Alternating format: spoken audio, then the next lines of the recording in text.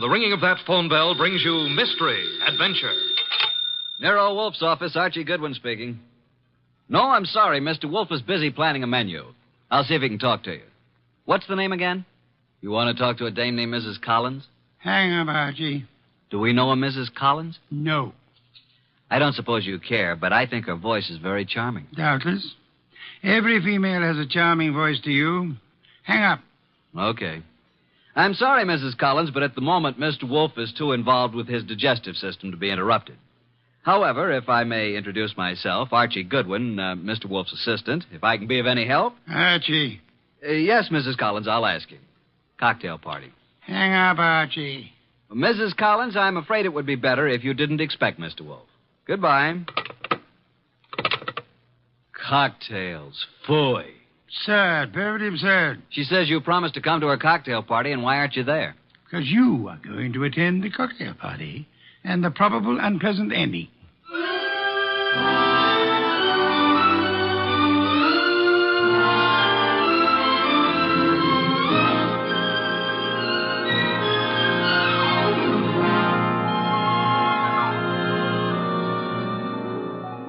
Ladies and gentlemen, it's that genius who is the bulkiest, balkiest, the most ponderous, and most brilliant detective in the world. Yes, none other than that chairborne mass of unpredictable intellect, Nero Wolfe, created by Rex Stout and brought to you in a new series of adventures over this NBC network in the person of Mr. Sidney Greenstreet.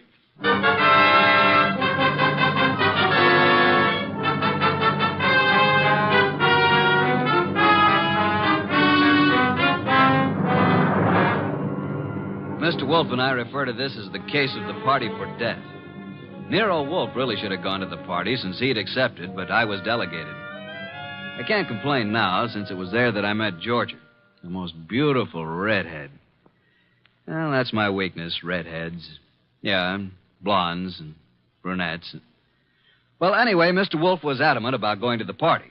I've never been to a cocktail party in my life. You know, I drink nothing but beer. You could take your beer with you, couldn't you? I could not. Do we know a Mrs. Collins whose cocktail party you said you'd go to? The phone rang and I picked it up. Where was I? Exactly. Okay. So a Mrs. Collins with a beautiful, seductive voice conned you into accepting an invitation to a cocktail party that you knew you weren't going to. Archie. Yes, master. Just a little less sarcasm, perhaps. Sarcasm? Call it impertinence, then. Impertinence, master? Exactly. Less of that. Much less. Okay. Continue now. Where was I? You were reading the duck recipe. Oh, yes, the duck. Oh, here we are. Dodine de canard. The dodine is one of the oldest dishes in the repertory of French cooking, being mentioned in books of the 14th century. Le Grand Cuisinier de toute Cuisine. Hooey, what time is it, Archie? Almost 6:30. Oh, in that case... You going to get up? Here on this card are your instructions, Archie. If you are still alive tomorrow, you may make your report. I helped the huge bulk that was Nero Wolfe out of his specially built desk chair and walked with him to the elevator that would take him upstairs to his orchids.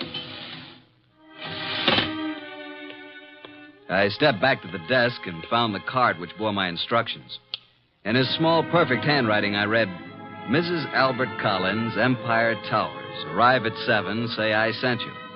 After the murder, telephone me before the police arrive. At exactly 7, I rang Mrs. Collins' doorbell.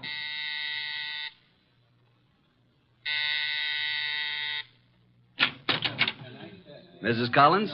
I'm Mrs. Collins. I'm Archie Goodwin. We talked on the phone a little while ago. Oh, yes. Well, come in, Mr. Goodwin. Mr. Wolfe begs to be excused. At the last moment, he was unable to attend. Well, I'm glad you could come. You're not disappointed? No, I don't think so. I'm rather upset. I'm afraid, Mr. Goodwin, for my life. That's why I called Mr. Wolfe. Oh, just drop your hat and coat there, Mr. Goodwin. May I tell you something, Mrs. Collins? Well, of course, Mr. Goodwin. Archie will do. Archie? When I spoke to you on the phone, I thought I knew what you'd look like. And? You do. Well, is that good? It's not bad, Mrs. Collins. Janie will do. Janie will do. Archie, Mm-hmm. I think it would be best if I say you're an old beau of mine. From where? In Hollywood. When I went to Hollywood High School and you went to USC. Okay, but don't expect me to remember much about it. I'll be flattered if you remember anything about it. I want you to keep your eyes and ears open. Observe everything tonight. Well, now shall we join the party? Oh, Albert, this is Archie Goodwin. Archie, this is my husband, Albert. How do you do? Hello. And this is Joe Boyce, my husband's partner. How do you do? Boys? I've told you about Archie, Albert, but well, I guess you probably don't remember, do you? No, I don't. When I was in high school and he went to USC. Oh. Oh, yeah, sure. What'll you have, Goodwin? I'd like a plain lime and soda. Oh, now, really? A teetotaler now? Yes, I used to overdo it, Uh-huh. remember? So you knew my wife in Hollywood? Quite a while ago, though. Uh-huh. Been here long? Oh, a while. Did you and my wife run into each other again just lately? Yeah, A few days ago? about. Joe Boyce here is my partner, chemical business. Makes this sort of an old home week, doesn't it, Joe? In a way, Al. I guess it does it that. Joe knew my wife back in those days, too. And they're still very friendly. Yes, yes, indeed.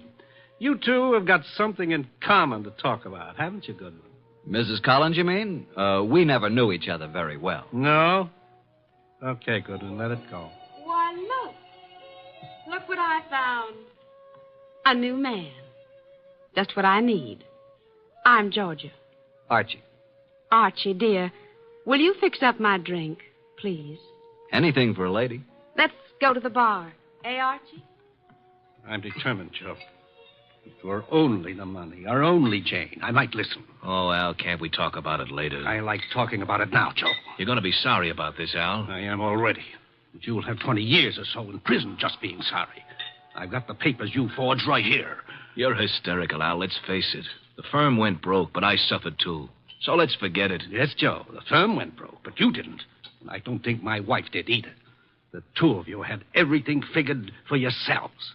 Well, I'm turning the papers over to the DA tomorrow.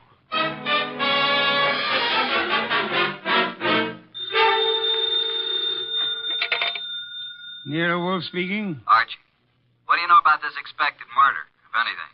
Has it happened yet? No, but who's supposed to get killed? I haven't the faintest idea, Archie. Then why don't you stop it?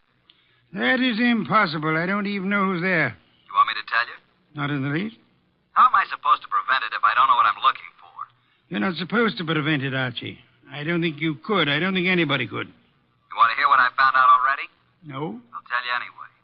Collins thinks his wife and his partner Boyce have been stealing his dough, and he's threatening to send Boyce to the clink. Archie, Yeah? you're wasting our time. Go back to the party. There is nothing you can do to prevent the murder. But I want you to be there when it happens.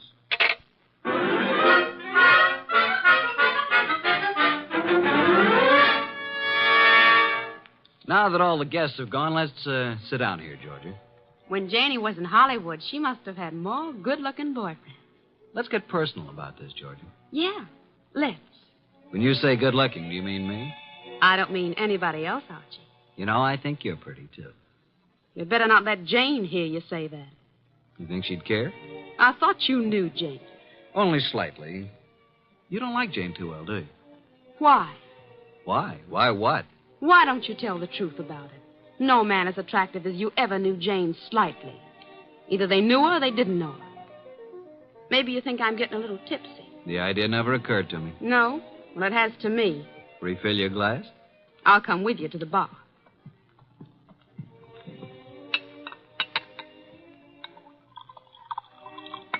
Here's your drink, Georgia. Oh, I find there's no ice left in the ice bucket. Janie? Hey, Janie, no ice. Oh, well, I'll get some. Here, give me the bucket. Mrs. Collins, Janie, I mean. Yes, Archie. May I use the phone in the bedroom again? Oh, of course. Will you excuse me for a minute, Georgia? I'm coming with you. Why don't you just stay here until Jane brings the ice? Well, why don't you go talk to Joe Boyce? I don't want to talk to Joe Boyce. I don't want to talk to Joe Boyce ever. Now, look, Georgia. I'm coming with you, Archie. Is that clear? Okay, come on. Here's where the phone is. I could have found it myself. You don't want me with you, do you? Just sit down here on the edge of the bed and listen, if that's what you want to do. Nero Wolf speaking.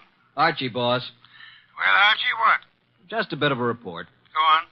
At this moment, I am sitting on the edge of one of two twin beds in the apartment of Mr. and Mrs. Albert Collins. Sitting next to me is a gorgeous redhead named Georgia. Georgia what, dear? Boy. You mean you're the wife of Joe Boyce? Of course. Didn't you know? I am sitting next to the gorgeous redheaded wife of Albert Collins' partner, Joe Boyce. Archie, you annoy me. From what I just learned, I can see there's another friction going on. You mean Georgia and Jane? Yep, fireworks between them. This one no like other one. Have you anything more to say? When I called, I was going to ask if there's any reason why I shouldn't come home now. I wrote your instructions for you, Archie. After the murder, call you. Yeah, that's perfectly clear, isn't it? But what if there isn't any? Don't call me. Simple, isn't it? Hello. He hung up. Archie, What?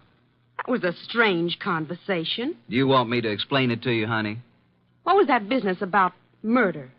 Shall we join the party? Murder. Archie, wouldn't you be surprised if there was one? Yeah? Who's going to do what and to whom? I don't know. Maybe I will. Elucidate, honey. Do you intend to figure as the killer or the corpse? I don't intend to figure as anything. But you never know.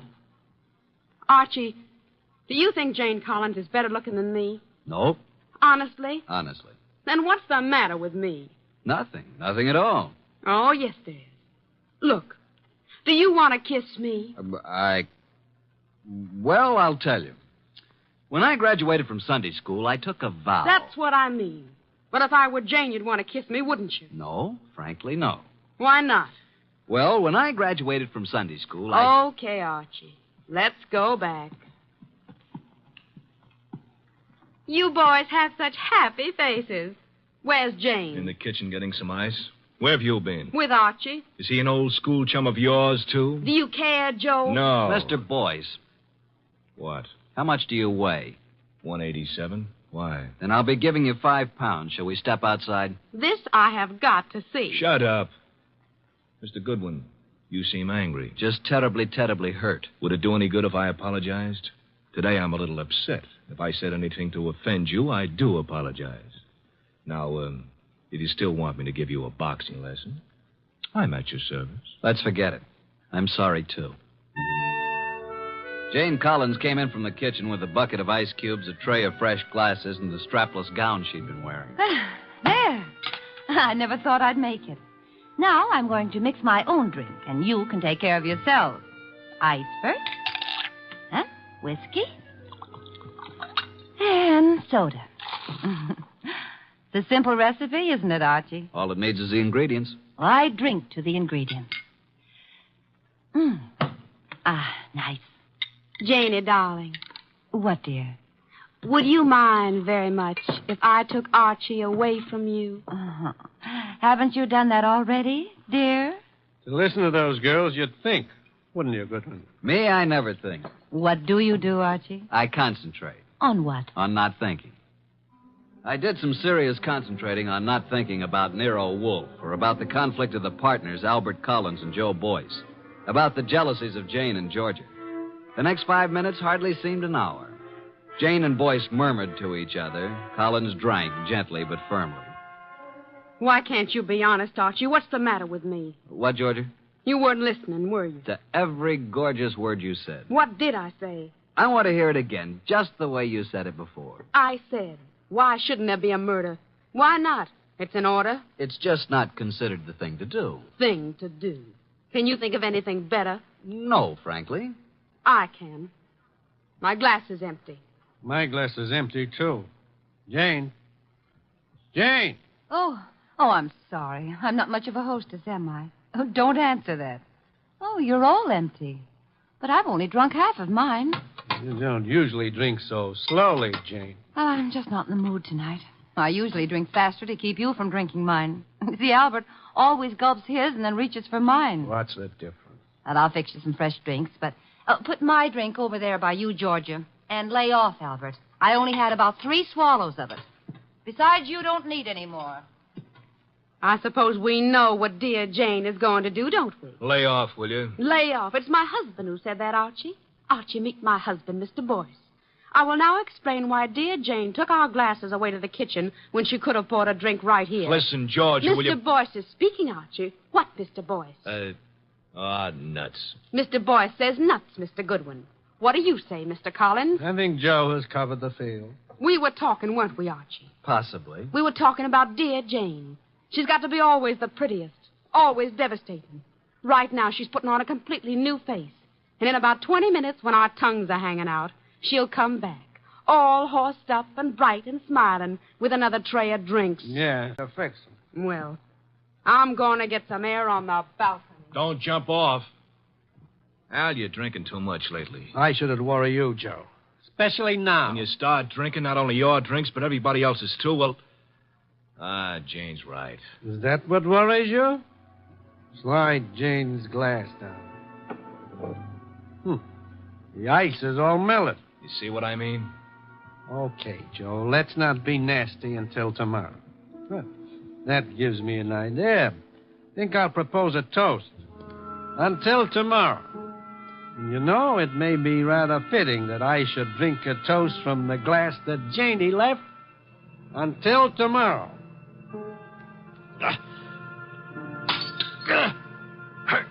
Go! Al? Al? Jane? Janey! Albert! Oh, Albert.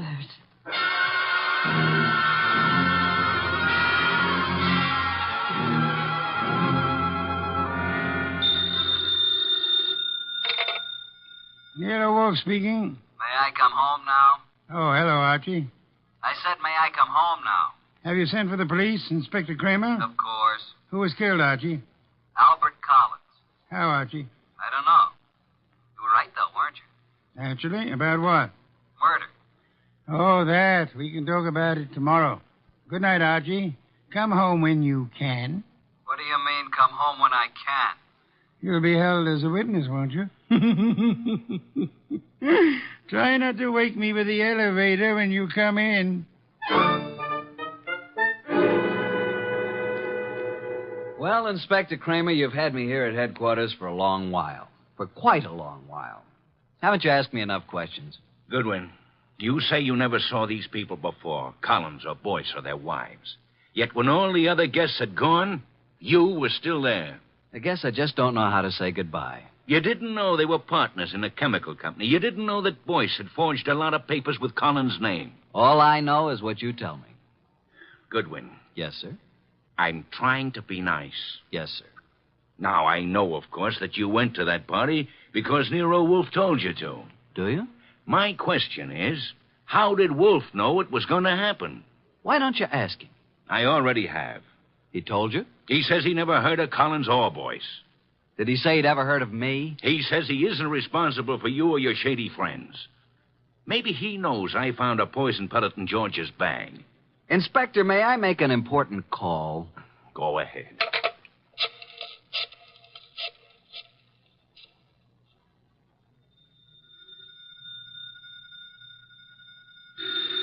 Archie.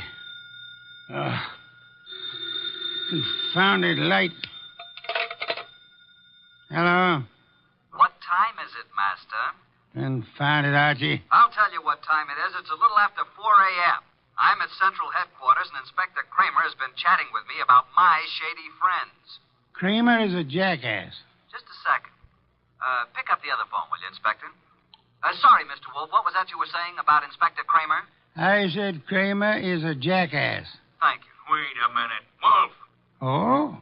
Eavesdropping, Inspector. I was just talking about bringing you down here for a little questioning, Wolf. Phooey. What's that? Phooey. It can be spelled in several ways. I spell it P-F-U-I. Phooey. You think I won't bring you down here as a material witness? Yes, I think you won't. I think you'd be making a great mistake if you did. A great mistake? Why? Because I might not tell you who killed Collins. Then you wouldn't know which one of these people to prefer charges against. Now send Archie home. Even he needs an occasional night's sleep.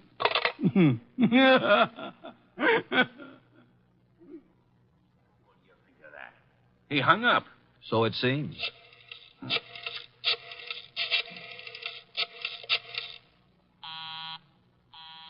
Busy? He's probably left the phone off the hook, Inspector. By now, he's probably asleep again. You know I can go out there, don't you? Sure you can. More important men than you have tried it. And where are they now? Goodwin, Yes, sir. I'm going to let you go. I'm sure Mr. Wolf and I are very grateful, Inspector. You want to know why I'm letting you go? I know why. Why? Because if you're nice and cooperative and don't make too much trouble, Mr. Wolf will solve this case for you and tell you whom to prefer charges against. Goodwin, Sir? get out. Thank you, Inspector.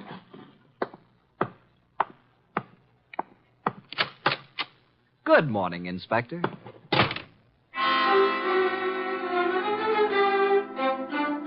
At 3 o'clock the next afternoon, I was rearranging the furniture in Nero Wolf's office while the great man sat behind his desk watching me perspire. Are you finished now, Archie? Yeah, I guess so. And tell me where they sat. There were 2 couches, like this, in front of a fireplace. Collins and Boyce were sitting together on one couch. When Georgia and I came in, they were looking at some canceled checks. Where was Mrs. Collins? I told you she was getting ice and fresh glasses. Why was she getting fresh glasses, Archie? Where were the empty ones? I don't know. Maybe they were the same ones she brought back washed and polished. Archie, I trust your powers of observation absolutely. That's why I sent you to Mrs. Collins' cocktail party. Okay, how did you know there was going to be a murder? If it was a murder. It was a murder, Archie. But isn't it obvious? How is it obvious? Suppose Collins slipped a few drops of the poison into his drink himself. It's very strong, very deadly poison, with a remarkably strong odor. Like almonds, I know. I smelled it when I picked him up. Archie, was anything found on the body that might have contained the poison? A fountain pen? Whatever? Not even that. Inspector Kramer found a poison pellet in Georgia's handbag. He thinks she poisoned Collins' drink. Say, could be. But it wasn't his drink, it was his wife's. Then Georgia was trying to kill Jane, and Collins got it by mistake. We shall soon see, Archie. I was expecting a murder because you told me to expect it. I watched every move that everybody made. There's no possibility that Jane's glass, the glass with the poison in it, was tampered with by anybody. Yes, I believe. Okay. Archie, you're sore, aren't you? Have you ever spent the night with Inspector Kramer? He's really a good man, too. Why did you say he was a jackass? Because he didn't know who killed Collins? Do you? Of course. Was there ever any question about it? Just a moment, please. The only trouble is it may be difficult to prove. That's why we are giving this little cocktail party this afternoon with the help of Inspector Kramer. By the way... Yes? Call Mrs. Collins and tell her to bring a bucket of ice from her refrigerator. Why? Because our refrigerator's broken down. No, it hasn't. I was just out in the kitchen a minute ago. Our refrigerator has broken down. And it would be very helpful if Mrs. Collins would bring a bucket of ice cubes. What makes you think she'll do it? She will. Call her. 6:45. There we were in Wolf's office doing a repeat performance of last night's smash hit. 2 couches faced each other, a cocktail table between them. On one couch, red-headed Georgia and me. On the other couch, it was a big one, Joe Boyce, Jane Collins, widow of the lately defunct Albert, and Nero Wolf. Jane had been drinking a little slower than the rest of us. Our glasses were empty. Hers was still half full. Wolf said... Archie. Yeah? At this point in last night's party, Mrs. Collins got up and left to get some fresh drinks. Repeat what she said. Approximately? Approximately will do. I think she said something like this. She said, put my drink over by you, Georgia. Lay off, Albert. I've had about 3 swallows of it. Besides, you don't need any more, Albert. Am I right, Jane? Close enough, Archie. But what of it? Now, what is this nonsense all about, Wolf? Mr. Wolf is trying to make something out of nothing. I think Mr. Wolf is going to turn up something mighty interesting. Don't look so perturbed, Joe. Since I am playing the part of the late Mr. Collins, pass me Jane's glass. I'll keep my glass, Mr. Wolf. I haven't finished my drink. You're a very clever woman, Mrs. Collins. Would it be too much if I ask what this is all about? What worries you, Archie? You make it sound as if that drink she's holding is poison. But it can't be, because as yesterday, she's already drunk half of it herself. When our freezer broke down, she was more than willing to bring a bucket of ice cubes, wasn't she? So? What would happen, Archie, if you froze a gelatine-coated pellet of poison in the center of one particular ice cube? Mrs. Collins hasn't finished her drink. Notice the ice is all melted now. She hasn't taken one sip since the ice melted completely. She came prepared in case she was exposed. Smell it, Archie. No, Archie, stand back. I can easily swallow this before you can reach me. Mr. Wolf, in a few seconds, I'll drink it. But tell me something first. Tell me how you knew. Jane, listen to me. I knew there was going to be a murder last night because you said so. I knew that it was you who would commit the murder because it was you who invited me. You hoped an expert witness would prove that you couldn't have killed your husband. So I sent Archie Goodwin, whose observations are always exact, even when he doesn't know the import of what he's observing. She brought back clean glasses. She poured the drinks out of bottles already open. And if anybody had put anything in or touched one of those glasses, I would have seen it. Exactly. The poison pellet was frozen in a certain ice cube. Mrs. Collins put that cube in her own drink, drank it until the ice had almost melted down to the poisonous pellet center. And then she took all the other glasses away, leaving only hers half full. And as usual, her husband drank it. No, Jane, don't. Too late, Joe. Too late.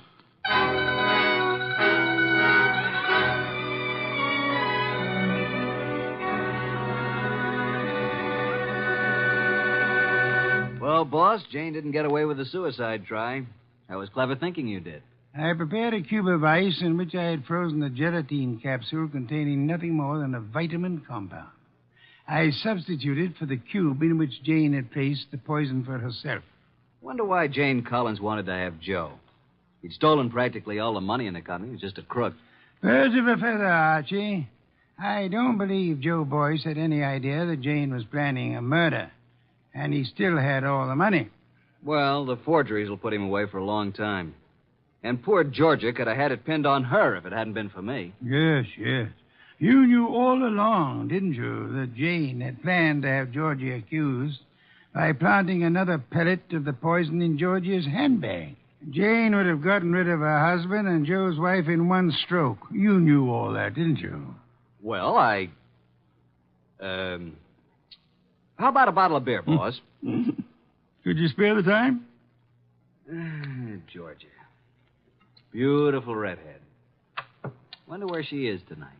I'm sure I haven't the slightest idea, but in case you do... Well, just be quiet with the elevator door when you come in.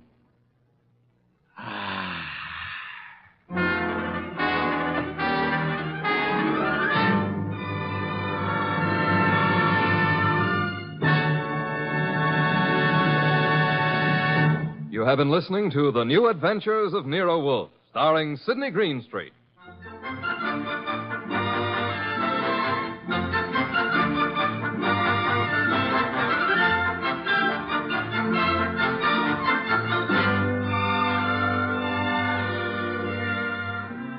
Tonight's transcribed story by Mindred Lord was based on the characters created by Rex Stout. This is an Edwin Fadiman program, produced and directed by J. Donald Wilson. In the cast were Harry Bartell as Archie Goodwin, and G.G. Pearson, Herb Butterfield, Peter Leeds, Evelyn Eaton, and Bill Johnstone. Next week at this same time, Nero Wolfe and Archie will bring you The Case of the Malevolent Medic. Don Stanley speaking. 3 chimes mean good times on NBC.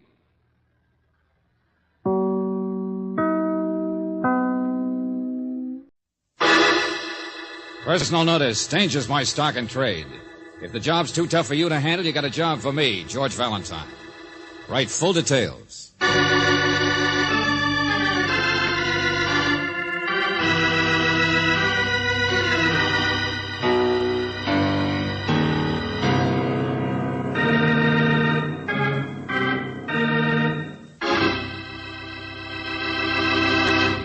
Well, it's time to batten down the hatches again, 'cause here comes George Valentine.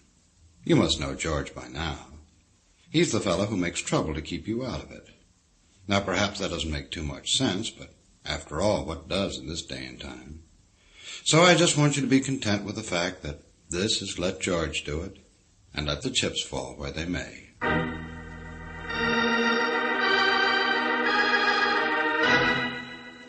Dear Mr. Valentine, it's one thing to be the keeper of your brother. It's quite another to be the keeper of your brother-in-law. Particularly one that you haven't met, that you don't want to meet, that you wish would stay in South America where he belongs, and that shouldn't have married your sister in the first place. When my sister wrote that she was meeting her husband's ship here in town, naturally, I insisted that they be my guests. But, Mr. Valentine, the price of hospitality seems to run high. No sooner had I put the welcome mat out than the word must have got round. The X must be on my doorstep, because now my house is being watched. I am being watched. Well, Mr. Valentine, I am not an excavation, and I have no intention of letting brotherly love dig me into any sort of premature grave. Sincerely, Franklin J. Scott.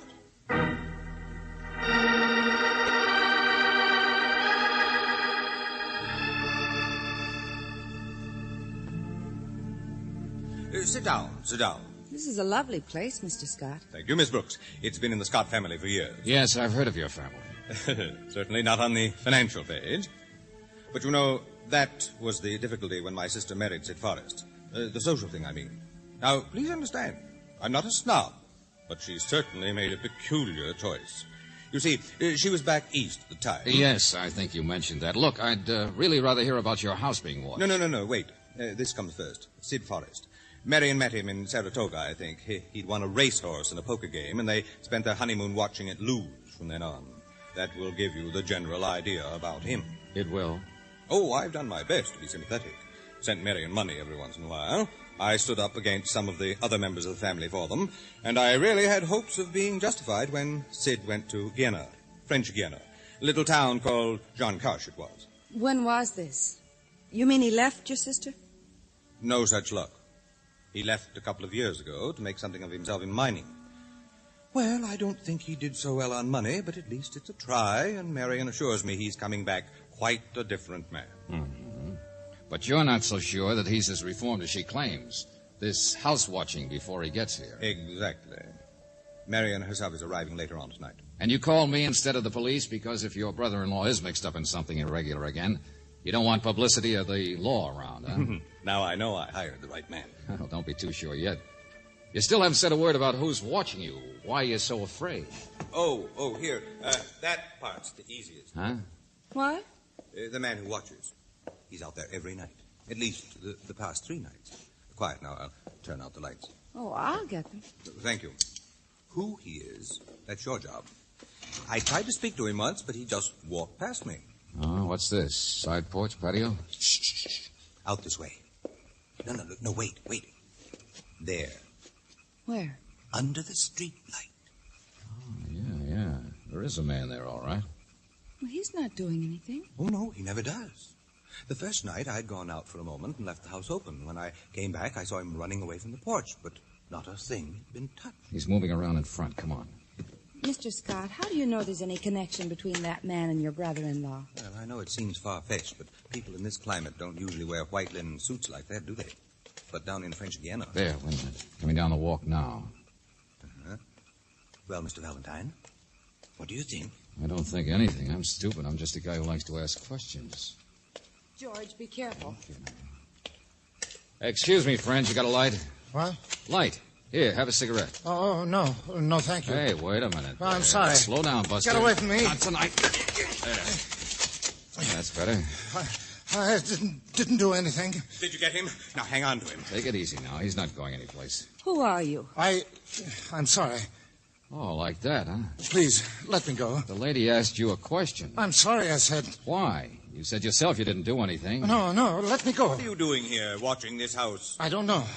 I haven't been. Oh, Buster, you're wasting our time. No, get away from me. Oh, please don't. Come on. Empty the pockets. Here, Scott, grab that. I've got it. There's nothing in his coat. Just a scrap of paper. Uh-huh. And a calling card. An old beat-up calling card. Yeah, the paper has your address printed on it, Mr. Scott. Huh? Let me see. Address, and that's all. Oh, you're hurting my arm. I won't try to get away. Okay, now you're getting smart. What's on the calling card, Mr. Scott?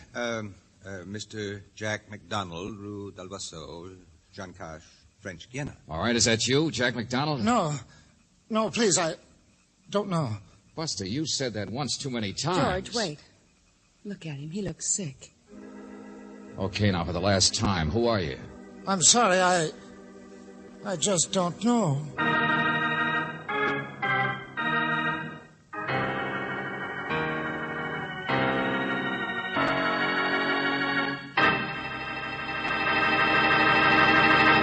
Now, I wonder what's the matter with Junior. Is he scared of George, or did he take stupid pills for lunch? Well, whatever's the cause, we'll find out in just a moment. Now, let's get back to George Valentine and the boy who lost his memory. Loss of memory? I don't believe it. Take it easy, take it easy. I'm sorry. Oh, any luck with the cablegram, Brooksy? No, not yet, but a man at Western Union looked up the address for me. He says something called McDonald Brothers Limited practically owns the town of Jean Catch, so we'll get the answer all right. Gosh, in French Guiana. Have you ever heard of it? No, I don't think so. Just what do you remember, friend?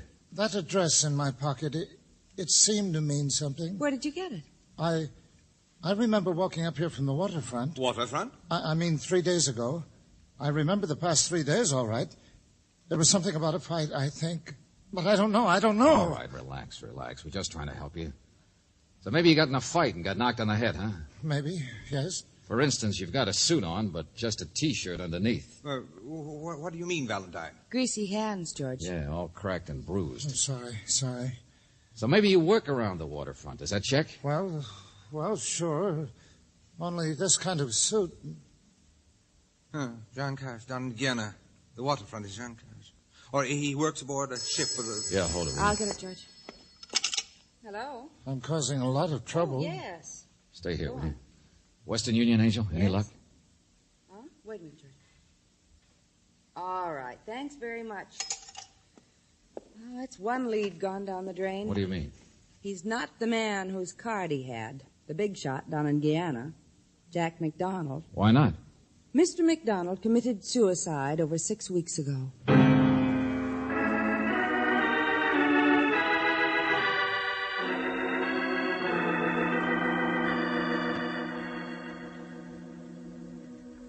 George, anything new?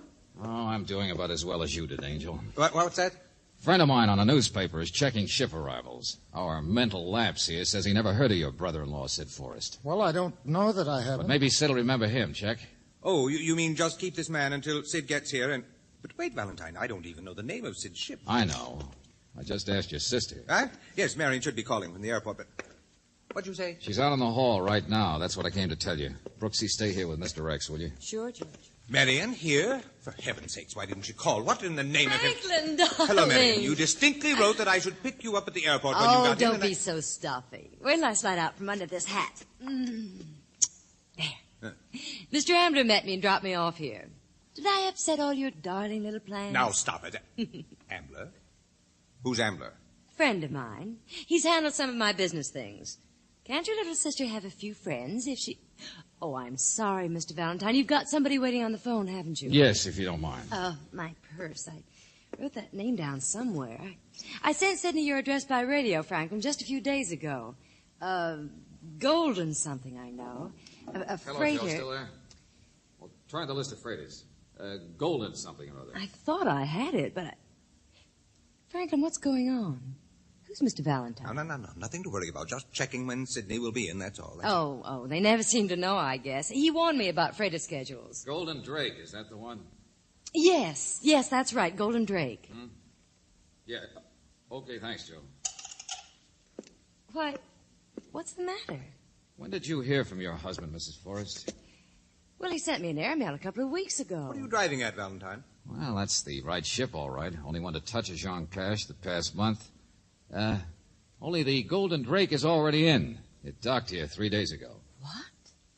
I don't understand. Sidney wrote... Well, where is he? Franklin, hasn't Sidney gotten in touch with you? Just a minute, please. Mr. Scott, you told me you'd never met your brother-in-law, right? Well, yes. Or seen him, or seen his picture? Please, both of you. No, I haven't. Just a moment. What's happened? A man in a linen suit who's been a Jean Cash, who acts as though he really does have amnesia, who's written down your address and seems to feel he should be here at this house. Oh, for heaven's sakes, of course. It's obvious. For the last time, what are you talking about? Come on, Mrs. Forrest. Isn't that ridiculous? It never even occurred to me. Sidney, of course. Right in here, Marion. Sidney's already here. He's... Where? old man. Isn't that man... Him? Don't be silly. I've never seen him before in my life. Mr. Valentine, where is Sidney? Will you please tell me what's happened to him? I don't know, Mrs. Forrest. I wish I did. Your husband seems to have disappeared.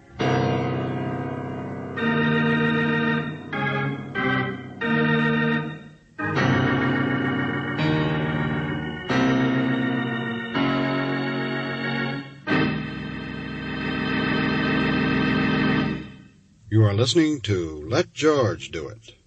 Our adventure will continue in just a minute.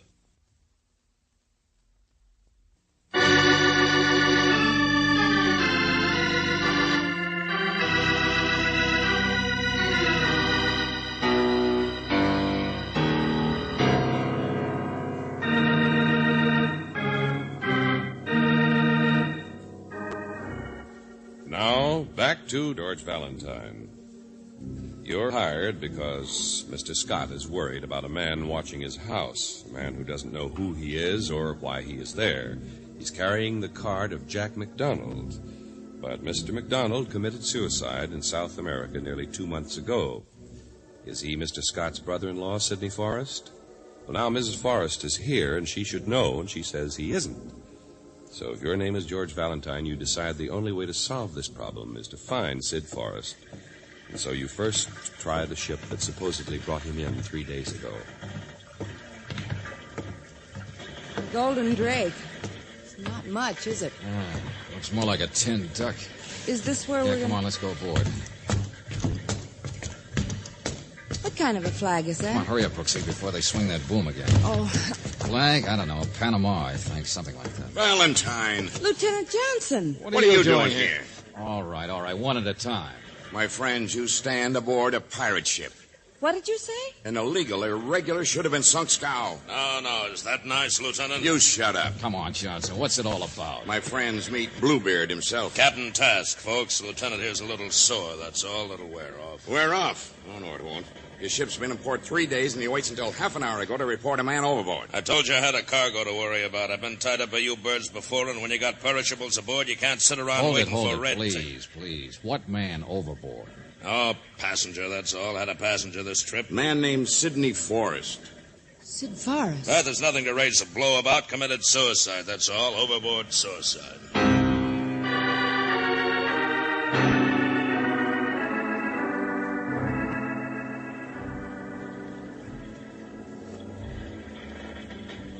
You see, this is my own ship. I get my cargo ashore fast enough, maybe I can barely pay off the bank.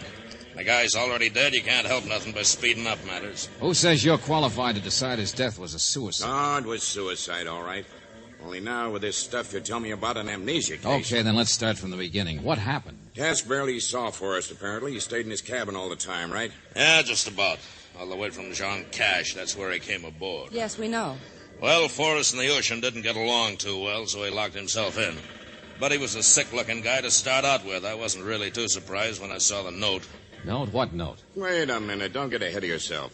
There was a storm a couple of nights before they hit port. Yeah, that's right. I was on the bridge. Deck watch gave a yell, said he saw a splash.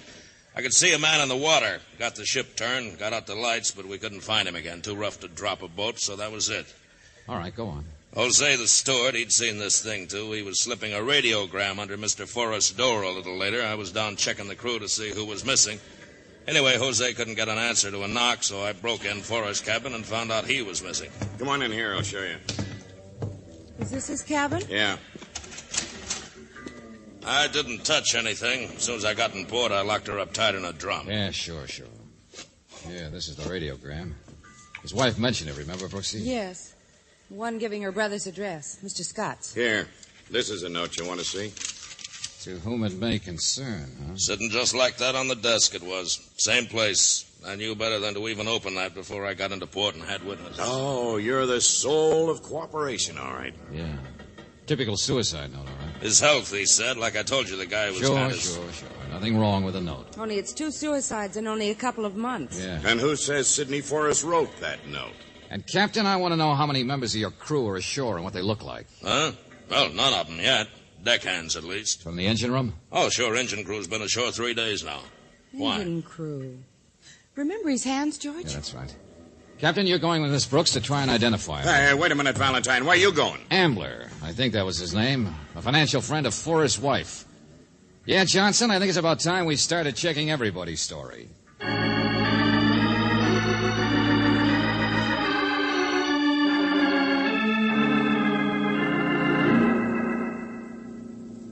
Well, yes. Yes, I met her at the plane. Oh, good heavens, there's nothing wrong with that, is there? Okay, Mr. Ambler. I have known Mrs. Forrest for some time, helped with her investments. In fact, that's what I'm doing now. She asked me to. I have to run down to that boat, too. Uh-huh. Well, I checked with the government authorities. Forrest sent quite a bunch of stuff up here by registered mail. Mm-hmm, that's right. Mailed things on ahead. But there are papers with his personal baggage to be gone over. On the ship, yeah. Yes. Well, shall we be going then? You know, I'm supposed to be in Seattle. I know this is very upsetting for Mrs. Forrest, but I can't let my own business slide. Oh, wait a minute, Mr. Ambler. These securities, bonds, property deeds. Did you know Mr. Forrest was supposed to be a failure? Who told you that? His brother-in-law, Mr. Scott. But Sid Forrest really did all right for himself down on Jean Cash, didn't he? Well, I don't really know the amount. It'll take me several months to dispose of everything for his wife, but, well, yes. He apparently struck it pretty rich. Uh-huh. Say, look, you run onto the ship by yourself, huh? I've got something else to do.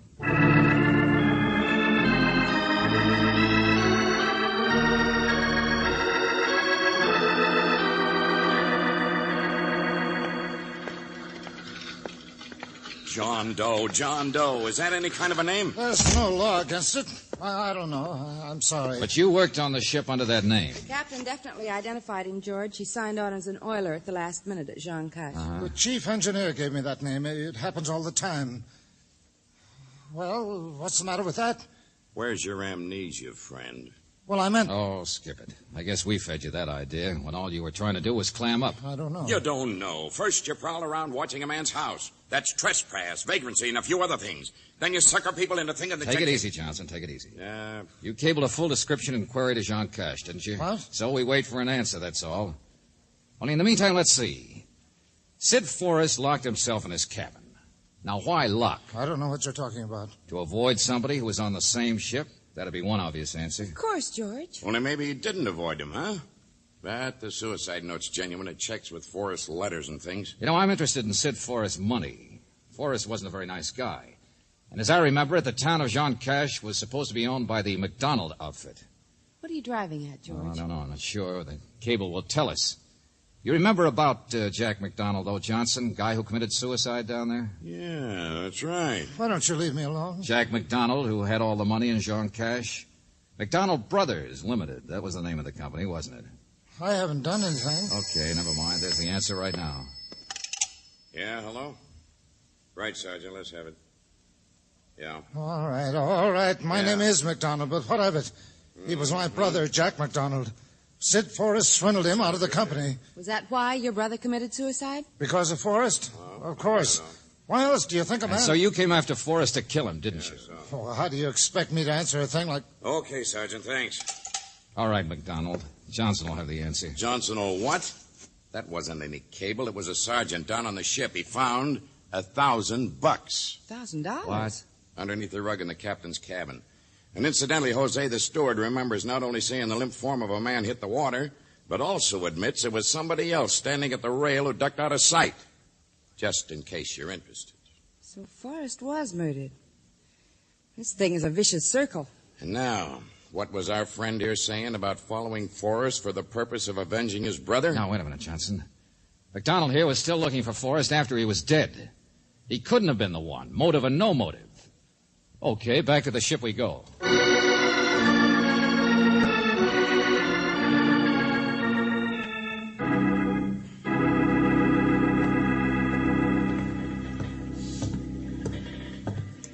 This case is upside down, I tell you. The further we get, the more complicated it is. I told Valentine Sid Forrest wasn't any good, Lieutenant. Doesn't surprise me that a man would be after him for the sake of revenge. Never mind, Mr. Scott, please.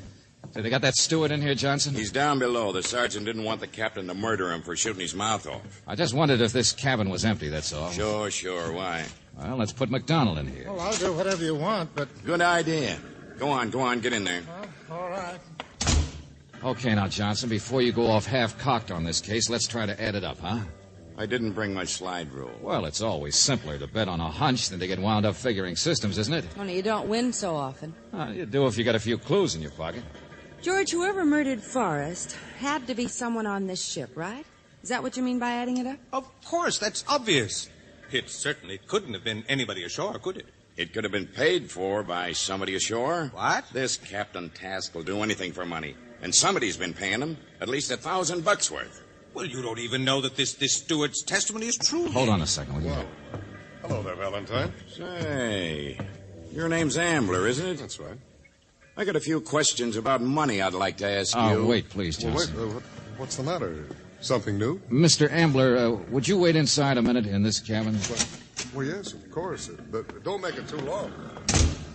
Well, Valentine? I was going to say that Mr. Forrest's money gives a motive to his wife. Now, see here. Or to her brother, like you, Mr. Scott. Cut it out, will you, all of you? Keep your eye on the clues, Johnson, and you don't have to get complicated at all. What? Yeah, listen. Don't you understand? It's all over. Now, And look. who even says there's been a murder? George! Look out there. Put that down. Unless you don't get out of the way fast enough. McDonald! Hey, what's going on in here? Put that down. What in the name of you crazy? Stop it. Leave me alone. Cut it out, McDonald. All right, you asked for it. What in the name of heaven is going... That man's insane. He grabbed me and Mr. Scott, I told you it was all over, didn't I?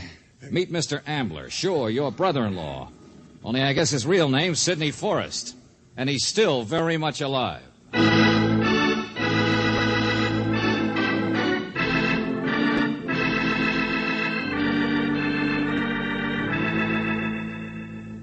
But, George, how can he be Mr. Forrest? McDonald confirms it, doesn't he, Angel? So will Mrs. Forrest when we pin her down. But there was a murder or a suicide or... Well, there were witnesses. Not if everybody's alive and accounted for. Don't you get it, Angel? The captain was paid to help stage a man overboard disappearance, right? Sure, somebody saw something. Probably a bundle of clothes hitting the water, that's all. And who threw them? Probably Forrest himself. Oh. Then the captain hid him out in a different cabin and later on smuggled him ashore. All those other shenanigans have just been one frantic man's attempt to escape from another. And complications don't worry you because you've got a crystal ball. Oh, I told you, I've got a clue. Stick around a minute, Angel. It's simple.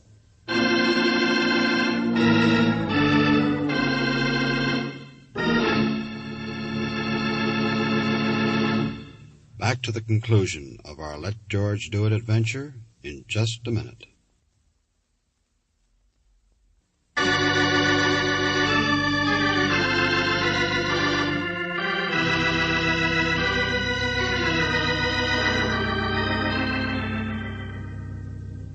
I guess McDonald is over it now, Mr. Scott. But he probably would have killed your brother-in-law if you hadn't called George and interfered. Wouldn't have been much loss. Well, I guess Forrest thought he had McDonald off his trail when he staged his own disappearance from the ship. And then somehow he found out about McDonald watching your house, waiting for him. So Forrest thought if he confirmed it as a suicide, then McDonald would believe he was dead and go back to South America. That's the idea. And that was the clue. The suicide note was in his own handwriting, but it was written after his supposed death. How do you know that? Well, a radiogram from your sister was delivered to Forrest's cabin afterwards, remember? It told him the address of your house. How do you think McDonald learned about you or that address unless he broke into that cabin sometime later and saw that radiogram? Well, yes, that makes And sense. yet the suicide note was supposedly found sitting in plain sight and left there until today sealed. Well, if McDonald pried into the radiogram, why didn't he open the suicide note too? See what I mean? Therefore, the note wasn't there or probably even written until later. But, Valentine, at least you'll admit it was luck that Forrest turned out so conveniently to be posing as Mr. Ambler. Sure, I'll grant you. But if I were going to take on another identity in order to escape someone, I think I'd pose as somebody who could legitimately handle my own money, don't you? With your money, it wouldn't be a job worth having. Uh-huh. All right, then, Angel, come on. You buy dinner for the three of us. Wait a minute. About my sister. Well, what about her? She wasn't really in on it. Her husband gave her a phony story. Oh, after he met her at the airport, she went along with calling him Mr. Ambler once, but don't worry. When she finds out everything he did, but she'll be through with him, and this time for good. Sure. I'll give you another reason. From now on, Sid Forrest is going to be so busy digging himself out of trouble with Johnson and the government of French Guiana and McDonald and his lawyers and all the other things. Yes, of course. Thank you. Come on, I guess I'll buy the dinner.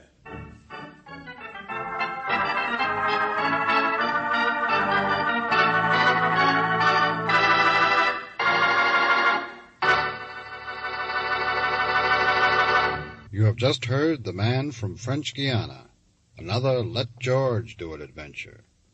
Robert Bailey is starred as George Valentine, with Virginia Gregg as Brooksy. David Victor and Jackson Gillis wrote the story, with music by Eddie Dunstetter. Now this is yours truly inviting you to another visit with Valentine, when you will again hear what happens when you let George do it.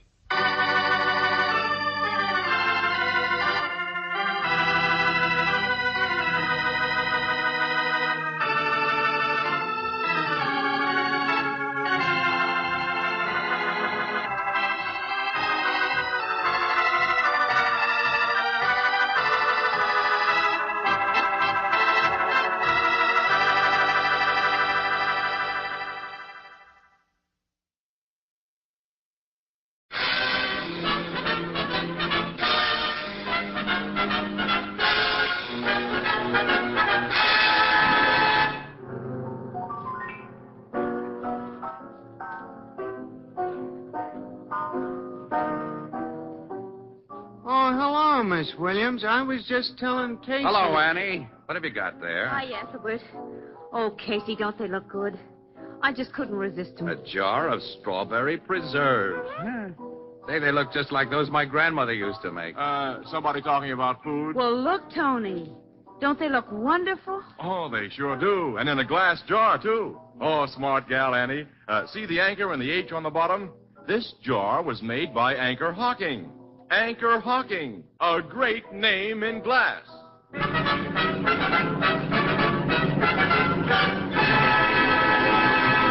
Crime Photographer, brought to you by Fire King Oven Glass. Anchor glass containers, Anchor caps and closures. All products of Anchor Hocking, a great name in glass.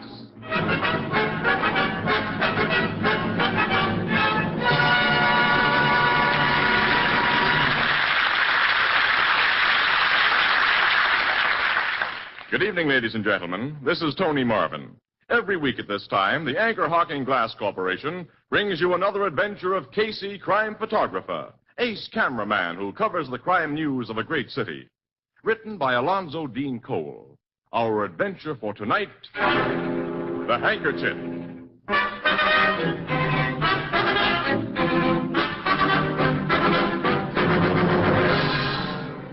Joe Paletti's Tavern in the factory district at 11:30 o'clock on a Friday night is almost deserted. Behind the long bar, two white-coated bartenders are busily polishing glasses, while Joe Paletti himself, a jovial-looking fat man, checks his cash register. The street door opens and a huge uniformed policeman enters. Evening, Joe. Lieutenant McHugh. Hi, Mac. Hello, Lieutenant. Bill, Andy. Say, where's your other barkeep tonight, Joe? Gus? Oh, he was not feel so good. I told him go home and lie down. But he'll be back on the job at 12 o'clock when the rush starts. This is the night of your big rush, isn't it? Friday's payday at the factory. Yeah, 5 minutes after 12 o'clock, everyone who's quits work at midnight comes in to cash his paycheck. And buy a drink. Or a dozen drinks. You got a sweet racket, Joe. Yeah, to cash these checks is good business. What do you have, Lieutenant? I'm out of cigars again. Well, here's your special brand. Thanks. Say, how much worth of checks you figure on cashing for that factory crowd tonight? Well, last week was over 16,000. Tonight in my safe upstairs, I got 20,000 bucks. Well, that's a lot of dough. Too many people know you keep heavy cash on hand these Friday nights. That's dangerous. Oh, what's dangerous? And I got a first-class safe in my apartments upstairs. And I also got a burglar alarm. Ain't you cops got a precinct station just 1 block away? If anybody tried to stick me up, ain't you going to come and stop them? You're a hard guy to argue with, Joe. Because he's got a thick skull, McHugh. What are you doing here, Snyder? I just dropped in for a beer. Snyder, when I paid you off 2 weeks ago, I told you to get out of my place and keep out. So what? Public place, isn't it? Come on, draw me a beer, Joe. All right. Bill, Yeah, boss. Give this louse a beer. See he pays for it. Okay. Your boss don't like me, Bill. Neither do I, or anybody else here. Here's your beer. Thanks. Here's your dough. Where you working now, Snyder? I ain't working. Joe Paletti's seen to that. I ain't recommending no bartender I catch you stealing from my cash register. I didn't steal. If you could prove I did, you'd have turned me over to the cops. Joe could have proved it. He just gave you a break, Snyder. You're not decent enough to appreciate it. Now finish your beer and get out of here. Okay, copper, I'll drink up and get out. Mind if I wipe my mouth off first? How do you guys like this handkerchief I'm using? Pretty classy, huh? Yeah, it's just like you, Snyder. It's a loud, it's a cheap, and it's got a lot of yellow in it. Maybe someday, Joe, you'll be kind of sorry for the raw stuff you pulled on me. For so long. When I see you next, I hope it's in the obituary columns. He's got a few drinks under his belt, Joe. If he comes back tonight, you better keep an eye on him. You too, Bill. He won't bother the boss, Mac. Well, I've got to get back to the station house. Here's for the cigars, Joe. Thanks. So long. So long. Oh, Lieutenant. Yes, Joe? How's your wife? Oh, about the same. She doesn't get any better. She's been sick a long time, huh? Yeah, over a year. Cost you plenty of money, huh? Every cent I had. Look, if I can help Now, thanks, Joe, but the guy in my job can't borrow dough from, well, not and keep his nose clean. I'll see you later. So long, Mac. Good night, Lieutenant. Andy. Yes? You bring up plenty lemons? More than we need, Joe. Okay. 10 minutes to 12. I go upstairs now and get the money from my safe to cash them paychecks.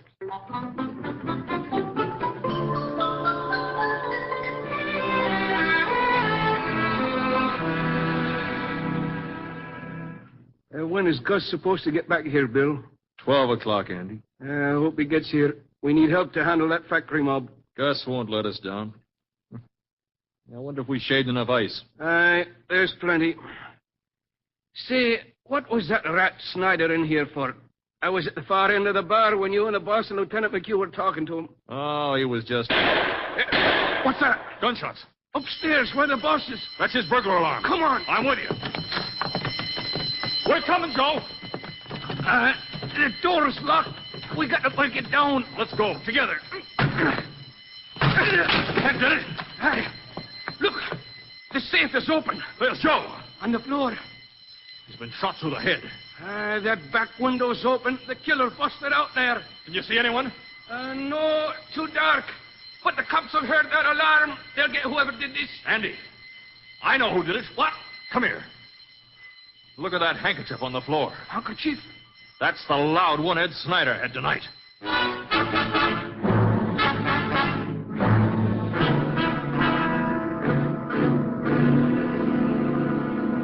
All right, now, Bill, if you and Andy will take another pose in front of that door you busted open after you heard the shooting. Like this, Mr. Casey? Yeah, that's fine, yeah. Hey, you get in this shot, too, Gus. Well, I didn't get here till after poor old Joe was killed, Mr. Casey. Well, that doesn't matter. You're one of the bartenders. Stand next to Andy, huh? Okay, all right. All right, all face the camera now. Hold it. That does it. You got enough pictures, Casey. Now I want these gentlemen to go on telling me what happened after they found the body. Well, we told you about all there is to tell, Miss Williams. The cops and Lieutenant McHugh here, they come running up these stairs only about a minute later. We'd heard the burglar alarm, of course. Well, how do you figure Paletti pressed that alarm button after he was shot through the head, Lieutenant? Huh? He fell on the button, Casey. It was next to the safe. Oh. But you policemen didn't catch the killer, Lieutenant. He got away through that dark alley with Joe Paletti's $20,000. Is that right? Yes, but he won't get far with that 20 grand, Miss Williams. That yellow handkerchief Bill found on the floor told us who he is. Lieutenant Mack, how do you figure Snyder got in here, huh? Bill says Paletti always kept that window locked. Huh? Well, this Snyder guy could have come up these front steps. There's two doors at the bottom, one leading into the bar and the other onto the street. But Paletti wouldn't have let him in the door up here, not Snyder. Doesn't matter how he got in. Before he got out, he left evidence enough to burn him. Thanks, Sergeant. We'll go up now and look things over. Come on, you fellas. Captain Logan, Casey. Hello, Logan. What? Casey. So the big boss of the homicide squad has finally gotten here. Hiya, Captain. I might have known you two'd get around to get in my hair. Hello, McHugh. Glad to see you, Captain. Hello, Doc. Pete. Get to work, you tech men. There's your corpus delicti, Doc. Lieutenant McHugh, your sergeant downstairs has given me the general layout. It's open and shut on this guy Snyder, huh? As far as I'm concerned, there's his handkerchief. Bill, the head bartender here, identifies it, too. 100%. Not many guys that carry a loud colored handkerchief like that. It's a cheap handkerchief, Logan, which means a lot of guys probably carry them. Casey, you must have all the pictures you need by this time. Go back to your paper with them and don't bother me. Ann and I have got to stick around for the payoff, pal. Well, sure. We're waiting for Snyder to be brought in. All right.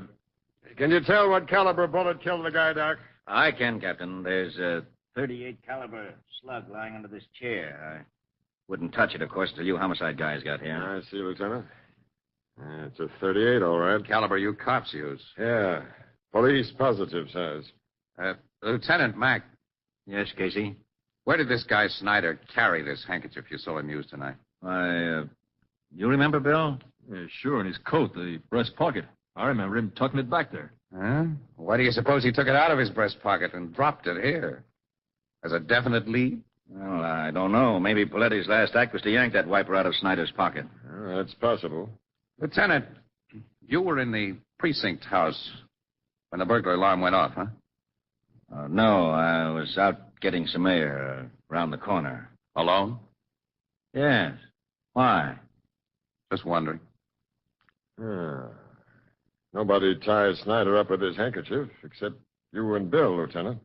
Say, look here, Captain. You're not getting the wild idea that maybe... Until I have more than this handkerchief as evidence against Snyder, I'm going to investigate this job from every angle. But you can't possibly think that Captain Logan. Yes, Feldman? We've got Snyder. Bring him up here. This I get pictures of. Okay, Snyder, get moving. Come on, you. Okay. You don't have to yank my arm off. So you're Snyder. I ain't trying to say any different. Hello, McHugh. You tried to get away with a little murder tonight, didn't you, Snyder? The smug who pinched me gave me the idea that's what you try to pin on me.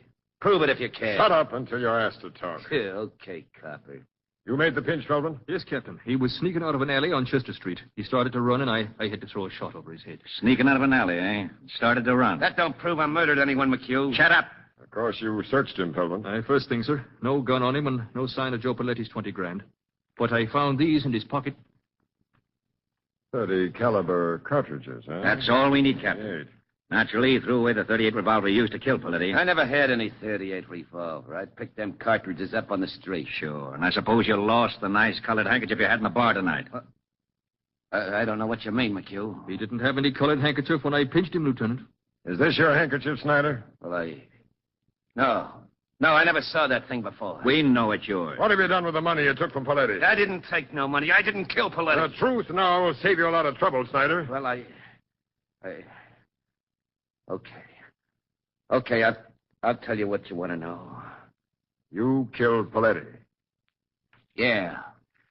That does it, Casey. Yeah, that does it. Now, Snyder, what did you do with the 20 grand you took? That's the big payoff question, ain't it, copper?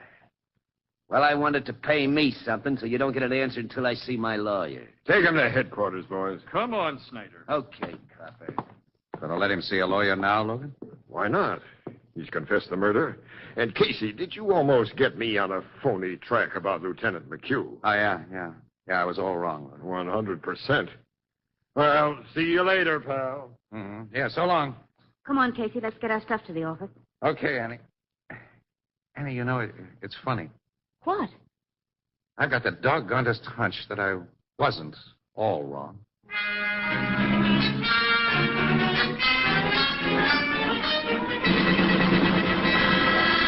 The whole thing is blown up in my face, Casey. Snyder didn't kill Paletti. Calm down, Logan, and tell me about it. The lawyer Snyder insisted on seeing came in at noon today with 7 reputable witnesses. Witnesses to what? To a perfect alibi. At the time Paletti was shot, between 11:55 and midnight, Snyder was in a restaurant nearly a mile away. 7 reputable witnesses say that. Huh? They are ready to swear to it. Well, how does he explain his phony confession? Claims he had to stall us until he could prove his alibi. That's pretty thin. Sure. The truth is that he's a small-time cop hater who was getting a kick out of making us look like saps. And he says he found those 38 shells and lost his handkerchief. Yeah. Casey, I figure he did lose that handkerchief. Just outside Paletti's tavern, maybe. Somebody found it, got an idea, and planted it besides Paletti's body. Any suspects? I don't like to say this, but, well, cops sometimes go wrong, Casey. Lieutenant McHugh has been under heavy expense on account of his sick wife, and 20 grand is a lot of dough. Yeah. Snyder may have given his handkerchief to somebody, Logan. What do you mean? Well, if suspicions hadn't immediately centered on Snyder last night, everybody in the vicinity of Paletti's Tavern would have been a suspect, huh? Yeah? Anybody who couldn't furnish an on-the-spot alibi might have been searched for the murder gun and that dough. Yeah. But when Snyder was pinched and made his phony confession, he gave the killer plenty of time to get the stolen money under cover. Snyder and the killer were working together. That's my guess. I think it's the right one. I'll have another talk with that rat Snyder. No, pal. Don't. Let him go. Let him go? Yeah. With the idea that he's gotten away with it. But tail him, Logan, day and night. Until he leads you to his partner, the guy who has that 20 grand. Okay, Casey, we'll try it your way. But your way had better pay off. Let's pause right here. We'll return to Casey, crime photographer, in a moment. To find out more about old-time radio, old-time video, and the pleasures of listening to audiobooks, visit the Audiobook Club website, www.audiobookclub.com, where you can get 4 audiobooks for just 1 penny. MediaBay.com. And now we rejoin Casey, crime photographer, and the conclusion of The Handkerchief.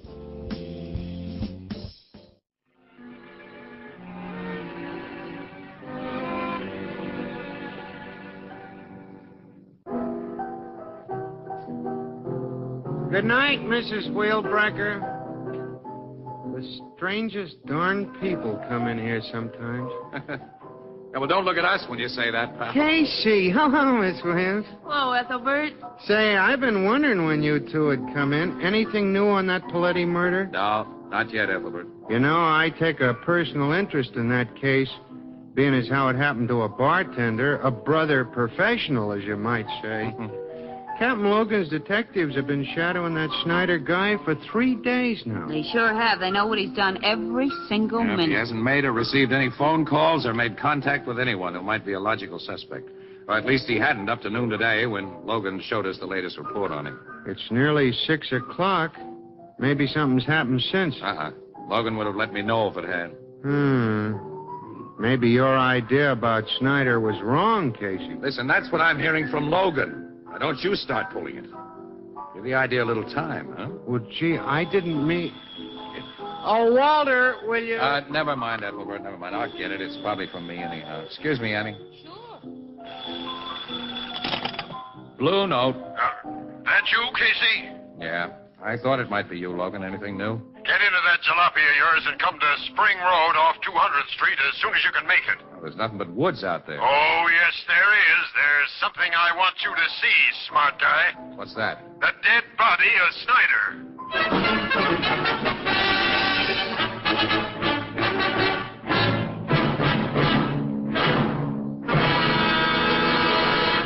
There's all that's left of him, Casey, in that ditch. Shot through the head. Yeah, twice, with a .38 revolver, as Paletti was shot. Snyder'd been dead over an hour when he was found here. Well, then that means that the detectives who were watching He him... gave him the slip, Miss Williams.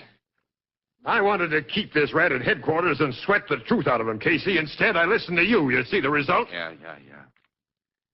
You mind giving us some of the details, Logan? I'd be happy to tell you all I know. You may have another bright idea. Don't rub it in, huh? I'm sorry. This is my fault, not yours. Huh? Hey, Logan. I hope you'll have an idea to give me a different idea than I have. Hey, pal, are you sick? Here's what happened. At 3 o'clock this afternoon, Snyder was walking up Crosley Street with one of my guys behind him when he suddenly hopped into a Ford sedan, parked at the curb, and got away. Huh? Another guy was at the wheel all ready to go. I think the driver of that sedan was Snyder's partner in the Paletti murder. I'm still riding with your theory about that. And he killed Snyder because... He didn't want to share that 20 grand with him. He wanted it all. Or because he knew Snyder was being trailed. Snyder was dangerous to him. Yeah, that fits, too. Obviously, he and Snyder met by appointment, Logan. Snyder expected him to be waiting in a car at that time and in that place. Sure. Well, then your killer is someone Snyder talked to since you turned him loose. Yep. You checked on everyone Snyder talked to? Yeah. There hasn't been a logical suspect in the bunch, Casey, until today. You mean he talked to somebody today? Yeah. Several hours before he got into that sedan. Who? Lieutenant McHugh. McHugh? Captain Logan. From the first, I figured McHugh might have killed Paletti, but I've never really believed he did. You believe it now? He needed that dough, Casey, all of it, for a sick wife. He's a cop. Paletti would have opened that upstairs door for him. I've known Mac a long time. He's been a good guy and a good cop. Logan, where did he and Snyder talk today? Outside of Paletti's tavern? Paletti's tavern? Yeah. Snyder had the nerve to go in there and ask for a drink. That's all he had a chance to do. One of the bartenders grabbed him and threw him out of the joint. Lieutenant McHugh came along just then and helped him out of the gutter. And then they talked? Yeah, for 2 or 3 minutes, walking up the street together. Then McHugh went off duty soon afterwards, and he didn't go home. He could have met Snyder in that sedan. It looks like McHugh all the way, Casey. How close was your detective when Snyder was given the bum's rush from Paletti? Oh, he'd only just followed him inside the joint. It happened that fast. Which bartender gave Snyder that rush act? It was Andy. Oh, Andy. Who was in the bar downstairs when Paletti was killed upstairs. He couldn't have been Snyder's partner. Oh. Your man sure it was Andy, huh? We didn't have time to ask for names, but the description he gave me is Andy's tall with dark hair. Well, Bill is tall, but he's bald. Well, Gus has dark hair. Oh, but he isn't tall. Say, your guy got only a quick look at that bartender. Yeah, but he couldn't be wrong about it. Wait a minute, Logan. A medium-sized guy looks tall when you see him beside a very short guy. Snyder was a shrimp, and Gus hauling him around with a collar would look like a 6-footer. But Gus! Paletti would have unlocked that upstairs door for Gus, Logan. He was a trusted employee. And Gus didn't report for work until after Paletti was killed. Casey, you're right. Let's get Gus and go to work on it. He's a tough cookie, Logan. You'll never break him. I'll make him talk. I don't think you will. Look, Logan, can I stick my neck out again? Casey, I'll listen to anything now. All right. We'll take Gus for a little ride. A ride? Yeah. But not in a police car this time. We'll use my jalopy.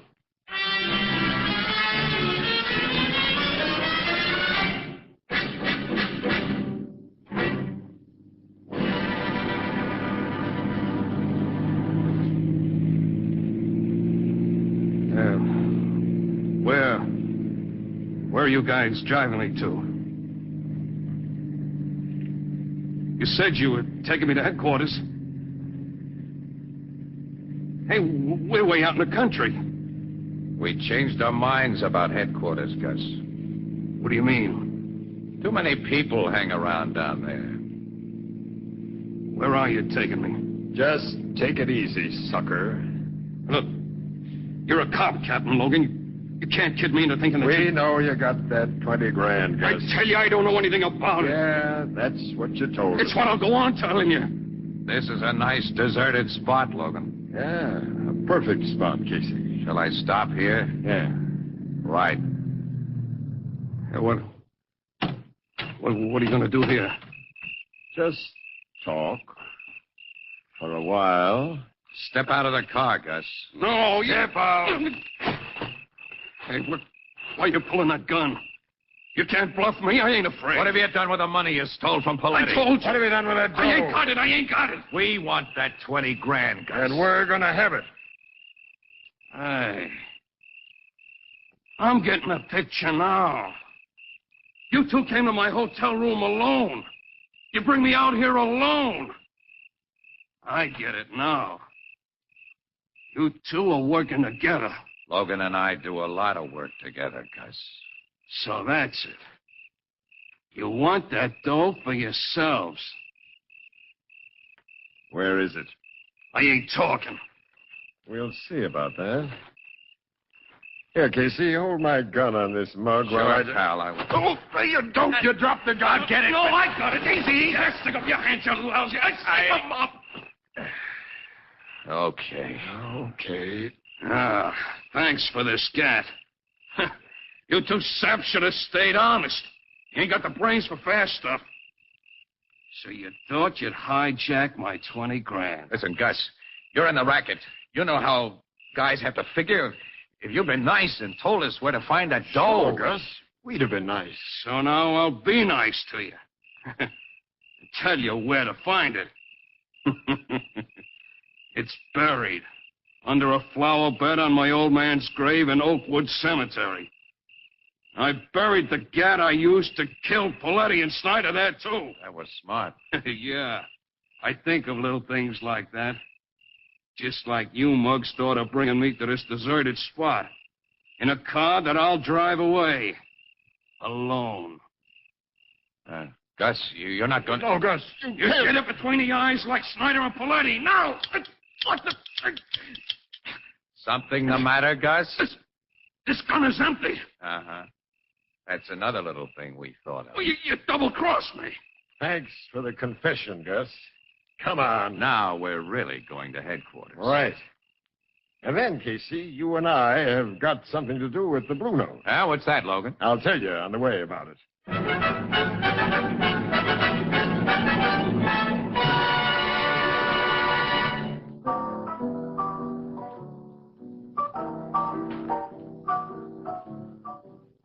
So you cops found that 20 grand and the murder gun just where Gus said it was. Eh, Captain Logan? That's right, Ethelbert. Yeah. Gus figured he had no reason to lie to a pair of dead pigeons, as he figured Logan and me to be. Well, I'm certainly glad that a disgrace to the bartending profession like he was is going to get what he deserves. Hey, by the way, Captain, what brings you here to the Blue Note tonight? Ethelbert, Casey and I want a box of the best cigars you have in the place. Yeah, we want you to send them to Lieutenant McHugh, Ethelbert. Here's his address here. Well, sure, but Casey, why are you and Captain Logan, head of the homicide department, sending cigars to a cop? Well, you see, that is... It's just... you see, McHugh likes to smoke cigars.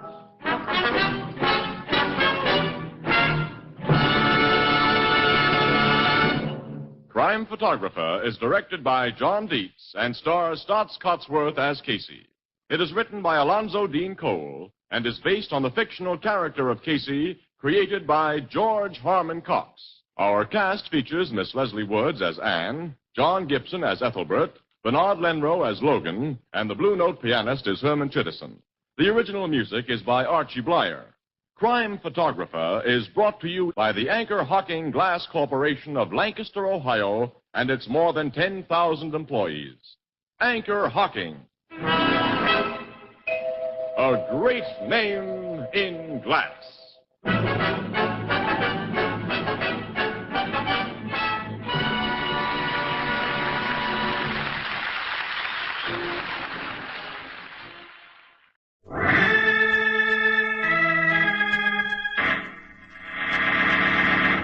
From New York City, the makers of Clipper Craft Clothes for Men and more than 1,200 leading retail stores from coast to coast present Sir Arthur Conan Doyle's immortal character, the world's most famous detective, Sherlock Holmes, starring John Stanley.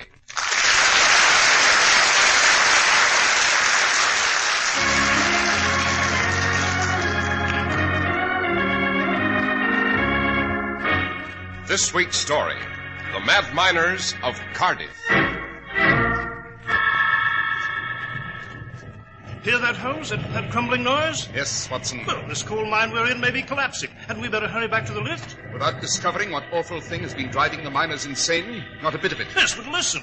If we don't try to find the lift and return to the Earth's surface, there'll be just one consequence, Holmes. We'll be buried alive.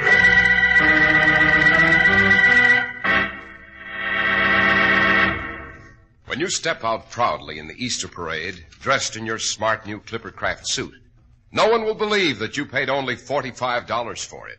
But that's right, because now $45 is all you have to pay for a nationally famous Clippercraft suit of carefully selected, tested worsted, of exceptionally fine tailoring, with a distinctive styling that sets Clippercraft suits apart from any suits ordinarily sold at anywhere near this price. Now, here's how this is accomplished. More than 1,200 independent merchants get together and pool their tremendous buying power. That makes these low prices possible for Clippercraft. So compare Clippercraft clothes with clothes selling for many dollars more, and you'll agree that never before has there been such value in fabrics, such value in styling, such value in workmanship. In short, you get America's greatest clothing value when you buy Clippercraft clothes.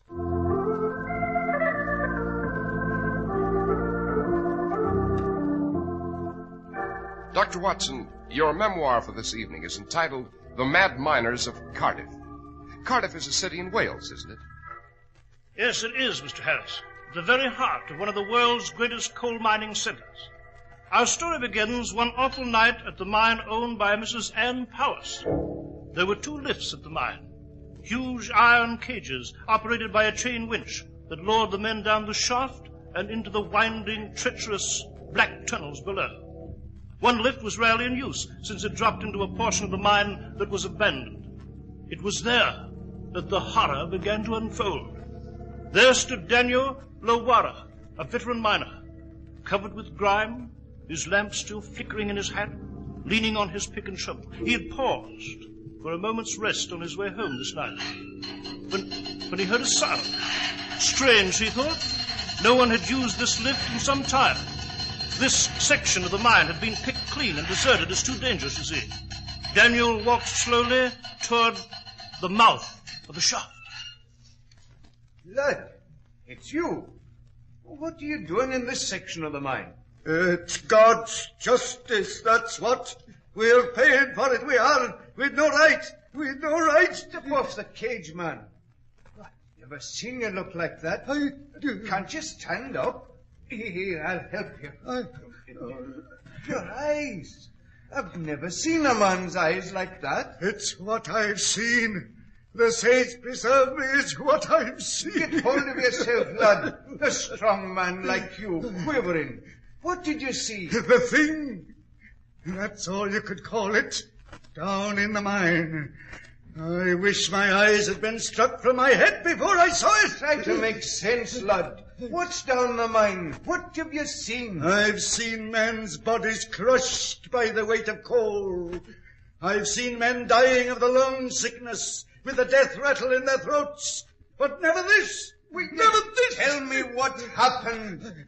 If I told you what I saw, you'd be going out of your mind. It isn't right for human beings to know there is such a thing inside the earth. They'd kill themselves. I heard a noise at this end of the mine. Go on. I knew it was deserted. Of course it is. Every beam is chalk-marked unsafe. How could you? I heard a noise. It was not a noise of this world. Eh? My canary was all right, alive and well, singing in its cage. And I knew there was no danger of gas. And then I saw it. You can't imagine what it is. It's Mother Nature striking back, that's what. It's the Earth's revenge. She's spewing out the secrets we never knew she held. And I've seen it. I've seen it. Lad, no sight can do that to a man. Help! Someone! Lod's having a strange fit. Hurry, call the doctor. Call the doctor.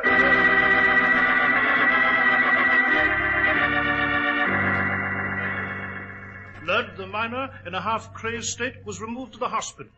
Then Daniel volunteered to descend the lift at the far end of the mine to learn what the unspeakable horror was below. When Daniel came up the lift... Ludd was right. Better I'd have been blind. A man's mind can't stand such a sight. In the name of mercy, make me unconscious. I mustn't think of it. But I couldn't think of anything else again. Ever. Not of life, nor of what we do in life. Just this. What is all I've ever known or know. Just what I've seen down in the mine.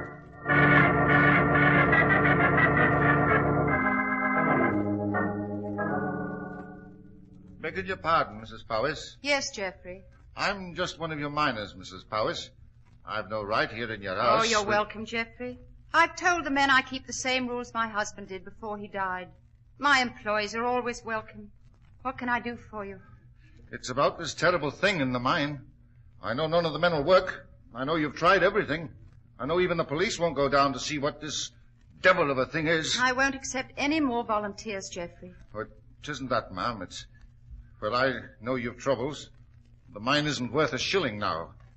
I've some savings, ma'am. Thank you. But I won't hear of it. I refuse to borrow, least of all from my own men. You've suffered, too, with the mine closed. Oh, I knew a fine lady wouldn't borrow. I thought I'd buy the mine, ma'am. But it isn't worth anything now. I haven't much to offer. Precious little. But I might salvage the equipment, sell the land. I know you're desperate, ma'am. I wouldn't embarrass you. But you need a rest. You could at least go away. I was fond of your late husband. I want to help his widow. We men are fond of her, too. I appreciate it, Geoffrey. But I shall try to keep the mine a bit longer. I must face it. This indescribable thing in the mine must be unmasked. But how? You won't Since allow... no one will descend the shaft and look at the site. I've one last hope, Geoffrey. He's an expert on the curious, the outlandish, on mysteries of this sort. He's in London. A Mr. Sherlock Holmes.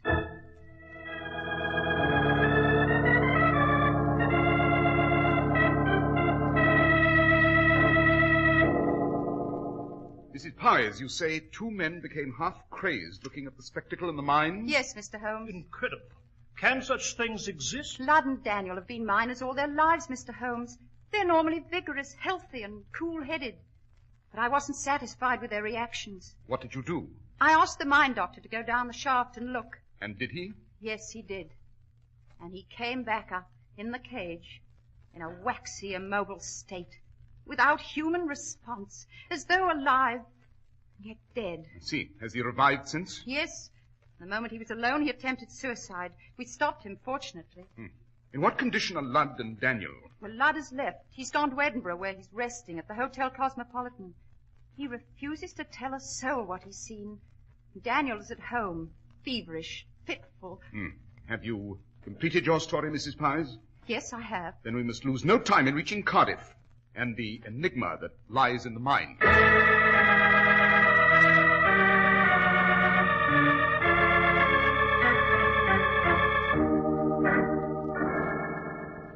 This is the lift that descends to the abandoned portion of the mine, Mrs. Powis? Yes, Mr. Holmes. At the bottom of this shaft lies the thing that has driven 3 men mad. Mrs. Powis! Mrs. Powis! Yes, Geoffrey? Daniel, he rose from his bed. They couldn't stop him. He's vanished. Suppose you tell me the details. I've assumed command on this problem. I'm Sherlock Holmes. This is my colleague, Dr. Watson. Daniel's gone, Mr. Holmes. The town's in a state of alarm. Some folks say the evil at the bottom of the mine spirited him away. Some of the women are all for taking the children and fleeing to the hills. What should we do, Mr. Holmes? The answer is simple, Mrs. Powis. Oh, Jove, Holmes, have you the solution? The path to the solution, Watson. Well, what is it? By the path before us, to that lift. You're going down to see the thing? Exactly. There must be some other way, Mr. Holmes. You know what's happened to everyone who's seen it. You'll come up out of that shaft like the others, and you're my last hope. You'll be carried off that lift as though you'd seen Judgment Day. That remains to be seen. Oh, you can't, sir. You mustn't risk your life, your sanity this way. If you'll step aside, Geoffrey. You'll not do this alone, Holmes. I shall see this through by your side. This is not a calculated risk, Watson. This is an inconceivable horror beyond human calculation. Whatever it is, Holmes, I shall go with you. Mr. Holmes, please. I'd rather lose the mine. The town itself is already alarmed, Mrs. Powers. We must face this. I shall wait here, Mr. Holmes, and pray for you and Dr. Watson. Give them headlamps, Geoffrey, and a canary. Certainly, ma'am. They're here by the shaft, the lamps. Just put these hats on, Mr. Holmes. So. Thank you. Dr. Watson. Thank you. The canary is in this cage. I'll take the cover off. As long as the canary seems well, you need not fear a gas leak. If the canary seems ill, if it dies, it'll warn you that poison gas is in the air. Yes, quite. The gate, Watson. Close it. Yes, right. Now, we shall look upon this thing below, whatever it is. Even if it's from the realm of another world, some monstrosity beyond man's limited imagination. Release lever, Watson. Release lever. We're going down. The mark, Holmes. 10 feet. The mark. 20 feet. The mark. 30 feet.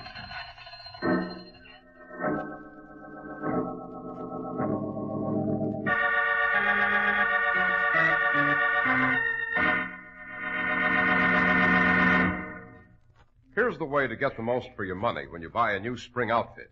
Look for the Clippercraft label. Be sure of the Clippercraft label. You'll find it on new spring Clippercraft worsted suits for only $45, on all-wool covert cloth topcoats for $40, and on the Clippercraft all-wool gabardine topcoats for only $42.50. Clippercraft clothes take their name from the famous Clipper ships that established honest New England quality everywhere in the world. Yet they're as modern as the Clipper planes that fly around the world today. Yes, you can trust Clippercraft clothes and the men who sell them. That's why men who know insist on Clippercraft clothes bearing the Clippercraft label. So be sure to visit the Clippercraft store in your city.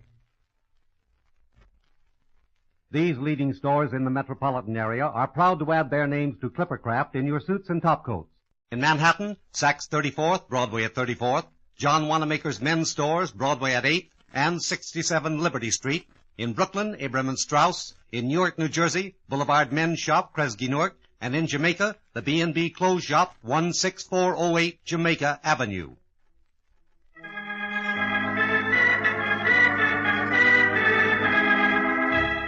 Dr. Watson, we left you and Mr. Holmes dropping deep into the abandoned mine on the outskirts of Cardiff.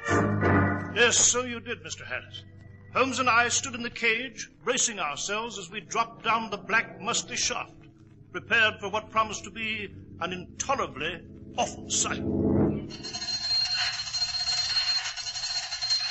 We've almost reached bottom, Watson. Ready? Yes, ready, Holmes. Yeah, we're slowing down. Must be the bottom. Yes, here it comes. Now, step off the lift. Keep an ear open for strange sounds. This is an abandoned area. A seam may crack and we'd be buried alive. Where do we go, Holmes? Along this narrow tunnel? Precisely. The light in our headlamps isn't very good, but it will suffice. All right, go on, Holmes. Hello? What is it? What is it, Holmes? Just ahead. A very strange object. What does it look like? It's against a beam. Turn your head, Watson, so the lamp in your hat lights the passage to the left. See? Yes. We'll have a closer look. Just move along. Foul air. The canary all right? We'll see. Wait. This is all right. No poison gas in the air yet. Good. Here we are. That object. Why, it's a human body. A dead man. From the description Mrs. Powers gave, I should say this is Daniel, the second miner to have witnessed the vision. The man Geoffrey said disappeared a while ago. See his throat? Brutally strangled. But who could have done it, Holmes? How did this happen? You hear that? There's a crumbling noise. Yes. It might be a cave-in. Hadn't we better hurry back to the lift? No, wait. Listen. Well, come, Holmes. We must try to reach the lift and go to the surface. This mine may be collapsing here. No, Watson, it isn't the mine. Then what is it? The thing? It was the other lift. Someone's approaching. Someone's approaching? Exactly, from the far end of this tunnel. I've been waiting for those footsteps. Is this thing on human feet? Why have you been waiting for footsteps? I've been waiting for the person you'll see standing before us in the passageway. It will be Jeffrey. The miner? Quite. You found Daniel's body. I thought you would. How did you get down here? Via the other lift, Watson, at the working end of the mine, the one he's been using all along. Well, Jeffrey, I imagine you'll present the same offer to us that you made to Ludden, the doctor, and Daniel. Offer, Holmes? Well, you see, my dear Watson, there isn't anything in this abandoned mine.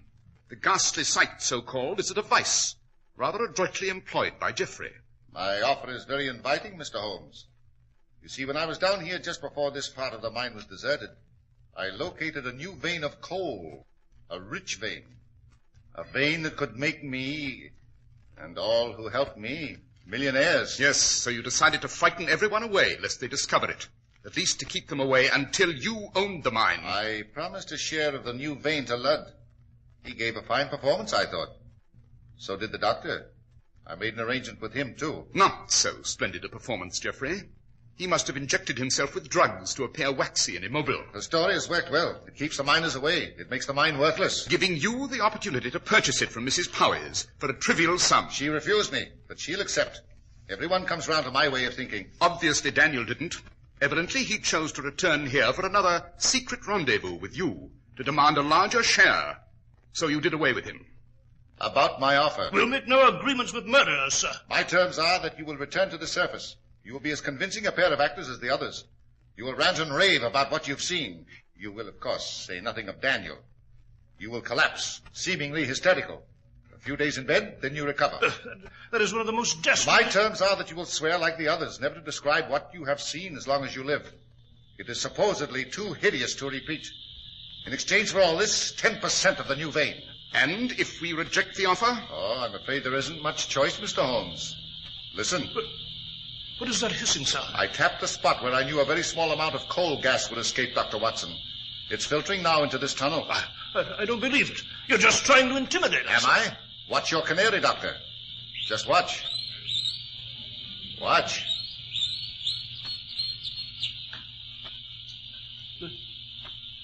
The canary is dead. Then extinguish your headlamp, Watson, instantly. Yes, right. I shall, too. And you, Jeffrey? Or will you risk creating an explosion? I'll turn out my lamp.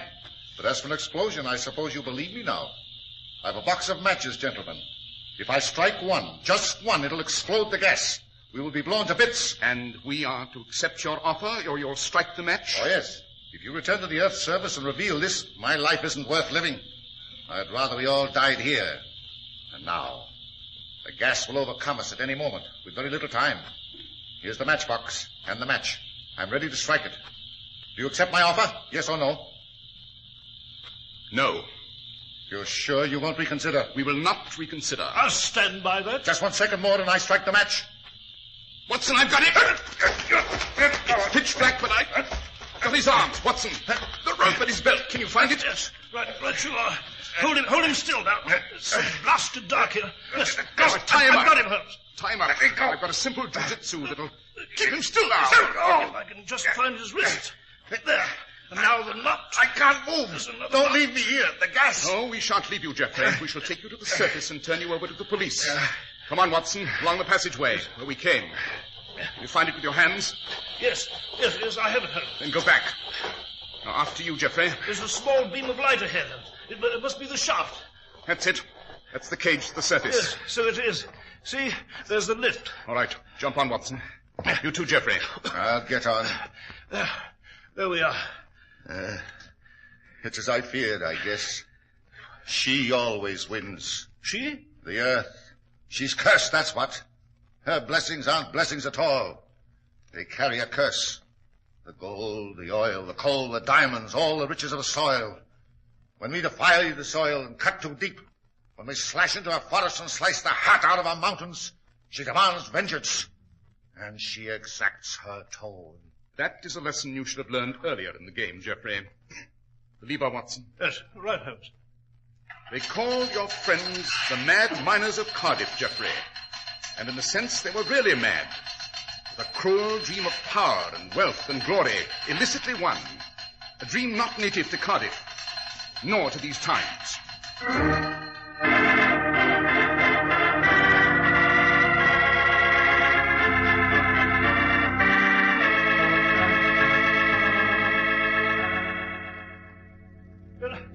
By George, Holmes, I never thought we'd see the flat here at Baker Street again, eh?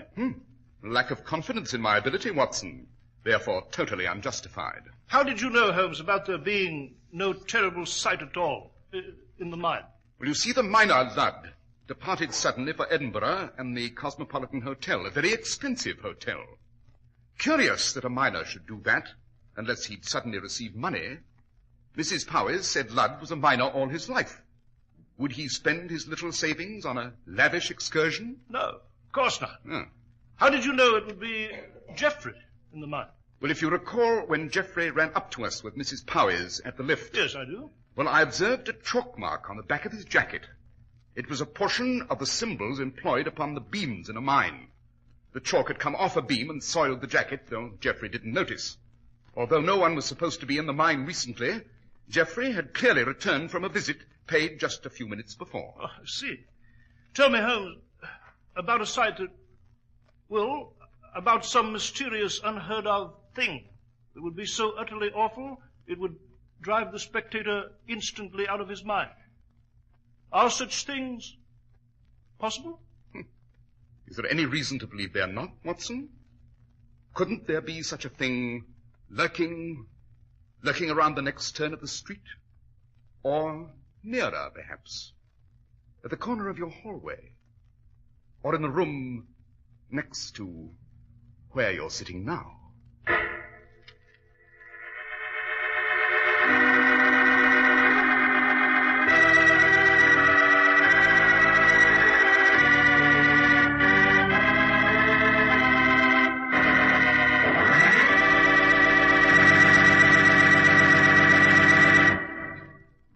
Dr. Watson, the Mad Miners of Cardiff was one of the most spine-tingling adventures you've ever related to us. You must tell us what sort of criminals we're to pursue with you and Mr. Holmes next week, Doctor. Next week, Mr. Harris, I shall relate to you the case of the Burmese goddess. It concerns a strange legend, a man who lost his fingernail, and a peculiar auction sale.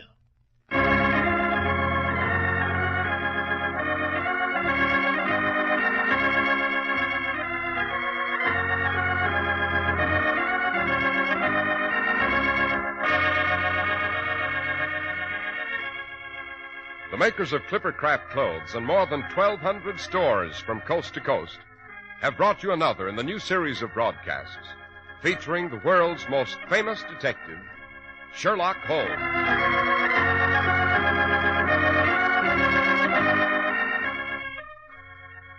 Our stories are based upon the character Sherlock Holmes, created by Sir Arthur Conan Doyle. The program is produced and directed by Basil Lochran. Sherlock Holmes is played by John Stanley. Dr. Watson by George Spelman. This week's story was written by Howard Merrill with special music by Albert Berman.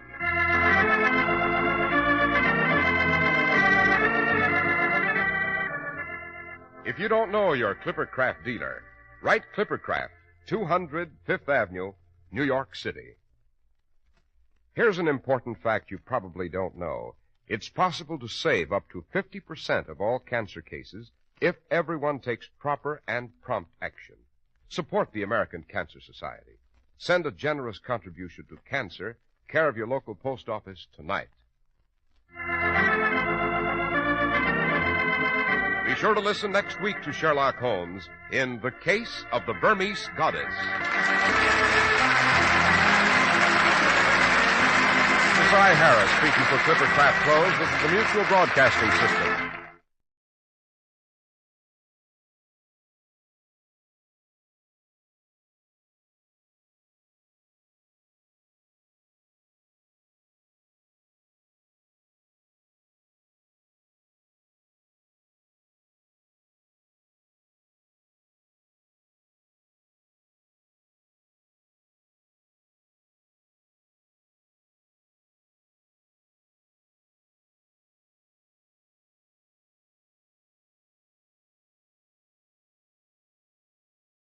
The Adventures of Michael Shayne, Private Detective.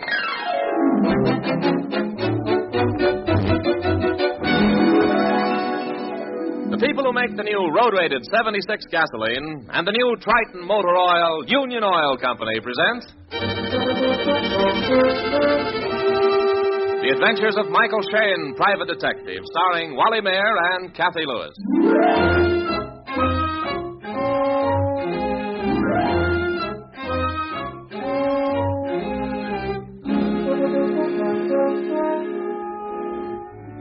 As the great clouds of fog roll in, the tall buildings of the San Francisco skyline gradually become giant bulwarks in the mist. Most businessmen are at dinner now in the world-famous restaurants of the city. But the light shining in a window of the Russ building shows that Private Detective Michael Shayne is an exception. As he struggles with the necktie he's going to wear this evening, he munches a sandwich brought to him by lovely Phyllis Knight. Hey, Phil. Yes? Here, help me with this tie, Angel, will you? I can't do a thing with it. Why do I have to work for a detective? If you were anybody else in San Francisco, your tie would be tied, and we'd be at dinner at Jack's or Vanessi's or Lupo's or... Oh, let me at that tie. Now, Angel, you know very well I said I'd take you to dinner, but you want to make the first act at the gear eating, and... Hey, just a minute, honey, just a minute. Make the knot a little tighter, will you, please? Glad to. This, my uncultured employer, is the fashionable way to tie a tie. It's known as the Windsor knot. Oh, yeah? Well, make mine smaller anyhow. Oh. I'm not a member of your artist colony yet. All right. How's that, better? Oh, that's perfect, Angel. Like you. Oh. Do you know how long it is since you said something nice like that? Well, not to change the subject, but that letter on your desk. Who's it from? Which one? Oh, the one written with the very fancy hand. Oh, that. It's from some poet who wants my opinion of his work. I've never heard of him before. So you're still the uncrowned queen of the artist, aren't you? How is his poetry? Well, confidentially, it's... No, don't answer it, Mike, please. It might be important, Angel. Well, that's just it. We'll miss the play, Mike, and you promised me. I'm sorry, Angel. Hello? That's you, Mike? Oh, yeah. What's new, Inspector? Oh, no, the inspector. What do you know about a guy named Van Allen Haven? Oh, nothing. Why? I'm out on a case. He's a murder suspect. I see. So you just naturally assumed that I knew him. No, not quite. There's a note on his desk. It says Phyllis Knight, Russ Building, San Francisco. Oh? What did you say his name was? Van Allen Haven. That's quite a name. Just a minute.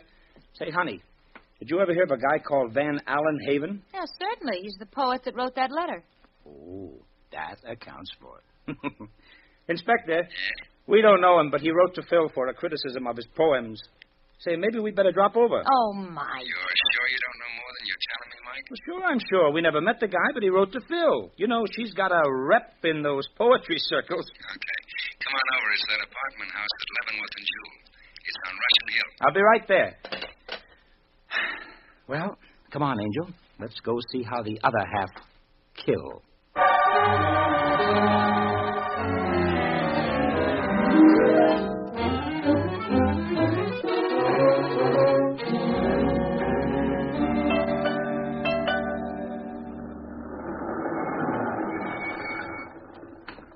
Well, here we are, right on top of Russian Hill. Yeah, the view's almost as good as from your apartment, Mike.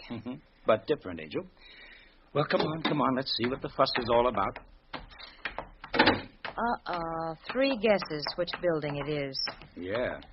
Gee, looks like the whole police force is out. Hi there, Mike. Oh, hello, Sarge. Hi. Go right in. Oh, thanks, Sergeant. The inspector inside? Yes, sir. He's expecting you. And Miss Knight. Hello, Sergeant. Okay, Doc, you can have the body removed anytime. I'm through with it now. Oh, there you are, kids. What kept you? Well, Mike had trouble with his necktie, Inspector. You know, as far as ties are concerned, he's still living in the Middle Ages.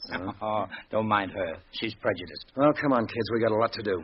Okay, Inspector, okay. Give us a quick rundown. Look over there at the foot of the stairs. The corpse you see all huddled up is what's left of Robert Freeman. Know him? Nope. I didn't think you would. What happened to him, Inspector? Coroner says he was shot in the back while coming down these stairs. He died instantly and fell to the bottom. Any suspects? It's an apartment house, Mike. Theoretically, everybody in the building is a suspect. We sent them all back to their own apartments, and we'll question them there. How about the gun? So far, we haven't found a thing. Well, Anyone here report the incident? Yeah, one of the tenants, Miss Rambo, phoned us. I got right over. Well, what's your opinion, Inspector? Well, Phil, from the angle at which the bullet entered the body, the killer must have been standing at the head of the stairs. I assume he or she then stepped back into an apartment after firing. Probably into a front apartment. Look at the top of the staircase now. You see those two doors? Uh-huh. Yeah? The occupants of both those apartments would have had a better chance to get out of sight after the killing. I see. Who lives in them, Inspector? Well, Phil, here's the list. The one on the right is listed to the deceased and his wife. The left one, let's see. Joseph Bauer, pianist. May I see that list, Inspector? Yeah, here, Mike. Where did the gal live who reported the killing, Mike? It shows Elaine Rambo on the first floor. That's right. Jones, Schmidt, Haven. Oh, here's Van Allen Haven. Lives on the main floor, too. Yeah, right across from the base of the stairs where we found the body. And it was in his apartment that you found the note with my name on it. Yeah, and he's really a poet, all right. Never stops reciting his stuff. Really? Is he any good? You can't prove it by me, Phil. Well, come on, let's have a look at these apartments upstairs, Inspector. Okay, come on, fellas. Let's try the two at the head of the stairs first. Yeah, that's what I had in mind, Mike.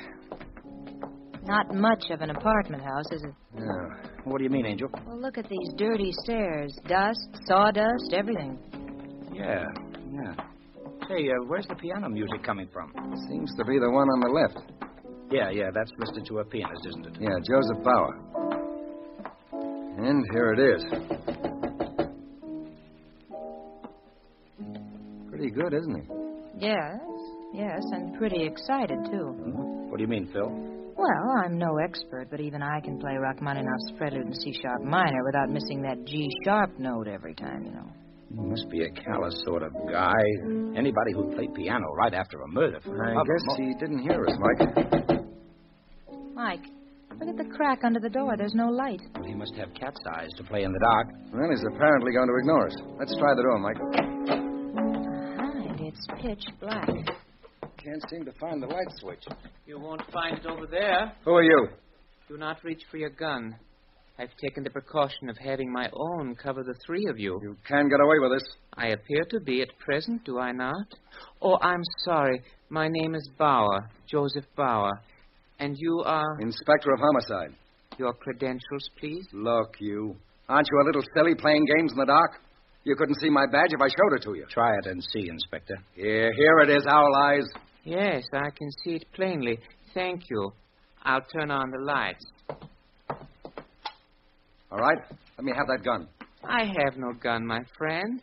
But I must take every precaution, especially when I hold such information as I do about the Freeman murder.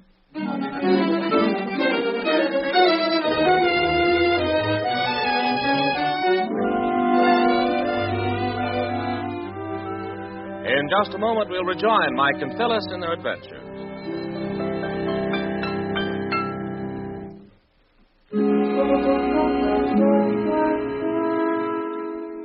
The body of Robert Freeman was discovered at the foot of a staircase in his apartment house. He was shot in the back, apparently from the second-floor landing. Mike, Phyllis, and the inspector have started interviewing the tenants on the second floor, and we find them now with an eccentric pianist called Joseph Bauer. All right. Out with it, Bauer.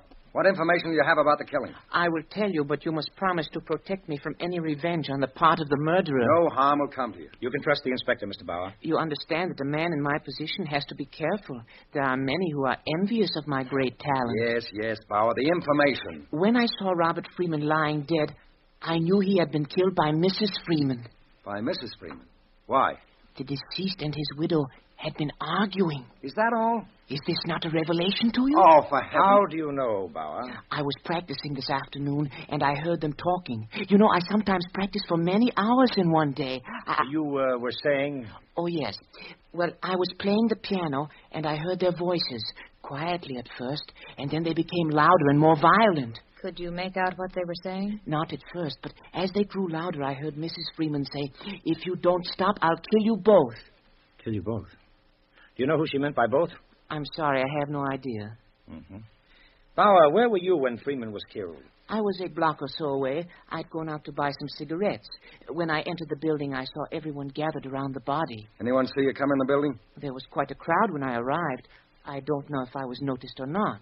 All right, Bauer. I want you to remain in your apartment. We may want to question you again later. Say, Phil, what are you doing? Huh? Oh, I'm just looking at Mr. Bauer's telephone pad.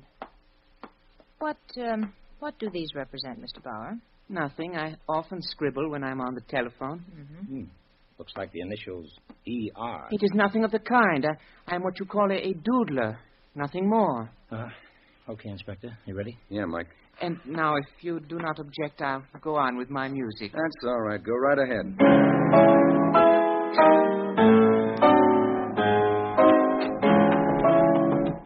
Oh, do not stop, my goodly friend. Play your music to the end. Ah, Mr. Haven, I am delighted to see you.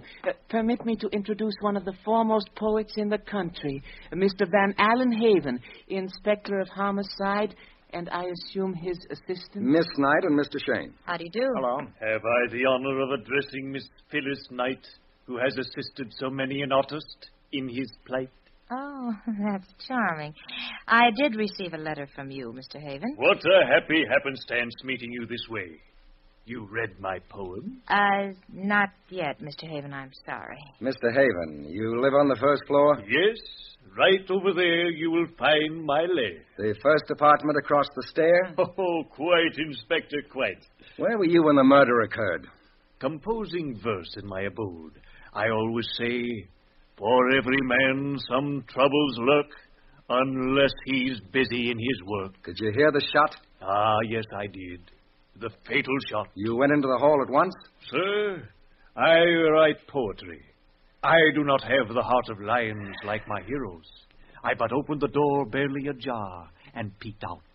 When the crowd gathered, I walked boldly forward. Yes, Mr. Haven, you knew the deceased? No. Some months ago, however, I permitted him to read some of my poetry. He didn't like it. I see. I wonder if you'd let us use your apartment as a sort of headquarters while we're here. We have to conduct a little investigation, and your apartment would be handy, you see. My good Inspector, say no more. My place is yours, however poor. Well, thank you. Here's the key. And since Mr. Bauer's music brought me to this room, I think I'll stay for a while, if you will play. Certainly, Mr. Haven. Thank you, Mr. Bauer.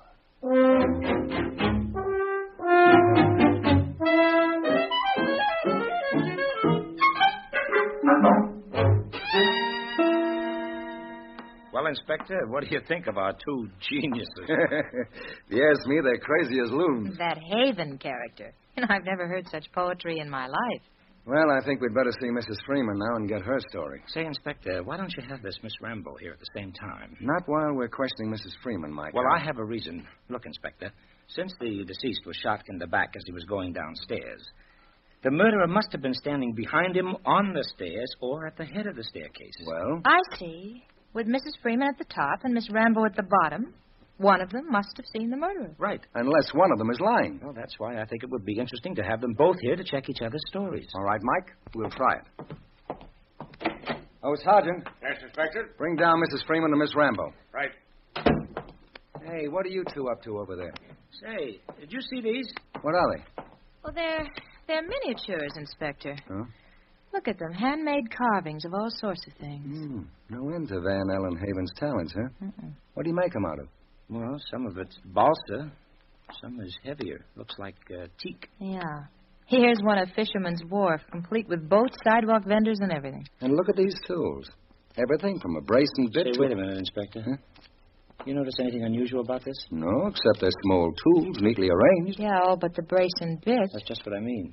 Each tool is in its place in that wall bracket except this one brace and bit. Yes, Haven is too neat and precise to leave a tool like that lying carelessly about. You know, it could fall and break the bit. Unless he'd used it and was in a rush. Oh, but that doesn't necessarily mean anything. Not necessarily, no, but I just... Come in. Miss Rambo and Mrs. Freeman, Inspector. All right, Sergeant. Please sit down, ladies. This is Mr. Shane and Miss Knight. Mrs. Freeman, Miss Rambo. How do you do? Hi. Now, Mrs. Freeman, we'll start with you. Will you please tell us just what happened? Well, I'll try. It's been a terrible shock. I understand. Well, Bob came home late as usual. I was reading in bed. He sat on the bed and we talked for a while. Then the doorbell rang and Bob went down to answer it. Mrs. Freeman, you mean your husband left the apartment? Yes.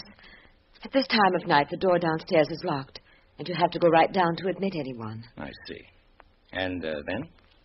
Then I heard the shot. I ran out to the head of the stairs and saw Bob lying at the bottom. He was all in a heap.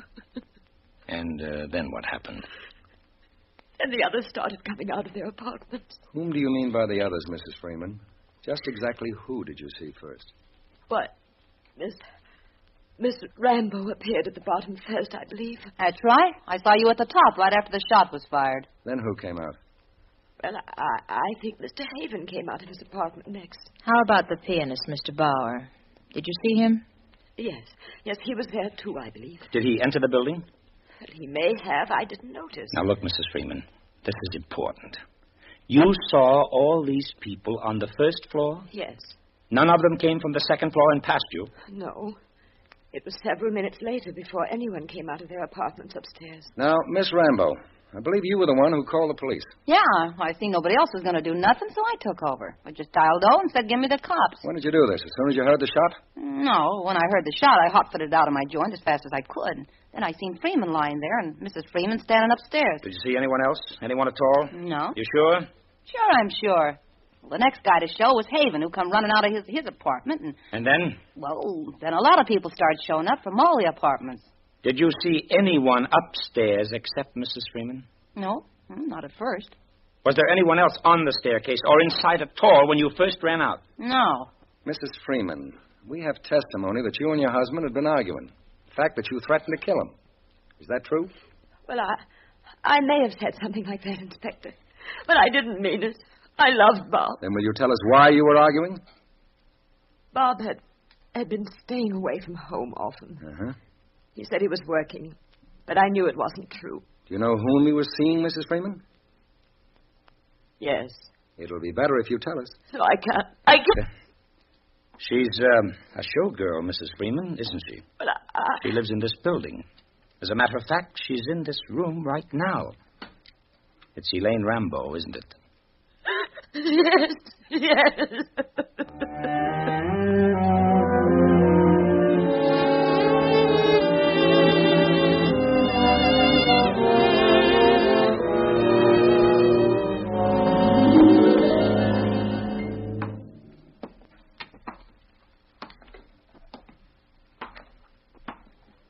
Well, kids, it's just too simple. What do you mean, Inspector? Well, if the bullet was fired from upstairs and all the suspects except Mrs. Freeman were downstairs, it leaves only her, doesn't it? Yeah. And her husband being in love with Elaine Rambo supplies the motive. But you don't believe she did it, Inspector, do you? No, Mike? I don't think she did. Neither do I. Oh, now, wait a minute, you two. You know, we aren't getting anyplace. If everybody but Mrs. Freeman is in the clear, and you don't believe she did it, well, we're up against a stone wall. That's what it looks like. Oh, maybe not. Now, look. Here are two women. One at the head of the staircase and one at the bottom. Between them, a man is shot as he comes down the stairs. Now, if Mrs. Freeman had done it, Miss Rambo would have seen the gun. And Rambo couldn't have done it, or the bullet would have entered the body from the front. So? So the bullet must have been fired from some other point. Mike, you're right. Come on, kids. This calls for an examination of the staircase.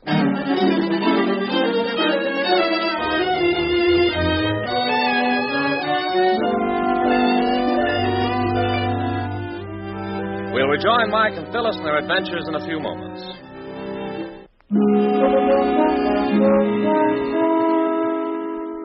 Robert Freeman has been murdered on the interior stairway of his apartment house. As we rejoin Mike, Phil, and the inspector, they're examining the staircase, with Mike and Phil on one end and the inspector on the other.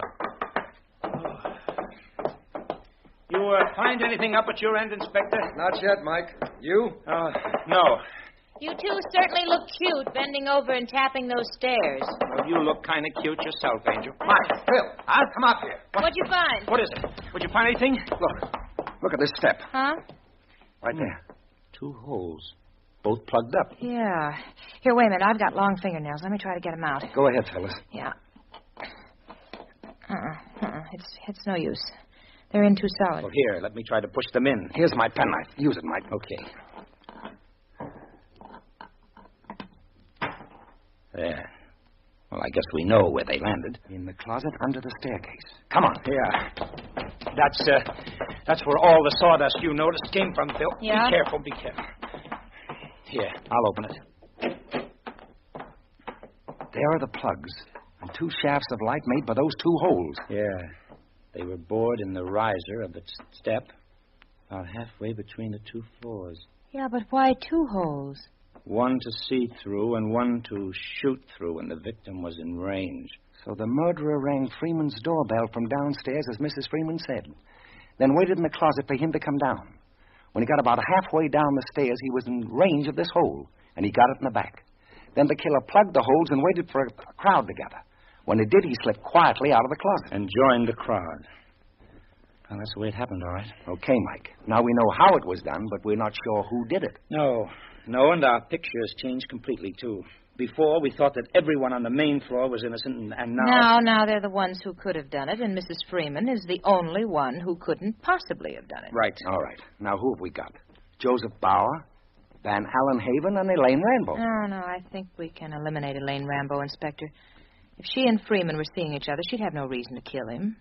Besides, I can't see any woman boring holes in the staircase to kill a man. No, but you could see a man doing it, couldn't you? Yeah. A man handy with tools. And that would account for his leaving the brace and bit around. Yes, but you'd never get a conviction on that little evidence. No, you're right, Mike. It's not enough. We're stymied. Sounds like Mr. Bauer is stymied, too. And by Mr. Rachmaninoff. Yeah. What do you mean, Angel? Well, he can't be deliberately trying to miss that G-sharp note. No, it doesn't make sense. He plays too well. Huh? Say, wait a minute. Wait a minute. Look, Inspector. What? Let's try this, huh? We'll switch off all the lights. Have Mrs. Freeman stand where she did at the top of the stairs. Have Elaine Rambo stand at the bottom. Have Bauer at his piano. And have Haven bring his brace and bit.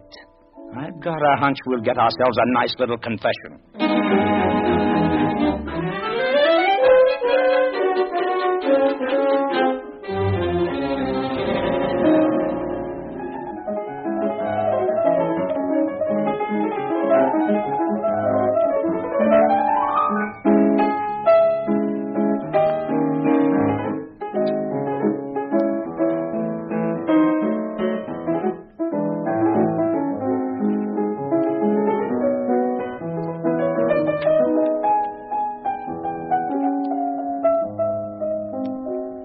Oh, that's beautiful, Mr. Bowers. Beautiful. But right now, I would like to hear you play the C-sharp minor.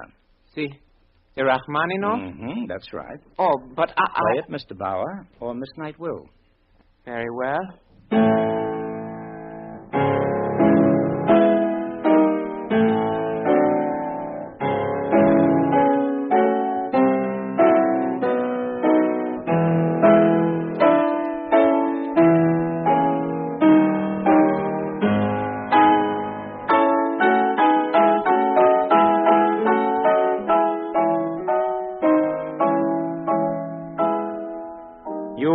Often play the piano in the dark, don't you, Mr. Bauer? Like you were when we first interrupted you. I need no light to see music. That's right. But you do need light to see sawdust. Switch on the lights, Inspector. You see, Mr. Bauer? After killing Freeman and leaving the crowd that gathered around his body, you returned here and began playing in the dark. But you didn't notice the sawdust fall from your sleeve into the keyboard. Most of it right under this G-sharp, which doesn't play, as Phil pointed out. That's not true. When Phyllis found the scribbling on your phone pad, your hand had been tipped already, Mr. Bauer. This just clinches it. It's not true, I tell you. It's not true. Bauer, you're a dead duck. Would you like to go down to headquarters and have the sawdust under your fingernails analyzed? We both know they'd match the sawdust on Haven's brace and bit over there. Why don't you give up? All right, I did it. Well, Inspector, I guess there won't be any problem about satisfying the DA, will there?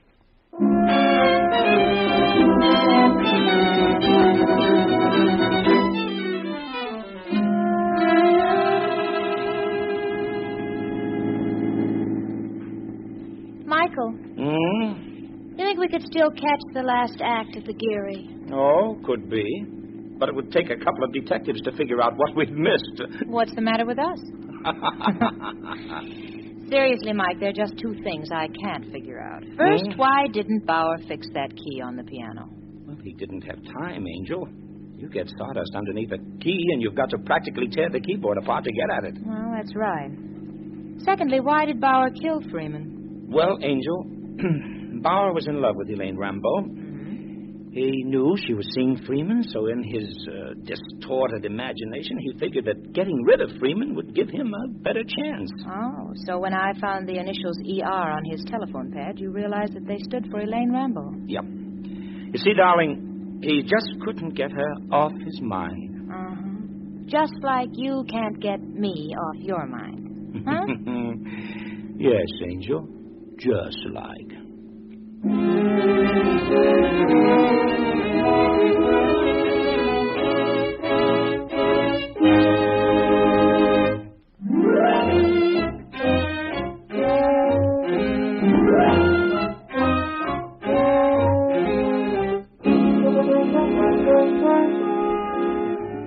For a solid hour of exciting mystery dramas, listen every Monday on these same stations at 8 o'clock to Michael Shayne, followed immediately by the case book of Gregory Hood. Michael Shayne, Private Detective, stars Wally Mayer and Kathy Lewis, with Joe Forte as the inspector. The sergeant was played by Charlie Lung. Tonight's story was written by Robert Webster Light and based on the character created by Brett Halliday. Music was composed and directed by Bernard Katz. And this is Ben Alexander saying good night for the people who make the new road-rated 76 gasoline and the new Triton motor oil, Union Oil Company.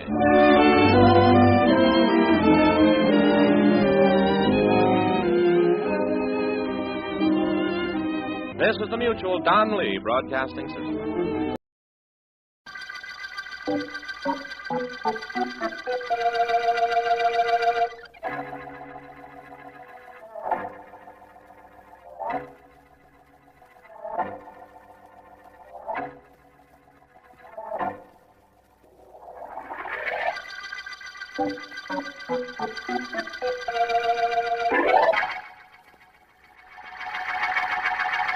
I'll call Jim if you want, George, but he's shaving. Well, it's all right, Sylvia. I'd much rather talk to you. Thanks. That's one of those things I'd much rather not remember.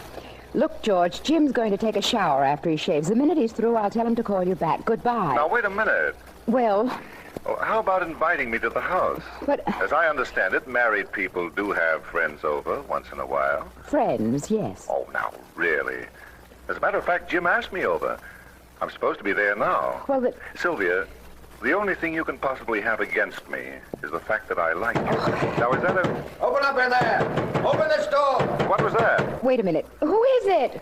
I'm a police officer. Open this door, quickly. Goodbye, George. But, Sylvia... Hurry with this door. I'm coming. Now, what is all this? There's the room with a narrow window, lady. Fast. Where is it? The bathroom, right this way. What's the matter? That's what I'm going to find out. This scrubbing brush came flying through that window into the street a second ago. Who's in this room? My husband. He threw the brush through the window? That's what I said. Now I'm going to find out why. You inside. Open up. Oh, stop being so dramatic. The door's not locked. Oh, well then. Jim, tell this officer.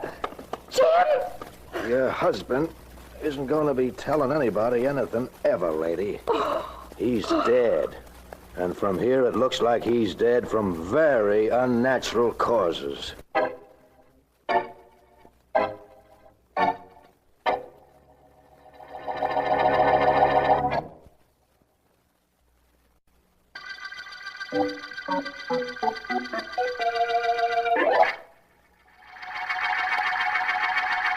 I tell you why I asked you to come to my office, Vance. I think you'll like the reason. I don't like murder, Markham. My enjoyment comes from helping catch killers. I understand that, of course. Vance, a man named Jim Raines was found dead this afternoon in his bathroom. He'd been poisoned. Oh? It was a slow-acting poison. Took effect several hours after it was given him. Not too unusual a situation up until now, Markham. No, that's true, but listen to this. The bathroom door was unlocked. As Raines felt himself dying, or anyhow, this is what we imagine happened, he seized a scrubbing brush and tossed it through the window. A police officer was passing, went into the house, and found the body on the bathroom floor. Anybody in the house? The victim's wife, Sylvia. Why didn't he call out or open the door to call his wife? That is why I phoned you. I see. I don't know the answer to that unless he suspected his wife had poisoned him and knew she wouldn't help him. It's possible. Certainly is.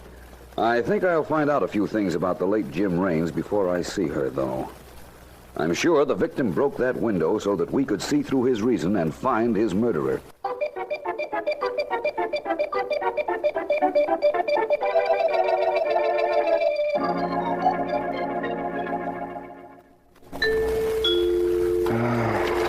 Just a moment, please. Be right with you. Well, this is a surprise. Come in, come in. Please sit down, Mrs. Raines. May I say that black is a very becoming color? Why did you kill my husband?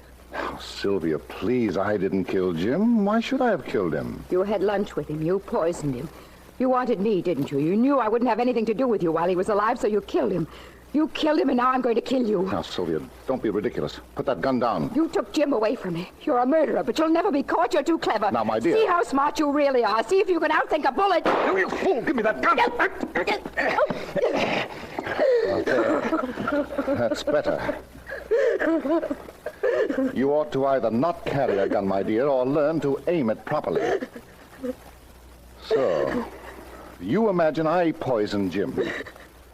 It's true I did have lunch with him. But have you forgotten?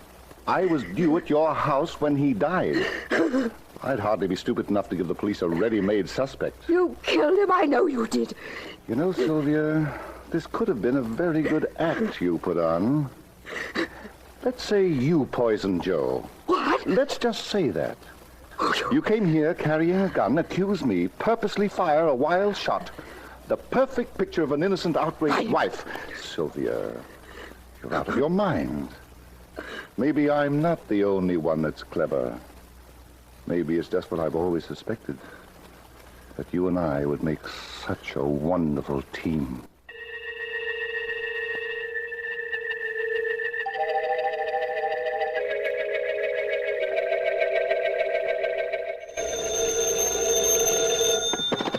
District Attorney Markham speaking. Markham, this is Vance. Yes, Vance. Anything yet on the Jim Raines murder? I've made some progress. Raines was in the numbers racket. Did you know that?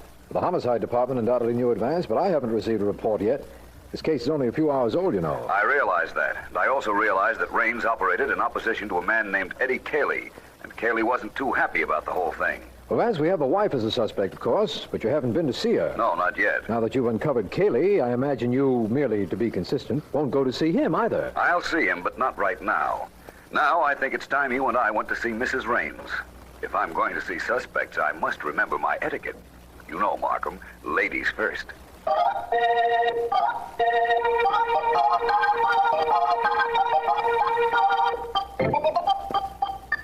What was the take for today, Whiting? I don't know yet, Eddie. Why not? It takes me a little time to add up figures. But I like figures. You ever hear anything like that? I like figures and I don't understand them. So what? I like women and nobody understands them. All the runners bringing their slips? All except Squirmy. He's due any minute. 6, 8. Take off your shoes for that number, Whiting. Huh? It's over 10. You'll run out of fingers to count on. Gee, I like mathematics. Hey, that must be Squirmy now, Eddie. Yeah, okay. 1, 12. Come on in after I press the buzzer to open the door. Hi, Mr. Cayley. Squirmy. Hi, Whitey. Hi. I'm here, right on schedule. No? You're here right on schedule, yes. Empty your pockets. Plenty of numbers today, Mr. Cayley. Plenty. Everybody plays numbers. Lots of suckers. Yeah. Tell them a dime gets them $60, and all they got to do is guess 3 numbers right, and they all chuck me dimes, no? Yeah, pretty good collection. Squirmy. Well, gee, Mr. Cayley, don't call me Squirmy. My name is Claude. Pretty good reason for being called Squirmy, if you ask me. Okay, Squirmy. I've got all your collection slips. Let's have the money you picked up. Surest thing you know. I got it right here. Plenty of money, plenty of dimes. Oh, plenty, boy. Yeah. How about that? Pretty good, no? That's all, huh? That's it. Hey, let me have them slips of paper ready. Gives me more figures to add. Gee, I like figures. Take them, Whitey. Okay. Squammy, come here. What? Take off your hat. There ain't no lady in the room. Okay, I'll grab it off. There. Hey, give me back my hat. Give me back my hat. Sure, as soon as I see what's in the inside band. Hey, what's the matter? Well, what do you know? Policy slips. You're taking numbers on your own, aren't you, Squirmy? Now, look, Mr. Kelly, look, I don't know how they got up there. No? I've been framed. Somebody Clip me again, Eddie. Just let me count. That's one. No, don't. I got rid of one competitor, Jim Raines, and now I got another. Two. Wait a minute, Mr. Kelly. Them numbers I had up there, I kept them there in case I got picked up by the cops. Is that so? Yeah, that's it. In case I got picked up by the cops. Free, keep it up, Eddie. I'm having fun. I'm a little tired of playing. 4. Now get up and get out of here, Squirmy. And next time, remember, don't try to get cute with me. Sure, I'll remember. Okay. I won't get cute. I'll remember. So long, Mr. Kelly. So long, Whitey. Get out of here. Yeah, sure, Whitey. I guess I can't blame him too much, Whitey. What do you mean? With Jim Raines out of the way, he just got ambitious, that's all. Yeah, it's what it is, all right. You know, Eddie, this is no business for secrets. Remember that, Whitey. Sure. Guy works for you. He ain't got no right to keep anything under his hat.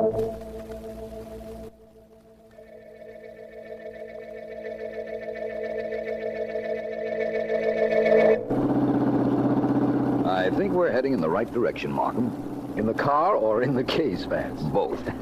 We're on the way to see Mrs. Raines, armed with several pertinent bits of information. That her husband was in the numbers racket, that he had a tough competitor named Eddie Cayley, and what else? That he was quite a bit older than his wife.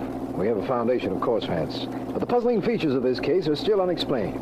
Why did Raines throw a brush through the window when he could have opened the door? And who fed him poison? Yes. Well, I imagine we'll have the answers to those questions very soon. After you, Markham. Right. Markham, what has the homicide department reported since our talk a little while ago? Anything at all? Nothing of interest. They traced Raines' movements during the day and found he had lunch with a George Morrow. Very respectable individual, as I understand it, and a good friend of the dead man's. But they did have lunch together, which makes Morrow a potential suspect in case we run out of those we already have. If you say so. The bell, Vance? If you say so. There we are. Let me see now. Raines has been dead how long up till now? Exactly 4.5 hours. Right. That means that... Yes? I'm District Attorney Markham, Mrs. Raines. This is Philo Vance. We'd like to come in if you don't mind. Oh, by all means. How can I help you? We're not sure. Mrs. Raines, your husband has been dead only a little over 4 hours. I notice a black coat and hat here in the hall, and you're wearing a black dress. Isn't that customary when one is in mourning? Yes, it is. You had all these clothes before your husband's death? Every well-dressed woman has at least one black dress, Mr. Vance. And the coat? I just happen to have a black coat. I understand. Mrs. Raines, what we'd like to find out is this. Why would your husband throw a brush through the bathroom window to attract attention when he could have attracted attention so much more easily by opening the bathroom door and calling? I don't know. You were home at the time. I was on the telephone talking to a friend of Jim's, a man named George Morrow. He was telling me that Jim expected him at the house, and just then the policeman pounded on the door. Do you mind if I see the bathroom? No, why should I? This way. Come along, Markham. Right. Jim was shaving. He was going to take a shower after he'd finished. I could hear the shower running while I was on the telephone. Who shut off the water? I don't know. I don't think it was running when the policeman and I found Jim's body. I'm sure it wasn't. You were hysterical from shock. A tale such as that might have slipped your mind. The water had been turned off. Well, what's so important about that? I'll let you know in a moment. I want to turn on that shower. Well, go ahead. I don't know what this is supposed to prove, Vance, except that there's hot water in the shower. You aren't the only one who doesn't know what else Mr. Vance is trying to prove. Mr. Vance isn't trying to prove anything. Mr. Vance has already proven it. What? All right, please, both of you, get out. Get out, please. What's the hurry? What's with the pushing? I'm sorry. I hope you have a good reason for rushing us out of there, Mr. Vance. I have the best reason in the world. Markham, I want a 24-hour police guard placed in front of this bathroom. What? I want it closed to everybody until I ask for it to be opened. That could be arranged, I imagine. You want to tell me why, Vance? Certainly. There's something in that bathroom that tells me definitely who poisoned Jim Raines.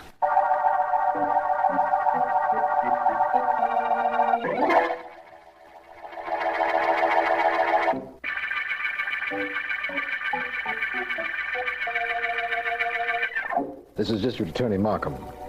The shower bath murder case opened when Jim Raines, numbers racketeer, was found poisoned in his bathroom. We know the poison had been administered several hours before. We know that Raines' wife was younger than he and attractive. That the dead man's racket rival was Eddie Cayley, and that he had a friend named George Morrow. That's all we know. But Philo Vance insists he knows who killed Raines after he, Vance, turned on the shower in the bathroom. It is sometime later in my... Still not talking, Vance? What's the point of telling you, Markham? You need evidence that will stand up in court. I don't have it. Will you get it? That's the question. I'm going to try. Well, you've been... I know what you're going to say, that I've been reasonably successful in getting proof for you before. But each case is different, Markham. Precedent hasn't any importance because there never has been a case like this. Could you tell me why Jim Raines threw that brush instead of opening the door? Yes, I can, but I won't. I know why he did it. I know everything about this case now. All I have to do is take the mystery of that shower and use it to make a murderer come clean.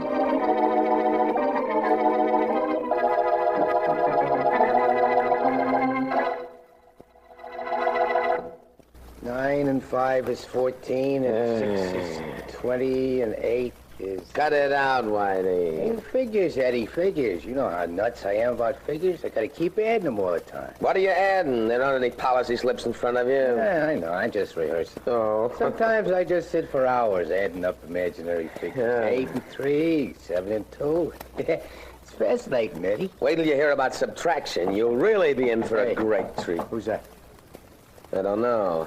It's somebody who doesn't know the code knock. Now, wait here, Whitey. I'm going to find out. Who is it? I'm George Morrow. I'm looking for Eddie Cayley. What are you looking for him for? I'll tell him. Hit the buzzer, Whitey. We'll let this guy in. I'm Cayley. Oh? Come on in. What's on your mind, Morrow? Cayley, I've got a little information for you. Yeah? You're not taking over Jim Raines' numbers business. No? That's right.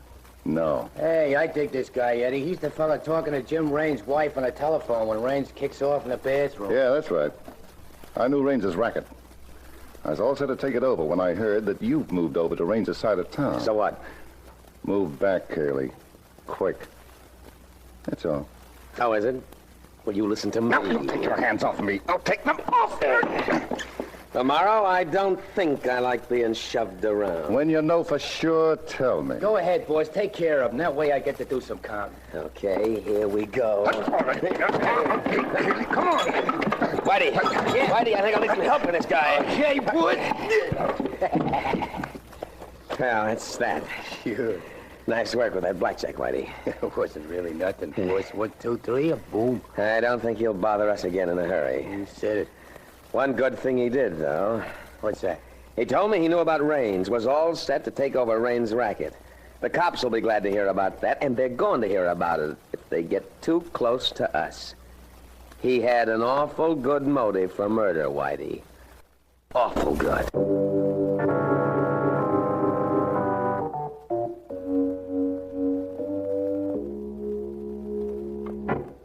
All I can tell you about Cayley is what you already know, Vance. He's in the numbers racket. He has a couple of runners who collect policy slips for him, and one of them is this fellow they call Squirmy. He's supposed to hang around this territory somewhere. You'll know him when you see him. Yes, I looked at his gallery pictures a little while ago.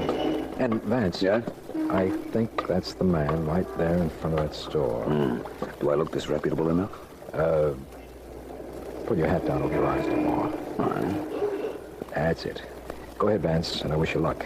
Let me know if there's anything I can do. I will. Hi. Hi. I got a hunch and a number. How much of a hunch, huh? Quarter's worth. Give me the 2 bits. Write the number you like on a hunk of paper and meet me tomorrow right here if you hit. Okay, no? Yeah. Here you are. Thanks. You hang out right here in this corner? That's right.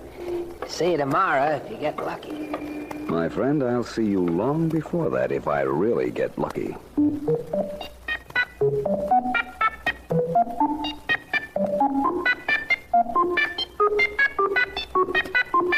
Look, George, I don't want to talk to you now or ever. Oh, but and nothing you can do or say can make me change my mind. I wouldn't say nothing, Sylvia, if I were you. What do you mean? I was just up to see a fellow named Eddie Cayley. He was a business rival of your husband. Well, what does that make me? You'll have to listen to find out. Well... Eddie and a stooge of his worked me over. Good. But I had a reason for going up there. So? You were the reason. So don't you think you should be a little reasonable?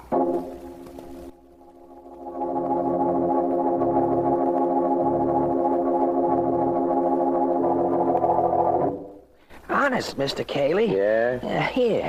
Here's my hat. Nothing in it. See? You sure? Yeah, all the policy slips just like I collected them. That's a good boy. Yeah, sure, thanks. And all the money I got. Hey, you got a lot of them, Eddie. I'm having a swell time adding up these numbers. Well, enjoy yourself, Whitey. Yeah. Say, I wonder why the other runners haven't come in. It's time for them to be here, isn't it? If you say it's time, Mr. Cayley, it sure is time. No? Thank you, Claude. Gee, thank you. Hey, that's our knock. Must be one of the boys now, Eddie. Want to let him in? Certainly. Hey, that ain't one of our boys. I'm not one of anybody's boys. I'm Philo Vance. How did you know the knock we used? Sensible question. That seems to indicate that you are the head man. You are Cayley. That's right. And you want to know about the knock? Yeah. Well, I was watching down the hall when Squirmy here knocked at the door. Oh, gee, Mr. Cayley, I didn't know. Honest, I didn't. Shut up. Oh, shut up? Okay. Now you'll call me Squirmy. Will you cut that out? You were watching, Vance, and listening. I stand corrected. Well, Cayley, you want to know why I'm here. Keep talking. That's simple. You're in the numbers racket. So was Jim Raines. That's a very definite connection between you two. Now, wait a minute, Vance. I know who you are. You're no cop, and that means I'm not ratting on anybody. But George Morrow wanted in on Raines's racket. He told me that himself. If you're looking for Raines's killer, you don't have to look any further than him. Thank you. But I think this numbers business of yours, Cayley, is sufficient to lock you up until I get ready. Whitey, the blackjack. Yeah. Grab No, Squirmy. I don't grab so easily, my friend. Come on, Whitey. Three of us ought to handle this one. All right, everybody, stop that fight. Stop it or I'll shoot. Well, the district attorney and a gun. Yes. I'm getting up in the world. Markham, you interrupted the proceedings just when I was starting to enjoy myself. But I'm glad you did. I'm very anxious to get this case over with. I followed you as you asked me to, Vance. Do I take Cayley in as Jim Raines' murderer? No. Just on the numbers racket charge, Markham. Nobody here killed Jim Raines. But let's go to Raines' house, and I'll point out somebody there who did.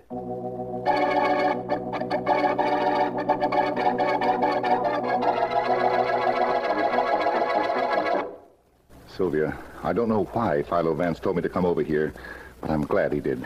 It gives me a chance to tell you something in person. Something you wouldn't listen to on the telephone. Go away from me, George. You make me sick. I've got a lot of money, Sylvia. I know where to get more. I want to marry you. We'll work things out so they'll be just the way you want them. Get out of here. I don't care if 9 Philo Vances ask you to come over. I tell you to get out. You disgust me. You can't talk to me that way, Sylvia. You can't. I won't let you. Try and stop me. Oh, now, you Sylvia. either get out of here, George, or I will. Take your choice, only don't take too long to make up your mind. Sylvia, you've got to listen to me. I've wanted you ever since I saw you. Jim was my friend, but friends don't mean anything when a man falls in love. He was in the way. I could never have you with him around. You killed him. I discussed you, do I? It didn't do me any good to kill him, did it? Well, I'm going to kill you like this. So what you know won't be any good to you either. Choking me. Come on, Markham, this has gone far. That's too far if you ask me. Hold it, Morrow. Now stand right where you are. But you got here just in time, Mr. Markham. You and Vance. We've been here quite some time, long enough to hear you admit you killed Raines. You'd never found out any other way, either of you, or the police. I think you're wrong, Morrow. I knew you'd poisoned Jim Raines. You knew? How did you know? Raines told me, Morrow, after he was dead.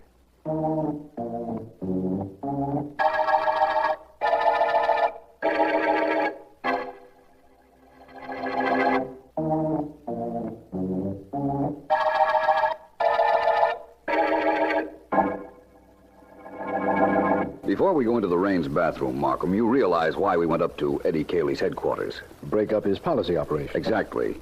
Then, too, I needed a little time to contact Morrow, have him go over to see Mrs. Raines. And I had to be sure Mrs. Raines knew the part I rehearsed her in. I understand all that, but there's something I don't understand. Jim Raines was in that bathroom. He had finished shaving and was about to take a shower. He felt himself dying, and instead of opening the door and calling for help, he tossed a brush through the bathroom window. How are you going to explain that? I will, I promise you. And I'll begin by telling you that he thought George Morrow was in the living room. Remember, Raines' wife told us that when she was on the phone with Morrow mentioned he was due at the Raines house, and that was the reason for his phone call. Yes, that's right. Very well. Raines died thinking that Morrow might be in his apartment. That's why he threw the brush through the window instead of opening the door. He didn't want Morrow to come in and find his body. Why not? And what did you mean by saying Raines told you who killed him? I'll show you. Come into the bathroom. All right. I'm here and waiting to be shown. I closed the door and turned on the hot water in the shower. Turn on... This was the situation Raines was in, identically. Take a look at that bathroom door, Markham. What do you see? I see a mirror. That's not unusual. Watch the mirror. Yes? What's happening? It's clouding up. The steam from the hot water is covering... Vance! There's writing on that mirror. Read it, Markham. It's just becoming legible. George Morrow poisoned me. Then there's the beginning of Jim Raines' signature. Vance, this is fantastic. Is it? I think not. Raines wrote that when he realized what had happened to him. And he knew Morrow had poisoned him. But he was afraid Morrow was in the house. So he didn't open the door. That's reasonable. Morrow would have come rushing in and wiped off the mirror. Raines was very clever. He wanted the bathroom window broken, knowing that the steam would be dissipated by the draft, and the writing on the mirror would disappear with it. Oh. But it could be brought back by anybody who would wonder, just as we wondered, why a window was broken when a door was available. The writing stayed on the mirror. I don't understand that. Try it sometime with your own mirror, Markham. Steam it. Write on it. When the steam disappears, the writing disappears. Re-steam it. The writing comes back. No.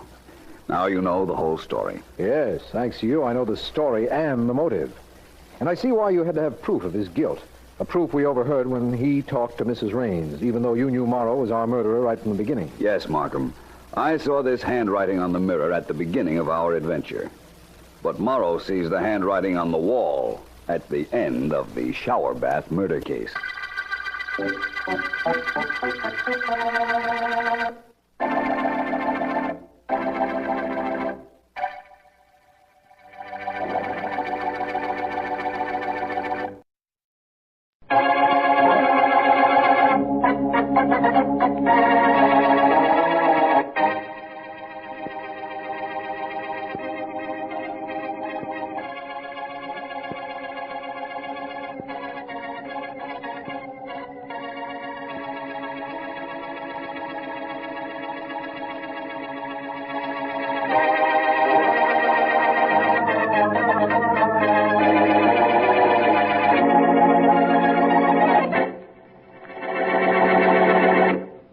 Here's a nice bracelet, sir. How nice is the price?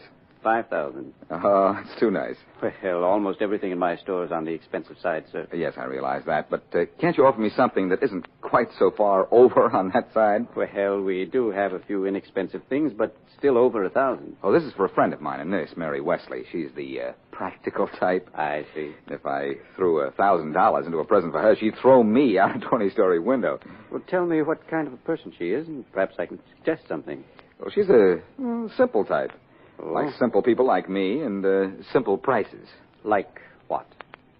Well, actually, she'd be angry if I spent more than 10 cents. 10 cents? I know exactly what you mean. You do? In this drawer here, I have just the thing for you, sir. What is that, an electric light? A diamond necklace, sir, worth, as you could probably guess, not 1 penny less than $10,000. I can guess.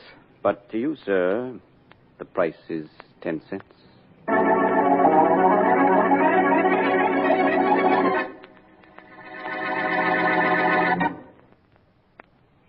And now back to Dick Calmer as Boston Blackie. Enemy to those who make him an enemy. Friend to those who have no friend.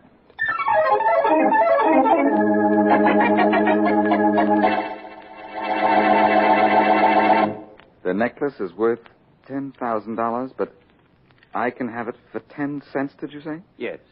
You know what I mean, of course. Oh, yes, of course. But yeah, let me look at it. Sure. Here you are. Certainly worth the price you ask. But I don't have a dime on me at the moment. Very funny. I can go to the bank and make a withdrawal, though. I'll be back in an hour. How much now? You know. How much is I was only joking, Mr. Blackie, Boston Blackie. Yes, Blackie. Well, I was just going along with your joke. You realize that, of course. Oh, of course. Now, what else can I show you? I'm really interested in that necklace you're holding, and don't put it away. But the price is $10,000. Not 10 cents? Not 10 cents. Now, how about a nice pair of earrings? I'm not interested in earrings because your offer of a $10,000 necklace for 10 cents keeps ringing in my ears.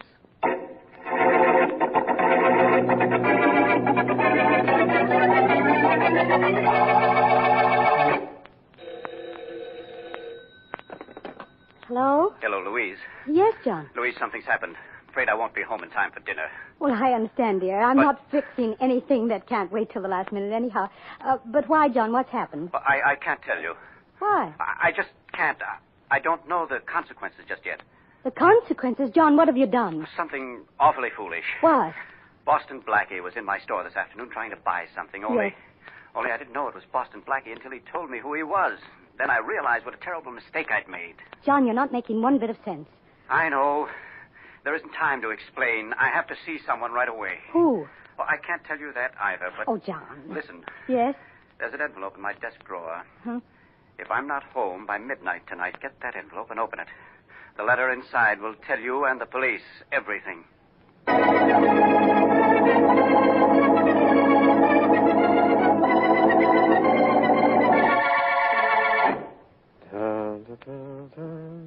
But, Mr. Grant, I didn't know it was Boston Blackie until it was too late. I thought it was someone sent there to buy the stolen necklace. He gave the password when he asked for something for 10 cents. When he looked surprised and didn't produce the $5,000 you want for the necklace, I covered up my mistake by saying I was just joking. At least I'm pretty sure I covered it up. I'm sure he left thinking it was a joke, but anyhow, wouldn't you have made the same mistake?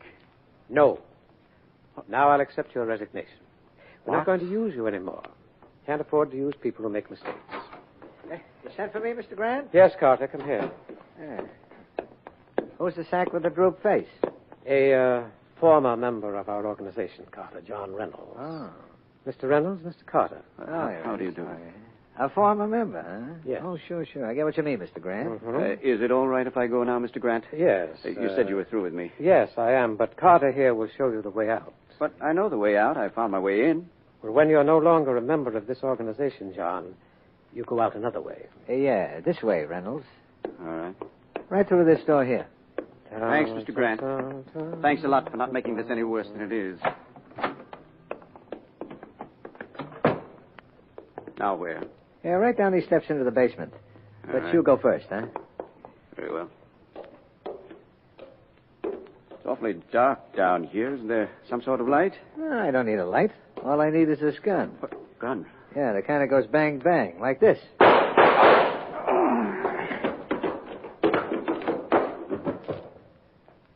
Now, maybe you know what Mr. Grant meant when he said you were going out a different way.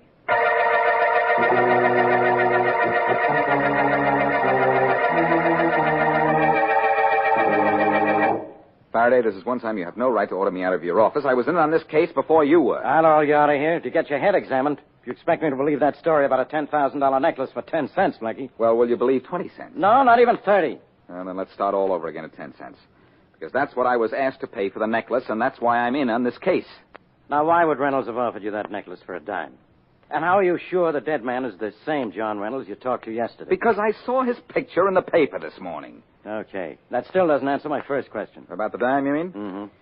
Faraday, he wasn't selling me that necklace for a dime. Well, now you agree with me. No, I'm trying to explain something to you. I was joking around with Reynolds about the high prices in his store and accidentally hit on a code of some kind when I made a crack about buying something for a dime. A code for what? Well, maybe to identify myself as a buyer of stolen jewelry. Reynolds has no record as a fence. No, of course not. But you don't know all the fences in town, and the ones you do know are being watched so closely they can't operate. Well, what happened to Reynolds is no joke. And the fact that his letter is missing is no joke either. What letter? A letter he had in his house. He phoned his wife before he was killed, told her to open it, give it to the police if anything happened to him. I see. Only we can't find the letter. Well, you've really been working on this case, haven't you? No more than I work on the others. Well, that letter, missing or not, proves that Reynolds was in some kind of an illegitimate business, and also that he didn't work alone. Yeah. His partners obviously killed him for his mistake. They did. What else did his wife tell you? Plenty. But I'm not going to tell you. You don't have to, Faraday. Why? Because I'm going to see the wife of the dead man and put some life into this case.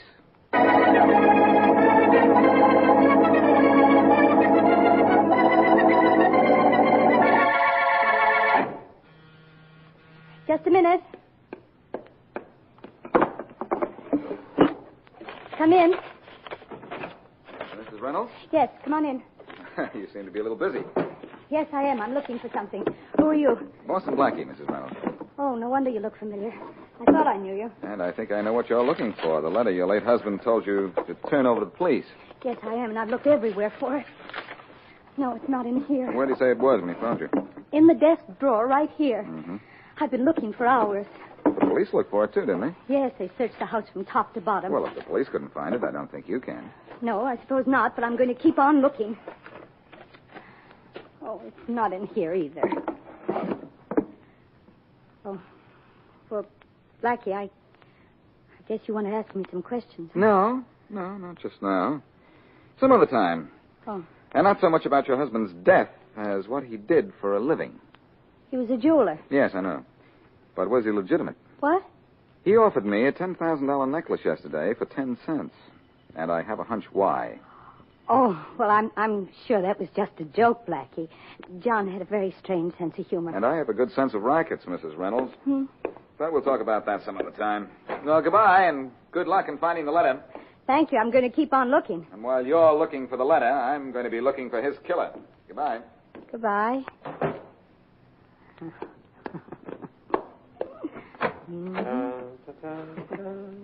He's gone, Mr. Grant. Yes.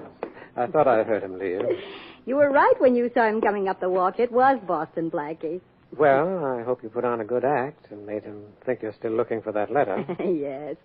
I was searching the drawers in the desk when he came in, just as I was doing when the police got here. Good girl. Too bad you even had to mention the letter to the police, though. Oh, but I thought it was safer. There's no telling who else John mentioned the letter to, Mr. Grant. Yeah, I guess you're right. Incidentally, Mr. Grant, here is the letter. Oh, yes. Don't you think you ought to destroy it? Yes, I think I will. Did you read it? Yes, I did. Surprised to know John worked for me, too, weren't you? Well, I certainly was. But wouldn't he have been surprised if he had ever known that while he was selling for you, his wife was stealing for you? I guess he would have been at that. Where's the match? Right here on the table. Oh, yes. Thank you. Mr. Grant, why don't you let the people working for you know each other? Well, it's much safer if they don't. If one is caught, he or she can't tell the police about the others. Yeah, that's true. Well, here goes the letter up in smoke. I love to watch a fire burn, don't you? Mm-hmm. And I'd like to see Boston Blackie if he could guess that letter was found and destroyed. Yes. He'd burn, too.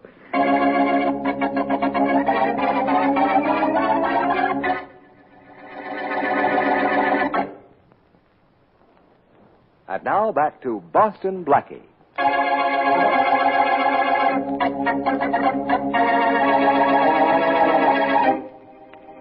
Jeweler John Reynolds makes the mistake of trying to sell stolen goods to Boston Blackie when Blackie jokingly asks for something for a dime, the secret password. The gang leader has Reynolds killed. Always fearing death, Reynolds kept a letter in his home which told all. So he phoned his wife to turn the letter over to the police in the event something happened to him. The wife, however, is also a member of the gang. Neither Blackie nor Faraday know this, and as we return to our story,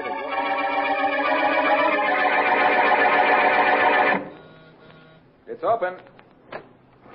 Blackie, may I come in? Oh, well, yes, Miss Reynolds, of course. Thank you. I just have to talk to you, Blackie. Well, I'm glad you're here, because I was just about to phone you and ask you if you'd had any luck in finding that letter. No, Blackie, I haven't. But I got a phone call just a little while ago. From whom? I don't know. The man wouldn't say. But he said if I found the letter and didn't destroy it, the same thing that happened to John would happen to me. Well, you need police protection. Well, And that gives me an idea, too. yes? We could say you had found the letter, and that would bring someone after you. Only we'd be there to see that you were safe. Oh, no, Blackie. I'd be afraid to do that. No need to be. Couldn't you do something to catch the killers before they do something to me? Well, as a matter of fact, I'm working on a plan right now, Mrs. Reynolds. Yes, what? I plan to let it be known around the underworld that I'm carrying $50,000 worth of jewelry. But will that help in any way? Yes, Mrs. Reynolds. I think it will. What? But I won't tell you why until I've told you it has.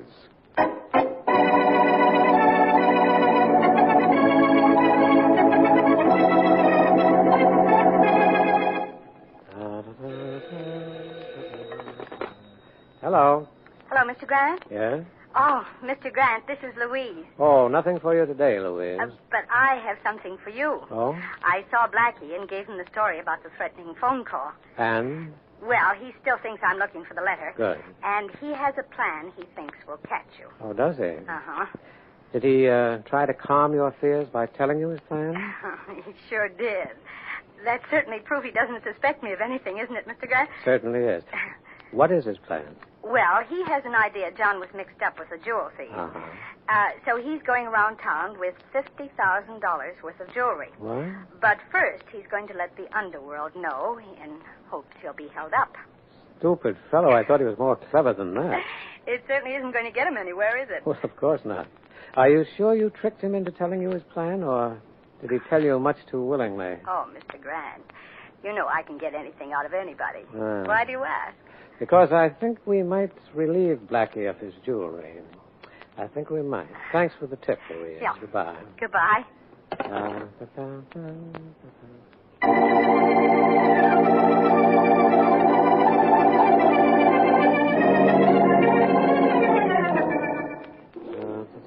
How long is Blackie going to be in that jewelry store, Mr. Grant? Patience, Carter. All right. He'll be out pretty soon. Okay, and I'll do what you say, but I think we're nuts. Why? He told Louise's plans. He'll know she tipped us off. Oh, no, he won't. In the first place, he fell for the phony story I sent Louise to give him. The threatening phone call about the letter? Mm-hmm. And besides, every mug in the city knows that Blackie is carrying $50,000 in rocks. If he was leveling with Louise and really let the word get passed around. Hey, here he comes. Good. Now, you stay back in the alley and let him pass us before you step out and hit him. All right. All right, are you ready? Yeah, okay. Now. And now. All right, quick. Grab that briefcase he dropped and let's beat it through the alley. Got it, let's go.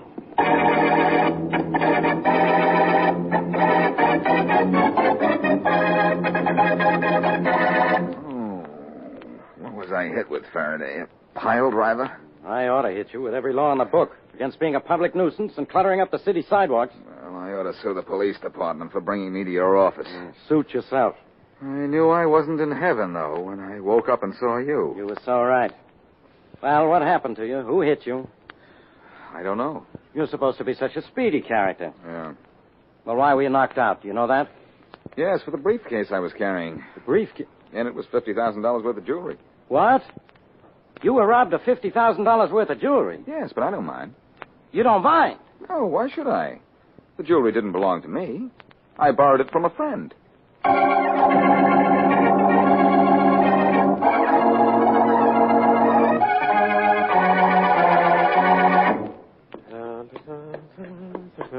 Well, we sure got home okay with this stuff for Blackie's, huh, Mr. Grant? Yeah. All right, put the briefcase on the table there, Carter. Open it up, and let's have a look at it. Sure. What a haul. Yeah. $50,000 at one time. Yeah? We've never done anything like this before. Well, that's the reason I wanted to do it. One big haul is much better than having to get one piece at a time. All right, open the briefcase, Carter. Sure.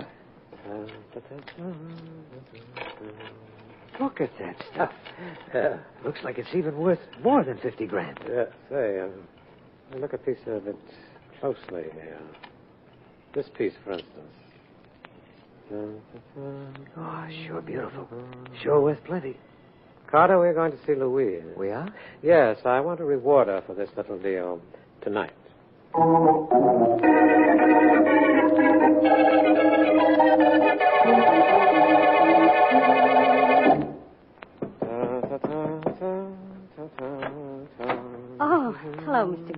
on in. Thank you, Louise. Well, I can tell by the smile on your face that everything worked out all right. Beautifully, Louise, beautifully. I'm glad. Yes, I've come to congratulate you. And also to give you a promotion. Promotion, Mr. Grant? Well, it might be called that. A change in status is another name for it. Oh. Well, I'm certainly glad to hear everything worked out, but I didn't expect to be given a reward. Mm-hmm. Well, I was given something I didn't expect either. Huh? Come on. Carter's waiting for us outside in the car. Carter? Who's he? One of my most trusted men. Oh, but I thought you didn't want any of your workers to know each other. Well, your acquaintance with this member of my company won't be for very long. Mr. Grant, there's something about the look on your face that I don't like. There's something about what you tried to do to us this afternoon that I don't like. In fact, I don't like any part of it. Any part of what? I thought you said... You didn't think anything. You knew it. I What? sent you to Blackie to talk him into giving away any plans that he might have. And instead you double-crossed us. You turned to him. Tried to get rid of us by making us walk into a trap. Well, Mr. Grant, I didn't. I told you just what Blackie told me, and you got $50,000 in jewels out of it, didn't you? Phony jewels, Louise. Phony? Only when Carter and I get you out in the country, the bullet he puts into you is going to be real.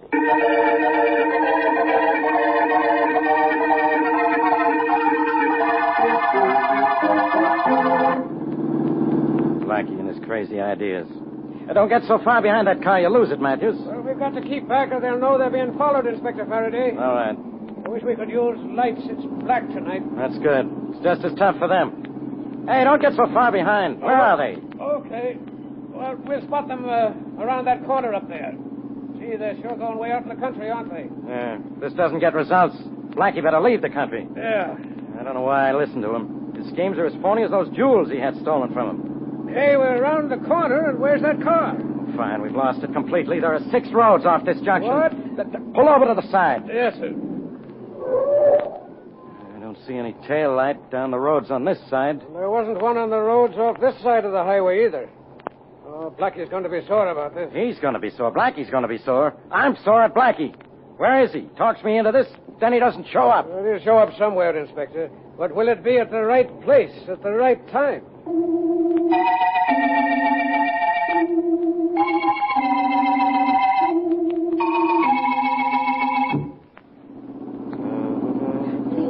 Please, Mr. Grant. How's this for a place, Mr. Grant? In those woods there. Good. Pull over. Mr. Grant, please. Please, I didn't know Blackie was carrying phony jewelry. He told me it was real. Shut up, Louise. I'll have her quiet in a minute, Mr. Grant. Hey, no, you let go. Come on out here, sister. No. It'll be all over in a sec. Please, Mr. Grant, I let you kill my husband and get away with it, and I gave you the letter he wanted me to turn over to the police. She's hard to pull out of the car, Mr. Grant. Give her a shove. No. All right. No. Thanks, Mr. Grant. That did it. Now, come with me, baby, because if you don't, I'll drag you. All right, hurry up, Carter. We don't want to be parked here too long. Why, are you afraid you'll get a ticket? Who's that? Oh, Blackie. Yes, and a little uncomfortable from riding on the rear bumper of your car. Carter, stop him. No, Carter, stop that. Why, I'll fix you. Yes. Look out. Grant, you're next. No, I think you've got the picture wrong, Blackie. You're next. Here it is, Grant. Oh. You see, Blackie, I told you I was afraid of this ever since that threatening phone call. Drop the act, Mrs. Reynolds. What? From the time I saw you pretending to look for your husband's letter after the police had searched your house, I knew you'd soon be getting your mail care of state prison.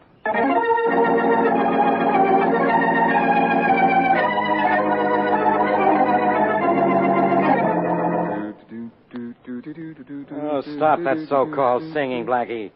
Don't you know any words? The words Grant and Connor and Mrs. Reynolds used when they sang to you were lyrics enough for one day, Faraday. Mm-hmm. Proud of me, aren't you? No. You're proud enough of yourself for both of us. Oh, I wasn't really so smart, Yeah, now. but lucky. Grant and Mrs. Reynolds were just dumb. Yeah. I suspected her of hiding or destroying her husband's letter when she was still looking for it after the police failed to find it. Thanks. You'll admit the police do a pretty thorough job, don't you?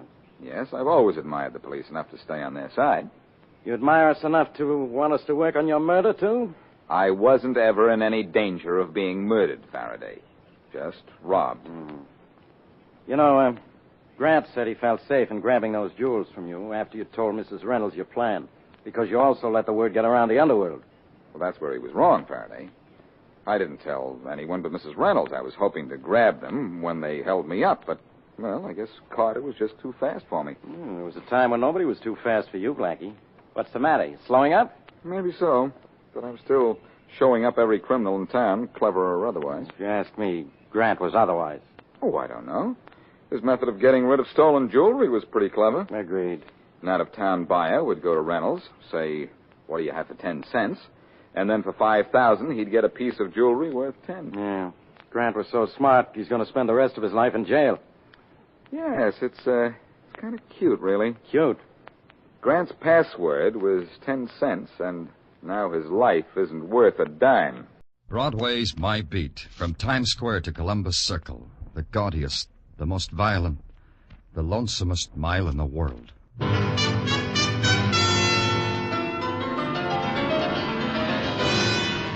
Broadway's My Beat, with Larry Thor as Detective Danny Clover.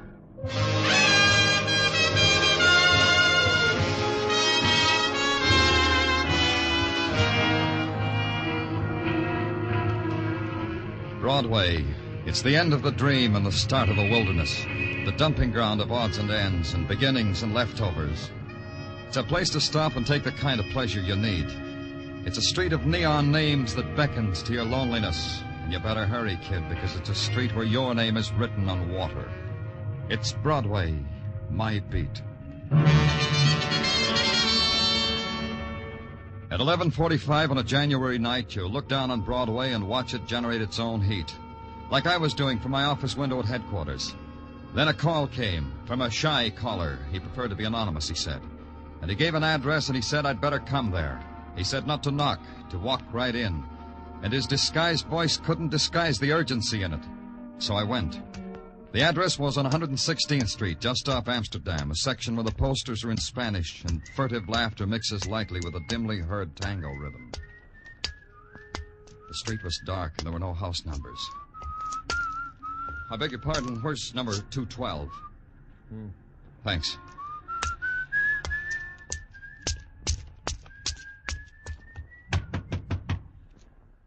Open up, it's the police. Okay, I'm coming in.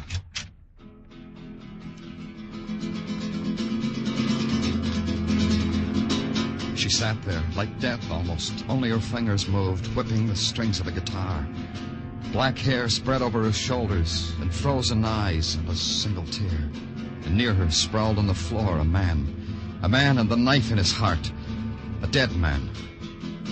What happened here? Who are you? Who is this man?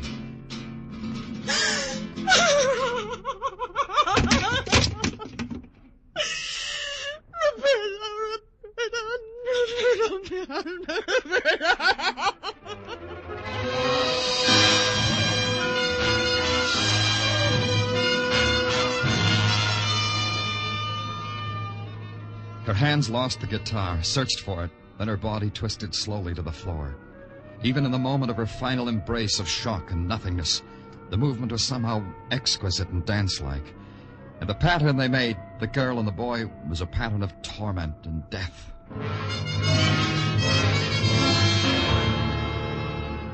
Then the cold cycle of murder began. The dead boy's wallet established him as Roberto Segura, and this room was his home. Dr. Sinsky reported that the boy had been dead for 3 hours, probably killed at about 9 o'clock. The girl was Christina Perez. She was in extreme shock and should be taken home. She was. I waited until morning to go back to her.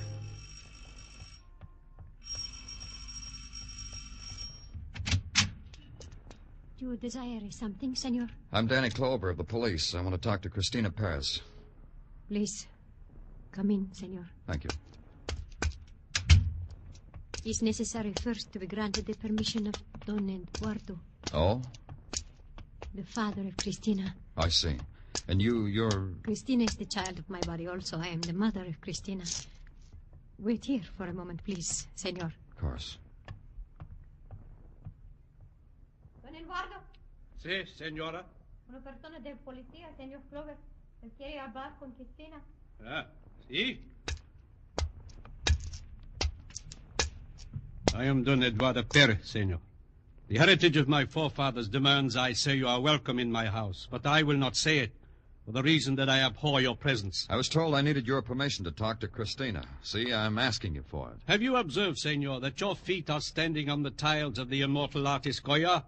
Everything else in my house is at least of equal value. Some possessions are even more extraordinary. I'm happy for you, Eduardo. Christina, where is she? Even more extraordinary, more delicate, more fragile.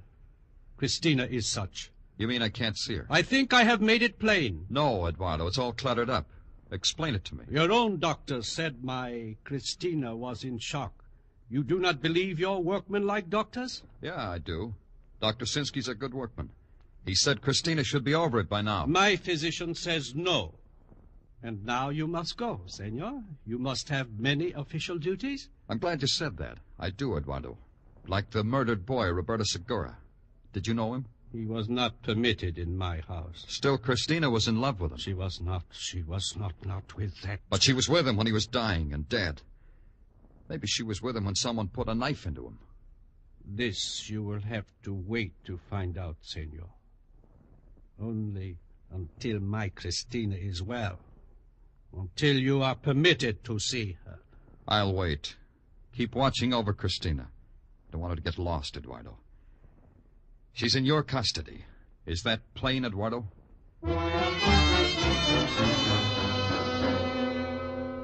Don Eduardo Perez smiled his finest Castilian smile to make it known that it was plain. He made it even plainer by looking my hat onto my head, then staring me out of the door. I called headquarters. They had a couple of things for me. They'd searched Roberto's room and noted that the only bright spot in the otherwise drab walk-up was a color photograph of Christina Perez. And then they made the important thing. Roberto had a roommate, one Johnny Martinez. A dishwasher, they told me, because they'd checked. In a restaurant on 112th Street. That's where I went to see Johnny Martinez. Your name Martinez? Johnny Martinez? What'll I put down these dishes? Yeah, I'm Johnny Martinez. Haven't I seen you before? Maybe my back was turned, because I don't remember you. You're a boxer, aren't you? I've seen you at the fights. You must have come early to see me. Never fought better than the first 4-round prelim. I got yellow in one fight. Never left me. I'm from the police. My name's Danny Clover. What have you been doing? Been doing in jail for a year and a day. Tuesday will be an anniversary of my being out 3 months. What'd they get you for? Attempted robbery with a weapon. I stuck a shiv at a small man with glasses. He hit me over the head with a briefcase and knocked me cold. I lost that like I lost everything else. You roomed with Roberto Segura. You know I did, else he wouldn't be here. Know any reason why he should be murdered? Sure. Somebody hit him. You? No. Not me. Papers say Roberto was killed at 9 last night. I was here till 10:30. 8 hours all the time. Ask the proprietor. Yeah. Tell me about Roberto, Johnny. What was he, Clover? A guy with long sideburns, a family tree from Guadalajara, and maybe $1.35 in his pocket. Like me. You're a bitter boy. No, not bitter. I read the right papers. Roberto never would. Do you know Christina Perez? I'm not trying to stall you, Clover. Takes a second to gather up all the nice things about her and turn them into a smile. That way, huh? Do you know her, Clover? Have you talked to her? Have you looked at her? Only she loved Roberto. I know. Now what? Roberto is dead. Now I can try my best. Now I'll get haircuts and be a gentleman. And in a week or so, Christina will smile. Because I'll say something that'll amuse her. Anything else, Clover? Yeah. What did Roberto do last night? What were his plans? Same as always. He spent the evenings at Papa Candelaria's place. I guess last night, too, part of it. Papa Candelaria, huh? What's that? Upstairs private club for the natives, Clover. Try 1203 116th Street. Upstairs, but legitimate. They open at 9 p.m. Thanks, Johnny. I'll see you. Yeah, sure. I'll look for you.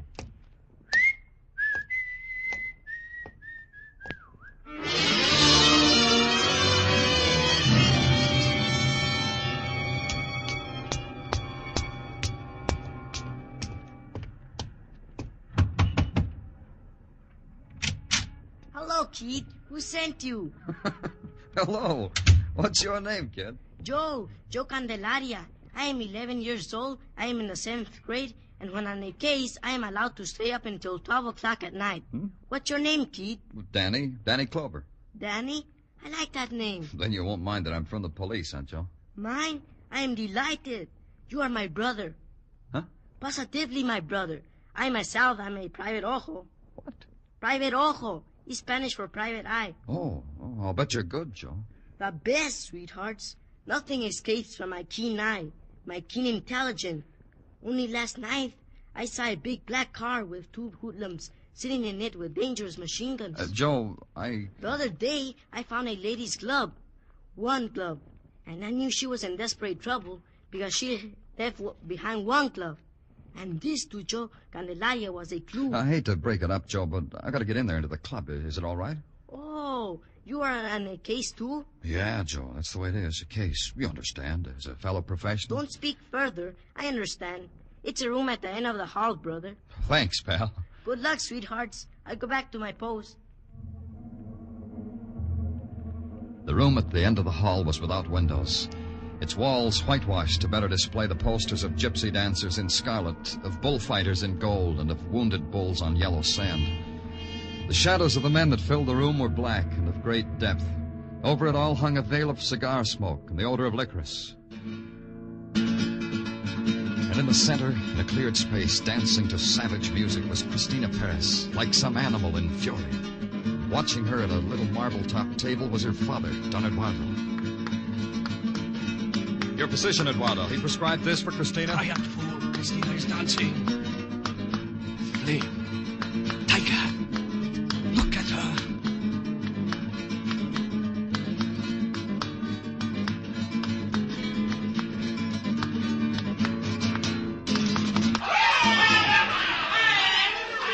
Is it all right if we talk now, Eduardo? Cristina is a sublime artist. Makes me ill to be distracted when she dances.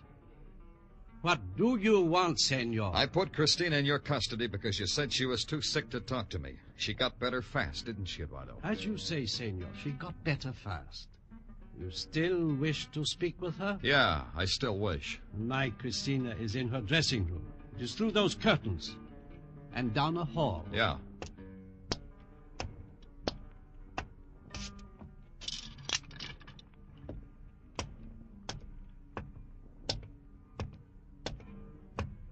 Hey, what?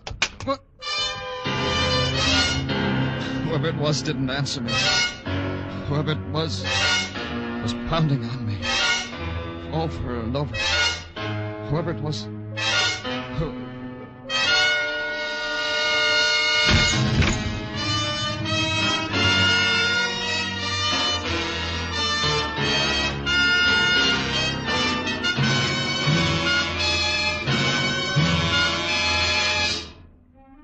You are listening to Broadway's My Beat, written by Morton Fine and David Friedkin, and starring Larry Thor as Detective Danny Clover. Benny and Bergen, Crosby and Groucho, Luigi and Irma. There's a lot of sheer exuberant fun around on CBS in the nighttime. But don't forget that every weekday, Monday through Friday, some fellas who are very good at being entertaining are right here. Reading from right to left, left to right, and right down the middle, they are Gary Moore, Art Linkletter, and Arthur Godfrey. Yes, every day, Monday through Friday, over most of these CBS stations.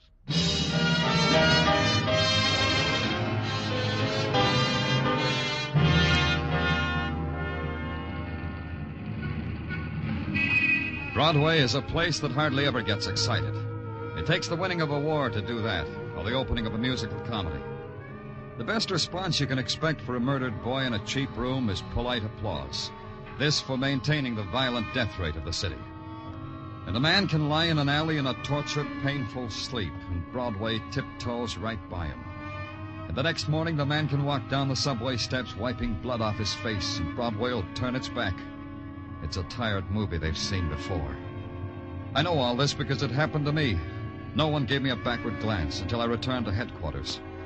Then I got clucked over by two mother hens at the infirmary, Dr. Sinsky being efficient and Sergeant Tartaglia being nervous. Does it hurt much, Danny? It hurts, Tartaglia. Well, now, don't you worry about a thing. Just that you should get okay again. Just that your head should look symmetrical. You know, Danny, this is an interesting formation you got on top of your head here. The bump on top of a lump. I could write it up for the journals. Take it easy, Doc.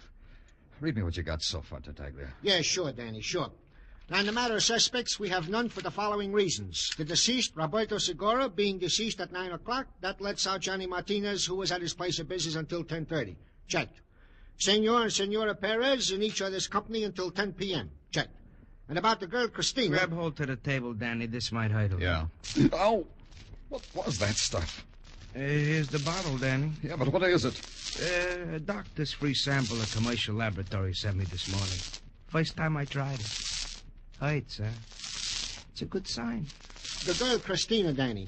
Not only don't we get an alibi from her, we don't get her either. She's missing, Danny. What? Hey, get back on the table, Danny. Where do you think you're going? I got only one place to go, Doc. Get me a squad car to Taglia.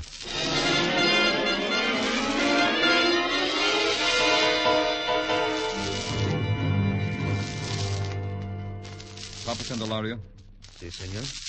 ¿Qué quiere? I was here last night. You must have seen me. You know who I am. No entiendo, señor. You mean you don't understand English?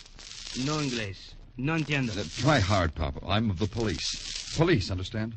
No entiendo, señor. Try this. I was beaten up here last night. This could make trouble for Papa Candelaria. Big trouble. Papa Candelaria. Yo soy Papa Candelario. ¿Qué quiere, señor? Christina Perez, Papa. What does that do to you? Christina Perez. Muy linda mujer. Yeah, Papa, yeah. Christina Perez, that's right. Where is she? She was here last night. She's disappeared. Oh, look, who is here? My brother, Danny Clover. Joel. Joel, am I glad to see you. And I am glad to see you, sweetheart.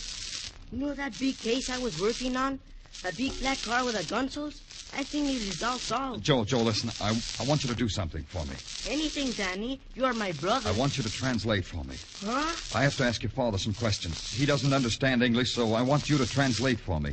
Papa, please. Danny is my brother. Please speak to him. All right, Jose. I will tell him. Oh, then you do. Si, senor. I do speak English. I only tell you this because it is the wish of my son, whom I love. You will find Christina Perez with her mother at the convent of Santa Cecilia. That is all I can tell you. Oh, Papa, you are my brother. Papa is now a brother to both of us. Huh, Danny? Yeah, Joel. Thank Papa for me, and you too, kid. Thanks, brother.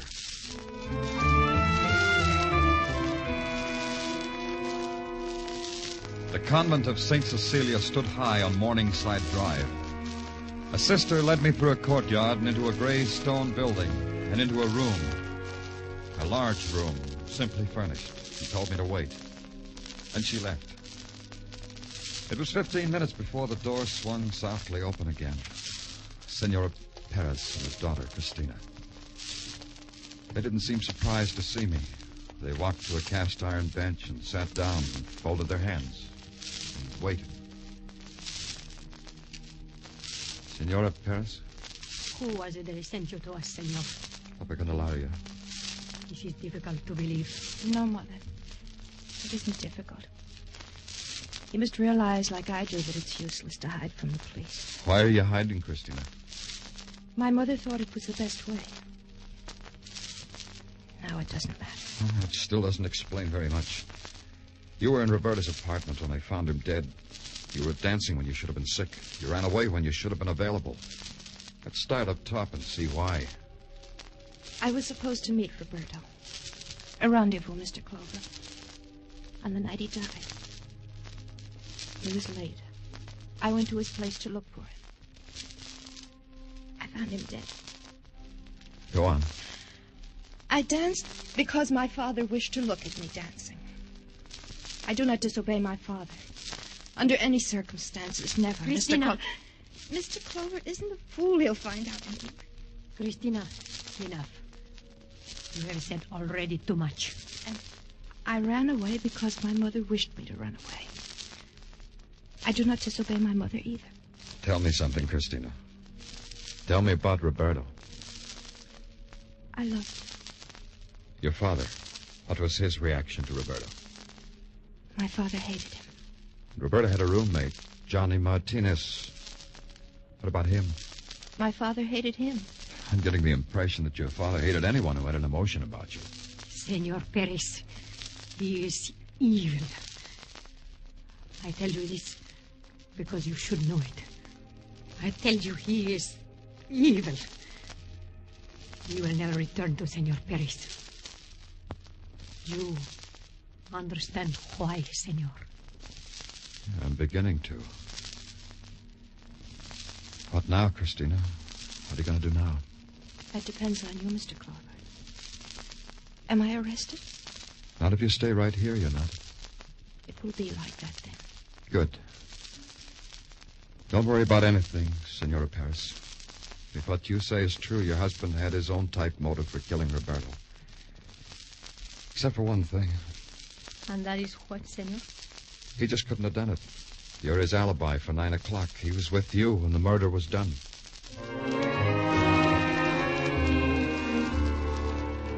Maria Perez sank to her knees, drew the black lace shawl close about her head. With the fingers of her clasped hands moving endlessly in a kind of torn pleading, began a voiceless prayer. Christina looked at me for a long time, her eyes empty and staring.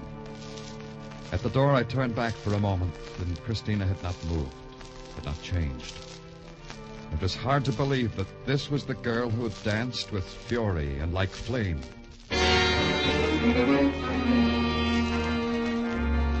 At headquarters, nothing added up. Nothing took shape. Motives were there, but alibis were there, too. Hard, cold, unbreakable. No one, it seemed, was around when Roberto Segura was murdered. They had reason to be there, but they hadn't made it. They were somewhere else. I don't like busting in, Danny. What do you want, Tartaglia? Well, you have a visitor. Tell him I'm busy. I'm out. Anything you think of. Oh, I tried, Danny. I tried, but it's no use. Your visitor is... now, wait, let me see. Don Jose Miguel... It's me, sweethearts. Joe Calendaria. Hello, kid. Hi, Joe. Look, kid, I'm pretty busy right now. Oh, sure. Okay, Danny. But look, Joe, how would you like to have Sergeant Tartaglia show you around police headquarters? Oh, that would be super keen. Do you mean it, Danny? Sure, kid. Take Joe around, Tartaglia. Everything. The works. Sure, Danny, sure. Come on, let's go, Don Jose. Wait a minute, Sergeant. First, I must tell Danny it's all solved, my case. The black card, the glove, it's all solved. Let's go, Sergeant. Hey, wait a minute. What's this about the black card, Joe? You're always talking about it. Very mysterious, Danny. This black car was standing there for a long time with all its windows open. Well, that's bad, huh? I don't know about that, but it is very mysterious because it was so cold that night. So cold I wore my hoppy shirt and my hoppy jacket and my hoppy hat. Where was this car, Joe? In front of the house of Don Eduardo Perez. Oh? When was it, Joe? Night before last? That's right. Night before last. 11 o'clock by my Mickey Mouse watch. Who was in the car, Joe? You said there were two men. Did you recognize them? See. Who were they, Joe? Who were they? Do not ask me, Danny, because I cannot tell you. Why? Good detective should tell other detectives, Joe, when he has something important. I cannot tell you, Danny, because I am not a good detective. I am only an afraid detective. I cannot tell you. Now I cannot see police headquarters? Oh, sure, Joe. Sure you can see it. Go on, Tartaglia. Take my brother Joe around.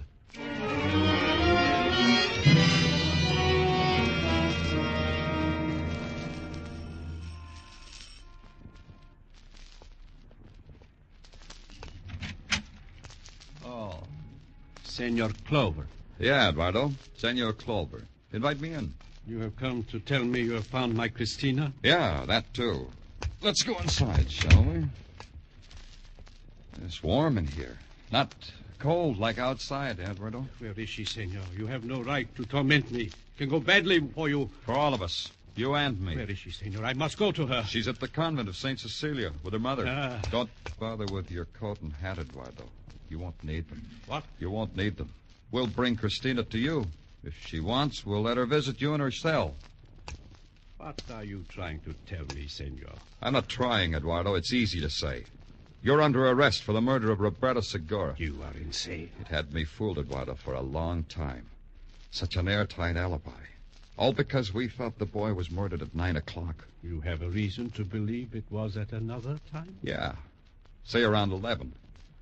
That was neat, Eduardo, killing him, then letting his body sit in your car in the cold air so that rigor mortis would set in quickly. You talk with the mouth of a babbling idiot. And you brought him to his room, and because it was warm there, Dr. Sinsky figured the boy had been dead for 3 hours.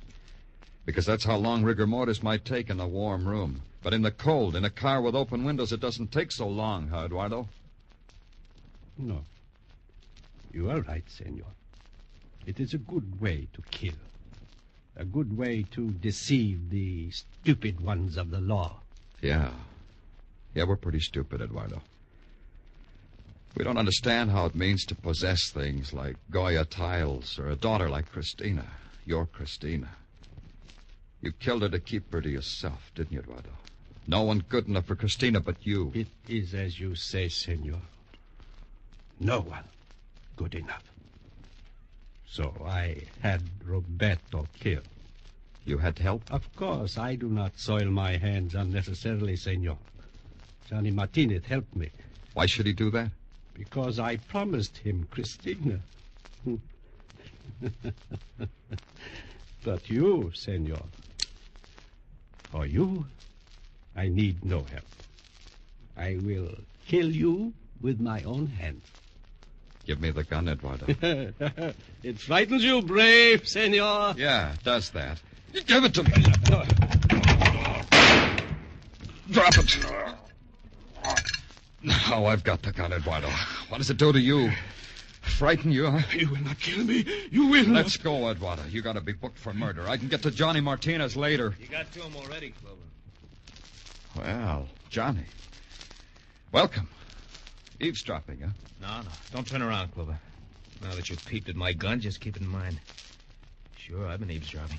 The next room. I don't mind. You can come to headquarters, too. Shoot him, Johnny. Kill him. You should have killed him last night when you knocked him unconscious. Kill him! All right. You say so, Senor Perez. All right. Just this before you do, Johnny. Eduardo would like to know about it. Know about what, senor? The gun I'm pointing at you. If Johnny shoots me, I'm just liable to react. I'm liable to grab onto something when Johnny's bullet hits me. The trigger of this gun, maybe. Then you're liable to be shot, Eduardo. Killed, maybe. You've got a point, Senor Perez. Well? Johnny! Do what? What do you want me to do? Drop that gun! Drop it! Drop that gun!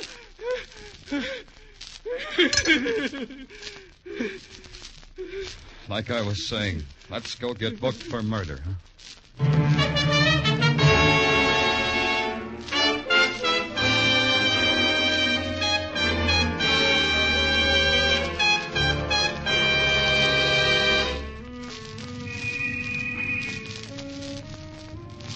Broadway. It's an enchanted island or a desert of dust. A crazy dance that starts off wild, then winds down to a dirge in blues time. You look at it one way and it's a magician's pitch with golden mirrors and jeweled fountains. Then you blink and the whole thing dissolves. Your hands are bloody from beating against a wall corroded with pain. It's Broadway. The gaudiest, the most violent, the lonesomest mile in the world. Broadway, my beat.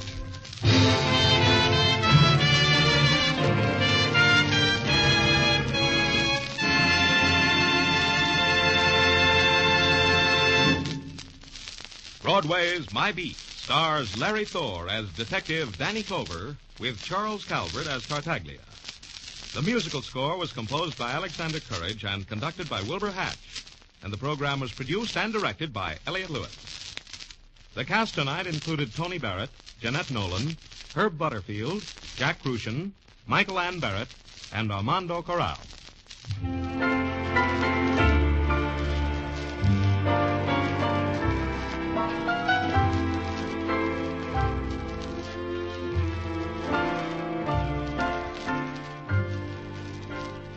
Dinah Shore, Jack Smith, Margaret Whiting, Dick Hames, the Andrews Sisters, Beulah, Edward R. Murrow, Lowell Thomas.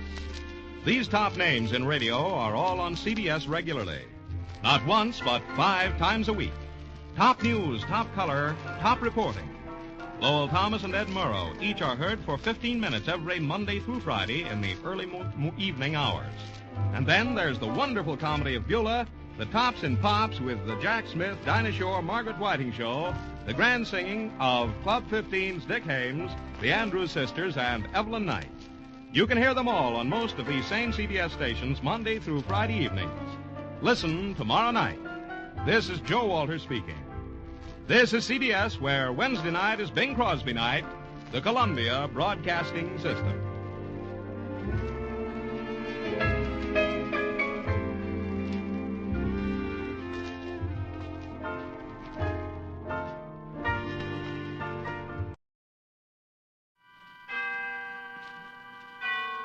Autolite and its 98,000 dealers bring you Mr. Broderick Crawford in tonight's presentation of Suspense.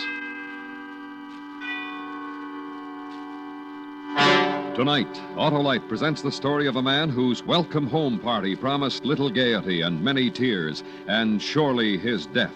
It's called Parole to Panic. Our star, Mr. Broderick Crawford. This is Harlow Wilcox reminding you that there's no time like right now to enter the giant Autolite family charity drawing. $100,000 in cash is waiting to be distributed to the recognized local or national charities chosen by the 25 persons selected in this great event. You may be one of those persons. To enter is as simple as printing your name and address. Listen to this on-the-spot interview with a woman in Connecticut. Hello, I'm Bob Emmerich. What's your name? Mrs. Allen Gulliver. I understand that you signed up for this drawing here at this Autolite family car dealer, Salvatore Brothers. Is that right? That's right. Did you find it difficult? Absolutely not. I signed my name and address on a registration form, and that was it. Was there any obligation of any sort? None whatsoever. I see. Well, thank you very, very much, Miss Gulliver. Thank you. So, friends, visit any or all of these Autolite family car showrooms. DeSoto, Hudson, Plymouth, Studebaker, Dodge, Willis, Nash, Packard, Kaiser, or Chrysler. Sign up tomorrow. And now, Autolite presents transcribed Mr. Broderick Crawford in Parole to Panic, hoping once again to keep you in suspense.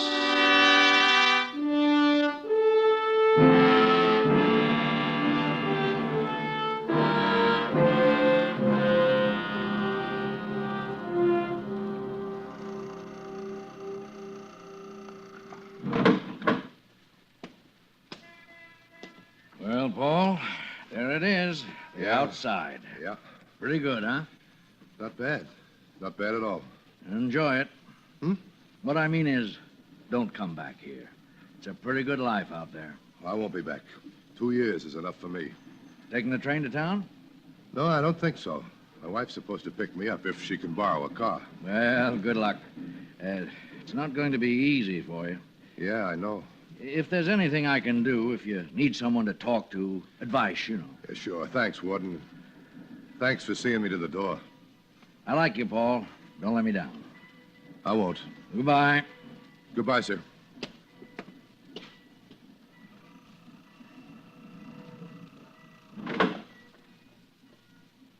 Paul! Paul! Over here, Paul! Jenny! Oh, Paul. Paul. Oh, darling. Oh.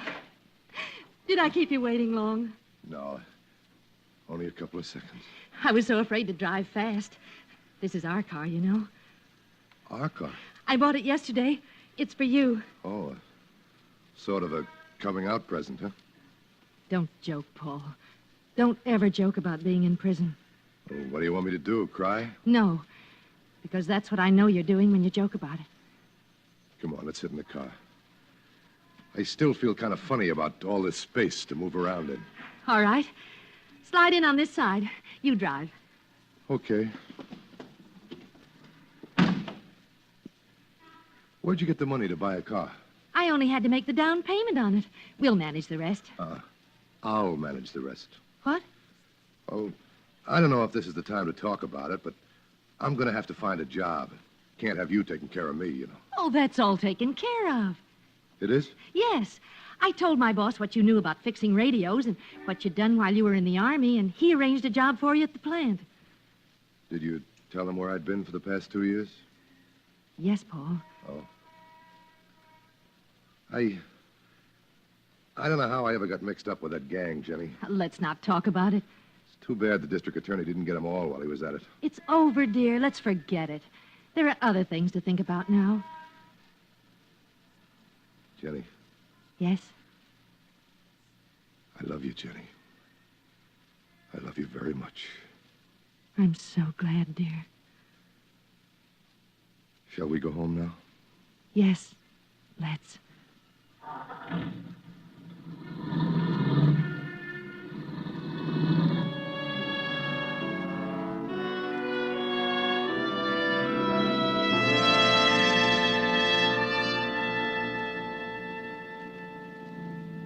You tired?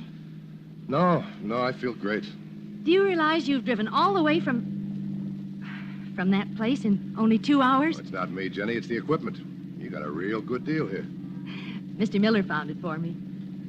Does he still have the same store? Yes, why? Well, I've got to see him right now. After you report to the parole officer. No. He said I had to report to him before I went home, but he didn't say anything about seeing Mr. Miller. But, Paul... Oh, now, don't worry. It'll only take a minute or two. Well, all right, but only a minute or two. You promise? Yeah, I promise.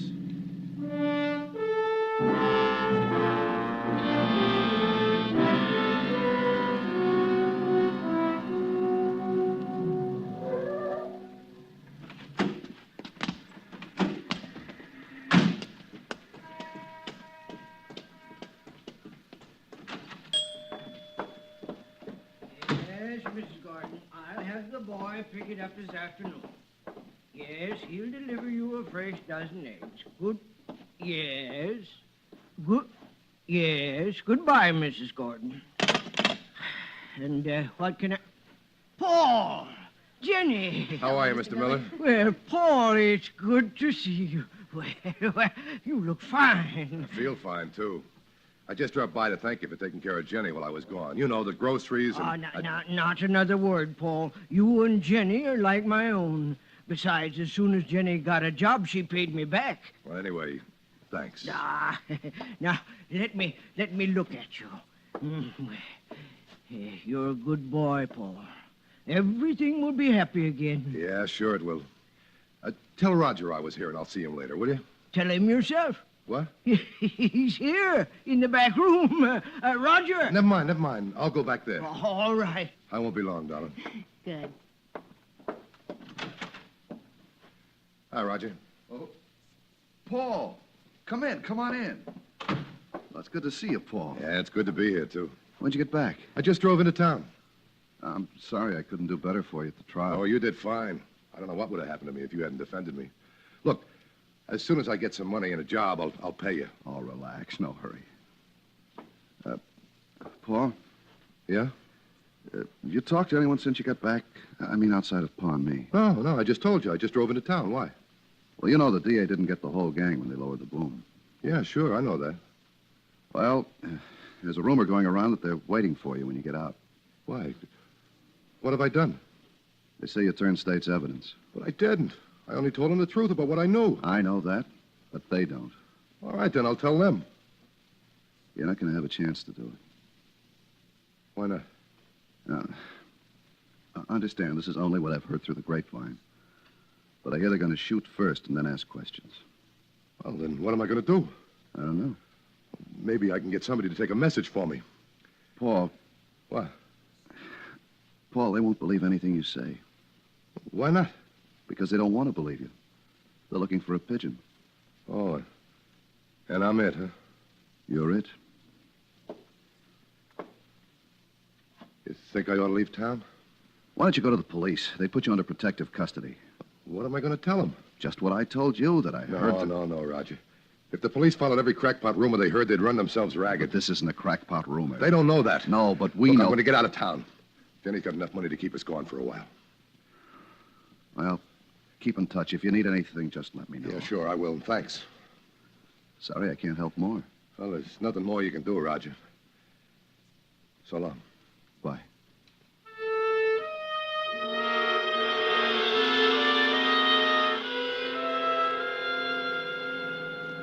Where are we going? Home, to pack. Well, what for? We're leaving town. Why? Why are we leaving town? They're after me. Why, who's after you? The rest of the gang. Well, what did you do? I told the truth in court. They call it ratting, singing, squealing. Just take your choice. Oh, who told you all this?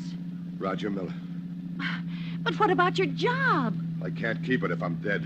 Oh, there must be something we can do. Yeah, there is, and we're doing it. We're getting out. Look, Paula, are you sure about all this? I'm not going to wait for a bullet to make me certain. Well, all right, if you think it's best. I can't take the chance that I could be wrong. This happened so quickly that I got to get out of town, even if it's just so I can think clearly. Do they know you're back in town? No, I don't think so. That's why we better hurry. Well, where out of town are we going? I don't know. All I know is I'd better get out if I want to stay alive.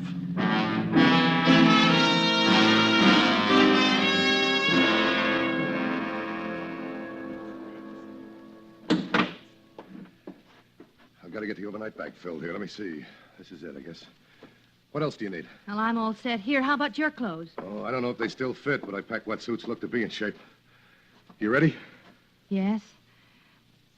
Oh, are you sure, Paul? Are you sure Roger was right? He could be wrong, Yeah, you sure, know. he could be, but...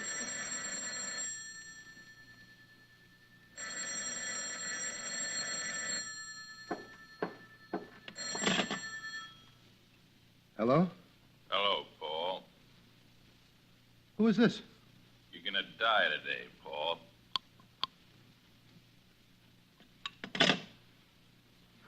Who was it? They know, Jenny.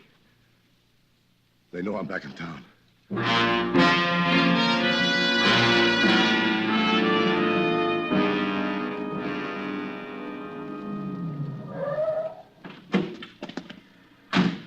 I'll be right back.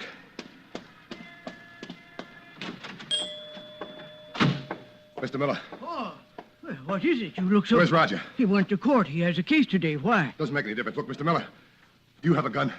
A gun? Yes, I have a gun, but I... All right, give it to me. What? I need a gun, Mr. Miller. Please let me have it. You don't know what you're doing, Paul. A gun... I'm sorry, but I Mr. can't... Miller, please, it's my life. I gotta have a gun. But why? I haven't got time to explain now. Ask Roger when he gets back. He'll tell you all about it. I have a permit. He'll want to know where you... It'll be all right. Just give me the gun, please. I gotta hurry. You say Roger will tell me? Yeah. He'll tell you. Please, Mr. Miller, hurry. Yeah. All right.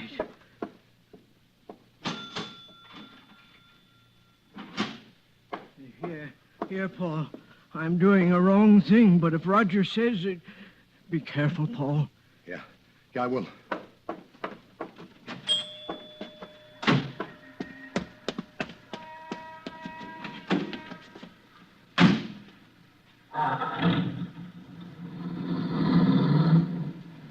Why did you have to stop there? I had to get something. What? A gun. Oh, Paul, you're on parole. If they catch you with a gun... They won't catch me. As soon as we're out of town, I'm going to ditch it. Oh, Paul, isn't there a chance Roger might have been wrong? Maybe they've forgotten about you. No. Not with that telephone call I got just before.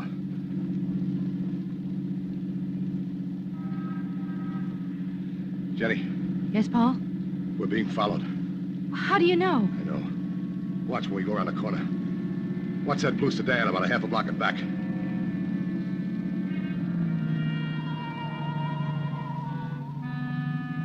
See them? No, Oh, there they are. All right, now watch the next corner.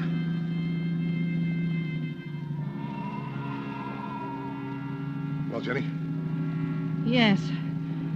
They're following us, Paul.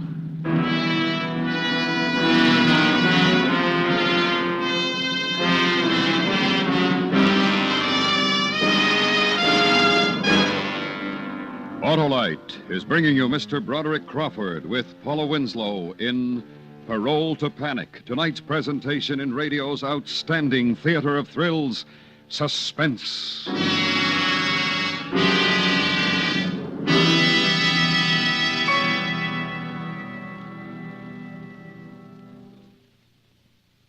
Now, we'd like you to hear a recording of another on-the-spot interview in connection with the Autolite family charity drawing, this time with a policeman in Bronxville, New York.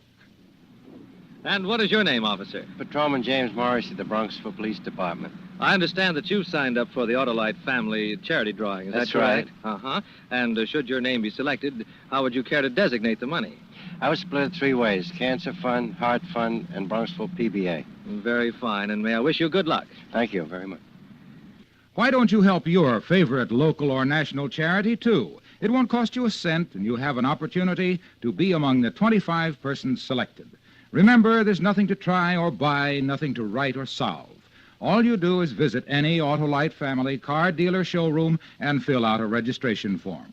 So why not visit any one or all of these car dealers? DeSoto, Hudson, Plymouth, Studebaker, Dodge, Willis, Nash, Packard, Kaiser, or Chrysler. There's not much time left, so sign up tomorrow.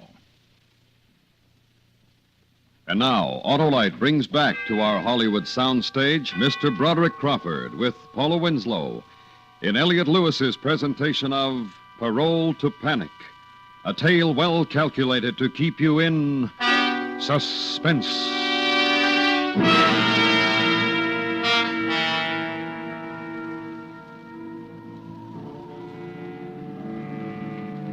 Well, Jenny, They're still following us. what are they doing? Torturing me? They can follow us this closely. They can catch us anytime they want to. Oh, go to the police, Paul. Don't be afraid. I'm not afraid of the police. It's what's in back of us that I'm afraid of. Well, then let the police take care of them. Don't you see? If I go to the station and stop the car, they'll blast before I get to the front door. That's why they're following us so closely. But they'd have to be crazy. Yeah, they are crazy. But if I stop, I'll be dead and they'll still be crazy. No, we gotta lose them. Then we'll figure out something.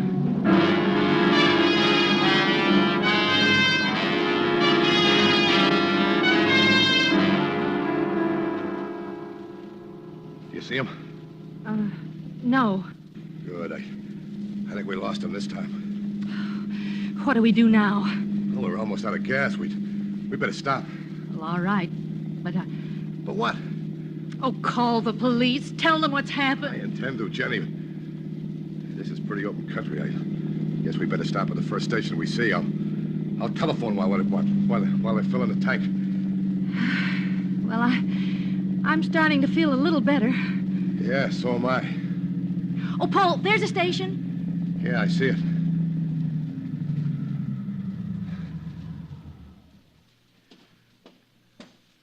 What'll it be? Fill her up, will you? Right, sir.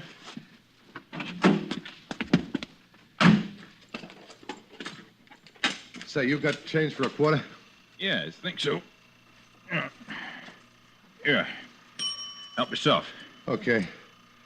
10, 20, 25. Here's your quarter. Just drop it. Right. Say, where's the phone? Back to the station. Thanks a lot.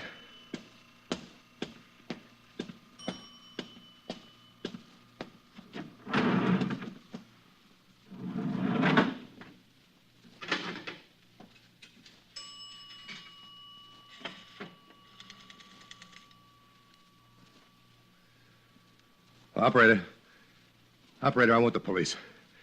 Yes, my name is... Paul! Paul, they just drove past. I think they saw the car. What? They're stopping down the road. Come on. 14 already, mister. I don't think she'll take much more. Hey, Jenny! Jenny, they're turning around. Hey, mister, you didn't wait for the... Hey, what are you trying to pull? Hey! How'd they find us? How? I don't know. Oh, Jenny. Jenny, What? listen to me. What is it? This car isn't fast enough to stay away from them. Well, then what'll we do? I'm going to turn in the first side road we come to, and then you're getting out. No, I won't do it. You gotta. I can't. I'm not getting out of the car. Jenny, they'll kill you, too. I don't care. I've been away from you long enough. All right, then we'll keep going. Do you know where we are? Yeah, there's no way we can get back to town from here. Well, it'll be dark soon. I know that. Maybe we can get away then. Catch up to us before dark. They can catch us anytime they want to. Paul, do you know where we are? I told you before, Jenny. No. I mean, you remember the cabin where we spent a weekend the first winter we were married?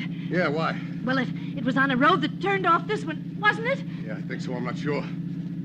We got that cabin from one of the boys. Do you remember? Yes, but it's better than sitting in the car and waiting for them. Okay, let's go. You remember where the side road was? Well, it pretty soon now. Just past a bridge, I think. Oh, Jenny, I hope you're right. Oh, I do too, Paul. I do too.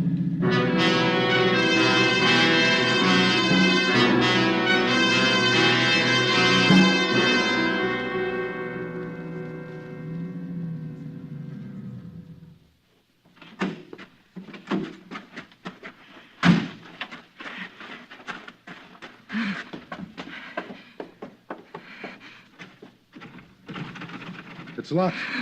I don't have a key. All right, I'll kick it in. Hurry, Paul. I hear them. Yeah, so do I. Step back, Jenny.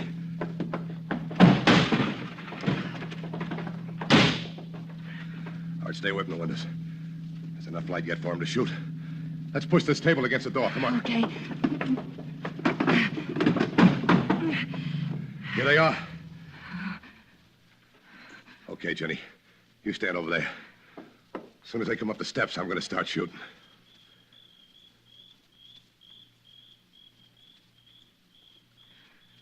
Maybe they're afraid. No, they couldn't be. Because they know I am. What are they waiting for? I don't know. They haven't even gotten out of the car yet. Do they know you have a gun? I don't know. I don't think so. I wish they'd do something. Paul. What? Wait. Wait a minute. They're on their way. Paul. What? There's a telephone in the cabin. Where? I think it's in that cabinet on your left. Okay.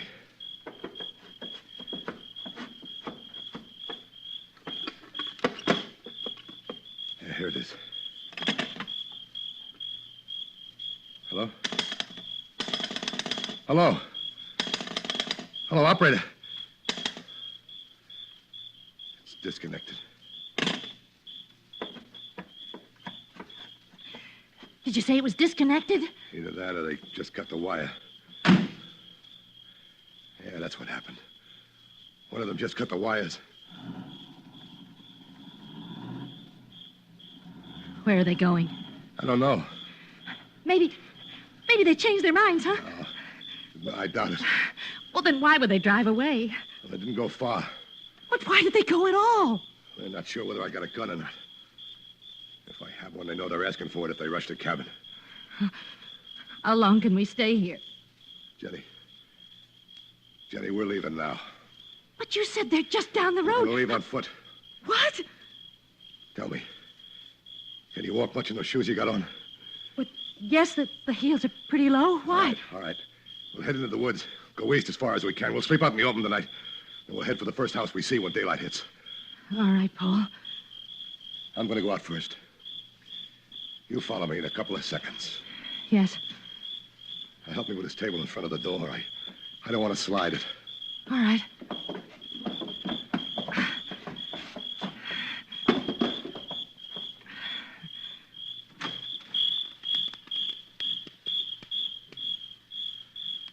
It looks clear. A few seconds, Jenny. Remember that. Then follow me. I will.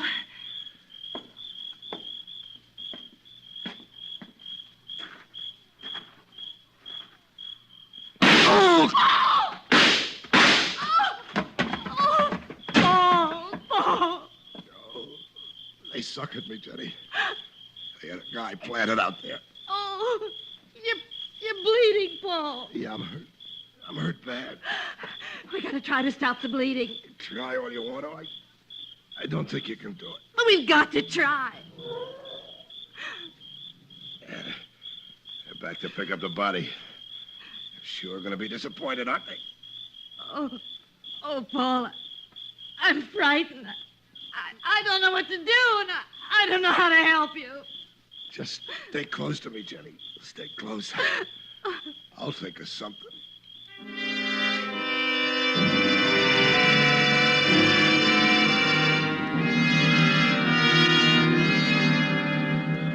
Paul, Yeah, Jenny. are you... Yeah, I'm still bleeding. Let me talk to them. They'll listen to me. I'm a woman. You've got to get a doctor. No, Jenny. That's what they want. Don't you understand?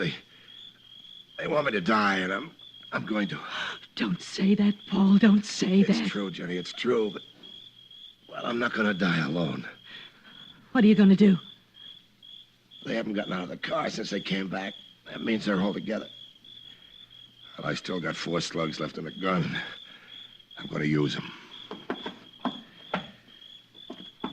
Get back, Jenny. I gotta break this window.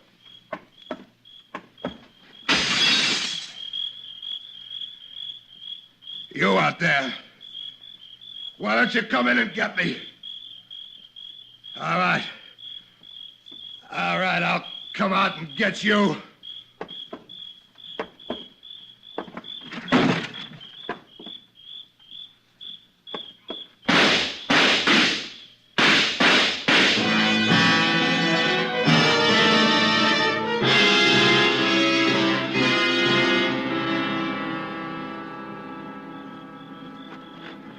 Easy, Paul. Take it easy. You're going to be fine. Who are you? Police. Jenny. Where's Jenny? Here I am, darling. When did they get here? Just after you came out shooting. How did you find me? Roger Miller called us after you got the gun from his father. But how did you know where to look? You left the receiver off the hook in the service station. There we checked all the side roads looking for a big gasoline stain where you might have turned off the main road. Gasoline? The attendant was still pumping gas into your car when you drove away. He never got the chance to replace the cap on your tank. Oh.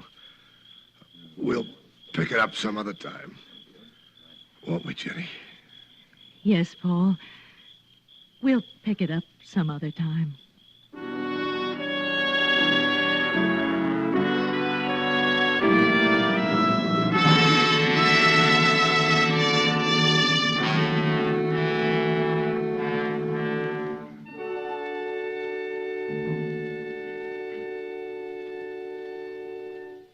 Suspense. Presented by Autolite. Tonight's star, Mr. Broderick Crawford. This is Harlow Wilcox again. Whatever your favorite charity, local or national, you may help it collect thousands of dollars by just printing your name and address. That's all you do to enter the Autolite family charity drawing. And if you are one of 25 chosen, you'll name any recognized charity you wish for a share of $100,000. Your friends and neighbors are signing up enthusiastically. Listen to this typical comment by an Elizabeth, New Jersey woman.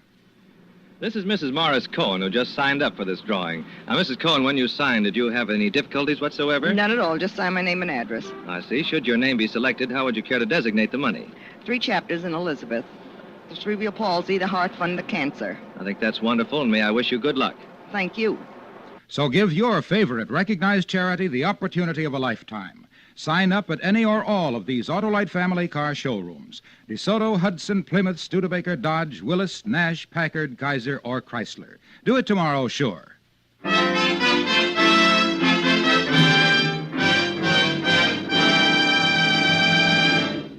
And now, Betty Goody of Radio TV Mirror magazine and the producer of Suspense, Elliot Lewis. It is my pleasure, Elliot, to inform you that the readers of Radio TV Mirror again have selected Suspense as their favorite radio mystery program. Here's your award, a gold medal and a scroll, and congratulations to you and Autolite. Thank you very much, Betty, and thanks also to all you Suspense listeners who voted for us. You'll find an interesting story and pictures on the annual awards in the current issue of Radio TV Mirror magazine. Next week, the story of a man who tried to learn a lesson the hard way. He bet his life on the turn of a card. It's called The Card Game. Our star, Mr. Richard Widmark. That's next week on Suspense.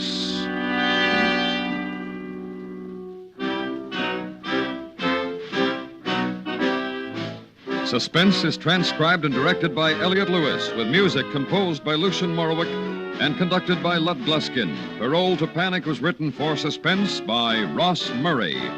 In tonight's story, Paula Winslow was heard as Jenny. Featured in the cast were Joseph Kearns, Junius Matthews, Hy Averbeck, and Barney Phillips. Broderick Crawford may soon be seen co-starring with Gregory Peck in the 20th Century Fox picture Night People. And remember, next week, Mr. Richard Widmark in The Card Game. This is the CBS Radio Network.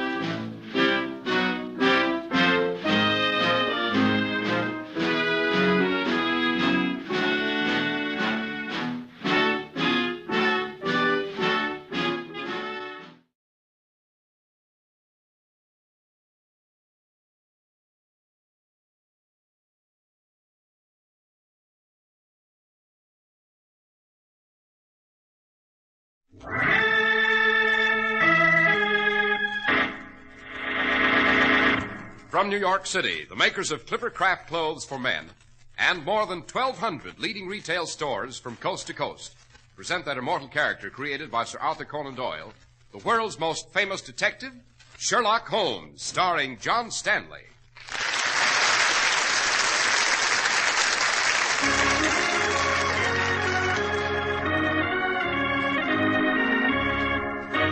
This week's story, The Adventure of the Golden Pince-Nez. Watson, keep your revolver at the ready. But, Holmes, why? The killer, my dear fellow, is here in this room with us. What? Dash it, Holmes, what are you talking about? Observe, Watson. The panel in this wall is loose. Suppose we open it to find what is revealed beyond.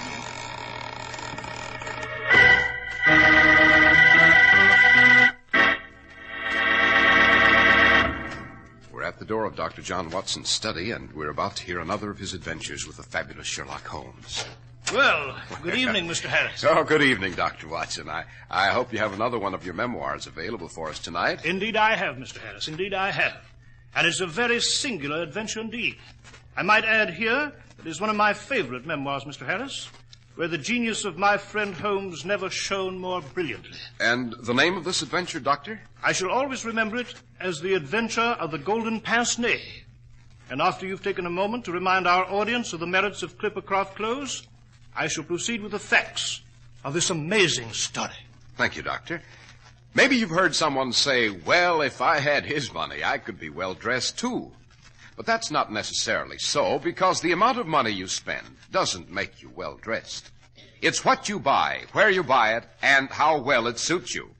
You can prove it to yourself. It's as easy as this. Just try on a Clipper Craft suit and see how well it looks on you. And you don't have to pay a fortune for Clipper Craft. A fine new Clipper Craft spring all-worsted suit costs you only $45. And at that moderate price of $45, you get the greatest dollar-for-dollar value in America because you benefit from the unique Clipper Craft plan by which more than 1,200 independent local merchants pool their tremendous buying power to give you the amazing Clipper Craft value, the finest materials, and the very latest in style and color made by master tailors. Yes, sir, a Clipper Craft suit at $45 is a great, great investment. So treat yourself to a Clipper Craft suit and see what really fine tailoring can do for you.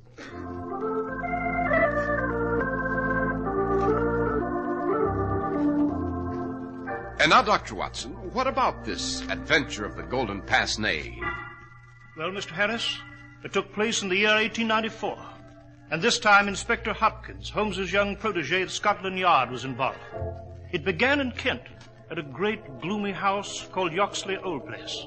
Here lived a rheumatism-ridden scholar and professor named Coram, a strange and mysterious man. One night, the professor, hobbling about the house on his stick, surprised his secretary, Sergius, in his study. Sergius. Professor Coram. What are you doing at that cabinet? Why, Trying to rob me, tampering with the lock when I came in, weren't you? I was a fool to trust you, sneak thief. Professor Coram, I'm sorry. Get away from that cabinet before I bash your head in with this stick. Yes, Now sir. leave this house. You're no longer my secretary. I'm giving you the sack, you hear, and if you ever come back to Yoxley Old Place, I'll kill you.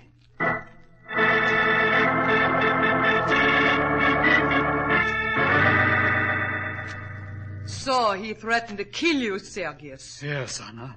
He gave me the sack and took on a new secretary, Mr. Willoughby Smith. Sergius, I must get into that locked cabinet in the study. I must. I will stop at nothing. Do you understand? And you must help me. No, Anna, not I. I've taken an impression of the cabinet lock, and here's a floor plan of the house. This is as far as I shall go. I see. So you are afraid. Yes, Anna. I am afraid. I will have nothing more to do with this affair. This Professor Coram is mad, dangerous.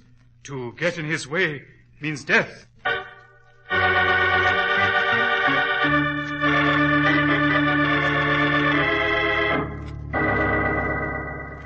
Very well, Smith. That is all the dictation I shall give you this evening. You may go. Yes, Professor Coram. But before I go, I've something to tell you. What is it? I was in Chatham this afternoon. The greengrocer told me a woman, a stranger, was inquiring the way to the house here. A woman? What woman? Did he describe her? Why, yes. The greengrocer said she was a foreign-looking woman, sir. Black hair, tall, glasses, a tiny scar on her chin. Then it's she. She's found me at last. One moment, Smith. Yes, sir? How do you know so much about this woman? How were you able to describe her so well? Well, I told you the greengrocer... That's a lie. She sent you here. What? You want what I have in that cabinet in my study. You're spying on Professor me. Coram, I don't know what you're talking about. I'm sorry, Smith. I'm afraid I misjudged you. Lost my temper for a moment. Forgive me? Of course. Good night, sir. Good night, Smith.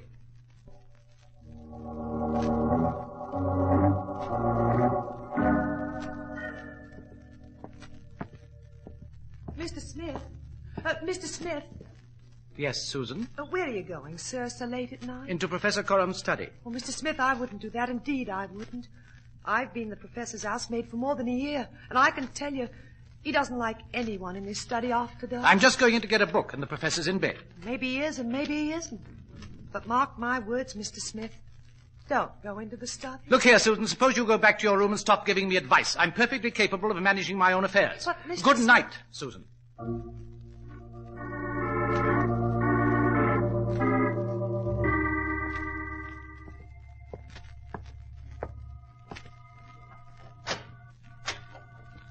Let's see.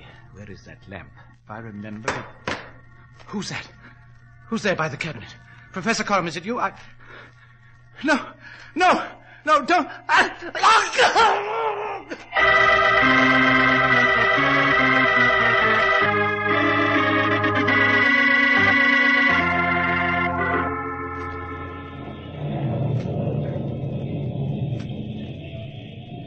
Well, Mr. Holmes, that's the entire story. This Professor Coram's secretary, Willoughby Smith, was found dead in the study. A sealing wax knife in his neck. Interesting, my dear Inspector Hopkins, very. And as you say, the presence of a knife a considerable distance from the body would indicate murder, not suicide. This sealing wax knife was part of the equipment in the study? Yes, sir. It always lay on the desk. I see. And other than that, Inspector Hopkins, you found nothing? Nothing to put a finger on, Dr. Watson. That's why I returned from Kent in this beastly weather to consult you both here at Baker Street. Mr. Holmes, I need your help. Yes, quite people who come to the end of their wits usually do. Now then, Hopkins, a few questions. Yes, sir. You examined the grounds? I did. What did you find? A few faint impressions on the garden path. It must have been the killer. It was the only way to enter the house, since the front door was locked and bolted. These footprints, Hopkins, were they coming or going? I couldn't say for sure, sir. They were so faint. Were they large or small? I couldn't distinguish, Mr. Holmes. As I said, they were... Oh, rubbish. Holmes, what the deuce? Oh, Hopkins, I'm disappointed in you. The faintest impressions in the earth, when viewed with open eyes, are enormously revealing. Now, in this pouring rain, they've no doubt been obliterated entirely. Watson. Yes, Holmes? Get your waterproof and your hat. You mean we're going to... Yes, quite. We're going to Yoxley Old Place in Kent. I believe there's a train for Chatham leaving Charing Cross in an hour.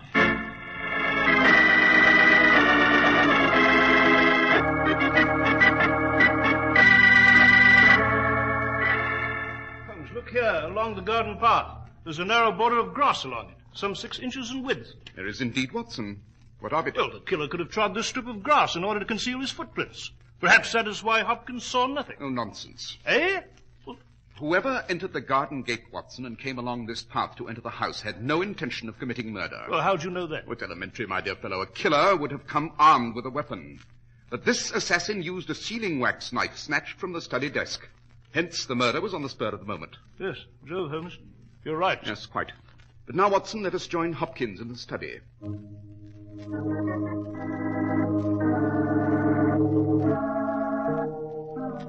My dear Hopkins, surely you're aware that the dead man, Willoughby Smith, has a pair of glasses clutched in his hands? Certainly, Mr. Holmes. They're his. He must have just taken them off when he was attacked. Well, that makes sense, Holmes. They're just the type a secretary would wear. Pince-nez, black thread. Oh, poppycock. Eh? Give me the glasses, Watson. Let me examine them by the light of the window. Very well. Here you are, Holmes.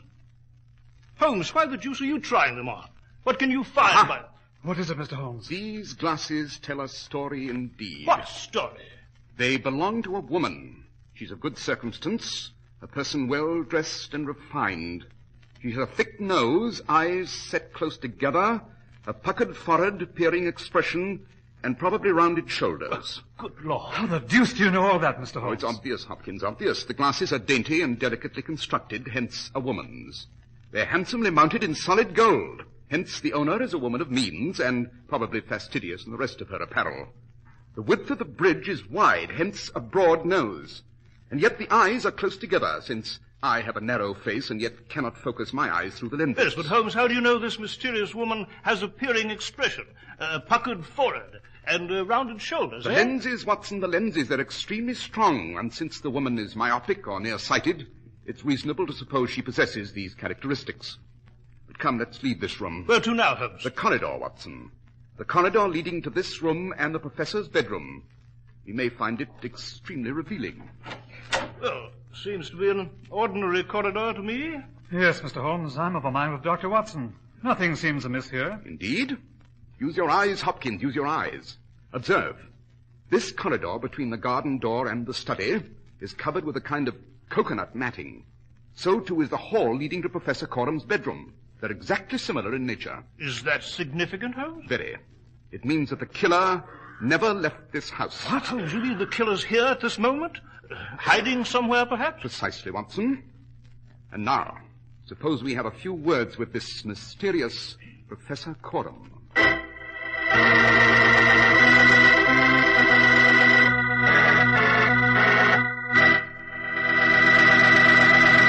Here's some good common sense about men's suits. When you buy your new spring suit, don't deal in unknowns. Be sure to buy that new suit from a merchant you know and respect. And also be sure that it carries a label that merits your complete confidence. And that's exactly the sensible practice of thousands and thousands of well-dressed American men. They buy Clippercraft worsted suits at $45 from friendly, respected, independent merchants who give you real value not once in a while, but always. The exceptional quality of Clippercraft clothes is guaranteed by the Clippercraft label in every suit and topcoat. The trademark derived from the staunch Clipper ships that established honest New England quality everywhere in the world. You can always rely on Clippercraft clothes and the store that proudly sells them. That's why men who know insist on Clippercraft clothes bearing the Clippercraft label. So be sure to visit the Clippercraft store in your city. These leading stores in the metropolitan area are proud to add their names to Clippercraft in your suits and topcoats. In Manhattan, Saks 34th, Broadway at 34th, John Wanamaker's men's stores, Broadway at 8th and 67 Liberty Street. In Brooklyn, Abram and Strauss. In Newark, New Jersey, Boulevard Men's Shop, Kresge, Newark. And in Jamaica, the B&B Clothes Shop, 16408 Jamaica Avenue.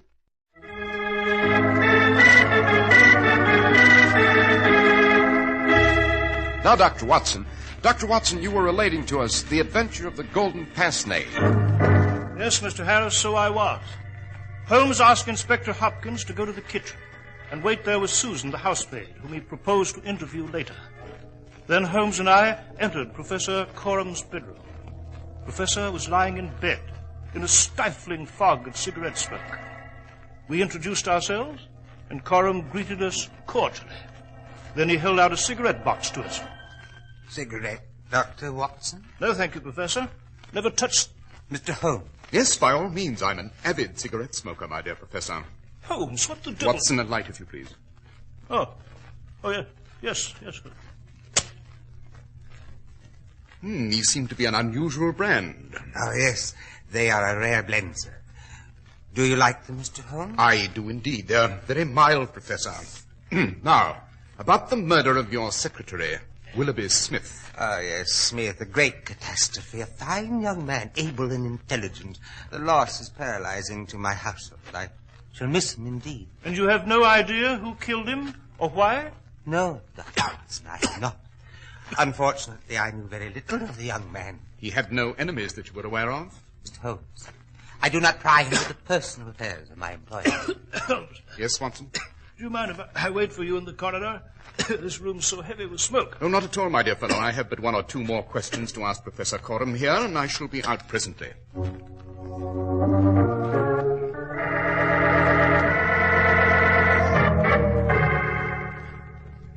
Ah, there you are, Holmes. Yes, Watson. What the deuce has happened to you, Holmes? Why did you tell Professor Coram you were a heavy cigarette smoker? I happen to know you never smoked one of those things in your life. Yet you were in there, puffing away for all you were worth. I was indeed, my dear fellow. I had not one cigarette, but two. I found them both very helpful. In what way? I have high hopes that my new tobacco habit will help me catch a killer. What? Holmes, perhaps I'm obtuse, but dash it, what the deuce has smoking cigarettes got to do with finding a killer? All in good time, my dear fellow, all in good time. Suppose we have a talk now with the housemaid, Susan.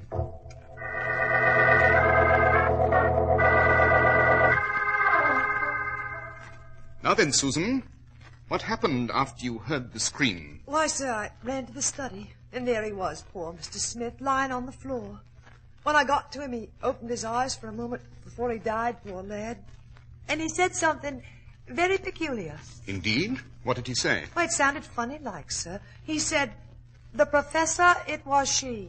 The professor? It was she? Susan, why didn't you tell me this when I first questioned you? Because I was afraid you'd think me balmy, Inspector Hopkins. The professor, it was she. I must say it makes no sense, the professor being a man and all. On the contrary, my dear Hopkins, it's both a logical phrase and a legitimate observation. It is now clear... Oh. What's that bell, Susan? Why, that's Professor Coram, sir, asking for his dinner. I'd better take it to him at once. I see. By the cutlets you're bringing him on that tray, my dear Susan, I'd say the professor is a man of healthy appetite. You're right there, Holmes. There's enough there for a longshoreman. Susan, one more question. Is the professor a man of variable appetite? Why, yes, sir. So it seems lately, sir. I must say his appetite has increased sharply. Very good, Susan. You may take your tray in now. Yes, sir. Thank you, sir. Well, Mr. Holmes, what do you make of it? It's 1 o'clock now, Inspector Hopkins. We have only to wait an hour until 2. Yes, Holmes? What will happen at 2? Then, Watson, we shall talk to the professor again, and I shall produce the killer.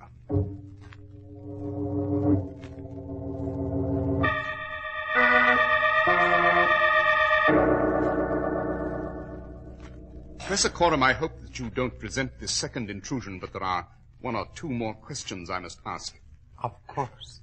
Cigarette, Mr. Holmes. No, thank you, not this time. Now then, sir, what is it you wish to know? How can I help you solve this deplorable crime? Oh, I've already solved it, sir. Indeed, I've already found the killer. A remarkable statement, Mr. Holmes. A most remarkable statement. Just where is this killer? Right here in this room. Holmes, you mean the professor here? I mean, Watson, that last night the professor here received a strange and unexpected visitor. Oh, no, you don't, Mr. Holmes. Holmes, he has a gun under his pillow there. You'll never know the truth. Do you hear? Give me that gun, Professor. Give it to me! Holmes, thank heaven you managed to wrest the gun away and the shots went wild into the wall. On the contrary, Watson, they almost reached their mark. You see, my dear fellow, the killer is in a recess behind that empty bookcase on the opposite wall. What? That's a lie, you hear, a lie. Is it? Then suppose we see for ourselves. Note, Watson, this bookcase swings outward from the wall. Good Lord. So, you have found me. Holmes, it's a woman. Just as you described her. Exactly. The woman who killed Willoughby Smith. I didn't mean to do it. I wanted the papers in the cabinet. I came to get them, and he walked into the room. It was dark, and he heard me, and then I seized the knife and... Allow me to complete your story, madam. You struck Smith in the neck, dropped the knife, and ran. In the struggle, your victim snatched off your glasses, these golden pince-nez here. Oh, you don't know what it is like to be half blind, have searched and searched. In your myopic condition, and because the corridors appeared similar, you made a mistake. You ran into the professor's room here, instead of through the garden door. Yes, I came for the papers. I had to have them. I had to. What papers? Anna, you fool, be quiet. No, I shall not be quiet. It is you who are responsible, Anatole. Mr. Holmes, you must know the truth, the whole truth. This man is my husband. Your husband? Proceed, madam. He is a Russian, not an Englishman. We were married in Kiev many years ago, and we were nihilists. Revolutionists, Yes, then trouble came, the Tsarist police. My husband here betrayed me to save his own skin. I was sent to Siberia, and he... Silence, Anna! No, I will go on. I met a man in Siberia. I fell in love with him. He's still there. I needed papers to procure his release. But my husband had them in the cabinet in his study. He would not give them to me out of malice and hatred. Then why did he hide you when you came into the room here? Because if I were found at large and arrested, he knew I would expose him. And I have friends who would cut his throat if they knew. That is why he hid me behind that bookcase, and for no other reason. But now what difference does it make? I have killed a man. I have killed a man, and I have... She has a vial in her hand. Stop her. Give it to me, Oh, madam. no! Give it to me. There. That's it. Why didn't you let me die? Why didn't you let me die? Why didn't you let me take the poison? Madam, it is more to your advantage, believe me, to stand before an English court and be judged. Here in our country, unlike yours, we do not subscribe to tyranny or verdict by decree. We have certain rights, and one of them is trial by jury. And in view of the nature of your deed and the motive behind it, there are certain extenuating circumstances. I'm afraid I cannot say the same for Professor Coram here. I have done nothing, and I am not subject to arrest. On the contrary, my dear Professor, you've shielded a murderer and a moment ago attempted murder yourself. Watson. Yes, Holmes? Suppose you admit Inspector Hopkins. He's waiting outside.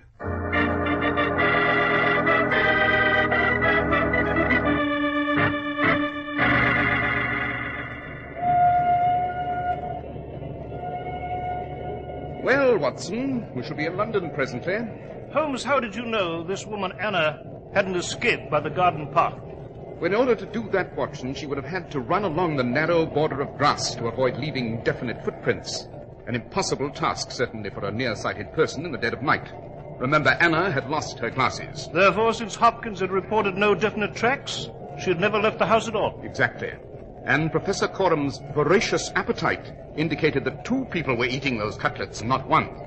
Therefore, I suspected that she was hidden somewhere in his room. Then I noted that there was one section of bookcase built on hinges to swing loose. But Holmes, what did the cigarettes you smoked have to do with it? You said they helped to find the woman. They did indeed, Watson.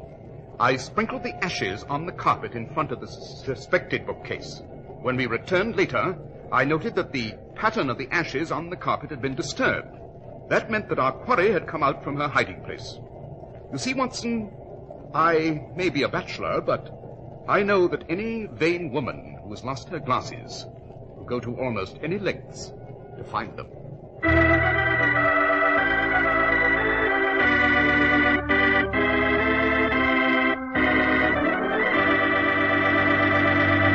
Well, Dr. Watson, that was a very interesting adventure indeed. Yes, Mr. Harris. As I said, it is my opinion that Holmes rose to sheer heights of brilliance on this occasion. And of course he gave the credit to young Hopkins of Scotland Yard. Holmes was the soul of generosity in these matters, you know. Yes, Dr. Watson, I do know. And now, Doctor, what about next week's adventure? Well, next week, Mr. Harris, I shall relate to you the adventure of the blood-soaked wagon. It concerns a grotesque bonfire, a breathtaking chase across the countryside, and one of the strangest crises ever faced by the Royal Mint.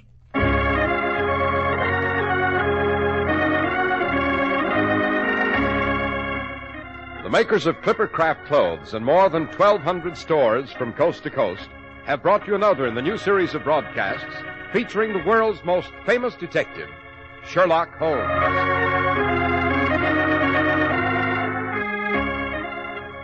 Our stories are based upon the character Sherlock Holmes created by Sir Arthur Conan Doyle, and the program is produced and directed by Basil Lochran. Sherlock Holmes is played by John Stanley, Dr. Watson by George Spelvin. This week's story was written by Max Ehrlich with special music by Albert Berman. If you don't know your Clipper Craft dealer, write Clipper Craft, 200 Fifth Avenue, New York City.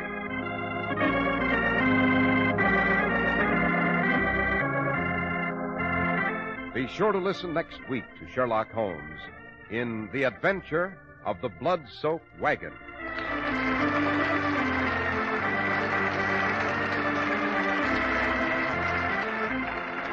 This is Cy Harris speaking for Clipper Craft Clothes. This is the Mutual Broadcasting System. Here, Bill Henry on the news, which follows in a moment. The most comfortable shoe sole in the world. The Neolite sole. Light? It's light as leather. smart. It's smart as leather. And where? It outwears leather 2-to-1. For men, women, children. Get the Neolite sole. Step on it. This is WOR New York, serving the largest single-station audience in America.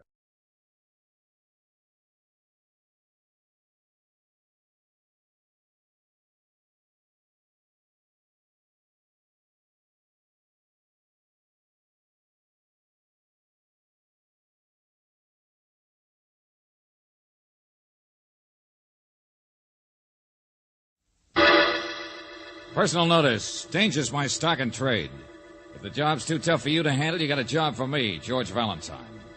Write full details.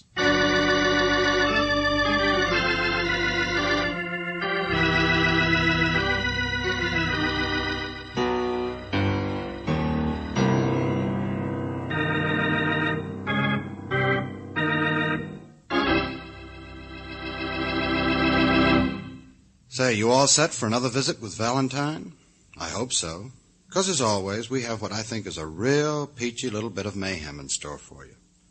It's a little thing called Sucker Stunt, which will give you a rough idea as what is about to take place.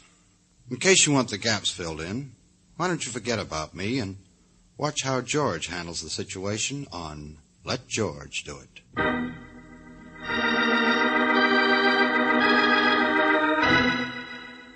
Dear Mr. Valentine, I'll be back around 10:30, and then we'll get the guy. What? Go on. Well, that's all it says, George. Just a note shoved under the door. I found it when I opened up. Dear Mr. Valentine, I'll be back around 10:30, and then we'll get the guy. There's no time or signature. Hello. What's the matter? Hey, you waited for me, didn't you? Oh, I'm Tim McGee. Is that supposed to mean something? Well, sure, I'm the guy who... Yeah, I know. You wrote this note. But you didn't sign it. I what? Why do you like that? I'm so wound up, I don't know what I'm doing. Sure, Tim McGee, that's my name. Sit down. You look worn out. Been up all night? Working. Here, let me unload. I'm a photographer, see? Yeah, so I noticed. Work up the north side of town. You know, weekly newspaper, that kind of stuff. I'm doing all right, see? I could support her myself. That's what gets me. That's what I don't understand. Her? I thought it was a guy you were out to get. Oh, well, sure. His name is Florio. I think you'd better start at the beginning. What happened? Did somebody steal your girl? What? Oh, no. It's my kid sister, see? She's only 18, lives with an aunt, but I feel sort of responsible. But you know how girls that age are. She won't listen to anything. She mixed up with this guy? I'm afraid she'll marry him. This address is down What's here. What's wrong with him? Why do you need me? Look, Mr. Valentine, I'm just an ordinary dull jerk.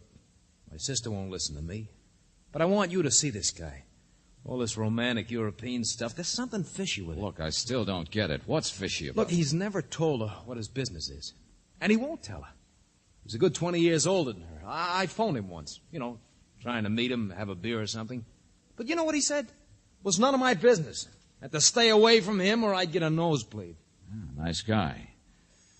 Okay, Tim, you got his address. Let's go take a look at Florio's nose. Just for size.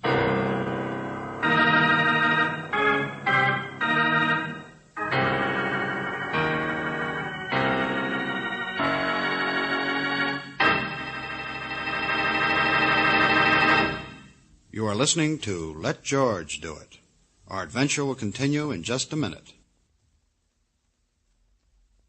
Now back to George Valentine and Let George Do It.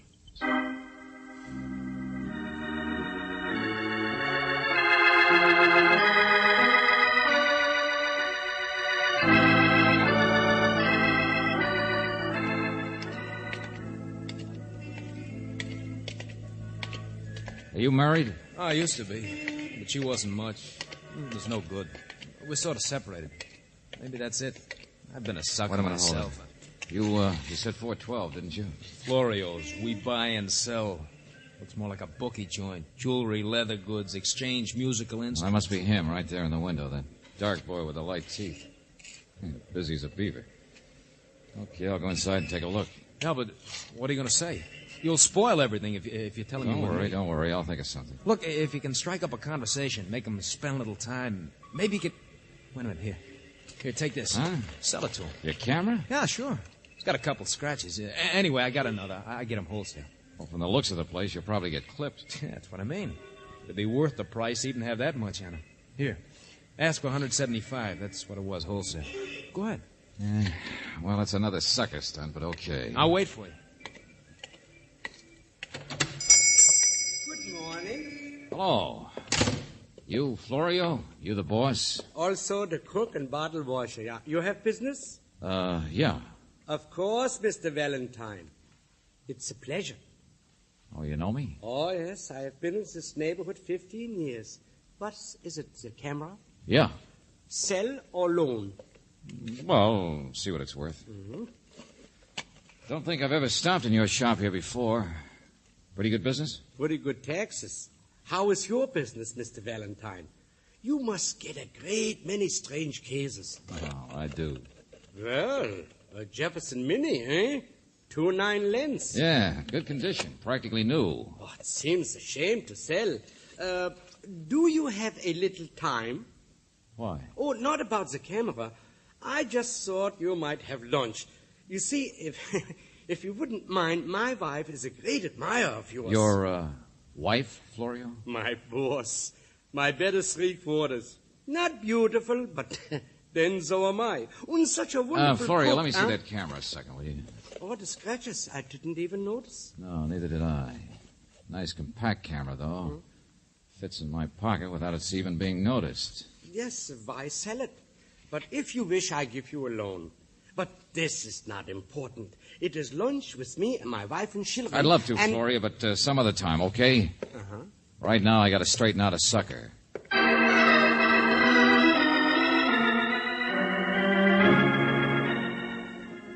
Hey, but what did he say? What did he Here's the money. $25. 25? What's the matter? Not enough? Oh, sure, but... All right, come on back to the office. I want you to sign a receipt. But, Mr. Valentine, I got work to do Look, today. if a guy's crooked, you want him nailed legally. Well, come on, let's get going.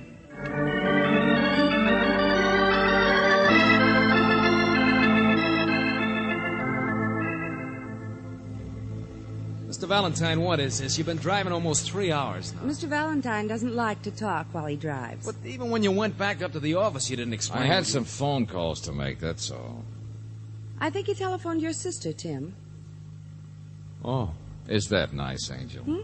He knows he hasn't got a sister. Now, look. Just like he knows that the first time he saw Florio was probably when he walked by the shop this morning. Took a look at Florio so he could describe him to me. Look, I don't understand you at all. I don't know. Okay. If I'd known that you weren't going to believe anything I said, I'd have gone someplace else. Holy smoke, look at the time. I got work to do. What do you think you're taking me anyway? My wife will be worried if I don't phone her. Oh, I thought you said you were separated from your wife, that she was no good. Well, How yeah. could you phone her if she doesn't have a number? What? I checked that. While George was talking to the police. To the... Well, sure. I really got a wife, but she don't live in the city.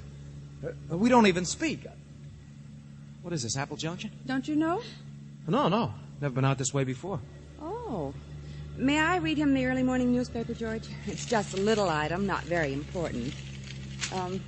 Mr. Ben Roberts, a salesman for the Fruit Growers Equipment Company, said that he picked up the hitchhiker about 100 miles north of Apple Junction shortly after midnight, and that the man held him up and left him after traveling south only a few miles.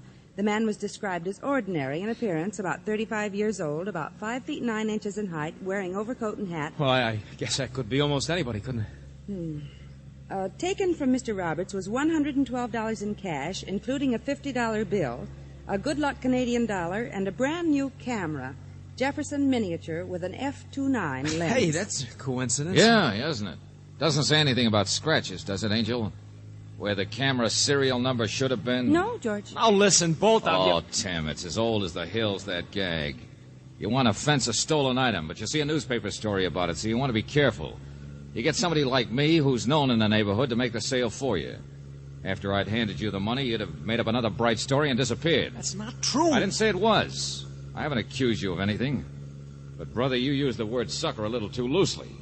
Oh, I know I stick my neck out putting an ad like mine in the paper, and all too often bright boys like you try to take advantage of it. George, turn right. There's the sheriff's office. Yeah. No, let me out. Please let me out. I'll explain everything. For once, Buster, I'm going to make a sucker out of the guy who tried to make me a sucker. No, please keep going. I didn't do it.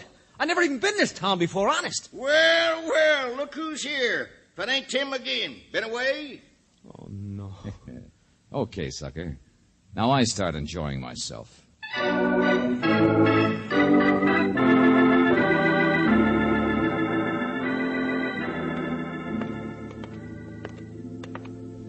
Well, Tim here's never really been in any trouble before, Mr. Valentine, but he sure fits the description. Yeah, I'll say he does. Oh, be quiet, will you? What are you doing here anyway, Ames? He's the hired hand out of my wife's place, Mr. Valentine. Nobody believes him. I sent for him just a few minutes ago. Well, day off. I guess I can do anything I want, can't I? Ben! Oh, Ben. Right here, Sheriff. Just admiring the calendars in your office. Better than the ones in the barber shop. Oh, excuse me, lady.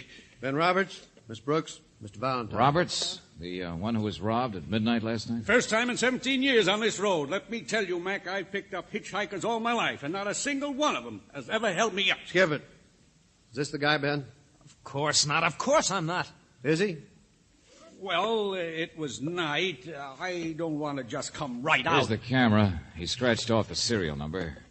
He hasn't been searched yet for the money, but... I'll do it right now. Let go. I'll make it your hands off. Here's his wallet. It's your pen, ain't it, Ben? Me? Sure, with a trick flashlight. You showed it to me once, remember? Yeah. Look, I found it, I tell you. I found it someplace yesterday. I don't know. Stop trying so hard, Tim. Here's a $50 bill in the wallet. You don't see them very often. George, look, a Canadian dollar. Oh, cut it out. I don't have to see all that stuff. You don't have to be a nice guy, Mr. Roberts. Yeah. Who's kidding who? I recognize him. Sorry, sucker.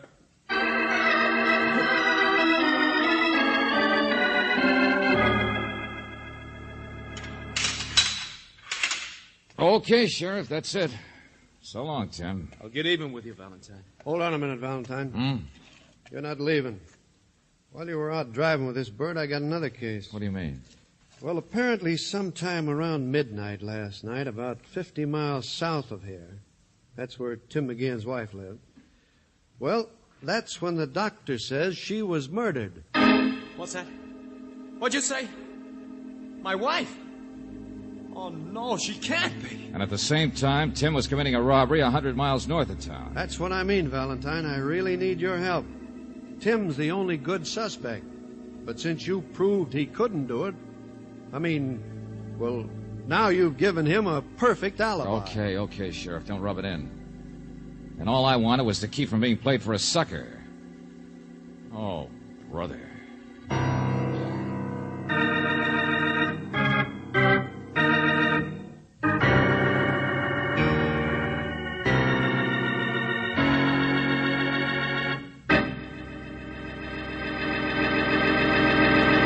You are listening to Let George Do It. Our adventure will continue in just a minute.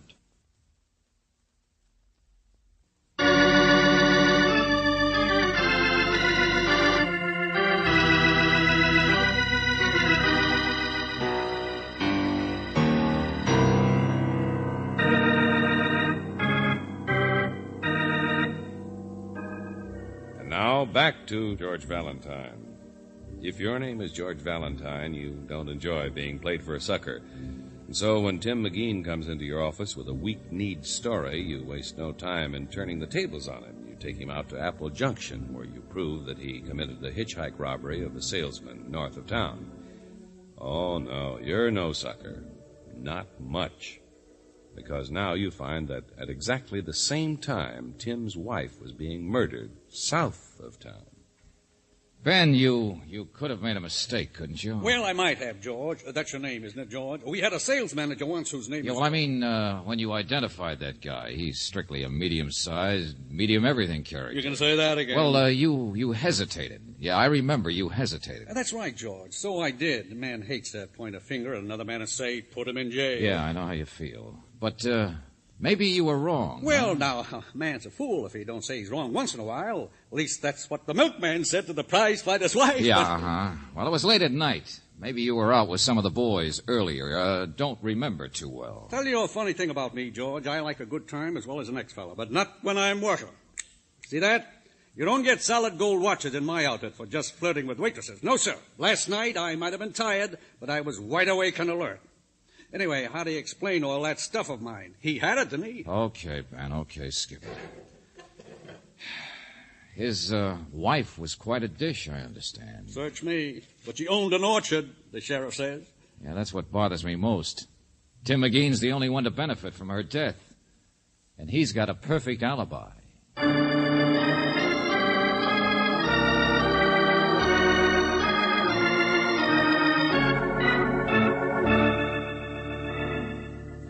Don't take it so hard, Valentine. We haven't even got a fingerprint crew from the city out there yet. Apparently it wasn't just a cold-blooded murder. No, she was strangled and slugged over the head. Crime of passion.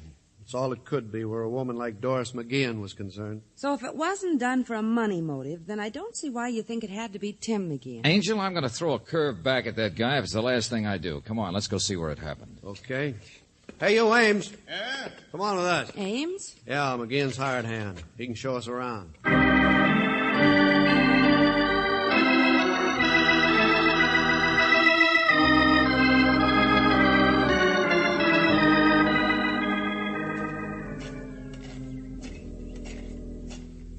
Nice orchard. Not a bad-looking little place. Yeah, careful of the loose board there. Hey, get off the porch. Who is it? Hello, Joe. My deputy. Mr. Valentine, Miss Brooks. Oh, come in, folks. You weren't here yesterday, Mr. Ames? Oh, no, ma'am, not me. Day off. I always go fishing on my day off. Spend the night in the hills. Here, Mr. Valentine. Here's where the body was. Who found it? Joe here. Come out to ask a couple questions about Tim after you phoned saying you had him. It certainly was a fight here, wasn't there? You'll see. Table knocked over, rug kicked up. Yeah, and the front door was open, just the way it is now. George, where are you going? Back door. Through here, isn't it? That's right, Mr. Valentine. Yeah. Locked. Hey, what are you doing? I want to shut the front door, that's all. Latch was on this one, too, wasn't it? What are you driving at? Oh, simple type crime, Sheriff. Ames, where did you say you were last night? Well, up in the hills, I told you. Sure, I know, but where are the fish you caught? Well, I only got one. I ate it. Now, looky You here. notice the two glasses there on the table, Sheriff? Yeah? You say Mrs. McGean had no particular friends Well, or there's anybody? a couple of fellas, but it only took about 2 seconds to cross them off fast. One was up in San Francisco, the other was at the party. Never mind. I think I know how to wrap this crime up for you fast. And I'll enjoy doing it, too. George, what are you talking about? We're not far from the highway, Valentine. Almost any transient or bum could have wandered over All right, here. look at the evidence, Sheriff. Mrs. McGean was alone, right? Yeah. Then someone came, a man, but he couldn't have just broken in because both doors were locked. Well, that's true, but If he'd then... been a stranger, there's a telephone. She could have called for help. Besides, whoever it was, she gave him a drink. Well, you got to break Tim McGean's alibi. He hated her, I tell you. They fought lots of times. I seen him. Ames, I know it'd be nice if we could hang it onto him, but we can't. So who's left but you? Well, now, wait a minute, Sheriff. He paid no attention to her, only worked for I her. told you it was a simple crime. Just because you know him, stop shutting your eyes to the obvious. Well, let go of me. I didn't do it. Ames, come back I didn't. I'm not going to get railroaded. Look out, George! Oh, no, you don't. Buster! Holy smokes. He's such a nice guy. All right, you got your murderer, Sheriff. Lock him up.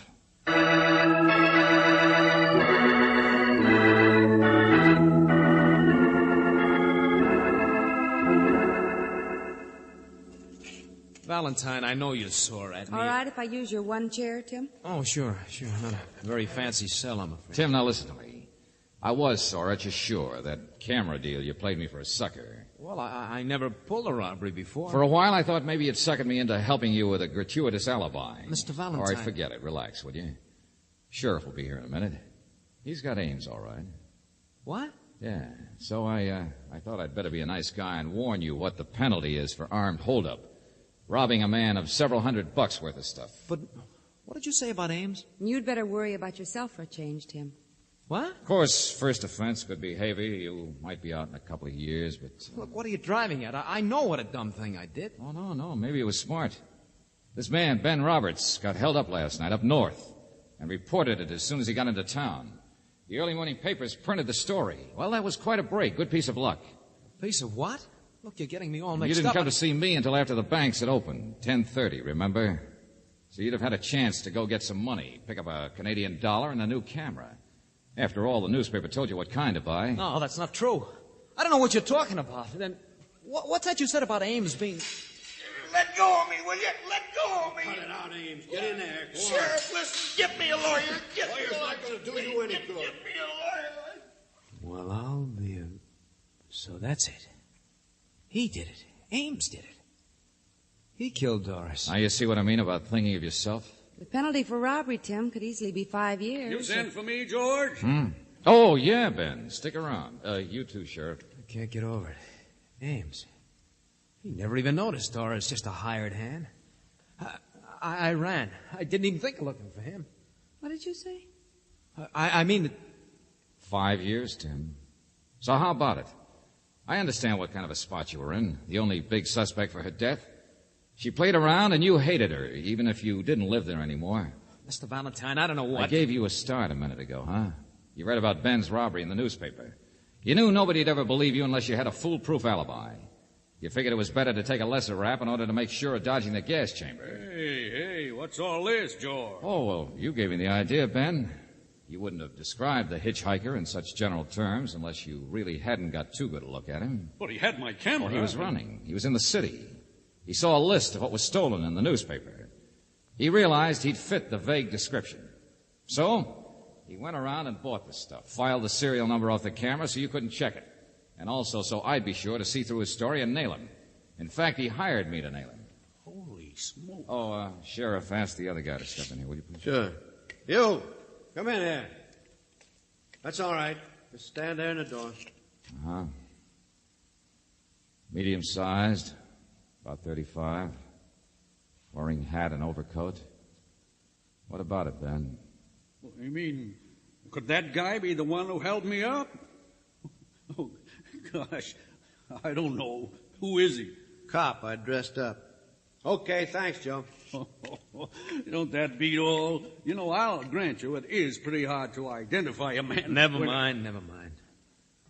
I'll tell the truth. Well, now you're getting smart, Tim. Only what happened that made you so sure you had to pull all this? Yes, what did you mean a second ago when you said you ran? You didn't even think of looking for Ames. Well, I was there after it happened at Doris. All right, go on. They'll need your testimony. Well, I went down to see Doris last night.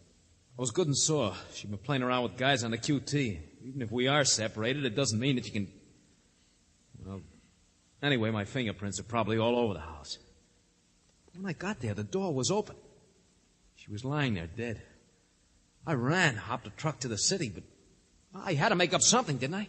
And a robbery north of town was the golden opportunity, sure. Brooksy, you get all that down? I've got it all, George. What? Sheriff, that does it. You can turn Ames loose now. I've broken the sucker's alibi. Why, you dirty... Oh, no. Stop him! Cut it out. Cut it out! All right, now take it easy. I didn't say you killed your wife, did I? Well, what's the matter? There's a fair chance he didn't. He just took advantage of a lucky break, that's all, the holdup. What are you driving at, Valentine? Hasn't it occurred to any of you that the holdup itself might be phony? What's all this? Yeah, that Ben here is just about the type guy who might have been mixed up with Doris McGean on the QT, the big traveling salesman. Oh, George, you're crazy. That last night he could have come into town from the south instead of the north after throwing away his camera and money and a Canadian dollar. Oh, Buster, it sure must have scared you today when the robber showed up. And of all people, her husband. You're going to let him talk like that, Sheriff? I never even met this Doris. When we searched you today, Tim, you had Ben's fountain pen, the one with the trick flashlight, remember? What, if he took it off me last night when he held me up? Careful, Ben, careful. Don't get tangled up now. If anybody had stolen it from you, they'd have taken it out of your pocket, right? And if so, why didn't they take that solid gold watch you're so proud of? George, that's right. Hey. Of course, Tim claimed he'd found the pen someplace. Sure, that's so the point. it couldn't have been stolen anyway, huh? Wait a minute. Let me think. Never occurred to me. Found it yesterday, you said, Tim. Come on, now. I remember. Sometime yesterday, or last night. Don't listen to him. How would he know where I'm trying to remember. Shut up. Where'd you find it? Where, Tim? Someplace around your wife's farm, maybe. Last night, maybe. Wait, I got it. Yeah, sure, the pen. I picked it up. Sure. I know where. Sure. Mr. Roberts. No. Look out. Get out of my way. I'll kill you too. Grab him, Sheriff. That doesn't... George, I know Ben Roberts is the murderer, but the only trouble is, look at Tim McGean's face. Like the cat that ate the mouse. Of course, he did make a sucker out of you, but... Brooksy, stick around. In about 2 seconds, I'll settle once and for all who's the sucker in this case.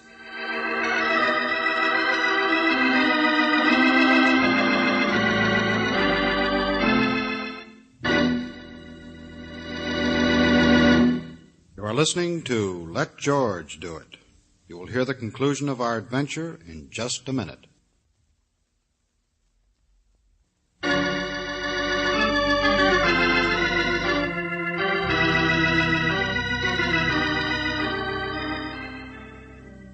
Mr. Valentine, he confessed, so what's the difference? Tell me now.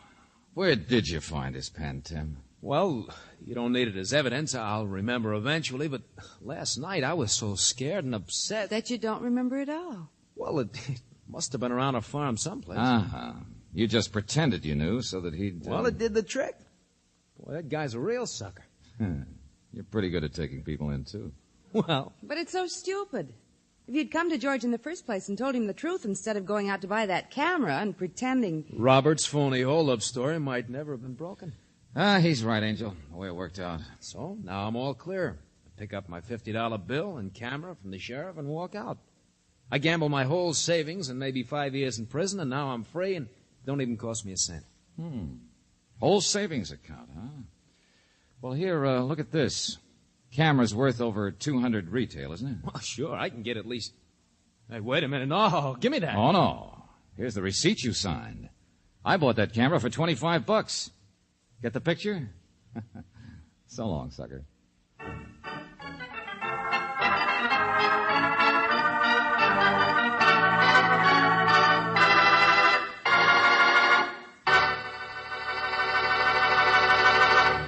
You have just heard Sucker Stunt, another Let George Do It adventure. Robert Bailey is starred as George Valentine, with Virginia Gregg as Brooksy. David Victor and Jackson Gillis wrote the story, with music by Eddie Dunstetter. Now, this is yours truly inviting you to another visit with Valentine, when you will again hear what happens when you let George do it.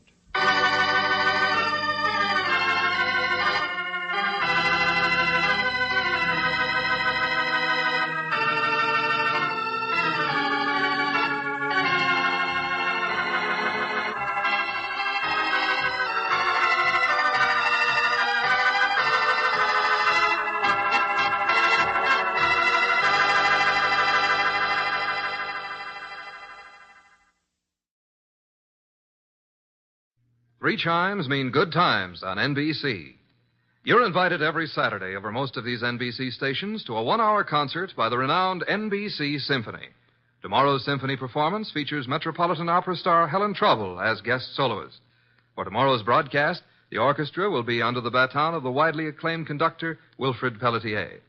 For the world's great music, hear the NBC Symphony brought to you tomorrow and every Saturday. Transcribed. Ladies and gentlemen, the ringing of that phone bell brings you mystery, adventure. Nero Wolf's office, Archie Goodwin speaking. Yes, who's calling? Mr. John Blake?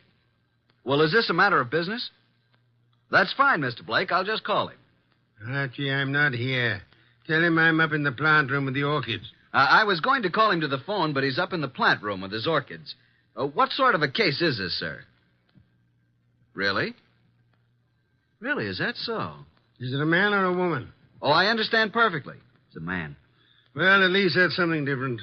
Yes, sir. Very urgent, I understand. And I assure you, Mr. Wolf will be here waiting for you. The fee?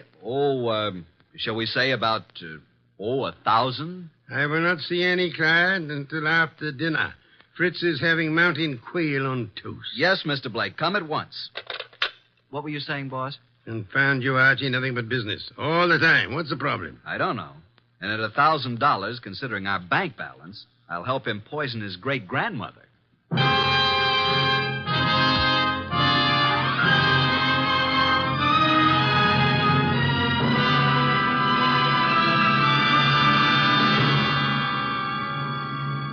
Ladies and gentlemen, it's that renowned genius who is the bulkiest, balkiest, most ponderous, and most brilliant detective in the world. Yes, none other than that chair-borne mass of unpredictable intellect, Nero Wolfe, created by Rex Stout and brought to you in a new series of adventures over this NBC network in the person of Mr. Sidney Greenstreet.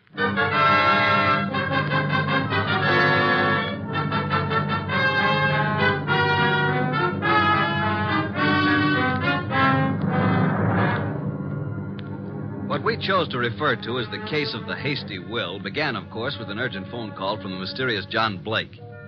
At the moment, Nero Wolfe was seated in his chair, which was specially built for his 300 pounds, and I was giving him a lecture on the importance of money. Archie, that will do. I'm not interested. You will be when you learn you can make no more purchases of beer and Skittles. You've passed up 2 cinch cases now. Each would have meant a healthy fee. Let us hope this Mr. Blake has a nice, fat problem that will take us days to solve. Archie. Yes, sir? Answer the door. Good evening. I'm John Blake. Oh, yes. Come in, Mr. Blake. You have no idea how welcome you are. Archie, show Mr. Blake in and close the door. That draft is unbearable. This way, sir. Mr. Wolfe doesn't care for anything resembling air. Oh, I'm Archie Goodwin. Good evening, Mr. Blake. Mr. Wolfe, I have a little business for you. Now, before you say anything, I know you're not a lawyer. I'm not a member of the bar, let us say, Mr. Blake. Of course. What kind of business, Mr. Blake? I have here a short will, which I have typewritten myself. I haven't signed it yet.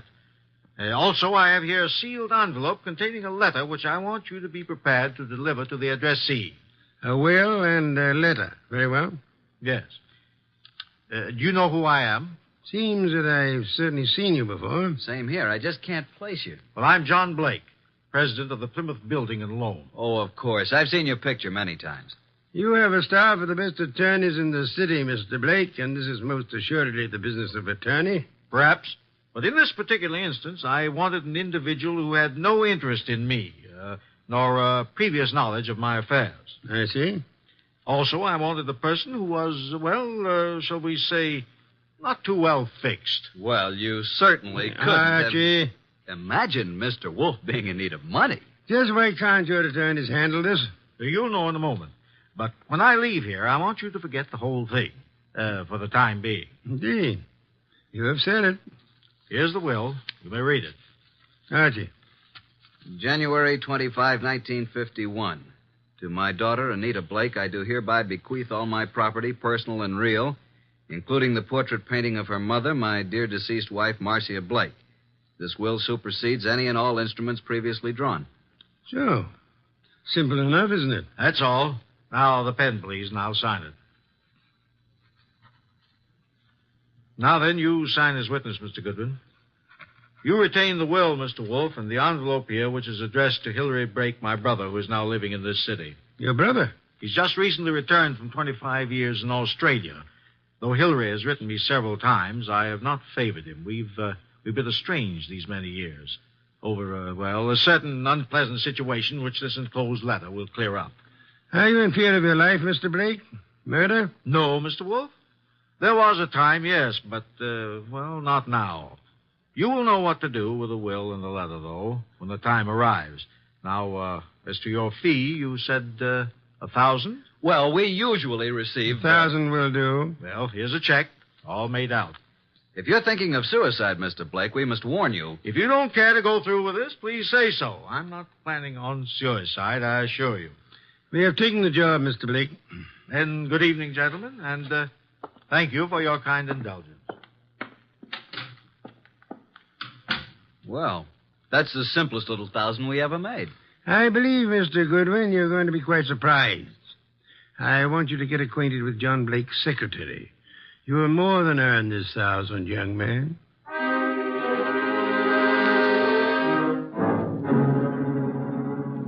Archie. Archie, is that you? Yes, boss. What time is it? It is 6 p.m. The clock is right in front of your eyes. I'm thinking, Archie, it's very interesting. Very. An entire day has passed since the visit from John Blake. Did you learn anything from Blake's secretary? I did. He left his office late yesterday, she said. His daughter Anita is quite upset because he didn't come home. Check his club? Yup. I didn't talk to the daughter, but I learned that she's engaged to a young fellow named Wilbur Martin. She told the secretary that her father had been acting strangely of late, a bit morose.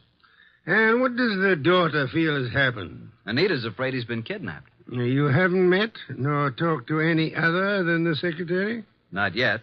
And so far, no one's called the police. Good. We must, for the time being, prevent that. What did you learn of Blake's brother from Australia? He's been here only a year. They've met only once or twice since his return. The secretary thinks the breakup was because of their love for the same woman. Hillary became very wealthy in Australia. Very well, Archie. It is time for you to visit Miss Anita Blake at her home. I'd love to, boss. She's a mighty purty gal. Boy. Archie, you can do me a great service. Anything. Be sure to close it tightly as you leave. Close what? The coal chute, of course.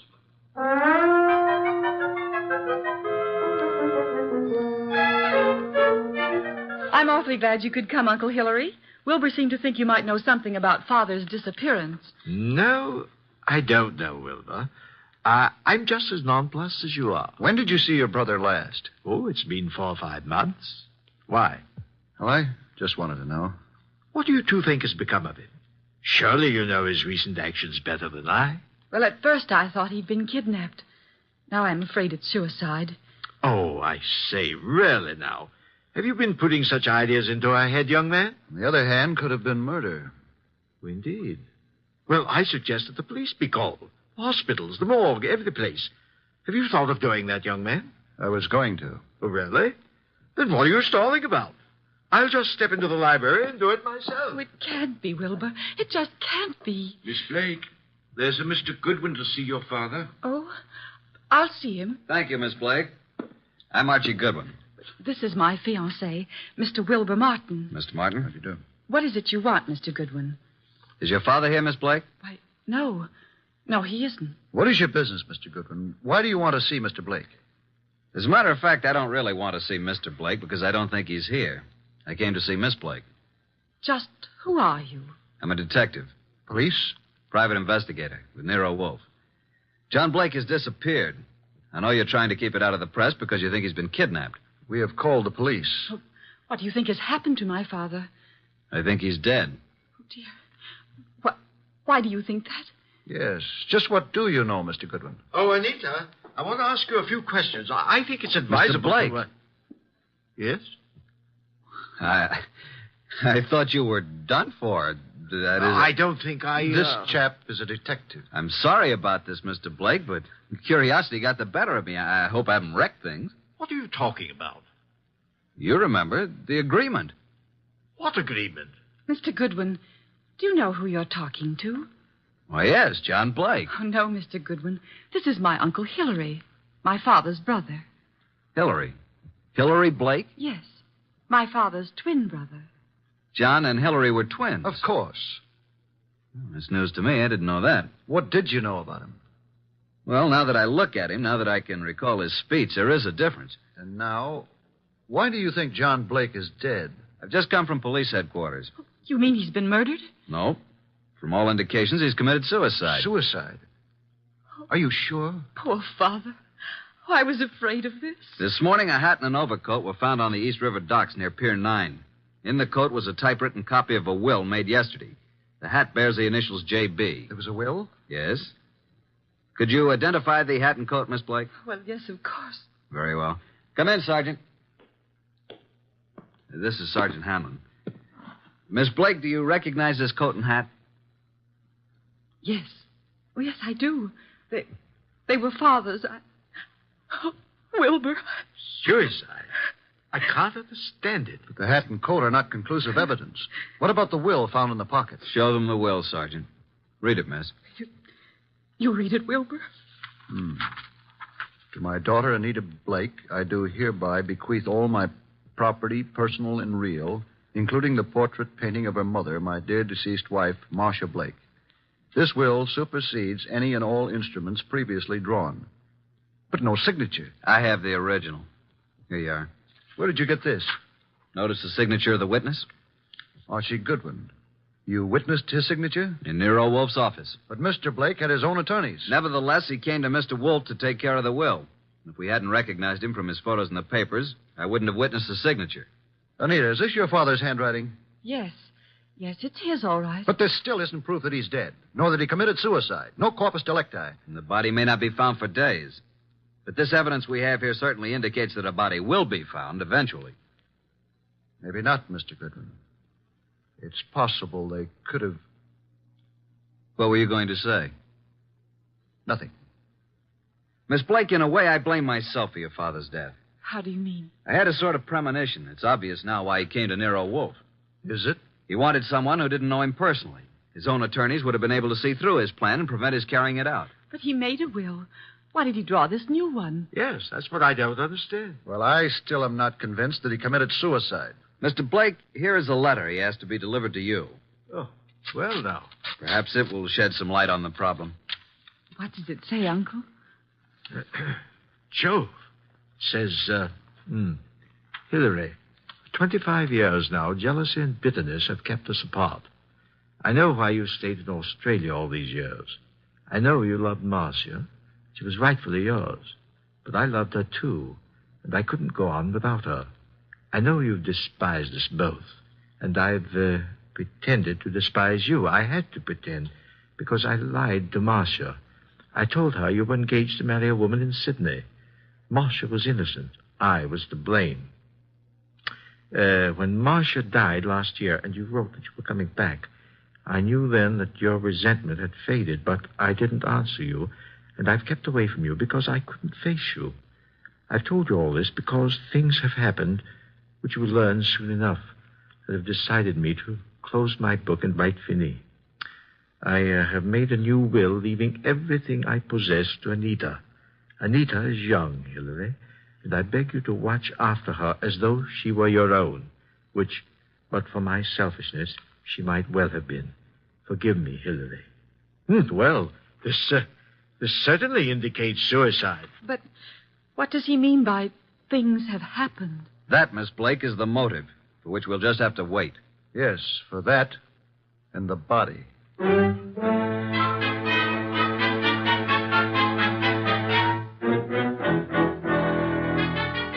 Well, boss, up here in the conservatory a bit early, aren't you? How are the orchids?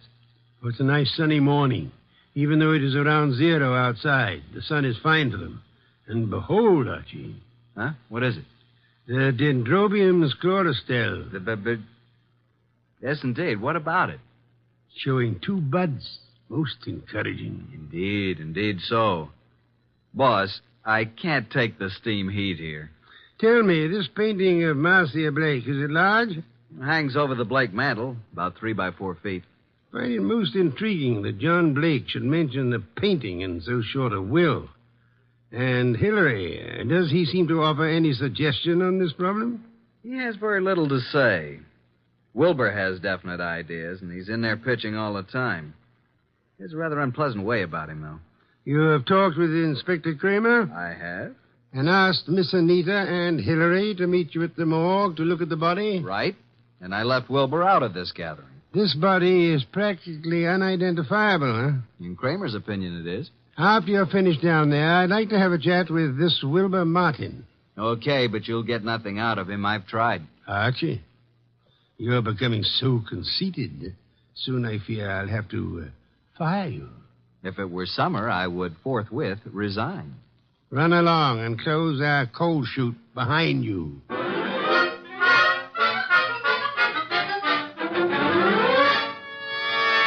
Morning, Inspector Kramer. Up early. Yeah, Goodwin.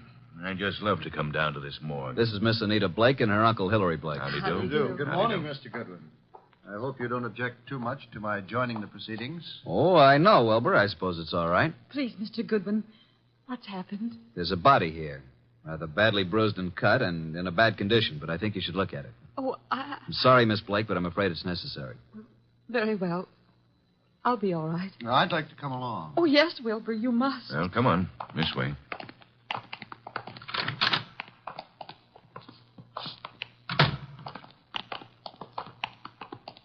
Well, here we are. Wilbur. What do you say, Miss Blake? Now get hold of yourself, Anita. Please, you must. Yes.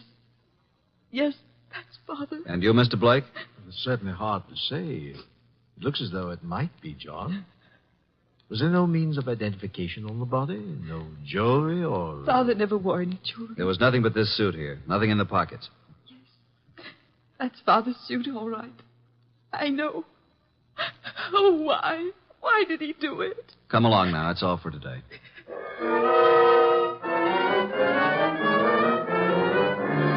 Mr. Wolf, this is Mr. Wilbur Martin. Ah, yes. How do you do, Mr. Martin? Sit down. Thank you, sir.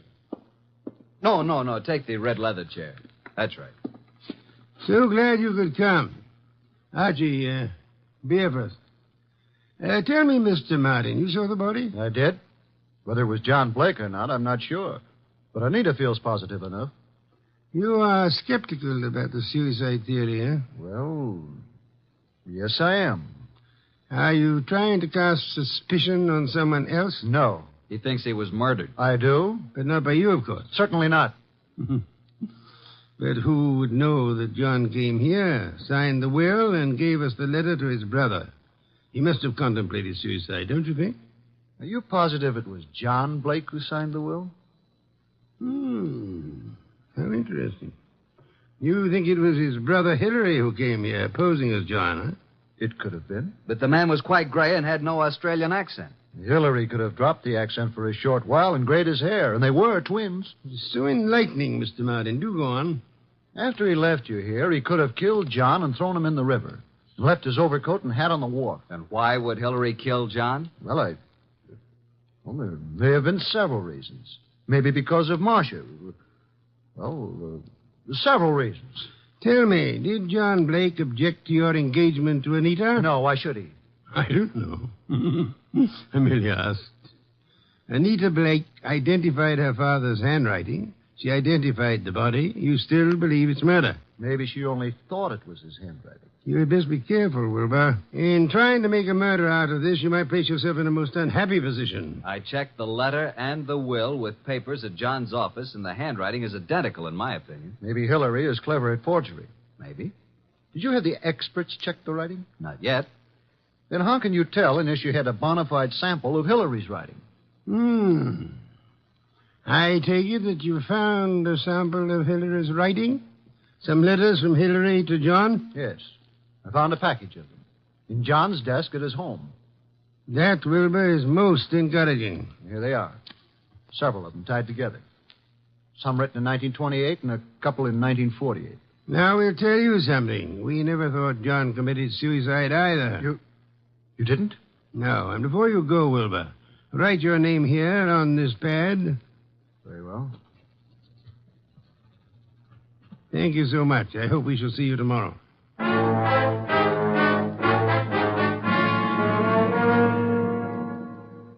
Well, I'm surprised, Inspector Kramer, to see you out in such inclement weather. I like the cold spells. Sit in the red leather chair. Yeah, thanks. Good. Have your experts finished checking the will and the letter? Yep, but not all through with a package of Hillary's old letters that Wilbur found. What's the verdict? If this is forgery, it's the cleverest bit of forgery we've ever come across. My men say the will and the letter you received appear identical with the specimens from John's office. Indeed. The will and the letter then do seem to have been written by John Blake. Yes. But on the other hand, and this is unusual, by comparing this letter from John with a letter Hillary wrote from Australia in 1948, we found characteristics in both men's letters which were definitely similar. Then, Inspector, you feel that Hillary might have written the letter and signed the will. That it was Hillary who came to my office? It's a tough thing to prove, but I think that's being on the right track. Inspector, what about the rest of the package of letters I got from Wilbur Martin? They're still working on those down at headquarters. What about young Wilbur? So far, can't see much in him to worry about, but it's a bit early. Archie, phone out to the Blake mansion and tell Wilbur Martin that we've uncovered the whole thing. And if Wilbur's in on it, he'll be gone before you get there. We can pick him up later. Okay. I'll let you know about the rest of Hillary's letters. Good. We won't phone out there until you're finished. I'll call you as soon as possible. Archie, I want you to look into the affairs of the Plymouth Building and Loan Company.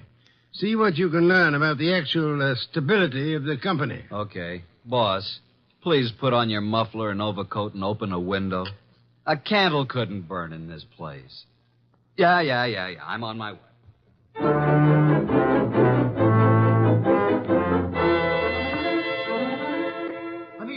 Anita! What is it, Wilbur? What's happened? I came out as soon as I heard. Well, what's happened? Speak up, man. You haven't heard? You don't know? No, what? Look at these headlines. Plymouth Building and Loan crashes. Wilbur, what does this mean? It means your father embezzled the funds of the company and he has gone to the wall. What? Yes, close the Oh, doors. no, Wilbur, no, I can't believe such a I'm thing. sorry, Anita, but there it is in black and white. Then this is the motive for John's suicide. Why? Why? Because he knew he was caught. What else? He could have put the money back, couldn't he? Yes, but maybe he lost it by trying to make more to come up the shortage. I don't think he lost it. You don't? No. Oh, nonsense. He must have. Else why would he kill himself? Maybe he didn't kill himself. Oh, this is awful. Oh, please, Anita, you mustn't worry. I know this is very embarrassing for you, but it isn't your fault. Now, let me take you away for a while. We can run down to Mexico until this blows over. You won't take her to Mexico. You won't take her any place. Just what do you mean? What's wrong with you, Wilbur? You're acting stupid. Your father may have fleeced the company, but I don't believe he lost the money. Wilbur. He hid the money, and your Uncle Hillary found the hiding place. And he set up the suicide to cover your father's murder. Hillary killed him. Oh, you're crazy. You're out of your mind. Why, this doesn't make sense. I have all the money I need. Yes, you have now. Pack your things, Anita. I'll phone the airport for reservations. You can't leave at a time like this. You won't leave this room. Do you know what can be done to you for threatening people with firearms? I'll call the police. You don't need to call the police. I've just talked to that detective, Mr. Goodwin. He's on his way here. The police have uncovered everything. I know you killed John, and you have the money. Wilbur, you're out of your mind. I know what I'm talking about. Get out of here. Get out. I won't leave. No one will leave till Goodwin comes.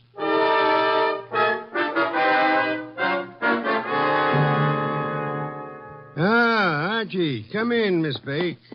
Mr. Blake, Mr. Martin, glad you were all able to accept my invitation. You too, Inspector Kramer. Yeah, I know how glad you are I could be here, Wolf. Please be seated, folks. Hillary was going to Mexico on the next plane and taking Anita with him. Mexico? John Blake stole the money from the company, but Hillary found out about it and killed him. Mr. Wolf, this is utter nonsense. Mr. Blake, Inspector Kramer's handwriting experts have examined the will and the letter left with me. They have also checked them with your recent letters from Australia. Indeed. And your letters from Australia show a definite resemblance, having the same characteristics as the letter and the will you give me. You mean you think that I signed the will and wrote the letter? Definitely.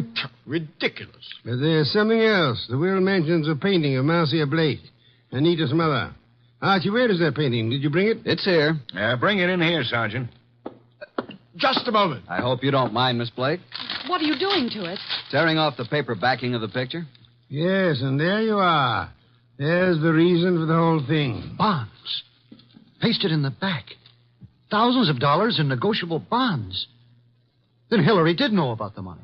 He killed John for all this. He had Anita order the picture to be credited for shipping. I did no such thing. Nevertheless, you didn't kill John Blake. Certainly he did. Look at these two letters from Hillary Blake to John here in America. What are the dates? September and November 1948. Those were supposedly Hillary's most recent letters to John. And look at these letters, June and July 1928. Notice any difference? All are signed by Hillary, but the ones dated 1928 are not at all like the ones written in 1948. Not the least similarity. The ones dated 1928 were written by Hillary. But those dated 1948 were written by John. By John? How do you mean? Carry on, Inspector. You're under arrest, Mr. Blake. Not for murder, because there's been no murder. You're under arrest on a charge of embezzlement. Embezzlement? Oh, but how can And you, Miss Blake, are under arrest as an accomplice. What? I don't understand. Mr. Wolf. Wilbur, you yourself unearthed the old 1928 letters, really written by Hillary from Australia. The recent letters are not in the same handwriting. They were poorly forged by John in 1948. Furthermore, we checked with Australia and learned that Hillary Blake died in Sydney 10 years ago. And this man here is really John Blake, posing as Hillary to escape the penalty for looting the company. Anita. It just doesn't seem possible. Anita knew all about it, and they might have gotten away with it if they hadn't come to us, Archie. What a fantastic plan. I'm giving you back your $1,000, Mr. Blake, but I'm afraid it won't do either of you much good now. Thank you so much, Inspector Kramer, for dropping in.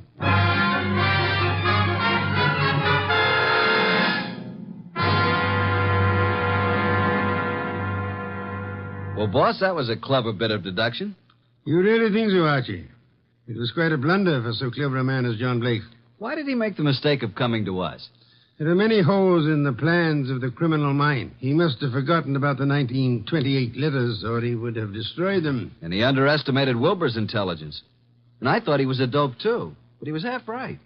He really slipped up on the body in the morgue. Inspector Kramer was most kind to cooperate with us in that little act.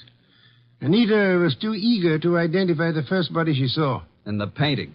You sensed there was more importance attached to it than the fact that it was a work of art. True. Some beer, please, Archie. Coming up, boss? Now, that brings me to an unpleasant subject. What's that? You were talking about resigning. Are you still in that frame of mind? Resigning? When did I say anything like that? Then you're going to be content with conditions as they are? Why, of course. What are you saying? And you don't mind it a bit as long as this dreadful weather continues? Well, not at all. Don't mind what? Going in and out of the house through the coal chute.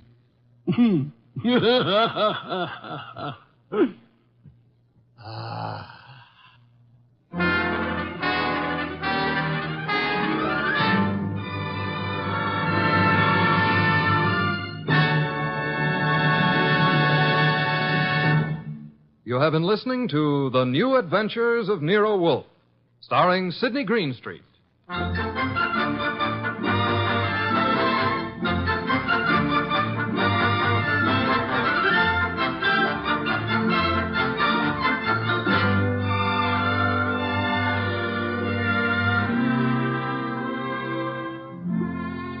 Tonight's transcribed story by John Edison was based on the characters created by Rex Stout and produced and directed by J. Donald Wilson. In tonight's cast were Harry Bartell as Archie Goodwin, and Victor Rodman, Louise Arthur, Hal Gerard, and Bill Johnstone. Next week at this same time, Nero Wolfe and Archie will bring you The Case of the Disappearing Diamonds. Don Stanley speaking. 3 chimes mean good times on NBC.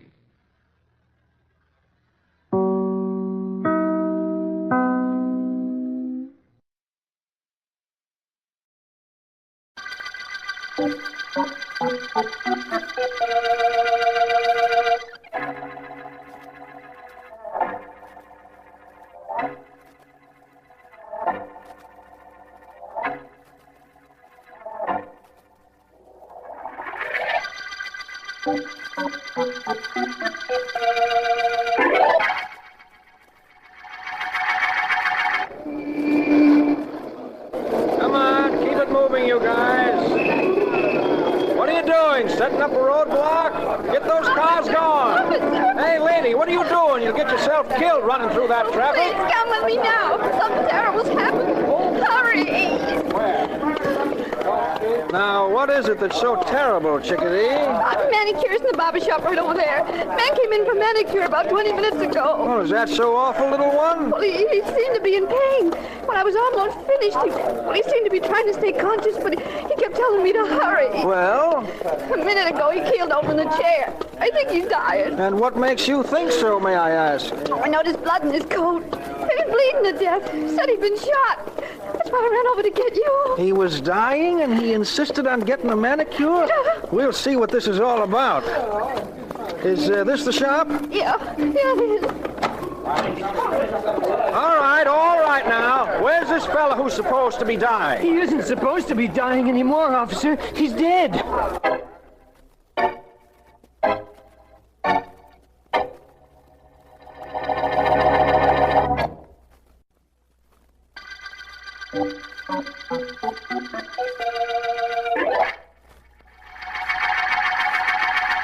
Tell me honestly, Vance, did you ever hear of anything so completely unreasonable? A dying man insisting on a manicure? Yes. No, Markham, I never did. But I'm glad you called me in on the case. I had to call you in. Despite the fact that I'm district attorney and have a very capable police force functioning, I'm sure this case will be a test for even your talents. You know who the dead man was? Yes, a scientist named Edgar Wilson. But we have no idea who shot him, or why, or for that matter, where. I understand that you don't know, but what theories have you, Markham? Theories? What theories could anybody have? Sergeant Heath has a fantastically fictional idea that there was a code message on the man's fingernails, and he wanted that message covered by liquid polish when he felt himself dying. That would be something new, wouldn't it? I suppose. What ideas do you have? Well, Hello, D.A. Sergeant Heath. You don't look very happy. I wonder why. All right, Vance. Heath? What's the trouble, Heath? Trouble? Oh, I got no trouble. I just got a murdered guy who wanted a manicure on my hands, that's all. Seems to me he wanted the manicure on his hands. What? I'm sorry. Please. What about your theory that there was a code message written on the fingernails? What have you done about that? I had the laboratory put some polish remover on the guy's nails.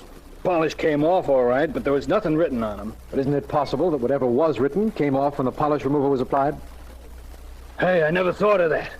Holy cow, if that's what happened, I'm the prize bonehead in the department. All right, now take it I ought to easy. kick myself all over. Don't do it on account of the polish remover here. Huh?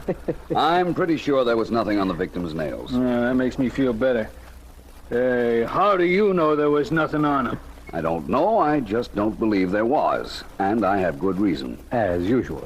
The DA here is president of your fan club, Vance, but I'm not even a member. I want to know the reason why that guy got a manicure as he was dying, if it wasn't to cover up something. I might be able to tell you that, Heath. I have an idea. I'll be able to tell you the secret of Edgar Wilson's fingernails just as soon as I have his killer under my thumb.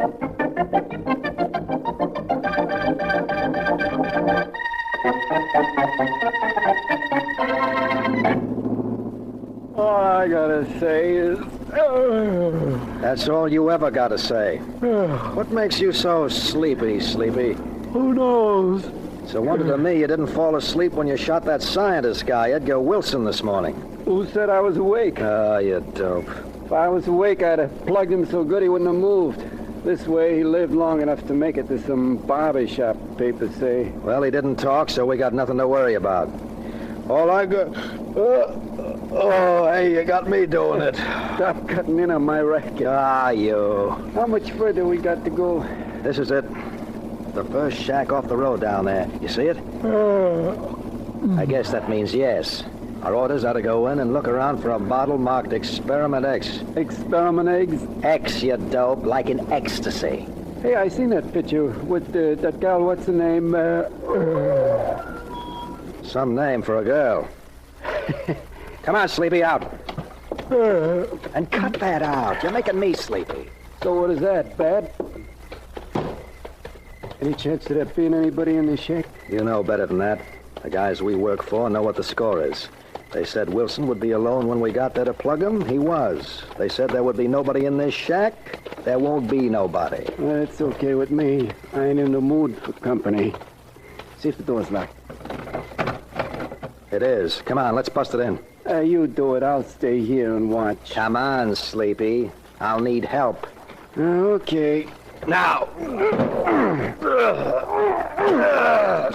Once more. Must we? Okay, let's do it. Hold it a second, Sleepy. A pleasure.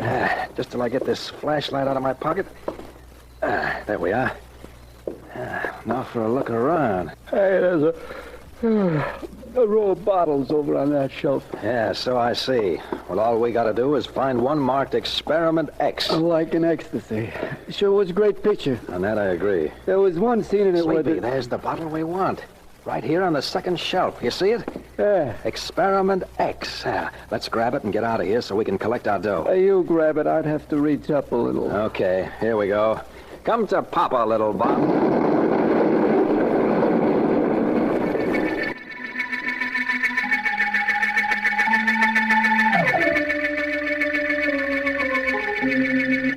Well, tell me, you fool. Tell me exactly what happened. Oh, it was like this. I did what you told me. When the Miller brothers killed Professor Wilson for you, I followed them to make sure there was no slip-up. What happened when they went after the explosive? I'm trying to tell you. I followed their car. I saw them stop. I saw them break down the door and go into the shack. They found Wilson's laboratory. Good. Then what happened? Well, then they were inside for a while, a minute maybe. Then all of a sudden there was a big explosion, and then no more shack, no more Miller brothers. So they found Experiment X, did they? I guess they did. But Professor Wilson was smart. He probably knew an attempt would be made to steal it. He had the container wired so that it set off the explosive. I guess that's what it was. Very clever, the professor. Even after he was dead, he managed to take care of the men who shot him. Oh, well, I have another plan. What's that? I must find out about Experiment X. And I think I know who can tell me. Professor Wilson had an assistant. I wonder how she's going to like assisting me.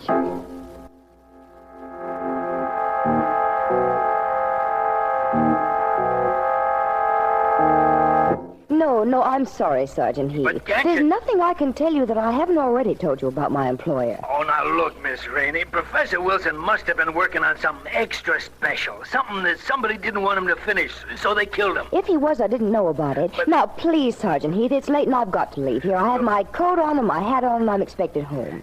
If I think of anything that can help you, I'll phone you. Okay. Goodbye. Well, that's that.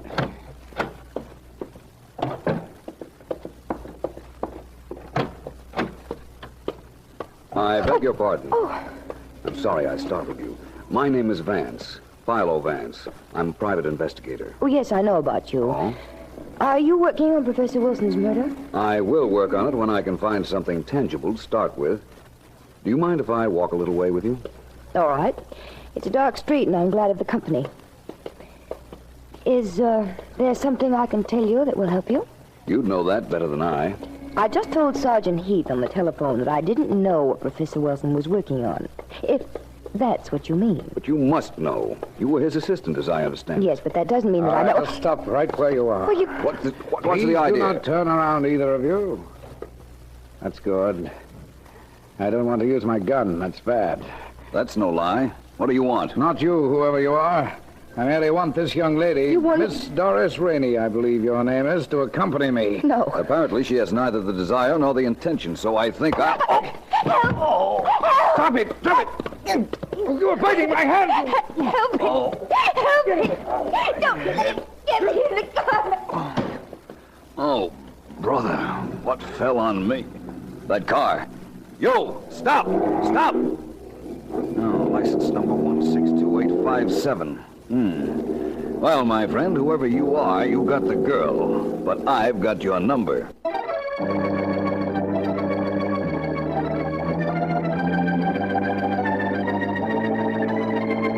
Yes, Vance, I'm having the license number you gave me checked right now. You're sure you're not hurt badly? I have a slight headache, but I'll be all right, and I guarantee I'll be a bigger headache to whoever hit me on the head. Sergeant Heath is checking the number. He'll buzz me in a minute.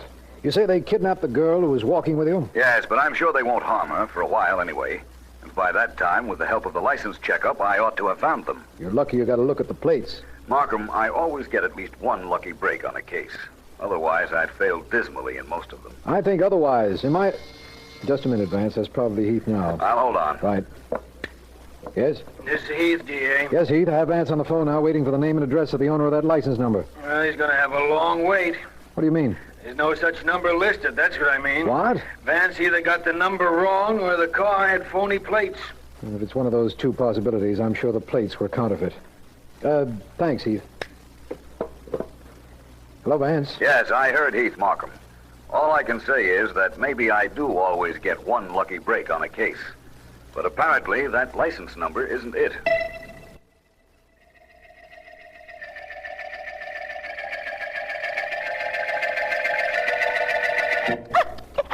Already I'm losing patience with you, Miss Rainey. Apparently twisting your arm does no good. Oh, if I ever get off this chair, You will do nothing. You're tied securely, and I will untie you only when I am good and ready. It's very annoying, very unmusical, and cannot help you in the least little bit. This house of mine is far out in the country. Nobody can hear you. Now, will you tell me what I want to know? How can I tell you if I don't know? Again, the same speech, always the same speech. You know about Experiment X. You worked with Wilson. You were with him in everything he did. No. You know about Experiment X. No. You'll tell me. You'll tell me, do you hear? You will tell me. Leave me alone. Please leave me alone. I don't know anything about the experiment, except that Professor Wilson was working on it. This much I know, too. He wouldn't talk when I sent two men to persuade him. They shot him. I knew about his shack in the mountains. My men went there, but they were killed in an explosion. But Wilson had another laboratory. Where is it? I don't know. I keep telling you, I don't know. That is a lie, and you will tell it. You must. All right. All right, I do have something to tell you. Ah, good. Do you know the man who was with me? Do you know who he was? I'm not interested. You will be. He was Philo Vance. Did you ever hear of Philo Vance? Oh, that was Philo Vance. What about it? He never saw my face. And if he did see the license plates in my car, it'll do him no good, for I changed 2 of the numbers myself. You changed... No matter who he is, he can never find me. We'll see. Miss Rainey, I lose patience again talking to you.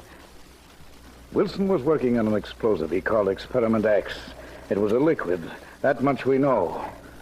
What was the formula? I never knew the formula. That is possible, but you know where there is some of that liquid. No, I don't. Some that my chemist can analyze. No. Where is that place? Where? I'll never tell you. Brave words.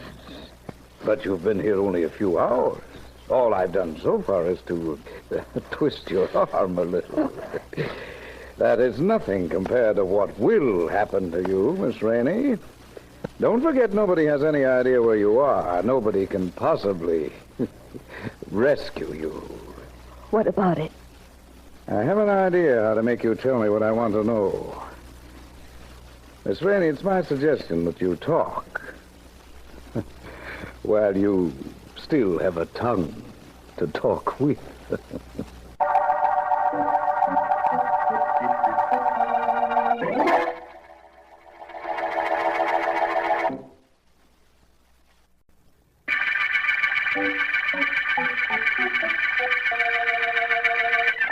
This is District Attorney Markham.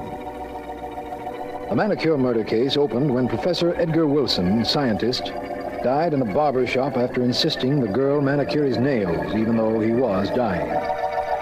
We have no explanation for this, no clue to the professor's killer as yet, although Philo Vance did have an encounter with an individual whom we believe was the brains behind the murder. In an effort to work out some tangible lead to that individual, Vance is in my office.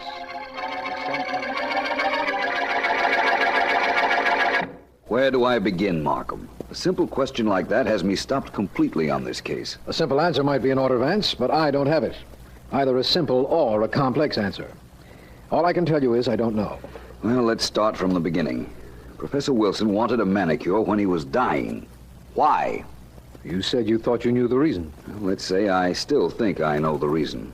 How do I prove what I think? Well, there's one way, and Vance, it might be the answer to that question you asked. About where do I begin? Yes. Well, I'm listening. What's the one way? Why not check back at the barber shop where Wilson died? Perhaps that shop has some connection with his death, and the reason he insisted on having his nails done. Good idea, Markham. That's where I'm going, for a little interview with that barbershop manicurist. Maybe I'll even let her do my nails. Maybe having her hold my hand will help me make heads or tails out of this case.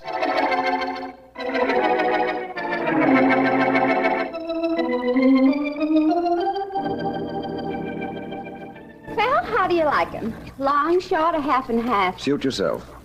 Mister, if I suited myself, I'd pack you in right now. Well. I'm tired. You don't need no manicure. Really? What'd you come in for? Keep out of the rain? It's not raining. And you don't need no manicure. So, here we are back where we started. Maybe I'd better introduce myself. I'm Philo Vance. Oh, it's okay. I'm swooning. It takes me a little time to faint. So you're Vance. So what? So, I understand you're the young lady who manicured Professor Wilson's nails as he was dying. That's right. You ain't figuring on kicking off, are you? Not just yet. I want to know what he told you when he came in. When he came in, he sat down, stuck out his hand. He says, give me a manicure fast. There was colorless liquid polish on his nails. You put it on? Sure. Like I said, he said, give me a manicure fast. I said, long, short, or in between. He said, short. So, well, I filed him and finished him up. That's about all. Except when I see he's about to pass out, I beat it out of the shop and pick up the traffic cop in the corner. Thank you very much. Hey, where you going? Manicure you didn't need ain't finished. I know, and neither is the case I'm working on. But after what you've told me, it will be finished. And very soon.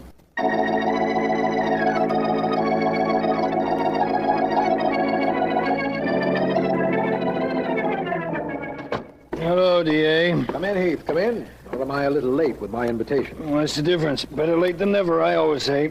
I always say something about an early bird. I can't remember right now what the rest of it is. What's on your mind, Heath? All right, if I sit down. Apparently. What's that paper in your hand? This? Oh, it's a teletype report on an explosion out in the suburbs. 2 men were killed when a shack blew up. We checked on the car they were driving. We think we know who they were. Yes? Yeah, Miller brothers, Sleepy and Joe. Hired killers. We can't figure... Excuse me, Heath. Yeah, sure. This is Attorney Markham speaking. Vance Markham. Hello there. Markham, I just left the barber shop where Professor Wilson had his nails manicured. Yes? You remember I thought I knew why he had them done as he was dying? You had an idea about it, yes. It's now a conviction.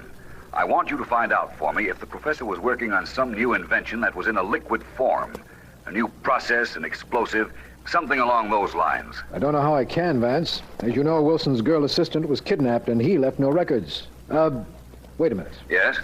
There were 2 men, hired killers, who met their death in an explosion in a shack in the suburbs, Sergeant Heath just told me.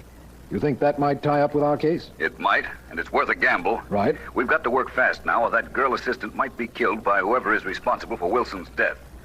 He won't believe she doesn't know what the professor was working on. What do we do about it? We'll take one long shot, Markham. I'll need your help. All right. Did you know Professor Wilson had an assistant named Dr. Blake? No, I didn't. Well, he didn't have. But I don't believe anybody knows that. Or the fact that I'm going to be in touch with Dr. Blake, who is going to make a killer take his medicine.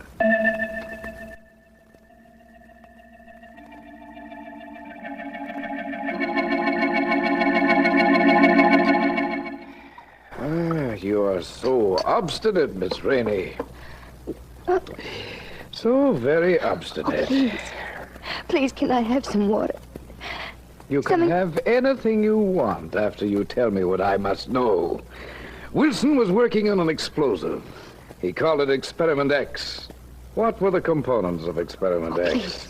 Please, a little water, just a Where little... can I get a sample of Experiment X? A drop will do. The smallest possible sample. My chemist can analyze it and break it down. Tell me. I don't know. There's some way to make you talk. Some way you'll tell me what I want to know. You're a nice girl, Miss Rainey. Very nice girl, and you have a mother. You wouldn't dare go near her. The police will be protecting her. Philo Vance will figure that you'll try to make me talk to her. You leave my mother alone. Oh, so that is the way. No. Good. Now I can... Who is it? It's me, Andy. It's important. Come. What is it? Look, this newspaper. Look at it. Let me have it. What is it I'm to look for? On the first page, the item in the corner. Dead scientist assistant arrives tonight. This one? No, read it. Dr. William Blake, noted scientist in his own right and former assistant to the late Professor Edgar Wilson, arrives at Main Street Station at midnight tonight. Dr. Blake announced when leaving his hometown that he was coming here to continue the experiment started by Professor Wilson. Mm-hmm. Dr. Blake declared that he has a complete knowledge of them, having been in constant contact via long-distance phone with Professor Wilson for months. You, knew Dr. Blake, Miss Rainey? I don't know what you're talking about. For a girl who was smart enough to be Professor Wilson's assistant, you have a terrible memory. Perhaps now we don't need you, You won't need me. Andy. Yeah? I think we should be ready to leave here very shortly. You and I have to meet the midnight train. And Dr. William Blake.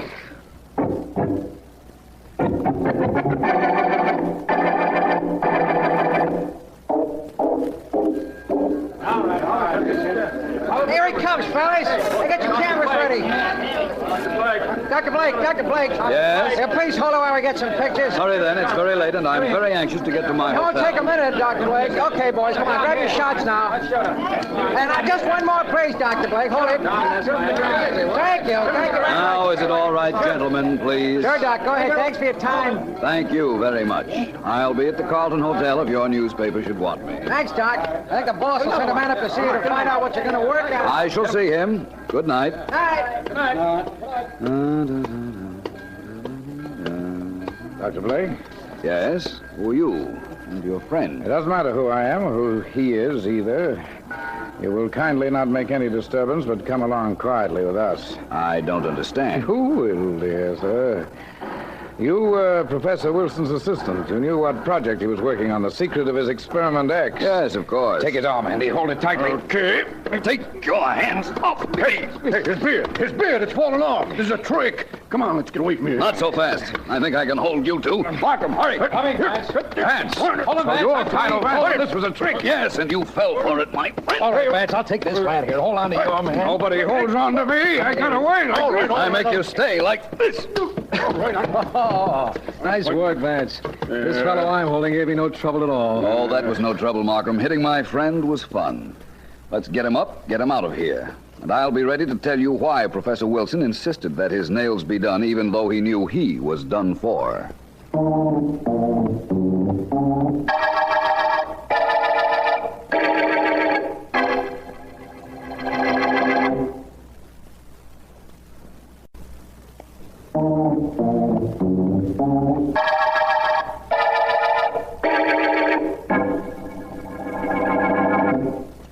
Markham, my friend, I'm beginning to believe you're a very persuasive young man. How do you mean, Vance? You persuaded those men we picked up at the railroad station to tell you where they were holding Professor Wilson's assistant, Doris Rainey. That was relatively easy. Besides, I wouldn't have had a chance to work on them if you hadn't found them for me. They found me, Markham, just as I hoped they would when we had the newspapers print the arrival of the entirely fictitious Dr. Blake. They certainly did.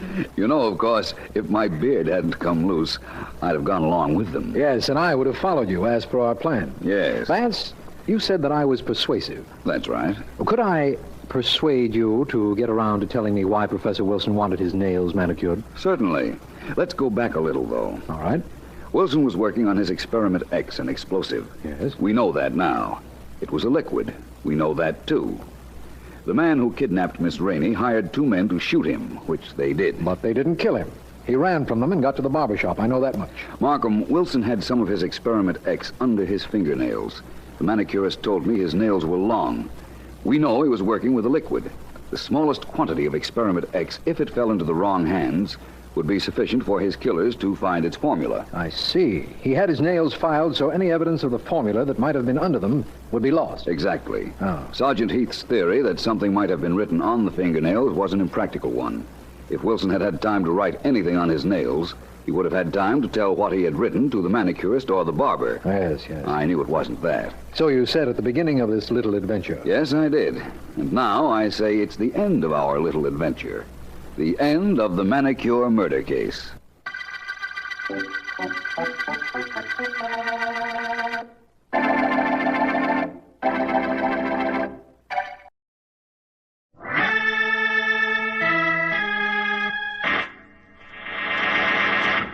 From New York City, the makers of Clipper Craft Clothes for Men and more than 1,200 leading retail stores from coast to coast present that immortal character created by Sir Arthur Conan Doyle, the world's most famous detective, Sherlock Holmes, starring John Stanley.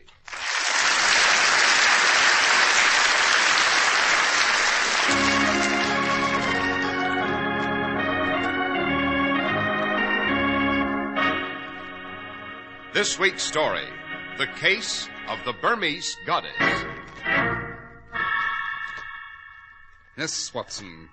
This little jade goddess is an ancient relic of Burma, and its legend is as evil as its appearance. Indeed? What is its legend, Holmes? It's said that he who possesses this tiny goddess dies.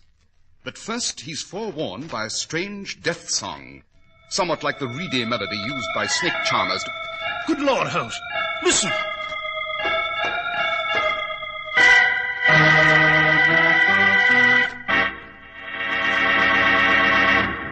We're at the door of Dr. John Watson's study, and we're about to hear another of his adventures with the fabulous Sherlock Holmes.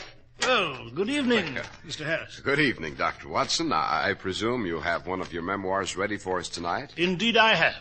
And this one, Mr. Harris, although taking place in our familiar haunts of London, had sinister and mysterious overtones from the Far East, which to a lesser man than Holmes might have defied analysis. Well, what do you call this memoir, Dr. Watson? Holmes and I always refer to it as the case of the Burmese goddess.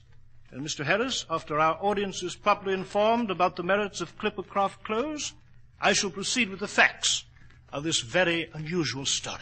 One of the best investments you can make is a really fine suit of clothes. That's an investment that will help you socially, in business, and give you all-round lift. And you don't have to spend a fortune, because a Clipper Craft suit of finest material, designed and beautifully finished by master tailors, now costs you only $45. That's right, only $45. But don't let that moderate price fool you. Every Clipper Craft suit looks like it costs many, many dollars more. Here's the reason you get so much more in style, workmanship, and value in Clipper Craft clothes. More than 1,200 independent local merchants have pooled their tremendous buying power to give you the amazing Clipper Craft values. But remember this, aside from the money you save, a new Clipper Craft suit will really do things for you.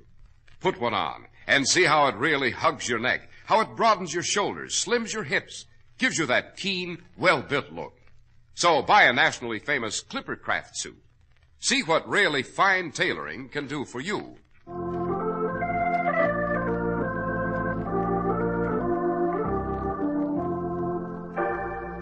And now, Dr. Watson, what about the case of the Burmese goddess? If my memory does not fail me, Mr. Harris, it took place in the summer of 1911. This was a time when England had consolidated her empire, and many of Britain roamed the far eastern domains in search of its ancient treasure. Among these was Sir John Brandywine, recently returned from Burma with a collection of priceless relics. He hadn't been in London an hour, however, when he received a strange visitor. Sir John, my name is Daku. I have come a long way, indeed from my native land of Burma, for this interview. Yes, and what is it you want, sir?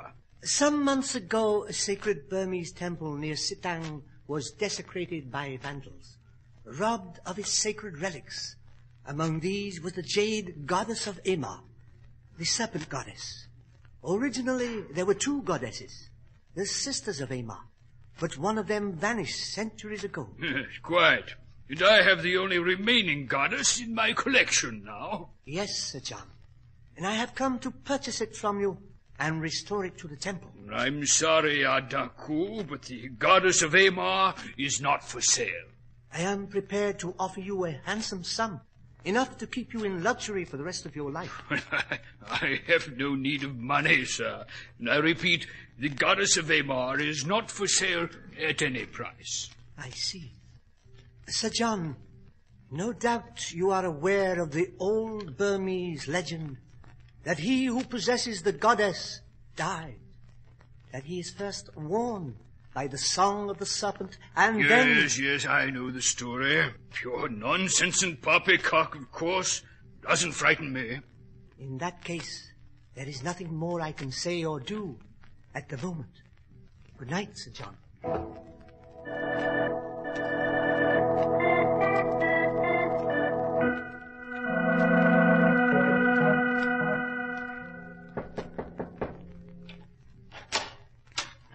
Sir John Brandywine. Yes? My name is Bailey, Reginald Bailey. I am an art collector specializing in Oriental objects of art. Well, Mr. Bailey? A client of mine saw the goddess of Amar when you exhibited it briefly in Paris on your way to England here. He has commissioned me to purchase it for him. My dear sir, you're the second prospective purchaser I've seen this evening. And I'll repeat to you what I said to the first. The goddess is not for sale. My client is willing to pay £10,000, a generous offer. I'm sorry, Mr. Bailey. Sir John, I'm afraid you're being stubborn. I've been a collector long enough to know that there is no such thing as a priceless item. Everything has its price, and if it is a question of money... For the last time, sir, I shall try to make myself clear. I will not sell the idol at any price. And now, Mr. Bailey, good night.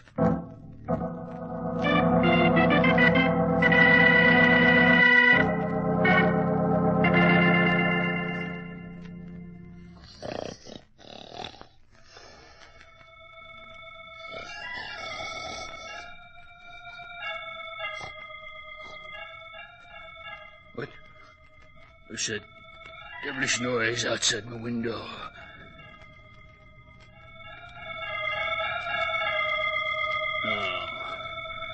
No, it can't be.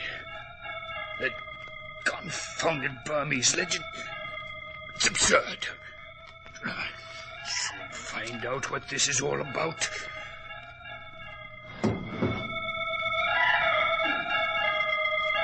Who's down there, my God? Confound you, speak up, or I'll... No. No!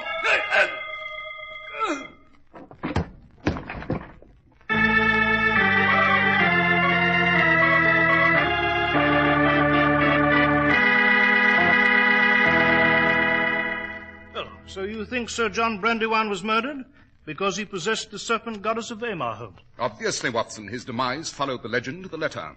After he was lured to the window, he was struck by a blowgun missile soaked in deadly reptile venom, and he died almost instantly. Oh, Joe. Now, all this makes it hard for a chap to believe he's living in the 20th century. Yes, true, Watson, but Sir John's room was rifled in highly modern fashion.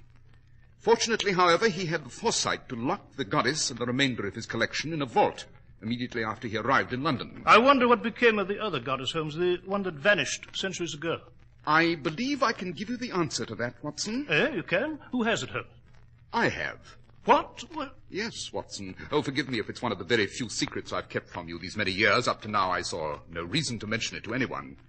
You remember the adventure of the Rangoon Ruby? Yes, indeed I do. That was some 10 years ago. Yes. At the culmination of that affair, the Burmese potentate involved was very grateful for some slight service I'd rendered him, and he gave me the goddess. It seems that it had secretly been kept by his family for many generations. But, Holmes, where is the goddess now? Safely under lock and key in my tin box at Barclay's Bank.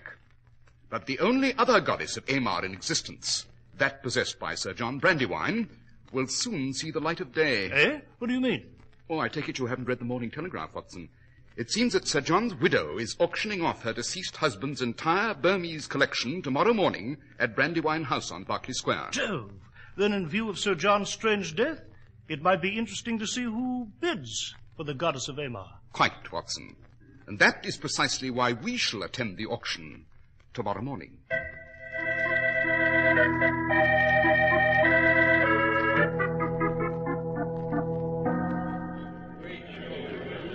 Ladies and gentlemen, your attention, please.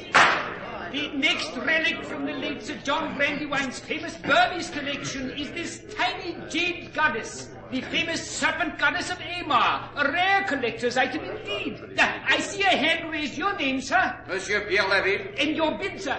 £50. Holmes, that thin-faced Frenchman is doing the bidding. Quite. He's the only one. The others are obviously afraid of the legend. Watson, note the condition of the fellow's hair and hands. What about them? Interesting. Very. Very well, I have £50. £50 once. £100. £100. I am bid £100. £200. 300. 4. 5. Holmes, what are you trying to do? By the goddess, Watson, outbid this fellow Laville for reasons of my own. Coming into her own. £500. Will someone offer 6? 6. 7. £700. Will the gentleman in the rear row give me 8? £800. £1,000. £1,000. 1,000 I have bid. Holmes, the other chap stopped bidding. He's leaving the auction. Yes, he is indeed, Watson. But we have a new and late arrival. Note the high-born Burmese gentleman hurrying through the door. I have the 1,000 once, 1,000 twice, sold for £1,000. Mr. Auctioneer, wait. My name is Adaku, and I wish to bid. I'm sorry, sir, but the goddess of Amar has already been sold to the tall gentleman in the front row.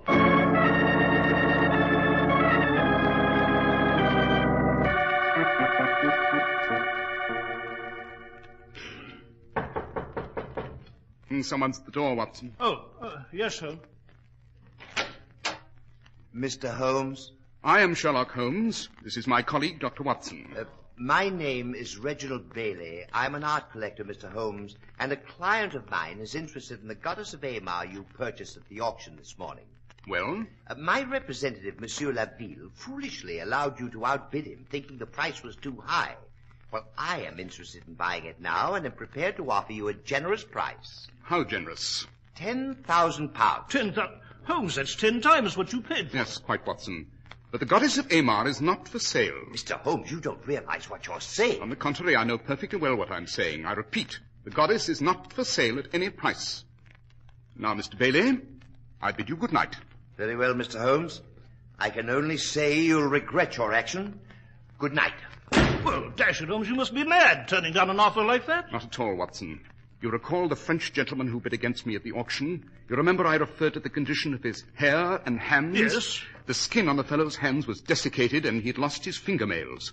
Moreover, on certain areas of his head, he'd suffered a complete loss of hair. Dash it, Holmes, what's all this got to do with the Burmese goddess? It means, my dear fellow, that the jade figure I purchased is worth a fortune. It means that not one, but two mysterious parties want the goddess and will stop at nothing to get it. If I'm not mistaken, there may be a desperate attempt to kidnap the goddess tonight.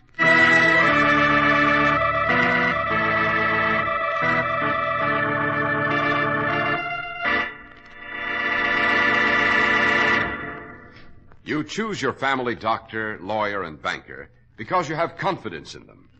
It's just as smart to choose the place where you buy your clothes for the same reason. Right now in your own city, a friendly, respected, independent merchant sells Clippercraft clothes. He believes and acts on the belief that you will appreciate the genuine savings he passes on to you. He doesn't sell dubious merchandise.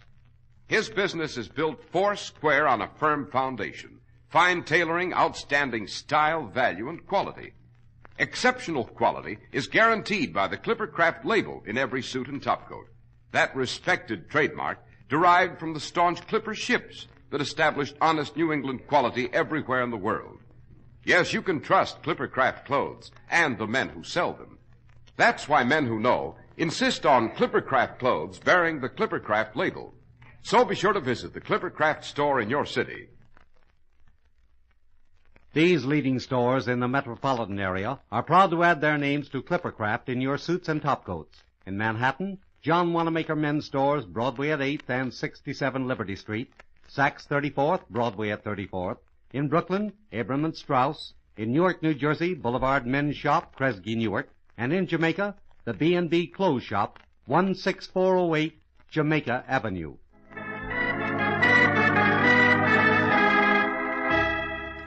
And now, Dr. Watson. Dr. Watson, you were relating to us the case of the Burmese goddess. So I was, Mr. Harris.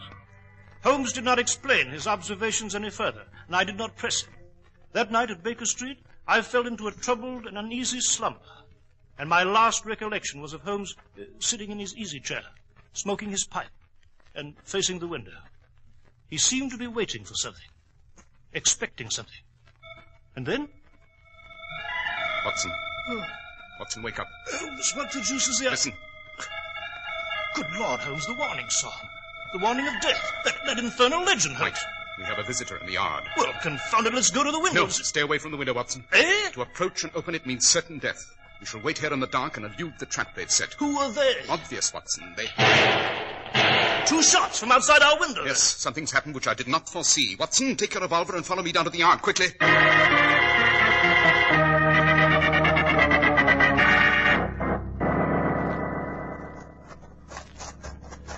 Holmes, there's a body of a man here in the yard.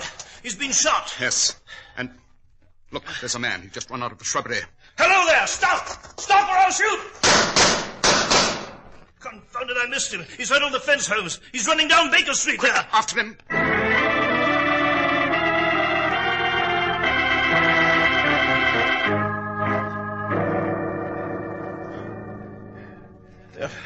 The beggar was too fast for us, Holmes. He got away. Yes, quite. But he's left us a souvenir in this corpse here. Right, let us examine the body. Aha! What is it? Identification papers, Watson. And note, they prove that this dead man is Inspector Paul Dubois of the French Sûreté. Eh? What's a French police inspector got to do with a Burmese goddess, Holmes? Everything, my dear fellow, everything. Remember, my competitive bidder at the auction was also French.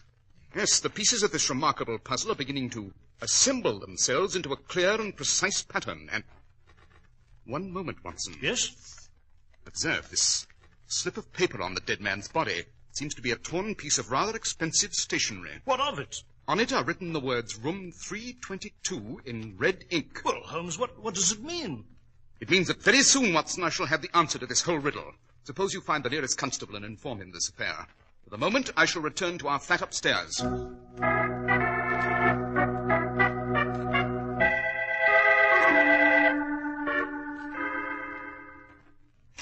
the police will be here presently.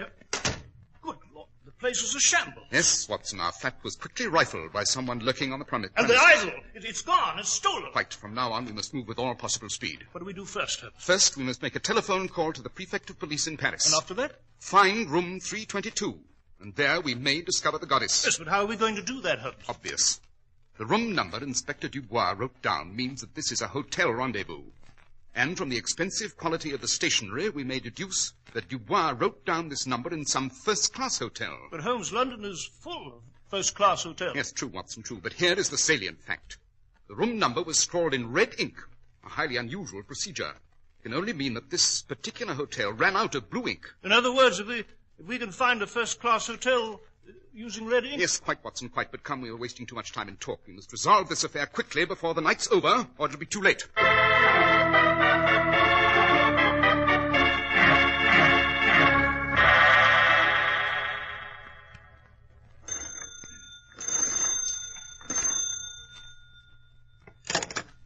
Hello? Laville, this is Bailey. I'm down in the hotel lobby. Ah, oui. Did you get that goddess out of the Holmes flat? Oui, well, he ran after you, Monsieur Bailey. I took it from his apartment. It is here on the table now. I have already broken the goddess from the lead base. Be careful what you do, Laville. Have no fear in these matters, monsieur. Am I not an expert? Yes, but these Burmese devils are after that goddess too, Laville. They were outside Holmes' flat when I got rid of Inspector Dubois. I'll be right up and then we'll get out. Oui, Monsieur Bailey. As for these Burmese natives, they do not know where we are. Monsieur Bailey. What is it? What's the matter? They are here. They've come for the goddess. What? The song, the death song. It is outside my window. Laville, hide the lead base, you hear? Let them have the goddess. That's all they want. Monsieur Bailey, there's someone at the window. On the fire escaping. No! Ah! Laville!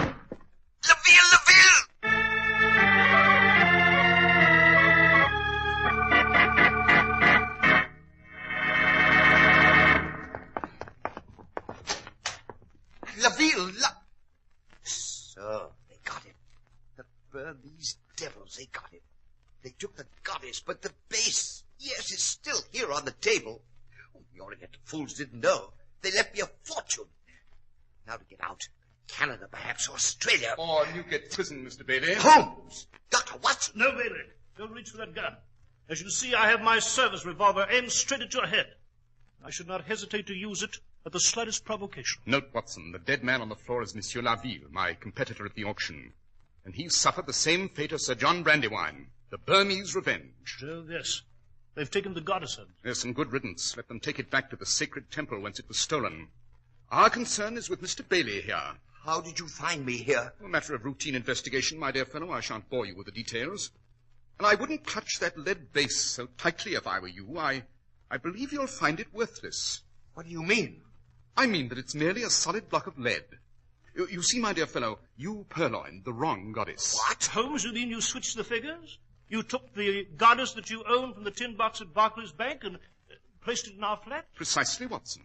And the goddess I purchased at the auction now rests quite safely in the custody of Inspector Lestrade at Scotland Yard. You cheated me. You cheated me out of a fortune. Quite. What's all this about? What fortune? Fortune in radium, Watson. Radium? Exactly. A grain of radium stolen from the Curie laboratories in Paris, hidden in the base of the goddess of Aymar, and thus smuggled into England.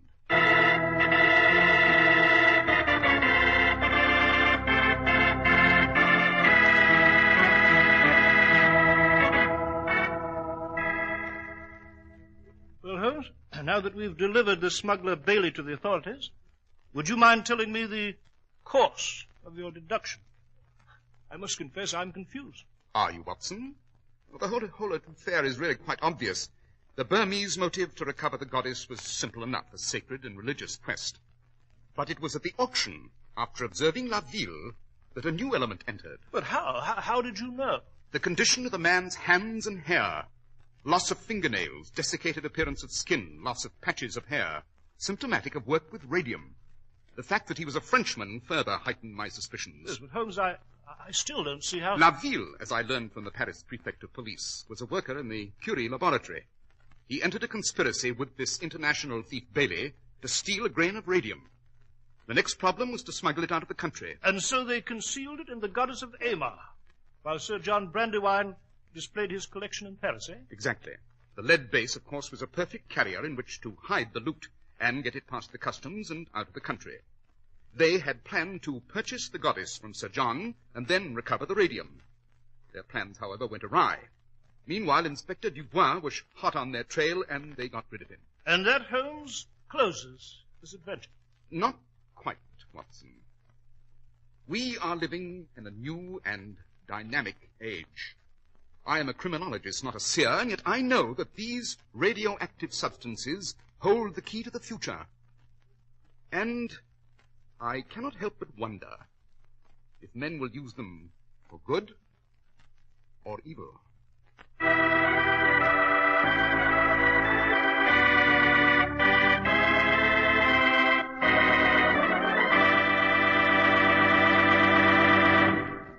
Well, Dr. Watson, that was quite an adventure, sir. Yes, indeed it was, Mr. Harris. It is, in fact, one of my favorite memoirs, and significant in the light of what is being done with radioactive substances today. And now, Dr. Watson, what adventure will you have for us next week? Next week, Mr. Harris, I shall relate to you the adventure of the golden pince-nez. It concerns an untidy rug, a box of Egyptian cigarettes, and a stab in the dark.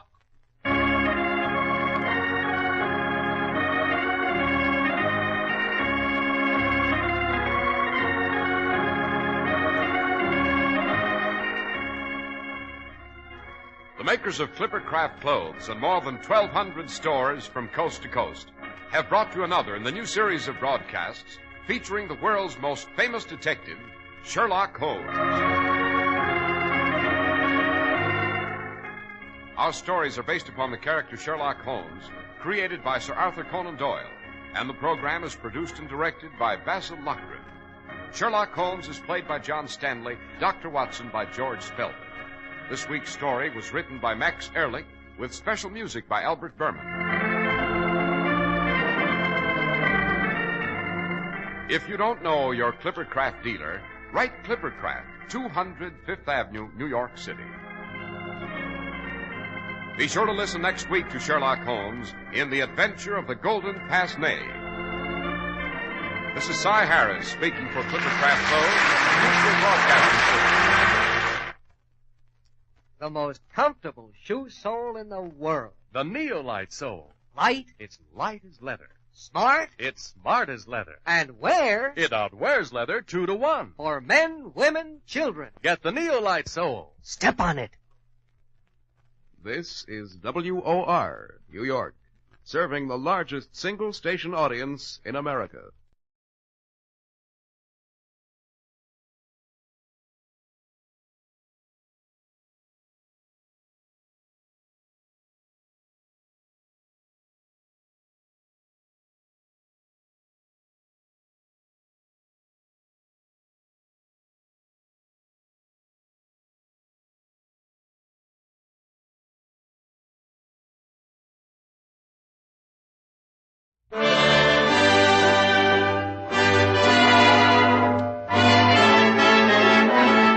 The makers of Camel cigarettes present Dick Powell as Richard Diamond, private detective.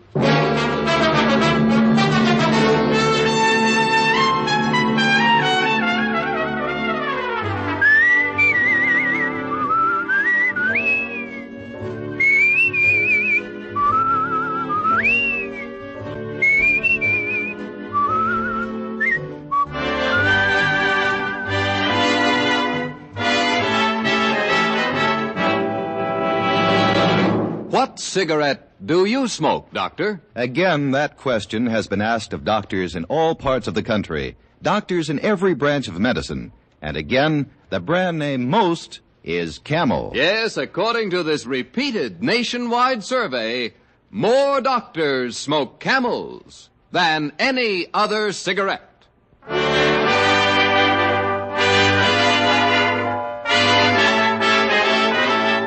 Here transcribed is Richard Diamond, private detective, starring Dick Powell.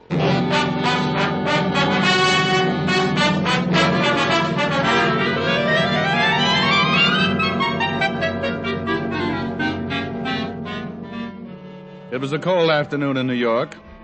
There were 6 inches of snow on the streets and twice that much on the fire escape outside my window.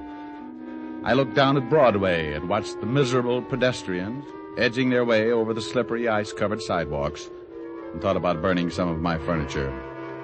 It was just the day for anything unpleasant, and when the door to my office opened, I turned around to look at one of the most unpleasant sights I'd ever been faced with. Standing in the door was something that looked human, and I use the term human only because I stuck around long enough to find out for sure. He was about 6 feet and well-dressed in a dark gray overcoat, but his face raised goosebumps from my argyles to my haircut. It was as dark gray as his overcoat, his whole face, his eyes, his lips, and when he spoke, even his tongue. Mr. Diamond? Yeah? I want you to find the man, and I want you to find him in the next 5 hours. He didn't sit down. He just stood there facing me like a bad dream. I pushed the chair back and got up, as though I had to be standing to protect myself from what was coming. The man I want you to find is named Carnes. He's a science teacher at State College. Is he missing? Would I want him located if he wasn't? Would I have asked you if I'd known the answer to that? How much is your fee, Mr. Diamond? When I know what I'm getting into, $100 a day in expenses. Yes, 500. Find Louis Carnes in 5 hours and you get another 500. Does it matter if you know what you're getting into? I never go waiting if there's quicksand around. Not even for $1,000? I never like to count money when I'm suffocating. You only have to find Louis Carnes. I guarantee you'll live through it. And after I find him? You can spend your 1,000 and forget about it. Why do you want him found? I owe him a debt. I want to pay him. And why do I have to find him in the next 5 hours?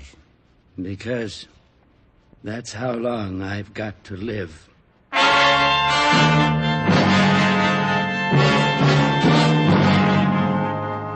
Interesting situation? You bet. And that 1,000 made it about as interesting a situation as I'd ever gotten into. I couldn't take my eyes off of him, standing there as gray as an early morning ghost. I wanted to ask him about his color, but in a business like mine, if a client comes in riding a purple llama, you greet him like everybody rides purple llamas and keep your mouth shut.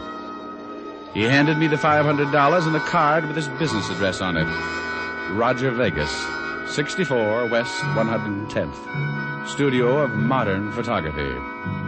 He backed up 2 steps, smiled a slow, dead smile, turned and walked out of the office like he was going to look at his own grave. I sat back down and thought about it for a while, and the little voice in the back of my head kept whispering, "Don't do it, Diamond. Don't do it, Diamond. Don't do it, Diamond. "Oh, shut up. You'll be sorry. What about the $1,000? It'll buy you a nice funeral." Peasant.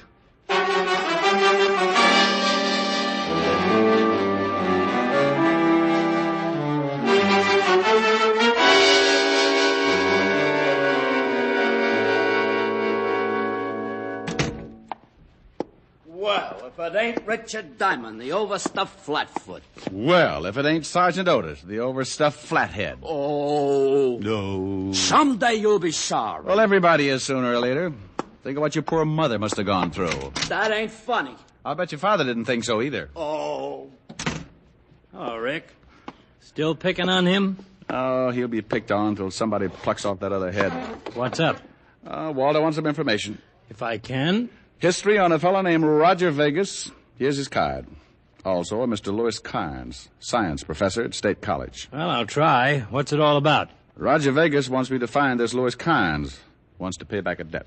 What's unusual about that? I don't know. Oh, but you should see Roger Vegas. He'd scare you right into a dozen more ulcers. I doubt it. No room for any more. Well, the ones you've got would hide. You should see this guy, Walt. His face, his hands are dark gray. What about the rest of them? Now, wouldn't you know it if I got to ask him to take his clothes off? Very funny. What do you mean he's gray? Well, that's just what he is. Even his eyes. Not just the pupil, but the whole eye. The whole eye? Yeah. If he raised his collar, he could stick out his tongue, put a tie pin on it, and wear it with a dark blue suit. His tongue, too? Even his fingernails, his gums. I suppose his hair is plaid. Okay. But if you ever run into this guy in a dark alley, get set to faint. Well, I'll see what I can find out about him. I've got to have the information pretty fast. I've only got 4.5 hours to find Louis Carnes. How come?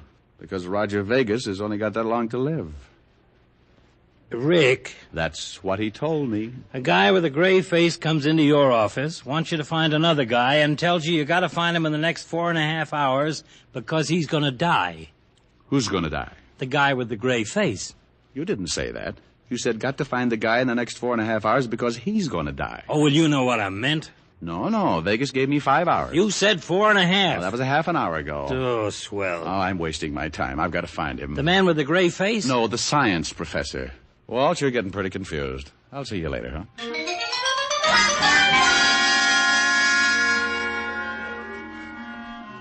I left the 5th Precinct, grabbed a cab, and 20 minutes later I was walking across the campus of State College. Being Saturday, the big school was quiet and impressive as it stretched out over the dozen acres of snow-covered grounds. I located the administration building and found one lonely student working in the main office.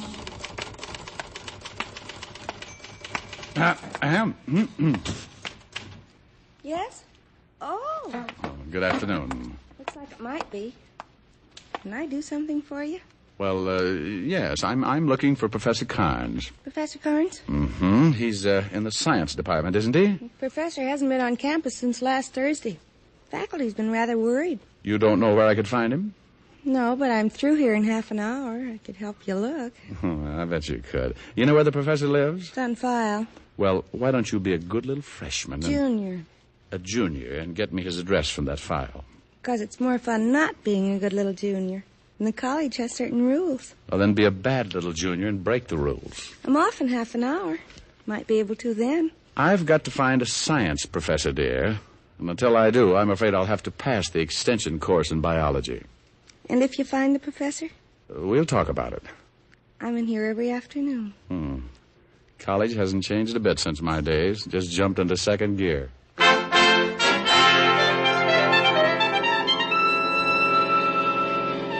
The cute little junior walked her sweater and saddle shoes over to a long file and came back with Professor Carnes' home address. I thanked her, promised she could wear my gold badge if she passed lunch hour, and took my cab back to town. At the professor's house, I met his sister, an elderly lady named Drusilla, who reminded me of my math teacher at PS-14. I haven't seen my brother since Friday morning, Mr. Diamond. And you have no idea where I can find him? No. Why do you want to find him? Well, I'm a private detective, Miss Carnes. I was hired by a man named Vegas. Oh, you know him? I most certainly do. Did he hire you to find my brother? That's right. He's not a good man, Mr. Diamond. I believe he's the reason my brother disappeared. Maybe you better tell me about it. My brother married a girl many years younger than himself, and unfortunately it was not a good marriage. Did this Vegas person mention my brother's wife? No, he just told me he wanted to find the professor in order to pay him a debt. A debt? That's what he said. Watch out for that man, Mr. Diamond. He broke up my brother's marriage. Well, maybe I'd better talk to your brother's wife. That would be impossible. My brother's wife killed herself. Oh, well, that's too bad. My brother and I believe she killed herself because of that man Vegas. My brother found out they were seeing each other. When he begged her to stop, she said that it was impossible and refused to give a reason. A week later, she killed herself. Have you ever seen Mr. Vegas? No, I have not. Why? Well, I was just wondering why any woman would go for a man like him. Unless she liked ghosts.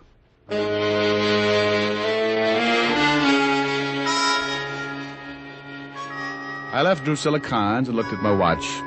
It was 3 o'clock, and I had only 2 hours left to find the professor and earn my $1,000. On the way to the nearest phone booth, I thought about the case and wondered if the $1,000 would be worth it in the long run. I watched part of my last $5 drop in the phone and decided it was. Lieutenant Levinson, homicide. Diamond, Walt.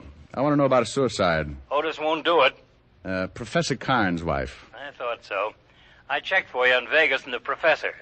The professor's wife jumped off a building 5 days ago. What did you find out about Vegas and the professor? Not much. At the inquest, the professor accused Vegas of breaking up his home and driving his wife to suicide. Neither man's got a record. Vegas is a professional photographer, and the professor has been teaching at State College for the past 11 years. I talked with some of the men at the inquest, and they remembered Vegas. They all say his skin looked pretty healthy at the time. Do me a favor, Walt. Check with the coroner and find out what would turn a man's skin that color. Sure. Got any leads on the professor yet? No, but I got a hunch. I just left his sister's, and she doesn't seem at all worried about her brother's disappearance. So? So if she isn't worried, there's a good chance she knows he's all right. And if she knows he's all right, she might know where he is. Oh, no wonder they made you a Lieutenant Walt. You keep thinking like that, and someday you might even take over for Sergeant Otis. Bye.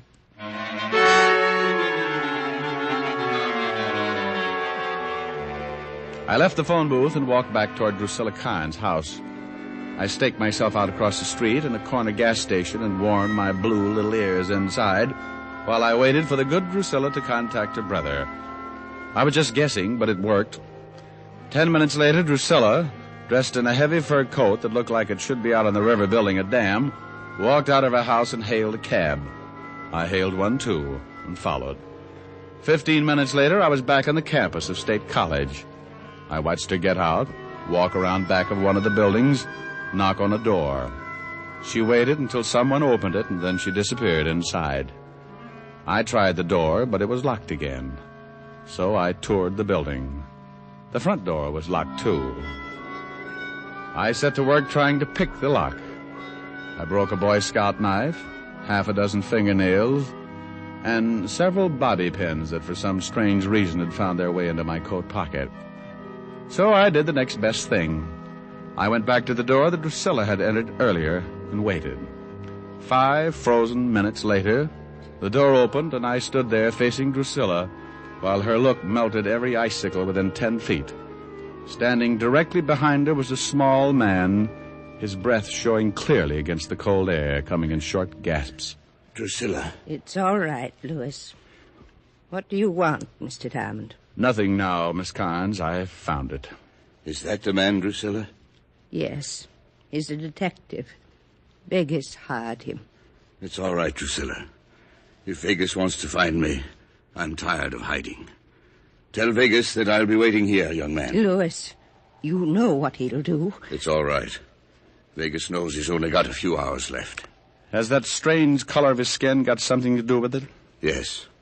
Have you seen him since the inquest, Professor? No. Well, that's funny.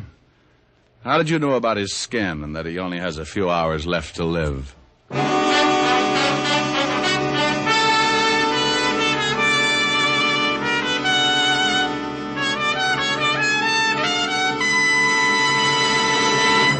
Before we continue with Richard Diamond, here's an important question. What do you look for in a cigarette? Well, most people say flavor and mildness. Those are two things you'll find in Camel's.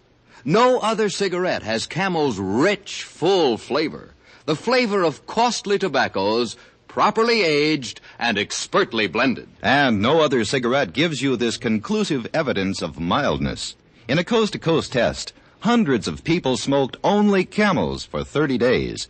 Each week, noted throat specialists examined the throats of these smokers and reported not one single case of throat irritation due to smoking Camels. Yes, that's proof of mildness, based on day-in, day-out smoking, not just a sniff or a puff. Make your own 30-day Camel mildness test, the sensible test, the thorough test.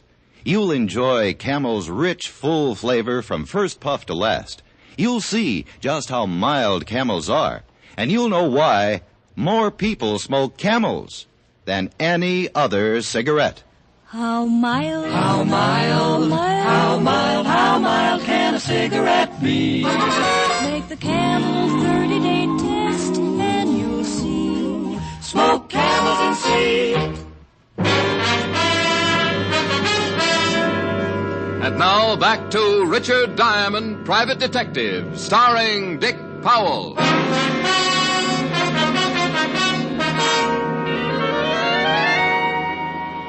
Well, I'd found the professor, and the $1,000 was close to being mine. All I had to do was notify Vegas and collect. Even the professor guaranteed to help by staying and waiting for Vegas. But something was wrong. Standing there in the snow, looking at the timid professor, something began to smell to high heaven. I turned and walked away. Even if the professor was going to run, what was I supposed to do? Carry him piggyback until I located my dying client? The 1,000 was important, but there was a lot more that had to be solved in a hurry. I went back to town and over to the photography shop run by Roger Vegas. Yeah? Is there something... What's the matter? Huh? Oh, nothing. Nothing. Can I do something for you? I'm looking for Roger Vegas. Oh, he ain't in. Ain't I seen you someplace? You might have. I move around.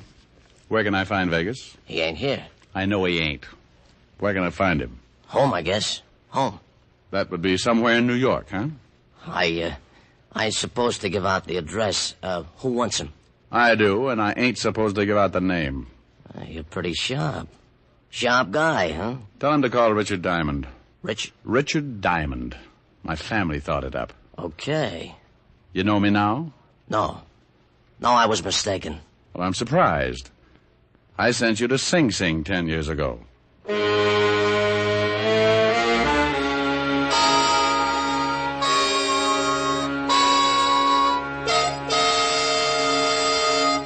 The professor's hiding in the school? That's right, Walt. In the basement of the science building. I just left Roger Vegas's photography shop, and guess who was working there? Who? George Youngwell. Youngwell? The guy you sent up on that blackmail rap? 10 years ago. Well, I knew he was out, but I haven't heard anything about him in a couple of years. Well, he's working for Vegas. Must be keeping his nose clean. Oh, I've seen cleaner noses on pigs. Somebody want me? No, what is it, you melon head? Well, gee, don't yell at me like that. I got something more than Roger Vegas. Well, do you want to hand it to me, or would you just like to stand there and throw it? Oh. Gee, I wish you'd stay away from Diamond. Every time you see him, you get meaner and meaner. Come on, what do you got? Here. Ain't nothing much. Robbery detail come up with it. Huh. That photography shop was broken into this morning, Rick. Oh, it was? Burglary got some prints on the windows. Belongs to some guy named Carnes. Carnes? Yeah. Says here, checked prints with State License Bureau. Prints belong to one Louis Carnes, professor of science at State College. I'll see you later. Rick? Yeah? I nearly forgot. I checked with the coroner. Told him about the color of Vegas's skin. He said that it could only be caused by a strong dose of silver salts. Silver salts? Poisoning known as pyrinia. Pyrinnia. Silver salts. Uh-huh.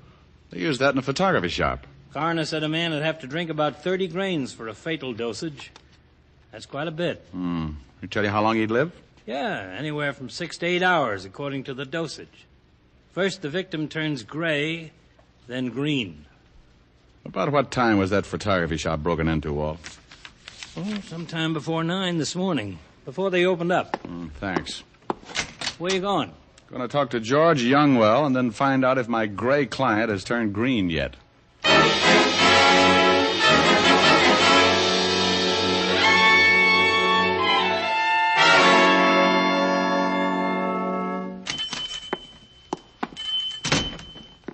Hello, George. I told him, Diamond. I told him you wanted to see him. He said he was going over to your office. Well, thanks.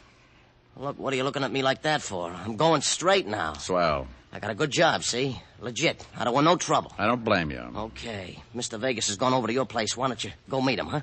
Plenty of time. Look, he's in a hurry. He's got a big trouble, and he's got to take care of it in a hurry. Yeah, I know. He's got about an hour. Well, go on. He paid you, didn't he? What do you do around here, George? Now, listen, you. I know my rights. I'm clean.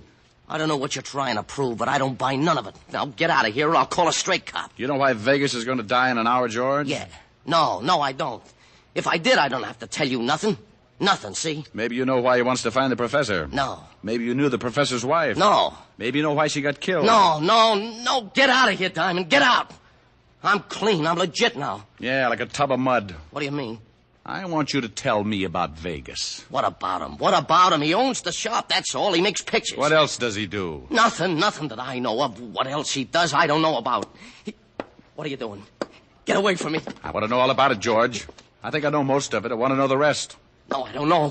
No, get away. I'm not a cop anymore, remember? I don't have to play the rules. You can't scare me. You won't get rough. You ain't a cop. It's right to lock you up if you get rough. Get away. I want to know why the professor's wife got killed. I don't know. I swear I don't know. She jumped. She jumped off the building. I thought you said you didn't know. Get away.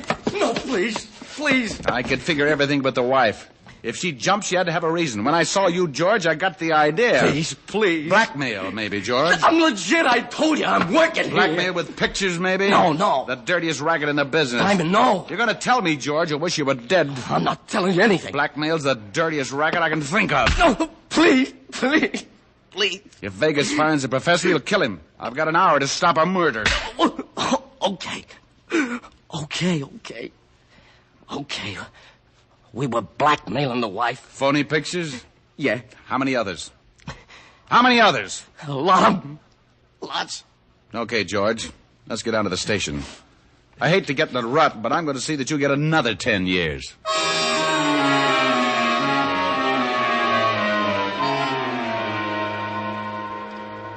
I hauled George Youngwell down to the precinct and went back to see the professor. He gave me some very interesting information. Interesting enough to make me call Walt and set up a plan. Then I went back to my office. When I walked in, I found Roger Vegas facing me. He turned an ugly shade of green, all but the gun in his hand. Where is he, Diamond? I've got less than an hour. I just left George Youngwell at the 5th Precinct. He's singing like a quartet. I thought that would happen, but I'm not worried. You've got perennial poisoning, huh? That's right. You've had it for about 7.5 hours, ever since the professor broke into your store and made you drink the silver salts. Yes. He was getting even for his wife. I've got about 40 minutes to live. Where is he? Well, if you're short on time, maybe you'd better start looking. No, I don't think so. You're going to show me. No, I don't think so. I can't argue. I guess you won't live through it after all. Oh, no. Wait a minute. Let's not lose our heads. He's at the college. Don't lie to me. He's in the science building, in the basement. You're coming along. It'll take 30 minutes to get there. If you're lying, I've got 5 minutes left to kill you. I think that's plenty of time.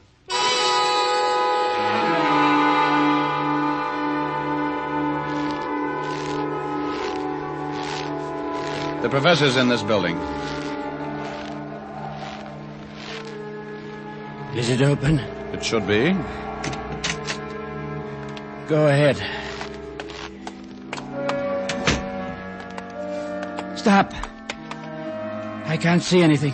The lights are out. If you're lying to me, Diamond, if he's not here... He's here. Call him. Okay. Oh, Professor! Professor Carnes! Yes? Oh. He's in the back room. Tell him to come in. Will you come in here, Professor? Who is it? It's Diamond. The detective? Get him in here. Yes, Professor. All right. Yes, what is it, Mr. Diamond? Hello, Professor. Vegas. Yes. Surprise. No, I knew you'd hired this detective. I knew you'd come.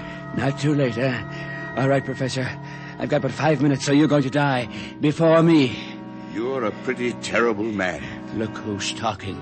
Break into my store, pull a gun on me, make me drink that stuff. You're a killer and you're going to pay for it. I'm not a killer yet. I haven't got the time to talk about it. You won't get away with it. You think you pulled it off just great, don't you?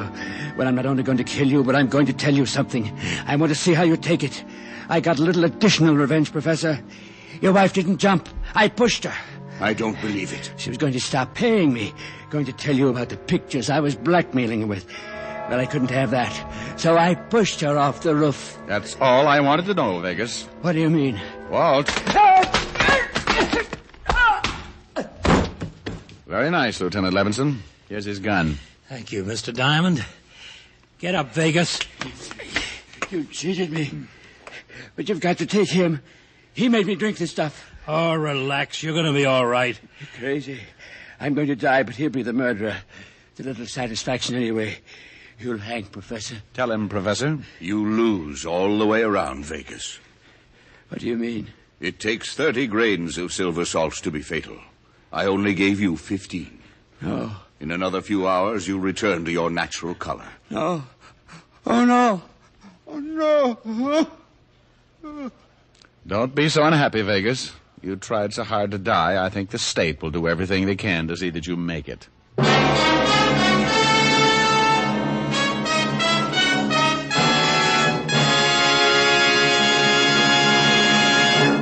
Dick Powell will return in just a minute. More people smoke Camels than any other cigarette. And among the millions of Camel smokers are many stars who know the importance of mildness in a cigarette because their voices are their living. Our own Dick Powell has been a Camel smoker for a good long time. Is that right, Dick? Yes, it is, Ed, and I'm smoking one right now. Well, you're in good company. Among other stars who smoke Camels are John Wayne, Risa Stevens, Ezio Pinza, Martha Tilton, and so on. Friends, find out for yourself how mild and flavorful a cigarette can be. Make the Camel 30-day test, and you'll know why more people smoke Camels than any other cigarette. How mild, how mild, how mild, how mild, how mild can a cigarette be? Take the Camel 30-day test and you'll see. Smoke Camels and see. Here's Dick Powell with a special message. Thank you. You know, ladies and gentlemen, no one deserves our appreciation more than the hospitalized men and women of our armed forces. As a tribute to them, the Camel people send gift cigarettes each week to servicemen's and veterans' hospitals in this country and also to overseas where our fighting men are hospitalized. This week, Camels go to veterans' hospitals, American Lake, Washington, and Fort Bayard, New Mexico, U.S. Army Station Hospital, Camp Stoneman, California, U.S. Naval Hospital Ship, Repose. Now, until next week, enjoy Camels. I always do.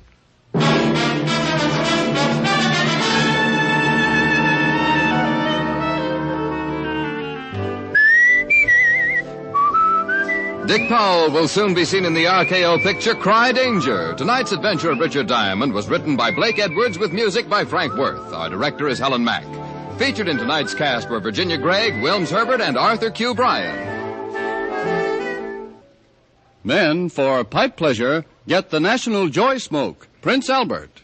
PA has a rich flavor and wonderful natural fragrance. It's crimp cut for cool, smooth smoking and specially treated to ensure against tongue bite. You'll enjoy Prince Albert, America's largest selling smoking tobacco. Listen next week for another exciting transcribed adventure of Richard Diamond, starring Dick Powell. This is Your FBI. The official broadcast from the files of the FBI follows immediately. Stay tuned.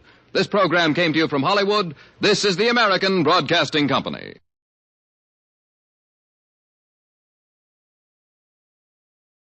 Yes, Roma wines taste better because only Roma selects from the world's greatest wine reserves for your pleasure. And now, Roma Wines, R-O-M-A. Roma Wines present Suspense. Tonight, Roma Wines bring you Mr. Richard Conte in Wind, Place, and Murder, a suspense play produced, edited, and directed for Roma Wines by William Spear. Suspense, radio's outstanding theater of thrills, is presented for your enjoyment by Roma Wines. That's R-O-M-A, Roma Wines. Those better-tasting California wines enjoyed by more Americans than any other wine. For friendly entertaining, for delightful dining. Yes, right now a glassful would be very pleasant, as Roma Wines bring you Richard Conte in a remarkable tale of Suspense.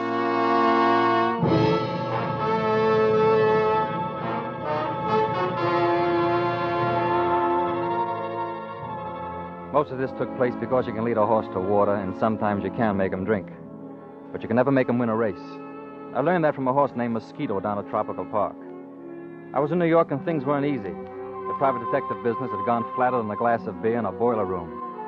I needed to borrow money, but the only place I could get it from was a girl named Laura Lee. I'd been going with her before I got hit by that monsoon at the $2 window. And I'd marry her if she could shake her father with $5 million and a big stick. Anyway, I scratched together a little dough, and I'd sit in my office brooding about how crime doesn't pay. It didn't help any when Laura took an office across the hall and called herself a private detective. For $5 million, you can afford to play games. But after that, things went from bad to worse. And then last week, Thursday, I noticed in the paper Mosquito was running at Jamaica. I picked up the phone to call a bookie joint run by a guy named Joey Galt. And that's how it started.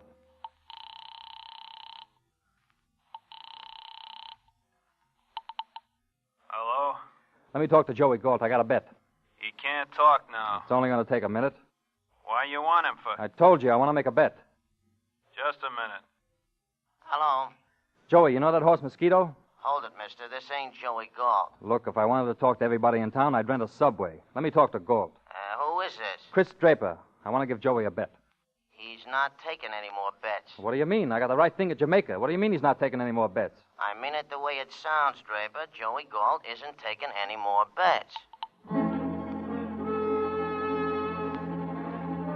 I should have known then, but I'm the kind of a guy that finds out about an earthquake when the repair squad arrives. If Joey Galt wouldn't take my bet, somebody would. It was almost 12, so I put on my coat and started for a bookie joint down on 45th. On the door, I hung a sign that said, "Out to lunch, back at 1 o'clock." I always hated to walk out that door because I had to look at the sign across the hall. Laura Lee, licensed private detective. A dame that couldn't find a spoon of sugar in a candy factory. But she had the scratch, and that's what counts. I walked down to 45th Street and put my last $100 on Mosquito to win. It was raining, so I ducked into a drugstore for a sandwich and a cup of coffee.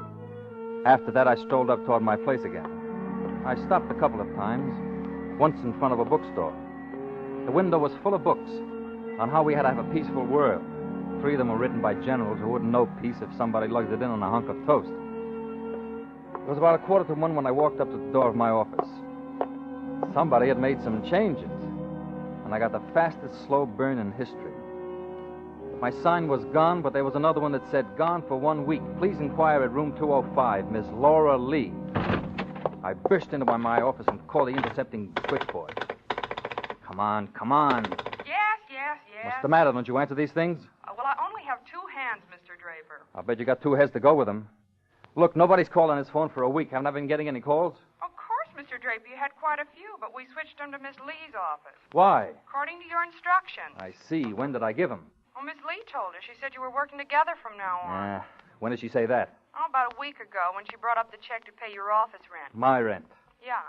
Anything wrong, Mr. Draper? Not a thing, baby. Get a pad of paper. I've got a message for you. Hello, Draper. Just a minute. All right. Where's Pilson? I held onto the phone and looked up from the desk. The room was full of muscle. A guy named Mike Farrago, a collection boy for Joey Galt. I'd seen him around before. A broad guy with a smile like an undertaker. Where's Pilson? Oh, hello. I just called your office. What happened over there? Look, don't make me keep repeating. Where's Pilson? Hello? I don't know any Pilson. You don't sound sure. I'm awful sure, Farrago. I don't know any Pilson. You're a nice guy, Draper. You shouldn't have made it tough. Now, wait a minute. Put that away. It'll go off in my face. That's so you can see it. Now, look, you're trying to find a guy named Pilson. I don't know him. I never heard of him. As far as I'm concerned, you just dreamed him up. The boss don't think that. Huh? Yeah, Pilson just knocked off the boss. He killed Joey Galt? Uh-huh, that's right. He just walked in, took a gun out of his umbrella, and shot Joe right in the ticker. It's a shame. Oh, I'm sorry for Joe. Well, I hope they let him make book up there. Everybody's got regrets. We got 'em about you, Draper. I don't know your boy, Farrago. You had your chance, Draper. Now... Hello, Lieutenant. Lieutenant. Put down that phone. I got him on the wire, Mike. You should have asked him. Hello, Lieutenant. I got one of Galt's boys up here. All right. He's pushing me around a little. If he pushes too hard, you know where to look. All right, you win this one, Draper. I'll be back when you're not so lucky. I'm always lucky. I don't believe it. I've seen your mutual tickets. I'll be back. Goodbye. Goodbye. Goodbye.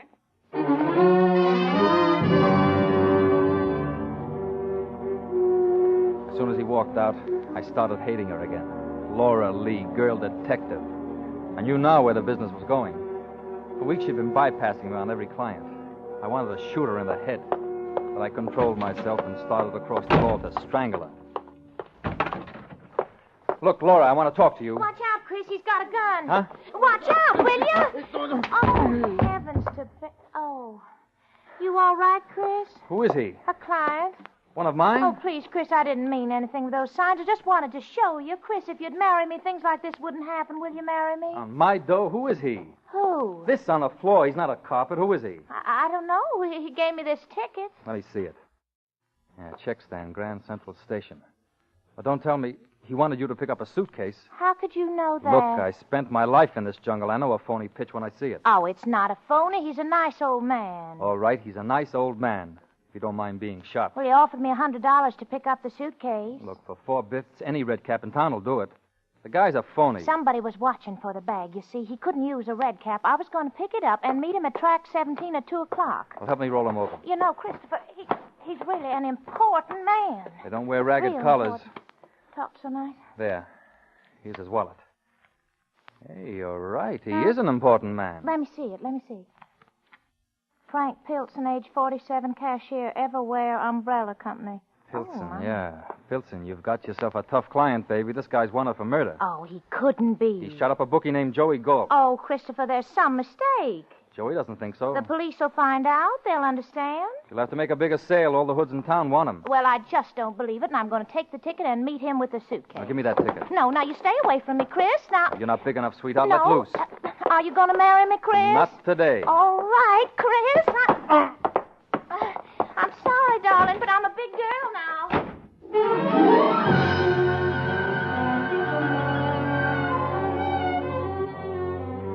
I don't know where she learned that trick, but by the time I got to the elevator, it was on its way down. When I got to the street, she was up near 7th Avenue climbing into a cab. There was one other cab in sight, but I couldn't do business there because Farrago moved into it and started to follow Laura. If I was going to get there, I had to grab a cab down the street. I turned and ran right into a lieutenant from Homicide named Herbie Knapp, the guy that learned how to dress from Brooks and how to talk from Damon Runyon. Ah, hello, Chris. How are the horses? Look, Herbie, I got to run. I asked you how the horses was. Mosquito in the first now. Let me get by, Herbie. I got to get a cab. Just a minute. It's a shame, but you got to stay here. Likewise, it's a shame about Joey Galt. I don't have the time, Herbie. Somebody walks in about an hour ago and shoots him right on the price tag. Yeah, I heard about it. Yeah, you know, it's most uncharitable to kill a bookie, especially he is an honest bookie. Stay here. All right, I'm not going anywhere now. And all and sundry along Broadway say Joey Galt is honest as the day is long, and part of the night, too. He never welches. This comes about probably because no one ever has a winner with Joey, though. If you got a pitch, make it, Herbie. I'm asking you the whereabouts of Pilson. Who? A citizen named Pilson. He drops one of your circulars in Galt's place. Well, that proves I got a printer's bill. It proves more. A few minutes after Joey dies, the phone rings, and it's you, Chris. Pretending you want to place a bet. I have put 2 and 2 together, and I don't want 4. I want Pilson. All right, he's up in 205. You'll find him up there. We'll both find him, Chris. I gotta go, Herbie. You go on up. Being a cop is no fun. Likewise, it's lonely. You come, too.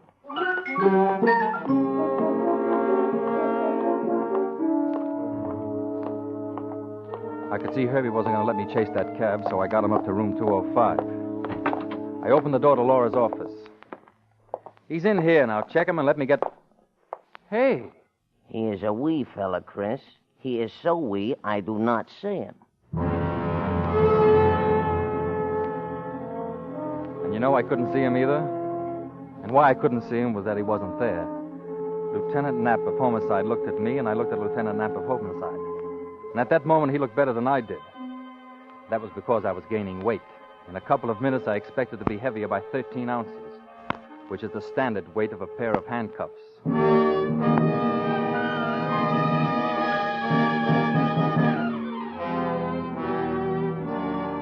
For suspense, Roma Wines are bringing you Richard Conte in Win, Place, and Murder.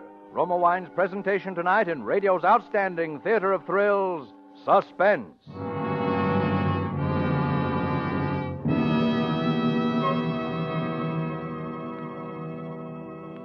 Between the acts of suspense, this is Truman Bradley for Roma Wines.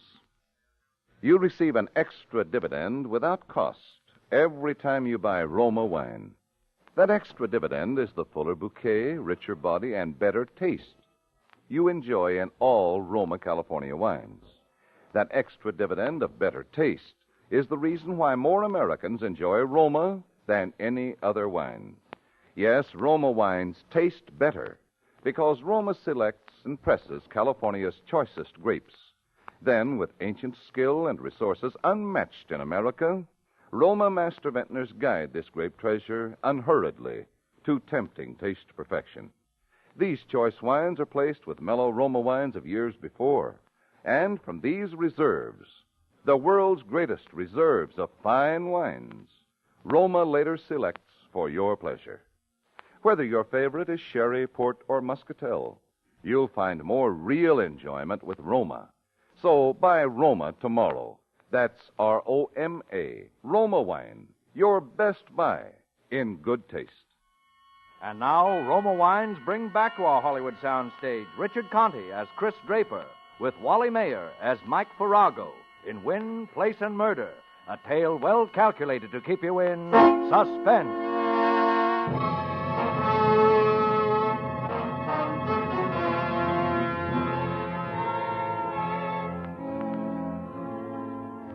I felt embarrassed, to say the least. Here I have invited Lieutenant Knapp up to meet somebody who is of mutual interest to both of us. Now I had to pick up the check. Well? Well, he was here 5 minutes ago. Look, don't pull my leg on account of I will use it on your teeth. He was here 5 minutes ago. I hit him, and I thought he was out. He must have gone down the fire escape. Oh, first you never hear of Pilson, then you have him upstairs, and now he goes out the back way. Whose place is this? It's a girl's office, Miss Laura Lee, debutante detective. How come Pilson was here? He came by mistake. Yeah, that's the way I'm taking you to the jug pub. I have a brother-in-law handles cases cheap. Look, would I hide him on you, Herbie? I'm taking you downtown, Chris. Now, wait a minute, Herbie. Unless you pull Pilson out of the woodwork. All right. He's over in my office. Oh, it's better. Across the hall here.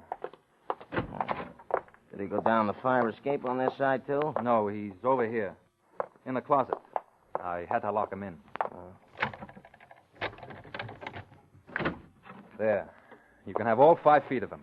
Where? I don't see no... In the back there. Well, let me see. Sure. Look him over good. Wait a minute, Draper. Sorry, Herbie. Hey, Chris, let me out of here. I told you I was in a hurry. I'll shoot the bolt out. And bring all the tenants in. The police force would look funny locked in the closet. I'll be back in an hour. Wait a minute. Wait a minute, Chris. Yeah. Look, Chris, that filly Mosquito, she's running in the first. Like crazy is the word. Yeah, look, if you keep me in here an hour, I will not get a bet down, chum. Suppose she wins. She's a 58-1 shot, too. Chris, I will consider it a great favor if you put 20 skins on Mosquito's nose. All right, I'll give it to Lou Golding. He works the corner. Pass it under the door. What if it stinks? If it's horse money, it's thin. Pass it under. All right. You got it? Yeah. Be sure she wins. I'll tell her about your $20. Thanks, Chris. I won't forget you for this. Go easy. She may lose. That's what I mean.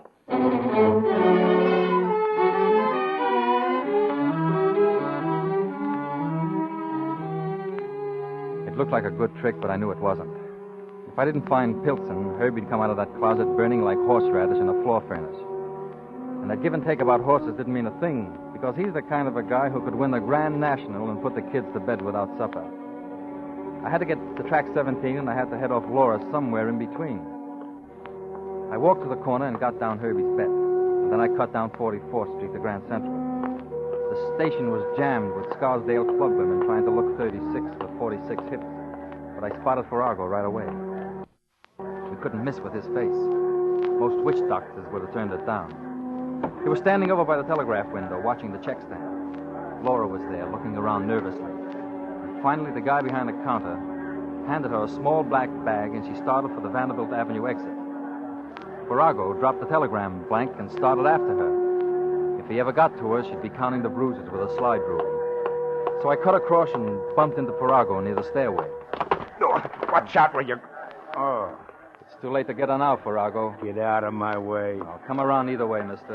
Okay, you asked for it. Oh, come on. Now, break it up. Come on. If you want to fight, get a matchmaker. You're a cop. He was bothering a lady. Where is she? Well, she's gone now. What did she do, ride a deer? I just walked up. Were you bothering a lady? I don't know none. Oh, forget about it. Now, both of you get out of here. Yeah, okay. I'll tag you later, Drew. And you get moving too, fella. I'm sorry about this trouble. Here, you want a cigar? Is it one of those nickel things? Yeah. Well, you keep it. I don't smoke nickel cigars. I didn't say you had to smoke it, officer. Just chew it.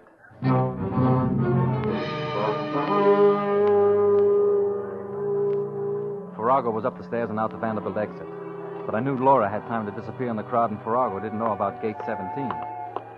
I went over toward the information desk and then walked back to the gate. I didn't see Laura at first. The crowd was starting to gather for the Chicago train. Laura was over on one side, scared and hugging the wall so tight she could have hired out as a mural. Oh, Chris.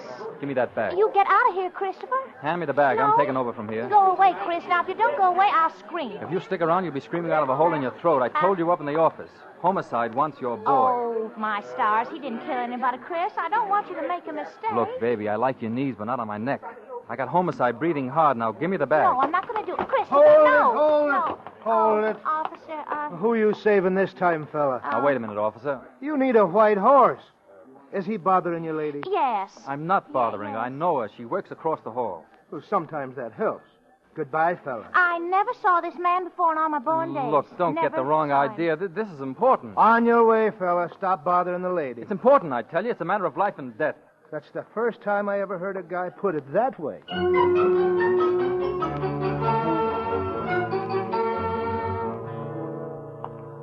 The cop watched me as I walked off, and the way he stood at the gate, I knew I wasn't going to get to Laura with a shortwave radio. It was 1:45, and Pilson had a few more minutes before he had the show.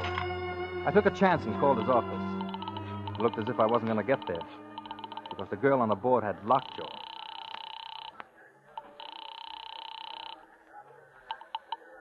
Hello. Ever wear umbrella? I want to talk to Mr. Pilson. He's not here. Be back at 2. Is he the cashier over there? Yes? Well, how long's he been there? Who is this, please?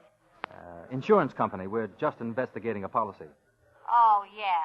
Well, he's been here for 15 years. He was with the company at the start. How about his personal habits? I beg your pardon? His habits, the big two, women and gambling. I don't think so. Are you sure? I don't think he gambles. You have to take a vote on the women. He's over 40. That don't change anything but the blood pressure. He gave a Mr. Galt as a reference. Do you know if he ever calls up there? Why, yes, I think he does. It's a brokerage house, isn't it? It used to be. Do you know if he went there today? I don't think so. He had to pick up the payroll during his lunch hour. What payroll? He always picks it up on Friday. I didn't know about that. Would it be risky to insure him? Oh, my, no. He's been doing it for years. A small black bag. He does it every Friday. I see. How much is in the payroll? I don't know. Well, make a guess. Oh, 50,000. I'm not sure. It may be. That's right. What? Maybe.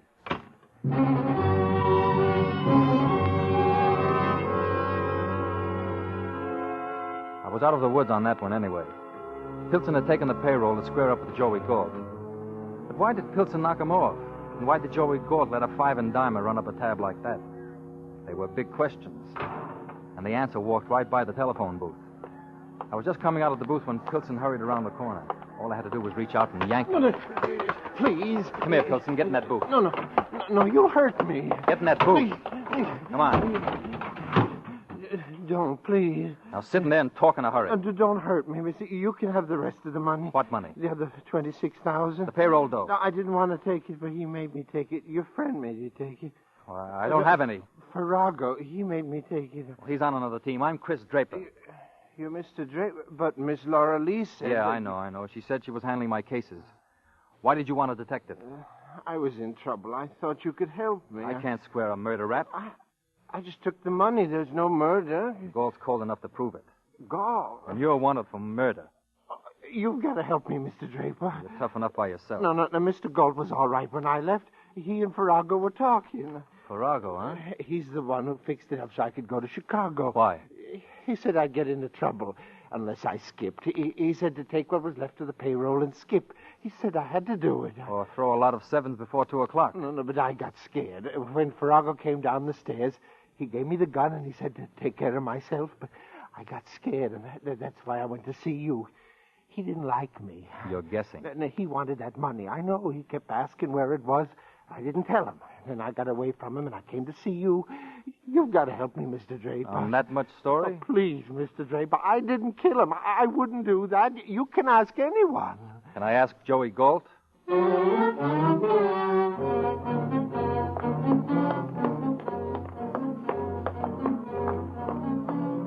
I rushed Pilson up to my office. Herbie was banging around the closet like a farmer's apprentice. Hey, let me out. Hey, All right, is that you, all Chris? right, all right. Chris, let me out of here. Come on out, Herbie. How was it? Humiliating. By the same token, it is distressing. Yeah. Likewise, it is distressing to throw you in the clink. You don't have to. Here's your boy, Pilson. He goes to the clink, too. Tell him no, Mr. Draper. Tell him no. The drag Draper's got won't pull a flea over a silk thread. You go to the clink, Pilson. He says he didn't do it. Christopher. Mr. Pilson. Christopher, I want to talk to you. Now, wait a minute, Laura. What are you doing with Mr. Pilson? Chris, I want to know what you are doing. Draper, who is this Judy with a loose tonsil? Now, wait a minute. Calm down, Laura. Give me that bag. No, I'm not going to do... No. Give me that bag. No. Herbie, do me a favor. This afternoon, I would not do Bush a favor. Do me a favor and get in that closet with Pilson. You miscounted the holes in my head. Look, it'll only be for a while. Please, Herbie, do me a favor. You can't lose anything now. That's it. Just stay in that closet. Chris, I got the only sunstroke in April. That's a boy. All right, now. Get in there, Pilson. When do I get out? I'll let you know. Christopher, I won't let you do that to Mr. Now, Pilson. keep still and come over here by the desk. I'm not... Help me get this bag open. There. Now we'll have a look. Well, Chris, in the bag. Yeah, Pilson's Laundry. 26,000 green shirts. Here, help me put them on the table. How do you know there's 26,000? Just put the dough on the table. Well, I'm trying. Don't bother to count it. I'll have more time. Oh, hello, Farrago. I was afraid you'd follow her. Just scoop it in the bag, Draper. Well, you don't need this. You got the rest of Pilson's payroll. I'm just greedy. Put it in the bag. Pilson doesn't get much out of this. He gets a lesson. Well, he was right then. You were after that dough. You knocked off Galt and took the dough Pilson paid him. And I want the rest of that payroll. Chris, I was right. Mr. Pilson didn't do it. That's right. Farrago palmed off the murder gun on him. Oh, I won't let him take the money. Give me that bag. Wait a minute, lady. Here. All right, lady. Get down on the floor and pick it up. And while you're down there, say a prayer for me, too. Scattered all over the prayers. What do you mean? Oh, he's hot now. His only chance is to knock us off. That's right. Now hand me the bag. Thanks. It's the only way, Farrago, but it's a big mistake. As I was saying to Lieutenant Knapp... I'll worry about that, Draper. I'm sorry about you, lady. I got regrets, but I'll get over them. Now use your head, Farrago. If Herbie were here... Sorry. Pick an angel, Draper. Farrago, I don't want to fast-talk you, but there's a copper in that closet. Don't kid me. If he'll step out of there, he'll put you away for good. I wasn't born yesterday. But you'll die today, mister.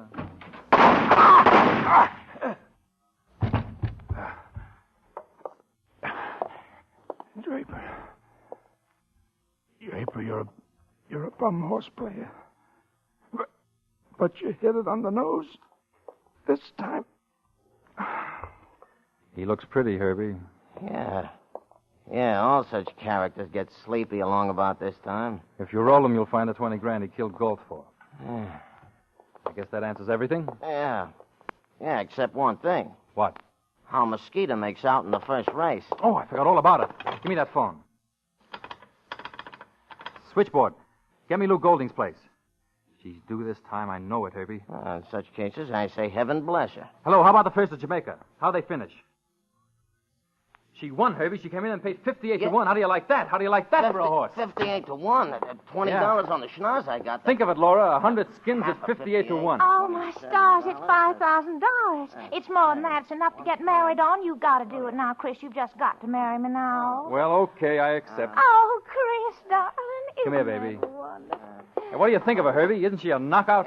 To be sure, yeah. Isn't she the most beautiful thing you ever saw? In my born days. Of course she is. I tell you, Herbie, there'll never be another filly like Mosquito. Oh, Christopher, darling.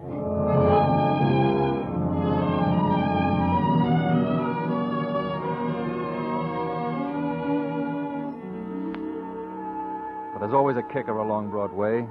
That price of 58 to 1 was too big. Lou Golding couldn't stand the belt. When Herbie and I went around to collect, they said he'd skip town. Now I'm broke. And Laura, top heavy with dough, won't let me out of that marriage deal. She even claims Herbie for a witness. I could get a smart lawyer and wriggle out. But I got a sure thing at Hialeah next Tuesday. So I need $100. Laura says she'll give it to me if I marry her. I don't know. It may be worth it. This is a sure thing. A very sure thing.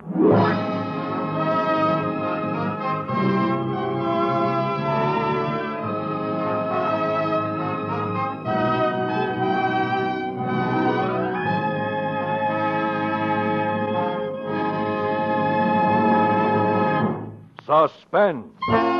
Presented by Roma Wines, R-O-M-A, Roma, America's favorite wines. This is Truman Bradley, bringing back for a curtain call our suspense star of the evening, Richard Conte. Richard, most of our listeners know you as an outstanding young actor. We'd like to tell them something about you that they may not know. For example, the fact that you're an artist off the screen as well as on. I'm no Michelangelo, Truman. Painting is just a hobby with me. Like having friends over for dinner and then talking about acting all night. Well, Richard, here's something to make your talking sessions even more friendly and companionable. A gift hamper of Roma wines with the compliments of Roma, the greatest name in wine. Thank you, Truman. That's an idea for holding my listeners. You're right, Richard. At dessert time or after dinner, serve that fine Roma California port, and you'll really have an appreciative audience, believe me. For ruby red Roma port has a rich, full body, a mellow, natural sweetness that everyone enjoys. You'll find Roma port is the ideal finishing touch to a fine dinner, a luxurious taste treat later in the evening with cake or fruit. Say no more, Truman. Just give me the Roma basket. One more word, Richard, and it's important, too. Remember that in all Roma wines, you enjoy an important difference. An extra premium goodness in fuller bouquet, richer body, and better taste. Yes, Roma wines taste better because only Roma selects for better taste from the world's greatest reserves of fine wines. That's why more Americans enjoy Roma than any other wine. You've counted with Conte, Truman. Thank you and good night. Next week, part of the country goes on daylight saving time. If your city remains on standard time, Suspense will be heard 1 hour earlier. Check your local newspaper for time. Richard Conte appeared through the courtesy of 20th Century Fox, producers of the late George Apley. Tonight's suspense play was from the story by Emil C. Tepperman. Next Thursday, you will hear Miss Ava Gardner as star of Suspense. Produced and directed by William Spear for the Roma Wine Company of Fresno, California.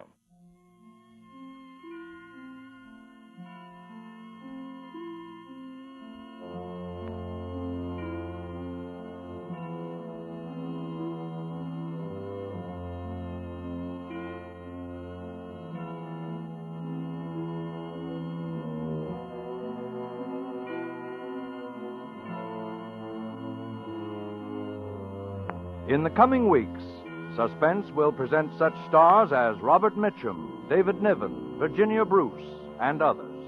Make it a point to listen each Thursday to Suspense, radio's outstanding theater of thrills.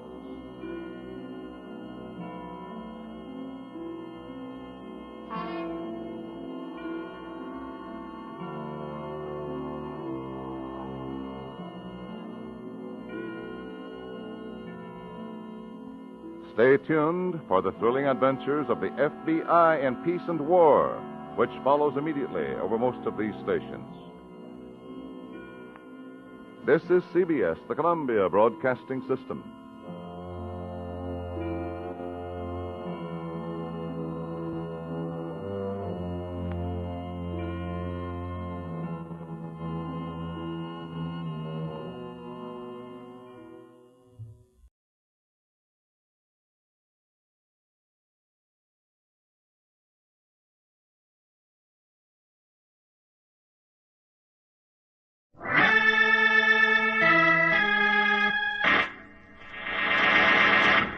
From New York City, the makers of Clipper Craft Clothes for Men and more than 1,200 leading retail stores from coast to coast present that immortal character created by Sir Arthur Conan Doyle, the world's most famous detective, Sherlock Holmes, starring John Stanley.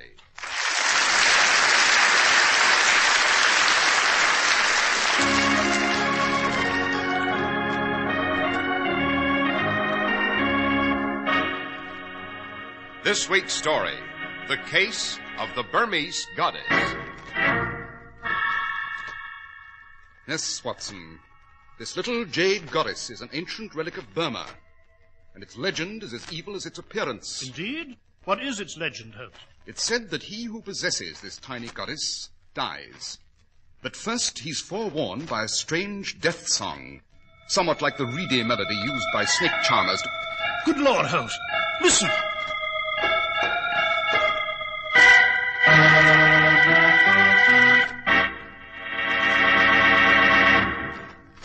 of Dr. John Watson's study, and we're about to hear another of his adventures with the fabulous Sherlock Holmes. Well, good evening, Mr. Harris. Good evening, Dr. Watson. I presume you have one of your memoirs ready for us tonight? Indeed I have. And this one, Mr. Harris, although taking place in our familiar haunts of London, had sinister and mysterious overtones from the Far East, which to a lesser man than Holmes might have defied analysis. Well, what do you call this memoir, Dr. Watson? Holmes and I always refer to it as the case of the Burmese goddess.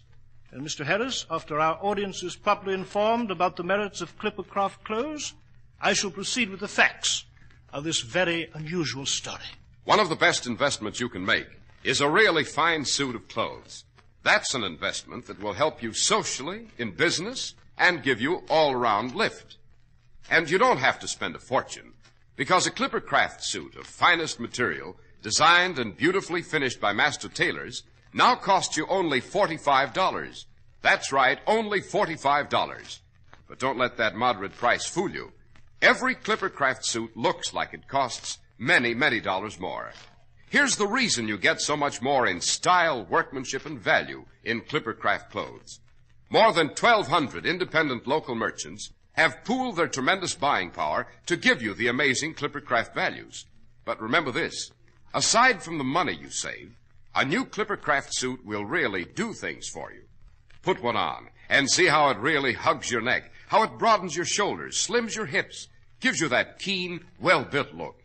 So buy a nationally famous Clippercraft suit. See what really fine tailoring can do for you.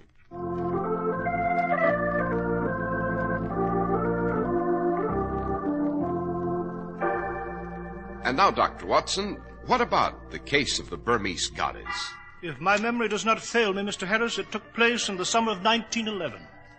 This was a time when England had consolidated her empire, and many of Britain roamed the far eastern domains in search of its ancient treasure. Among these was Sir John Brandywine, recently returned from Burma with a collection of priceless relics. He hadn't been in London an hour, however, when he received a strange visitor. Sir John, my name is Daku.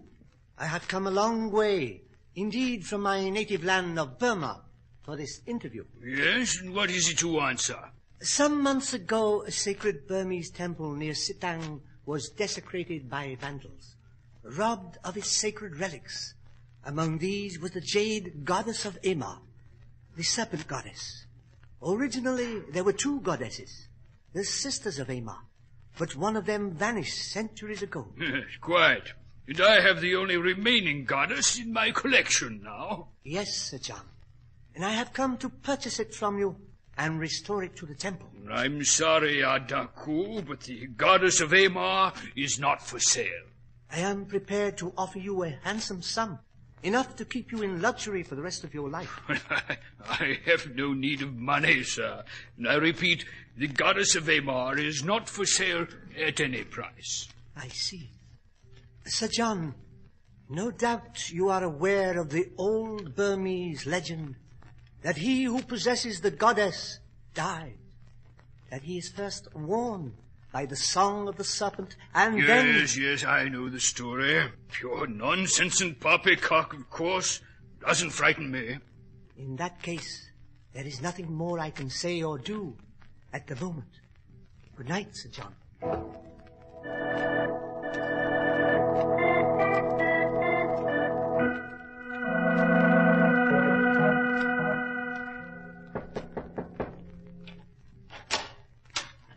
Sir John Brandywine. Yes? My name is Bailey, Reginald Bailey. I am an art collector specializing in Oriental objects of art. Well, Mr. Bailey? A client of mine saw the goddess of Amar when you exhibited it briefly in Paris on your way to England here. He has commissioned me to purchase it for him. My dear sir, you're the second prospective purchaser I've seen this evening. And I'll repeat to you what I said to the first.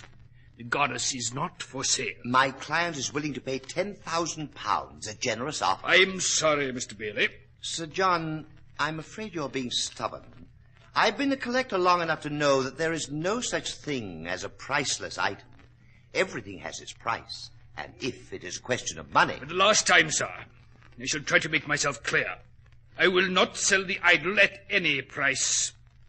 And now, Mr. Bailey, good night.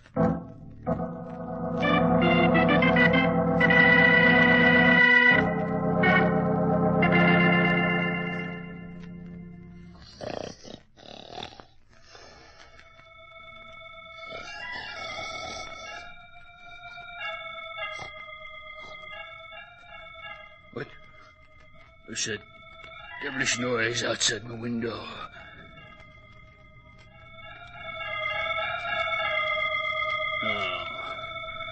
No, it can't be. That confounded Burmese legend. It's absurd. I'll soon find out what this is all about.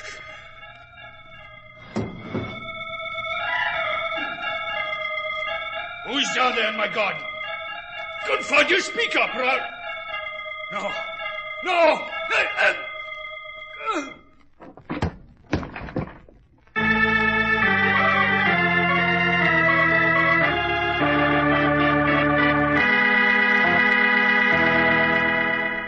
Oh, so you think Sir John Brandywine was murdered because he possessed the serpent goddess of Aymar, Holmes? Obviously, Watson, his demise followed the legend to the letter.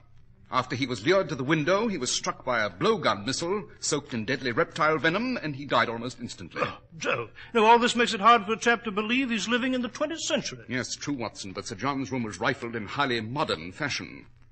Fortunately, however, he had the foresight to lock the goddess and the remainder of his collection in a vault immediately after he arrived in London. I wonder what became of the other goddess, Holmes, the one that vanished centuries ago. I believe I can give you the answer to that, Watson. You can? Who has it, Holmes? I have. What? Yes, Watson. Oh, forgive me if it's one of the very few secrets I've kept from you these many years. Up to now, I saw no reason to mention it to anyone. You remember the adventure of the Rangoon Ruby? Yes, indeed I do. That was some 10 years ago. Yes. At the culmination of that affair, the Burmese potentate involved was very grateful for some slight service I'd rendered him, and he gave me the goddess. It seems that it had secretly been kept by his family for many generations. But, Holmes, where is the goddess now? Safely under lock and key in my tin box at Barclay's Bank. But the only other goddess of Aymar in existence, that possessed by Sir John Brandywine, will soon see the light of day. Eh? What do you mean? Oh, I take it you haven't read the Morning Telegraph, Watson. It seems that Sir John's widow is auctioning off her deceased husband's entire Burmese collection tomorrow morning at Brandywine House on Berkeley Square. Jove! Then, in view of Sir John's strange death, it might be interesting to see who bids for the goddess of Aymar. Quite, Watson. And that is precisely why we shall attend the auction tomorrow morning.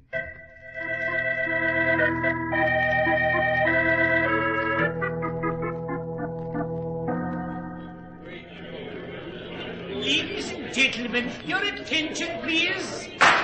The next relic from the late Sir John Brandywine's famous Burmese collection is this tiny jade goddess, the famous serpent goddess of Aymar, a rare collector's item indeed. I see a hand raised. Your name, sir? Monsieur Pierre Levy. And your bid, sir? £50. Holmes, that thin-faced Frenchman is doing the bidding? Quite. He's the only one. The others are obviously afraid of the legend. Watson, note the condition of the fellow's hair and hands. What about them? Interesting. Very. Very well, I have £50. £50 once. £100. £100. I am bid £100. £200. 300. 4. 5. Holmes, what are you trying to do? By the goddess, Watson, outbid this fellow Labille for reasons of my own. Coming into her own. £500. Will someone offer 6? 6. 7. £700. Will the gentleman in the rear row give me 8? £800. £1,000. £1,000. 1,000 I have bid. Holmes, the other chap stopped bidding. He's leaving the auction. Yes, he is indeed, Watson. But we have a new and late arrival. Note the high-born Burmese gentleman hurrying through the door. I have the 1,000 once, 1,000 twice, sold for £1,000. Mr. Auctioneer, wait. My name is Daku, and I wish to bid. I'm sorry, sir, but the goddess of Aymar has already been sold to the tall gentleman in the front row.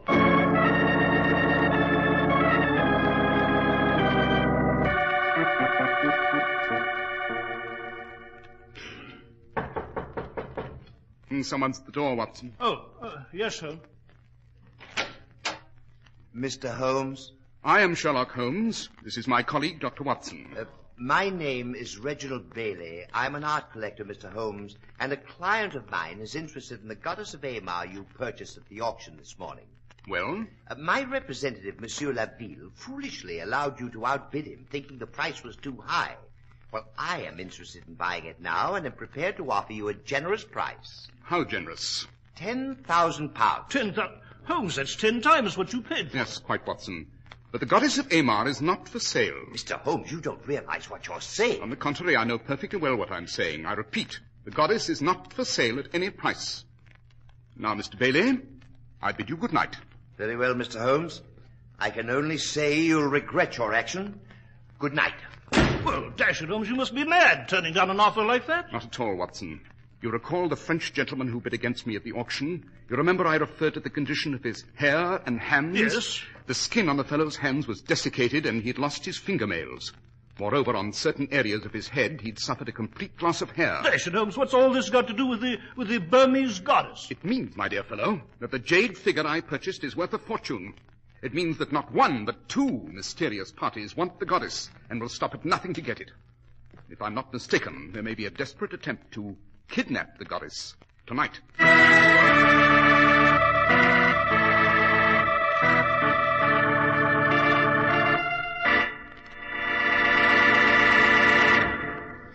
You choose your family doctor, lawyer, and banker because you have confidence in them.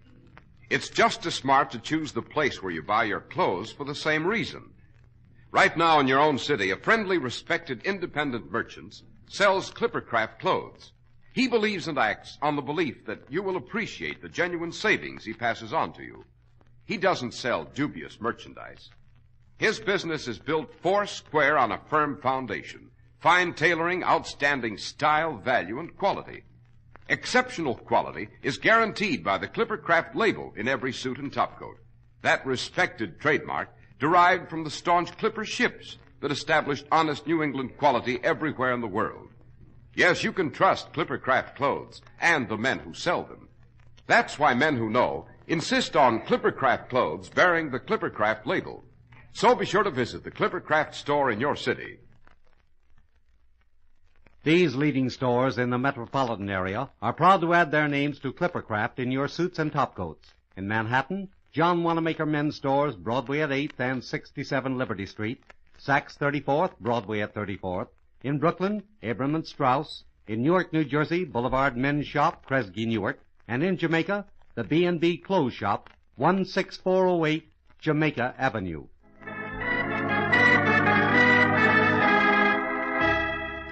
And now, Dr. Watson, you were relating to us the case of the Burmese goddess. So I was, Mr. Harris. Holmes did not explain his observations any further, and I did not press him. That night at Baker Street, I fell into a troubled and uneasy slumber, and my last recollection was of Holmes sitting in his easy chair, smoking his pipe, and facing the window. He seemed to be waiting for something, expecting something. And then... Watson. Watson, wake up. Holmes, what the deuce is there? Listen. Good Lord, Holmes, the warning song. The warning of death. That infernal legend, Holmes. Right. We have a visitor in the yard. Well, confound it, let's go to the window. No, stay away from the window, Watson. Eh? To approach and open it means certain death. We shall wait here in the dark and elude the trap they've set. Who are they? Obvious, Watson. They...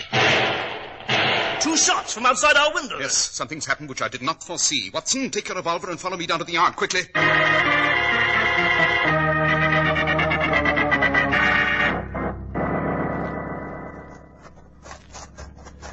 Holmes, there's a body of a man here in the yard.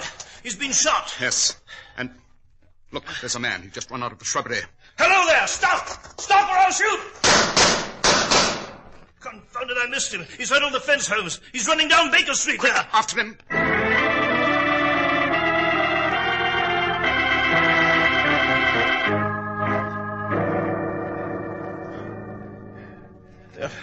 The beggar was too fast for us, Holmes. He got away. Yes, quite. But he's left us a souvenir in this corpse here.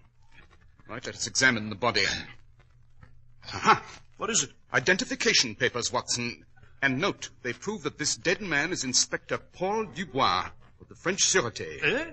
What's a French police inspector got to do with a Burmese goddess, Holmes? Everything, my dear fellow, everything. Remember, my competitive bidder at the auction was also French. Yes, the pieces of this remarkable puzzle are beginning to assemble themselves into a clear and precise pattern. And...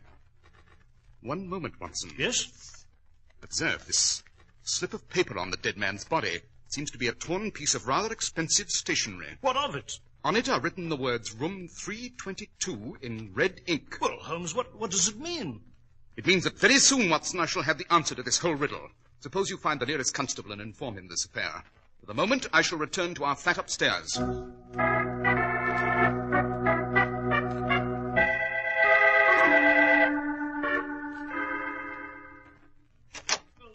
Here presently.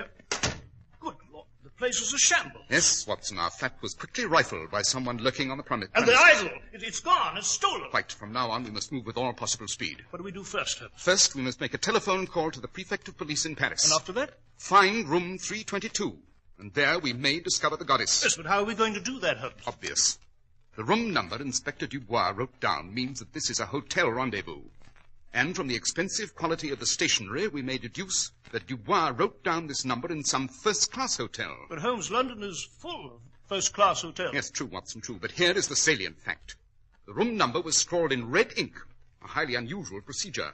It can only mean that this particular hotel ran out of blue ink. In other words, if we can find a first-class hotel using red ink... Yes, quite, Watson, quite. But come, we are wasting too much time in talk. We must resolve this affair quickly before the night's over, or it'll be too late.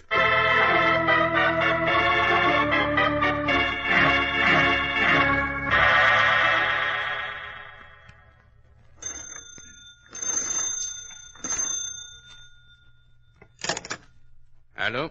Laville, this is Bailey. I'm down in the hotel lobby. Ah, oui. Did you get that goddess out of the Holmes flat? Oui, well, he ran after you, Monsieur Bailey. I took it from his apartment.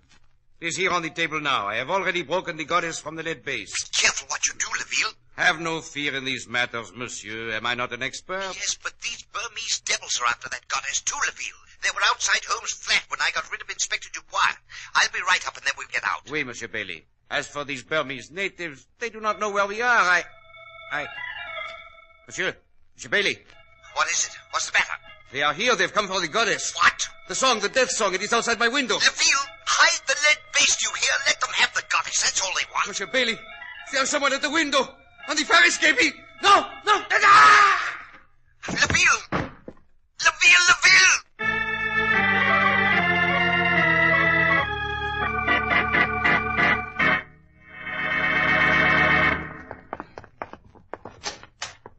Laville! So, they got it. The Burmese devils, they got it. They took the goddess, but the base, yes, it's still here on the table. Oh, the Oriental fools didn't know. They left me a fortune. Now to get out. Canada, perhaps, Australia. Or Newgate Prison, Mr. Bailey. Holmes! Dr. Watson! No, Bailey. Don't reach for that gun. As you see, I have my service revolver aimed straight at your head. I should not hesitate to use it at the slightest provocation. Note, Watson, the dead man on the floor is Monsieur Laville, my competitor at the auction. And he suffered the same fate as Sir John Brandywine, the Burmese revenge. So, yes. They've taken the goddess home. Yes, and good riddance. Let them take it back to the sacred temple whence it was stolen. Our concern is with Mr. Bailey here. How did you find me here? A matter of routine investigation, my dear fellow. I shan't bore you with the details. And I wouldn't clutch that lead base so tightly if I were you. I believe you'll find it worthless. What do you mean? I mean that it's merely a solid block of lead. You see, my dear fellow, you purloined the wrong goddess. What? Holmes, you mean you switched the figures? You took the goddess that you owned from the tin box at Barclays Bank and placed it in our flat? Precisely, Watson. And the goddess I purchased at the auction now rests quite safely in the custody of Inspector Lestrade at Scotland Yard. You cheated me. You cheated me out of a fortune. Quite. What's all this about? What fortune? Fortune in radium, Watson. Radium? Exactly. A grain of radium stolen from the Curie laboratories in Paris, hidden in the base of the goddess of Aymar, and thus smuggled into England.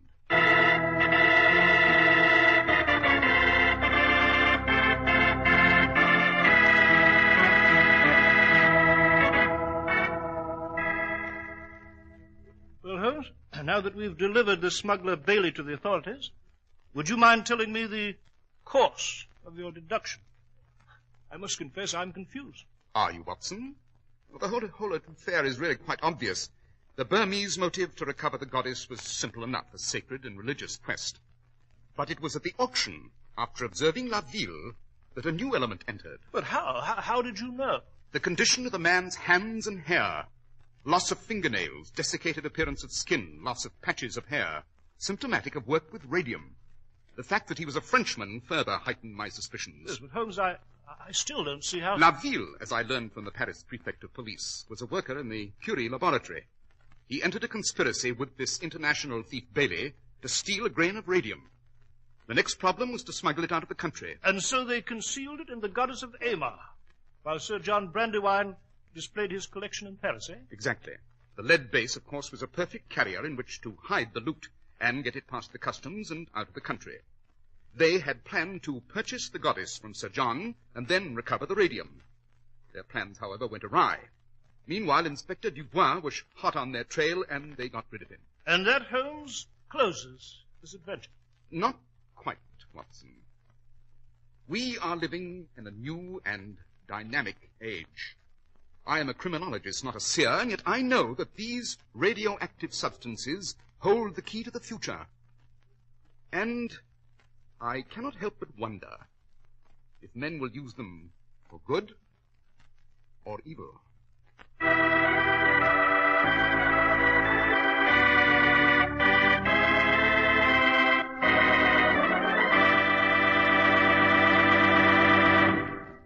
Well, Dr. Watson, that was quite an adventure, sir. Yes, indeed it was, Mr. Harris. It is, in fact, one of my favorite memoirs, and significant in the light of what is being done with radioactive substances today. And now, Dr. Watson, what adventure will you have for us next week?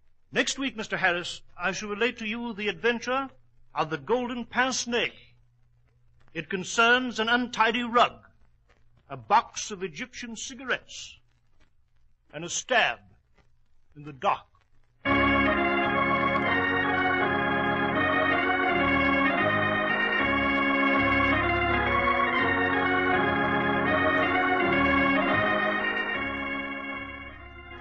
The makers of Clippercraft clothes and more than 1,200 stores from coast to coast have brought you another in the new series of broadcasts featuring the world's most famous detective, Sherlock Holmes.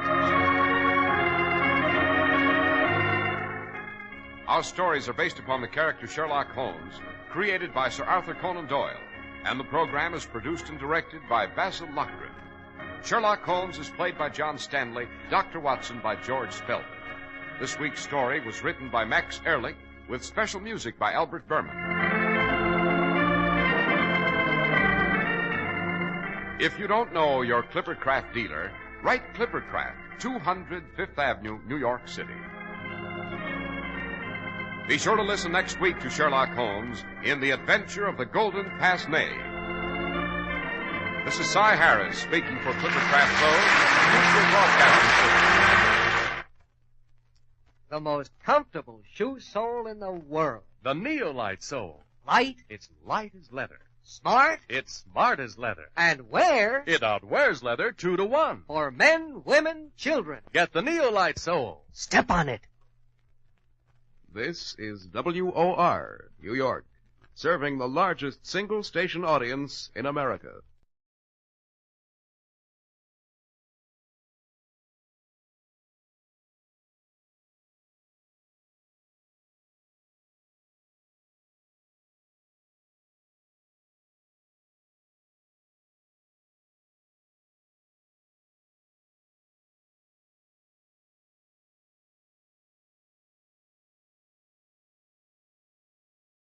Broadway's my beat. From Times Square to Columbus Circle, the gaudiest, the most violent, the lonesomest mile in the world.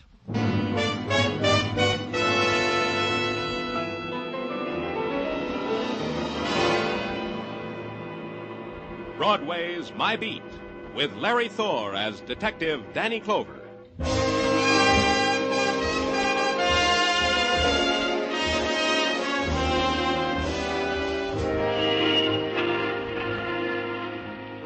Broadway, it's the journey you have to make, because all the other streets you ever walked never paid off.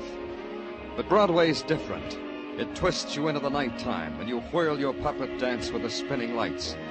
It rocks you and throws you up in the air and beats you against the wall. And you can't quit because Broadway never does. That's how it is on Broadway. My beat.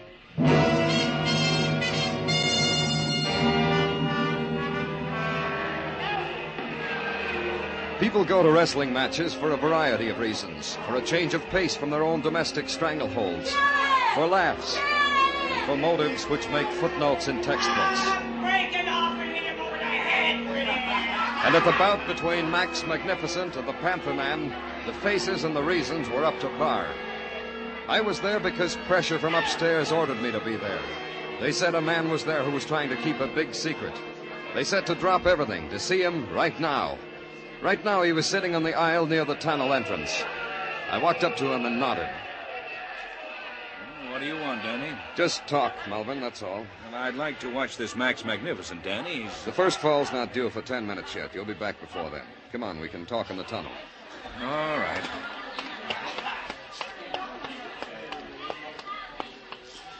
Well, what do you want? Julie Dixon. What about her? What about her? Forget you're a big criminal lawyer, Melvin. Make believe you're not quibbling in a courtroom. Make believe it's just you and me. Where's Julie? Forget it, Danny. You know better than that. Forget it. I can't do it that way. The papers are screaming about a Cinderella girl named Julie Dixon.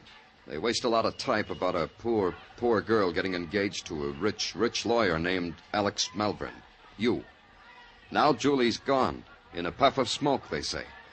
Today they've coined a new phrase. Foul play.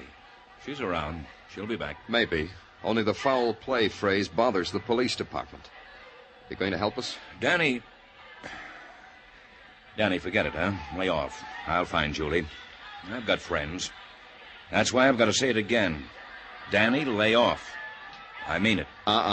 Cinderella girls are always public property. And the public's screaming. I thought you'd help, Melvin. Now it's got to be done my way. My way was to a penny arcade on Broadway. The sharpest little stool pigeon I had, named Marty. I told him to sing it around that I knew a lot about Julie Dixon's disappearance, that I was primed to make an arrest, and with Marty saying the words I'd put in his mouth, someone might believe them, and that someone might make a move, and I needed that to help me find a lost, strayed, or stolen Cinderella girl.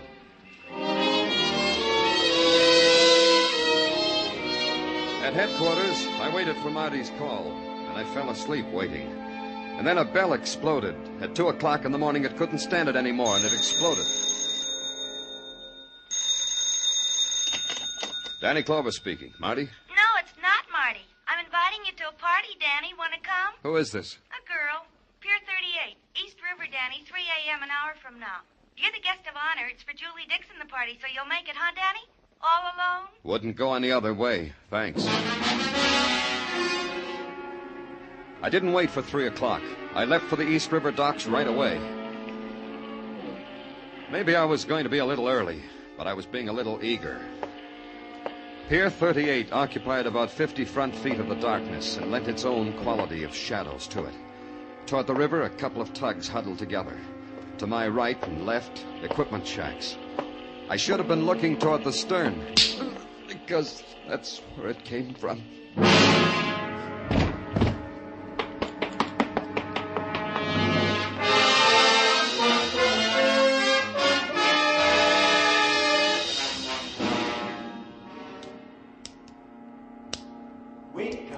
Wake up, I say there. Come out of it. I beg your pardon. Come, wake up. I say you're quite unintelligible, you know. Now, open your eyes. Now, then, isn't that better? Good morning. Huh? I said good morning. I greeted you. Oh, I greet you. Good morning. Good morning. Where's all this greeting taking place? At the Ashton Hotel, room 312, New York City. And you're... Rupert. Rupert. How did I get here, Rupert? I found you on Pier 38. Did you hit me first on the back of the head, Rupert? Oh, no. But I did kick you. That is, I stumbled over you. That's what made me know you were there. I brought you here in a cab. What were you doing on Pier 38, Rupert?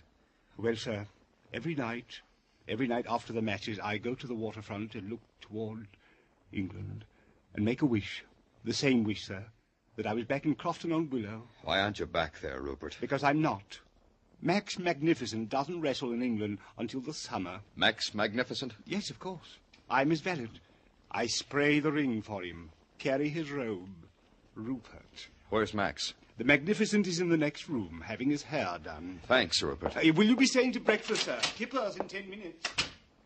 Well, I see you're up and around. Glad to see it. Max Magnificent wishes he could sleep that well. How do you like it? No, I don't mean Mabel, the hairdresser. I mean my hair. The flamingo bob, I call it. Fancy, huh? Fancy. Huh? Here it is. I got it all ready for you. Autographed photograph of Max Magnificent. Look what it says. To an all-American lad from your idol, Max Magnificent. Fancy. Can I talk to you without the hairdresser? With my hair half up in curlers? You kidding, baby? Go ahead, talk to me. Mabel doesn't understand nothing except hair anyway. Talk. Talk to me. Maybe I'm being coincidental, Max. Oh! Mabel, comb the curls. Don't yank them out of my head. You're saying? A man I know came to see you wrestle last night when he was supposed to be worried, Max. A man named Alex Malvern. Oh, Max Magnificent welcomes him to the ever-growing list of his staunch admirers. Hey, I did that good. Yeah, and Alex Malvern worries because his fiancée, one Julie Dixon, is missing. I talked to him. Oh, worried, huh? Then I got slugged. Then I wake up in the tender care of Rupert, valet for Max Magnificent. Hey, that makes a circle, huh? Go ahead. This is real goose pimply talk. What's with Julie Dixon, Max? You know? Oh, asking me questions with no sense. Finish me, Mabel. This guy just got boring. What about Julie Dixon? Mabel, hand me the mirror. Julie Dixon. Ah, the flamingo bob. The fans will eat it up. You know something, you, mister, standing there? I can't hear you no more. You better go, mister. Mabel's gotta scent me. The lavender, Mabel.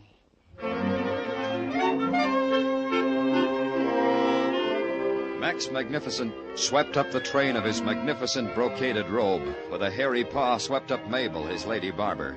With his other hairy paw motioned me magnificently to the door. And through it all maintained the magnificent grace and delicacy of a coiffed and perfumed gorilla. All that magnificence deserved some historical research. So I put a call through to Sergeant Tartaglia to get on it, to bring me up to date on how and why and when and where Max and Rupert got so magnificent, so regally considerate of a poor beaten-up policeman. And then I went back to the beginning. And the beginning was the lawyer, Alex Malvern. Sure I can't offer you a drink, Danny? A noon cocktail to take the bitter taste out of your mouth? You've come a long way, Malvern. I can remember when it was a toss-up who'd get to where mayhem was first, you or me. You mean I was a shyster, an ambulance chaser? It doesn't shame me, Danny. We all have to grub for nickels one way or another. Here's to you, Danny. I told you at the wrestling matches. It bothers us police about Julie Dixon. Gets worse all the time. So I see. Those black and blue marks, Danny. They hurt, don't they? I know they hurt. Because I know. A girl you were going to marry. The papers said the brightest torch you ever carried. The paper said true. She disappears. You don't even cry. You don't even ask for help. Is that how it gets when you're big, Malvern? You see the walnut paneling in my office, Danny? It cost a fortune. This private bar upholstered in Florentine leather. A fortune. Those golden girls, my secretaries, who wait on me hand and foot like I was a king. Also a fortune. None of this I got by asking anybody for help. So we've got nothing more to say to each other, huh, Danny? Glad you dropped in, though. I enjoyed that, Malvern. I speak only as a jury of one, but it was very impressive. I really enjoyed it. Out, Danny. I'm busy. You're going to throw me out, Malvern? Because that's how it'll have to be. There are lots of ways. One way, I could pick up the phone, talk to a friend. This friend listens when I talk. And because he listens, they could put you in the middle of Fifth Avenue, helping visitors dodge the terrible traffic. Do that, Malvern. Do it. Danny. Now you got a good reason. Danny. A better one. Do it. Danny, take it easy. Here's the phone, King. Call your friend. Forget it, Danny. Forget it. Forget I ever said it. I only thought it would be better if I found Julie in my own way. That's all there is to it, Danny, I swear. When did she disappear? 5 days ago. We were in a cab going to a theater. The cab slowed down for a light, and all of a sudden Julie jumps out. I haven't seen her since. She didn't say anything? Leave anything? Just a bag with all her money in it. She didn't even say goodbye. She'd been acting funny for days. She was... Where's the bag? Well, here, right here, Danny. Take it if you want. Yeah. Lipstick, compact, money. Hey. What, Danny? This newspaper clipping, this picture of Max Magnificent. You didn't tell me about that. Why should I? It doesn't mean anything. Julie liked wrestling matches. Maybe Max Magnificent was a hero. She made me take her to see him once. Yeah? Fix your $20 tie, Malvern. It got wrinkled somehow. It deserved a social call on Max Magnificent. But I was polite. I phoned first, which was the proper thing to do because he wasn't at his hotel. The Magnificent had gone to the armory early, they said. He needed time to perfume his person and his dressing room before his performance tonight, they said. However, I could talk to his valet, they said. I said, no, thanks.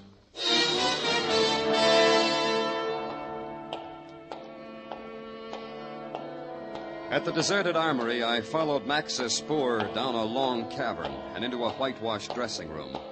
That brought me face to face with Rupert. Oh, Mr. Clover, how very nice of you to be here when I need you so desperately. Later, Rupert. Where's Max? Magnificent. He's there. There on the floor in the corner. He sleeps on concrete because he's so rugged? The Magnificent is not asleep, Mr. Clover. He's dead. What? You see, Mr. Clover? Yeah, I see, Rupert. I didn't touch him, Mr. Clover, so you police would find him just as I found him only a moment ago. That is the custom, isn't it, Mr. Clover? Yes, Rupert. That knife in his back. That means he was... Murdered? Murdered. The Magnificent is dead, Mr. Clover. Long live the Magnificent.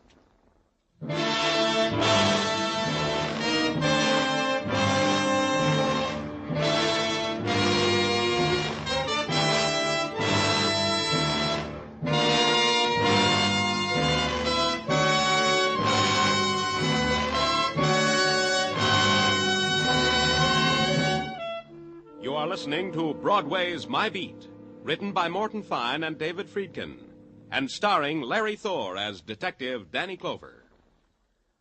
The cream of the fun and songs on Arthur Godfrey's daytime shows are now brought to you in a half-hour special Godfrey Digest every Saturday night on CBS. So if a date with the dentist, the hairdressers, if a traffic ticket in court kept you from hearing one of the daytime shows this week, or if you want a fast half-hour of humor and songs by Jeanette Davis, Bill Lawrence, and the Mariners, listen in this Saturday night to the Godfrey Digest on most of these same CBS stations.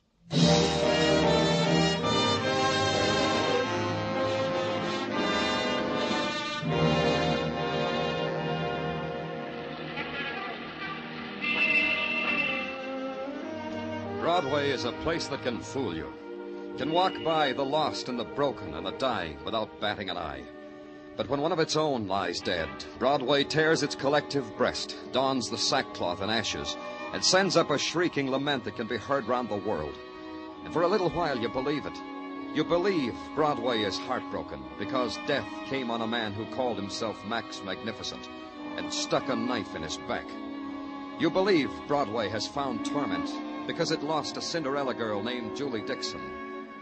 Then you take a good look at Broadway and you know you're out of your mind. But you stay with it because you're a cop. And as a cop, you're Broadway's conscience.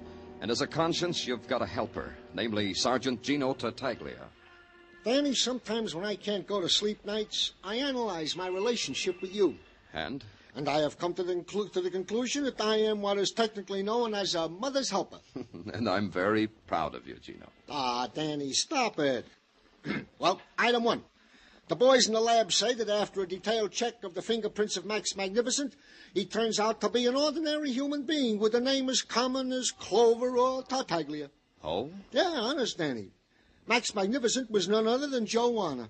Joe Warner, huh? And Joe Warner was none other than who, Tartaglia? Oh, a guy who we once picked up for attempted blackmail. Badger gang. Who was the girl? That we don't know, but we're still working on it. Item 2, the missing girl Julie Dixon is known to have withdrawn her entire savings from the Corn Exchange Bank the day before said Julie Dixon disappeared. How much savings? A goodly sum, $3,000. As you say, goodly. Maybe that explains why she didn't need her bag when she jumped out of Melbourne's cab. Yeah, possibly, Danny. May I continue? Oh, please do. Item 3, Detective Muggovan is even now on the tail of the famous and renowned lawyer Alex Malvern, and Detective Kenny is even now on the tail of Rupert the Valet. And Julie Dixon's description? The description? Description, Tartaglia. It's out. Any reports on it? No, Danny. Well, get on it, Tartaglia. Check again. Every railway station, every pawn shop, everything. You'll remember, won't you, Tartaglia? Oh, I promise, Danny. Oh, I just remembered. I forgot something. I'm glad for you, Tartaglia. Oh, thank you, Danny. I just remembered you got a call from someone named Sophie Wojciechowski. Huh? Yeah, Sophie Wojciechowski. She skates on roller skates at the roller derby at Madison Square Garden. She says come meet her at 8 tonight. There's something about Julie Dixon. She said... Danny, can I help it if I forgot? I got so much on my mind. Mrs. Tartaglia, the kids, items...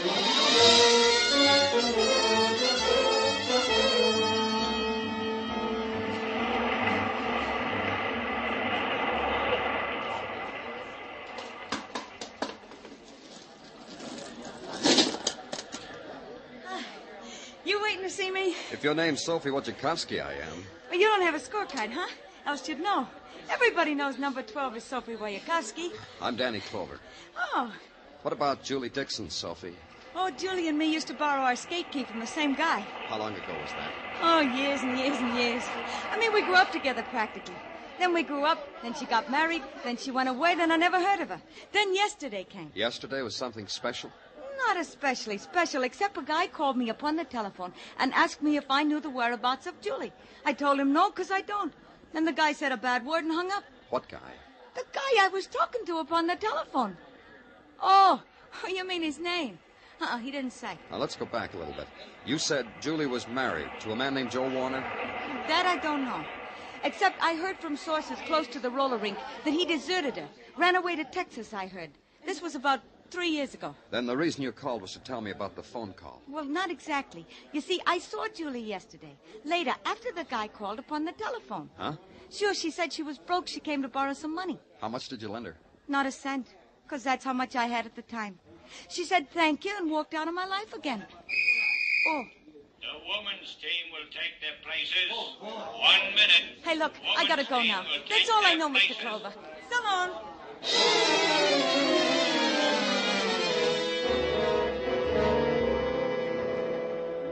I watched Sophie clatter onto the track, watched her rabbit punch one of the contenders, trip another, sharp right cross to another, and then Sophie Wojciechowski had a clear field. Wasn't fun anymore, so I got out.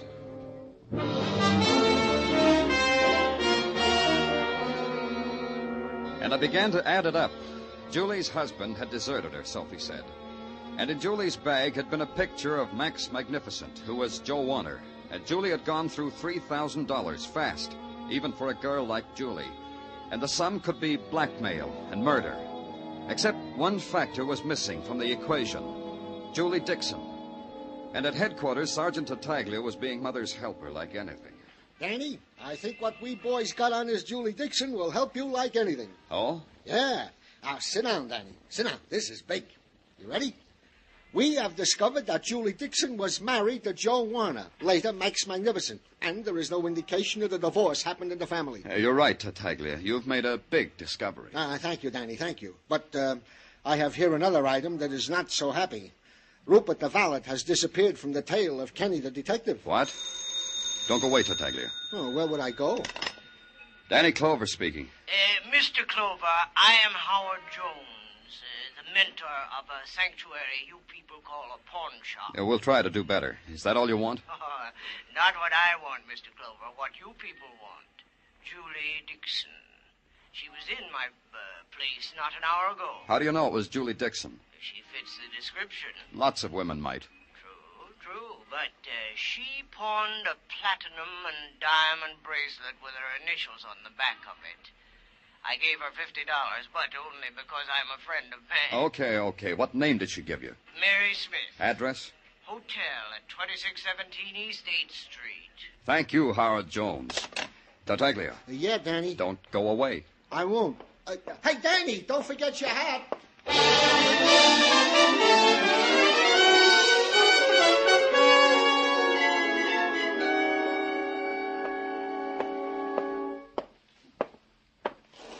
You the desk clerk? No, I'm the scrub lady, Mac. But I got word there's no vacancy, so go try another flea bag, huh, Mac? This one suits me fine. I'm looking for a girl. Oh, in that case, you want the Lonely Hearts Club. 3 blocks down, up 2 flights. Tell them I recommend you for membership. A girl, Julie Dixon. What room is she in, scrub lady? For this, I got 2 answers. I doubt if one of our guests, if she has a name Julie Dixon, would sign this same name on the register. Answer number 2 is why should I answer you at all, Mac? Good question. Good answer? Plain clothes, Dick. With badge to match, eh? Oh, impresses me. Tell me how much. This much, Mac. I am a room clerk in this hostelry. We have a guest, a gorgeous doll, occupying our diplomat suite. It's possible this girl could be the girl whom you of the gendarmerie... What room? Try number 18. That's the suite with the washstand. If you want room service, just scream, huh, policeman?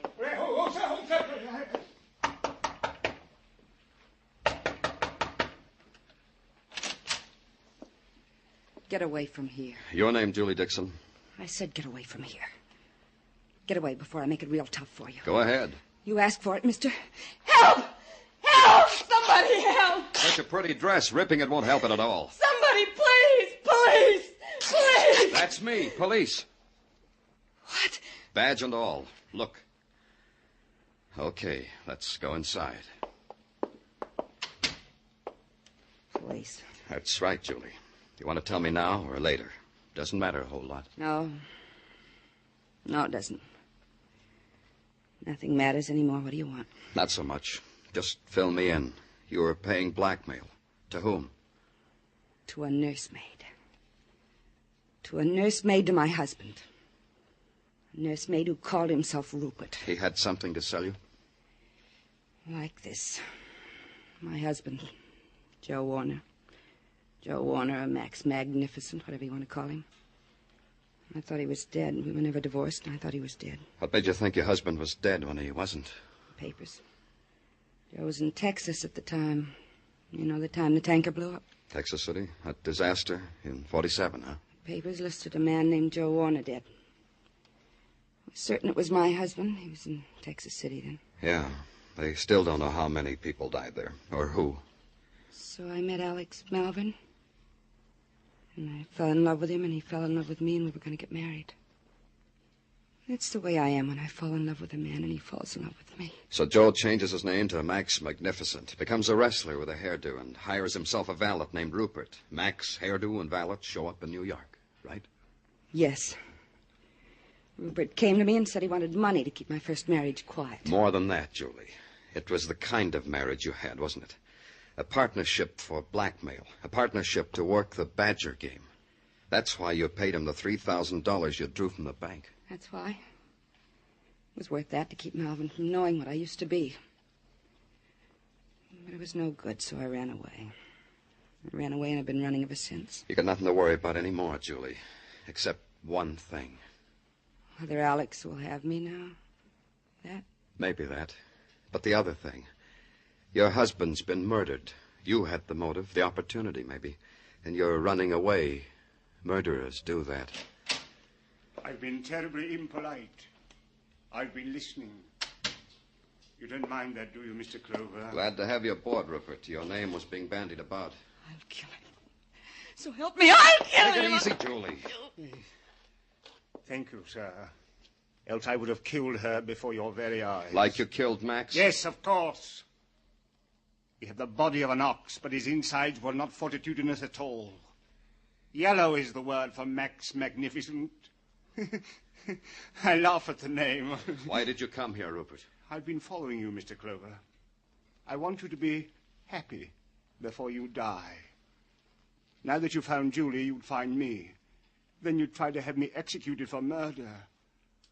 I just couldn't stand that. One more thing, Rupert, just to make me a happy man. You said Max was yellow. I said it because I meant it. He suddenly changed his mind about blackmailing Julie. Let the kid alone. She deserves a break. Those were his very words. I tried to argue him out of his faint heart. There were words. He had muscles. I had a knife. I won the argument. Julie, you have such poor taste in husbands. You ruined it. You ruined everything. Julie, watch out. You fool! No. I told her! Yeah, you told her. Good. Rupert crashed into the washstand. The gun clattered out of his hands. And then, like some crazed animal, he scurried forward in the half-light. So there was only one thing to do.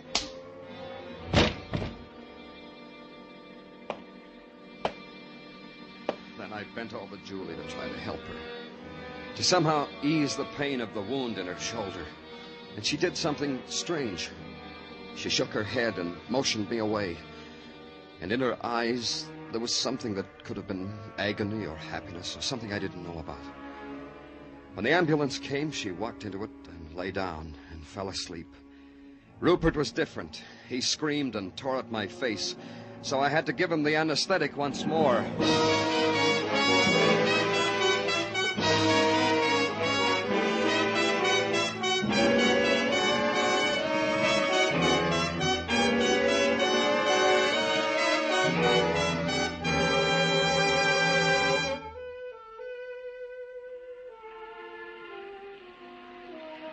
Broadway's wearing its harlequin clothes, and it winks an eye and beckons.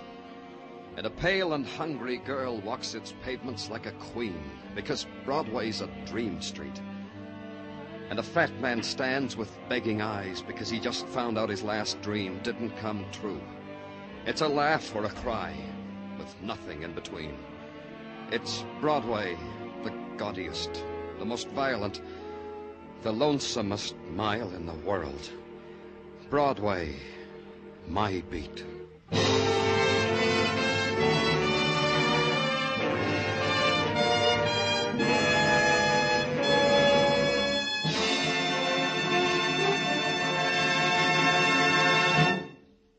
Broadway's My Beat stars Larry Thor as Detective Danny Clover with Charles Calvert as Tartaglia.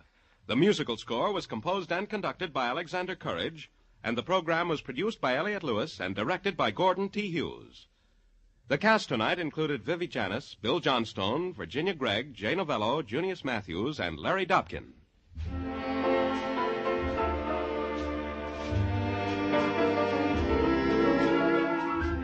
Molly Goldberg's being visited tomorrow night by an old flame, and Jake's really burned up. Yes, romance has flowered in the Goldbergs' apartment this week, and this Saturday night, Jake takes action against Molly's old beau. Be listening when the Goldbergs come to you on most of these same CBS stations in their new Saturday night time tomorrow night. Joe Walters speaking. This is CBS, where you find Broadway's My Beat every Friday night. The Columbia Broadcasting System.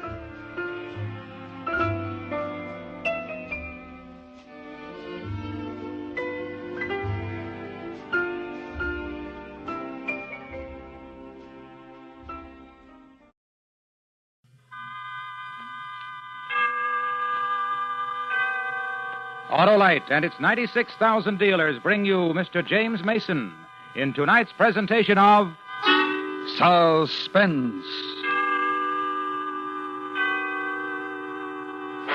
Tonight, Autolite presents the story of the terrifying escape of a dying man, an adaptation of Odd Man Out, starring Mr. James Mason.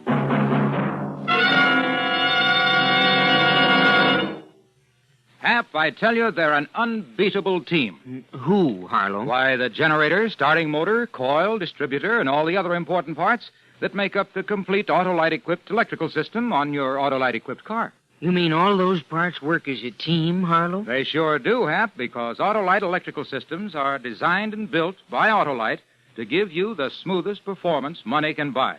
That's mighty important, too, because your electrical system works for you every second your car's running, and every time you turn the ignition switch or turn on your lights, radio, or heater. It sounds like a family team to me, Harlow. Right you are, Hap. So, friends, be sure to specify Autolite, original factory parts for the electrical system of your Autolite-equipped car if replacements are needed. You'll find it pays. And remember, from bumper to tail light, you're always right with Autolite.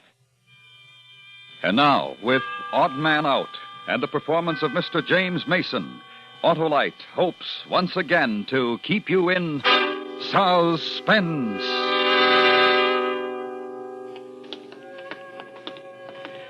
There are 4 of us on the raid.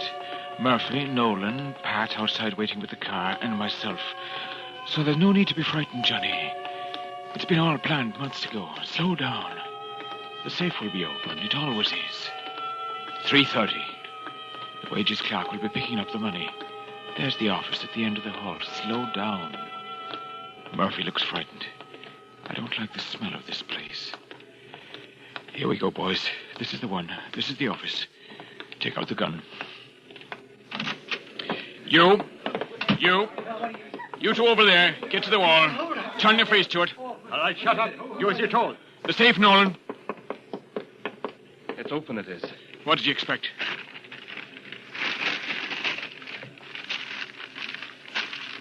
Hurry, man. Hurry.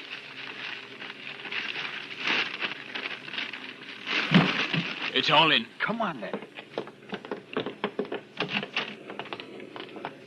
Somebody call for the police!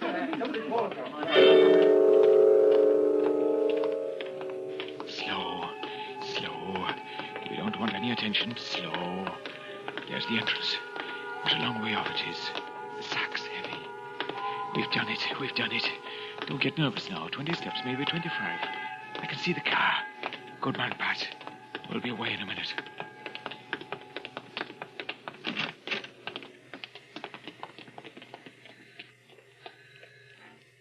Come on, Johnny. Come on, Johnny. Why'd you stop, Johnny? Down the steps, man. There's the car. Pat, Murphy, Nolan. Come on. Stop, you. Johnny, look out behind you. He's got a gun. He's got a gun. Run, Johnny. How mad he is and all. It's like a dream. I can't move from here. It's like a dream. Go. Don't you. Get the sack, Nolan. I'm with you, Johnny. Hey.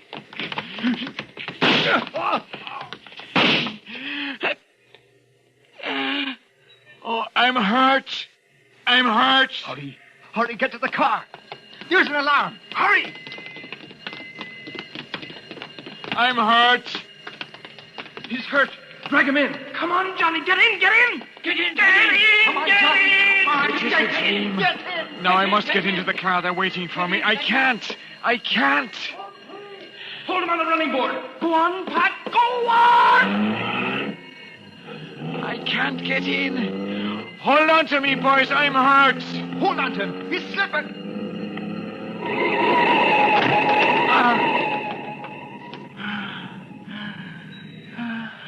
This is a hard bed. And I'm waking up for a dream I have had. No, something has happened to me. There was the car, and Pat, and Murphy, and Nolan, and... I've got to get away, catch up with them. Wait for me, boys! It hurts. Oh, it does. Johnny, are you all right? Look, he's dead. No, he is not. No, we'll have to carry him. Oh, listen to that, man. There's no time. We can't leave him. Johnny! Oh, look at his poor arm. Oh, we'll never make it. Pat, back it up. Pat, bring the car. Go on. Leave me be. Go on. No, Johnny. Oh, there's no time. They'll all be out looking for us. We can't get away. Leave me. Put me down. Run, Nolan. Go back to headquarters with Pat. Oh, no. It'll be the end of you. We'll get through somehow. No. Why doesn't Pat back it up? Do as I say. I'm done for. Get out of it. Oh, Johnny, no. I'm the chief. It's an order. All right. Hold on to me, Johnny. There's a shelter across the road. You heard what I said, Murphy. The devil with you. I'm staying.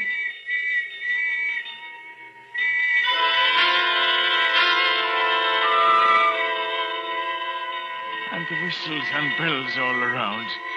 It's a dream because I'm crossing the road with Murphy and there's people standing watching us. Then I am wounded. And it's not a dream because of the pain. I killed a man, that's how it was. And he wounded me. So it's all up with me now. The police are coming. And it's all up with me. And Murphy.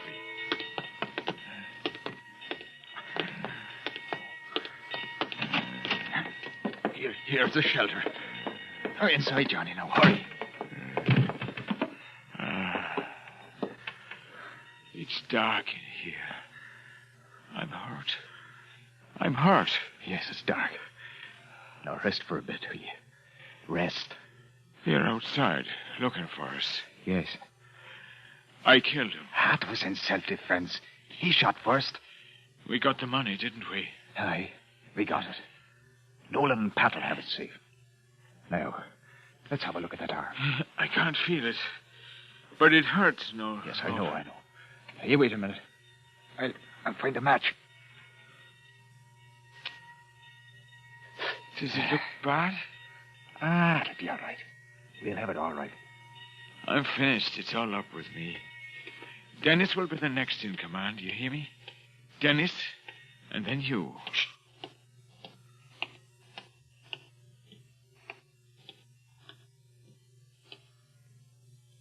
He's gone, Johnny. Johnny, wake up, man. Johnny, boy. I can hear you, Murphy, but you'll have to come closer. Oh, I'd like to lay me down for a long sleep. Johnny. I'm tired. Tired. Wake up, Johnny. No, there's work to be done. Work for an island. Fight. Johnny, can you hear me? Oh. Johnny, I was so worried, so I was. You'll have to go without me. You know I won't. The pain is killing me, Murphy. I couldn't make it. They'll have the whole police out. It was a killing. It's me or the organization. You need help, maybe, but we'll get you out. It's a waste. We haven't enough men, enough guns. Can you hold on, Johnny? Can you hold on if I go to Dennis and get some of the boys? Don't do it. I'll find a doctor. I'll bring him here. No.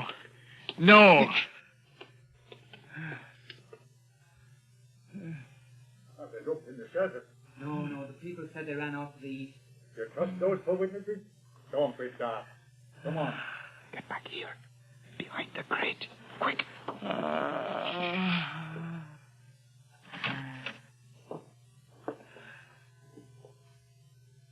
Switch on the torch. Right. Now, over there. They wouldn't have come in here. It's the cordon will be finding them when it starts to close in. Johnny Murder's the one who was wounded. He's the one we want. You keep your eyes peeled, man. It'll mean a promotion this night. If we get him. Shut up! Oh, I'm sorry, Johnny. I'm sorry. Now, will you listen to me? Are you listening, Johnny? Now, you keep yourself here. You'll be safe now. They've searched. Now, don't move. Something went wrong, Murphy. We had it planned. I know, but it doesn't matter now. Will you listen, man? The organization will have to lay low for a bit now. You know that. We'll pass the word. Things will quiet down. And then... All right, but first we've got to think of you. Now, I'm going to go out and bring help. I'll do it now. We'll get you away, but you mustn't move from here. What's happened to Pat? Nolan? Are they away? For the love... I told you, Johnny. I told you. What's that? Over there. Maybe someone got in the back. I dropped my gun at the mill. Shh. It's a rat! Murphy! Get it off me, Murphy! Shut up! I can't stay. I hate rats.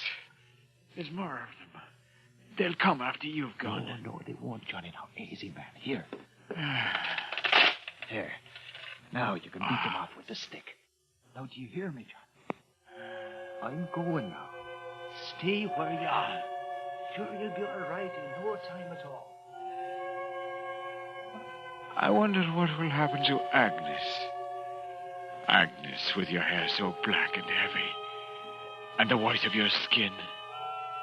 Agnes, and the secret lovely things of your nature. Have I ever told you? I should. But I'm married, you know. I'm married to the organization. So you'll never know. What am I doing here? What's happening to me? I've never had such a nightmare before. I've got to get out of this.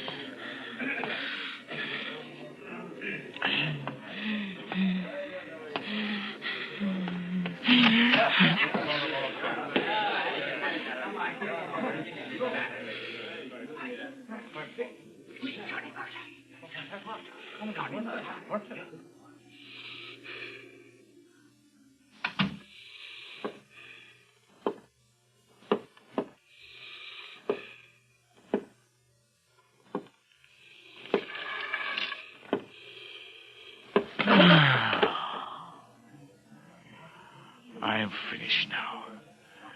The thing is killing me. I'm finished.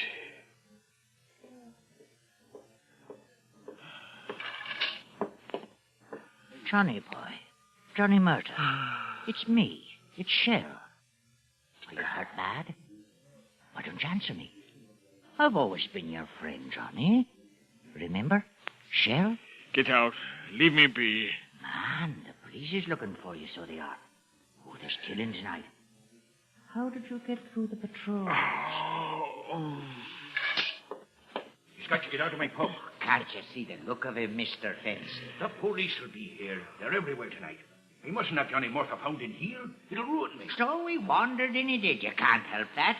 Think of it, Mr. Fence. He's a prize creature. Worth thousands. A couple, anyway. You'd sell him? Oh, Shell. He's wounded. The organization would get you for it, so they would. They might and they might not. Who's to know? You are a foul little rat. Am I not? Now, which one of us will go to the police? Will it be you, Mr. Fancy, or will it be me?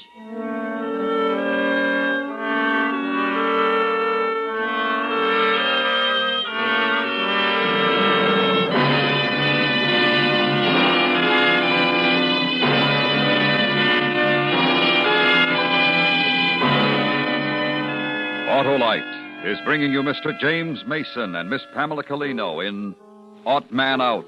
Tonight's production in radio's outstanding theater of thrills, Suspense.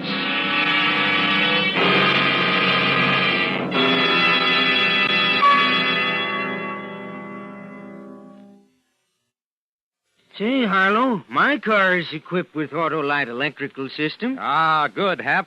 Autolite electrical systems are used as original equipment on many leading makes of our finest cars, trucks, and tractors. And every unit and component part is related by Autolite engineering design and manufacturing skill to give the smoothest performance money can buy. Why, I depend on my Autolite electrical system every time I start my car. You sure do, Hap, and every second your engine is running, too, as well as every time you turn on your radio, heater, switch on your lights, or blow your horn. It pays to keep the electrical system running right. Eh, Harlow? It sure does, Hap. So, friends, treat the important electrical system of your car to a periodic checkup. See your car dealer or your authorized Autolite service station. To quickly locate your nearest authorized Autolite service station, look in the classified section of your telephone directory under Automobile Electrical Service, or call Western Union by number and ask for Operator 25. And remember, from bumper to tail light, you're always right with Autolite. And now, Autolite brings back to our Hollywood soundstage Mr. James Mason in Elliot Lewis's production of Odd Man Out, a tale well calculated to keep you in suspense.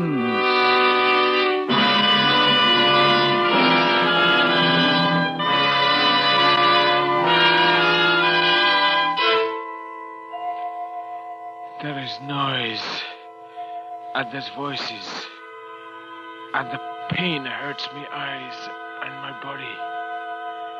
I heard some talk. It was talk of the police. And I heard them that close to me that they might have been in the same room. But I couldn't see for the pain. Won't be me will see the police left him tonight. Oh, then, Mr. Fancy. Nor you. I want no trouble, but I'll not turn him in.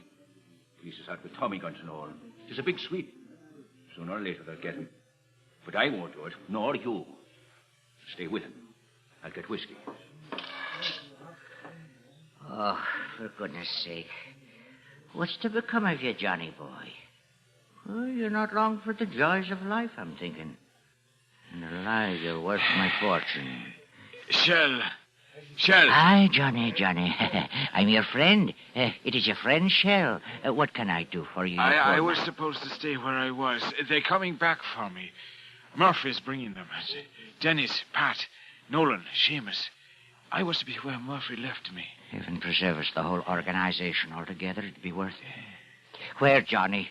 Where were you to be? Where's the place, man? I've got to get back. They'll be looking.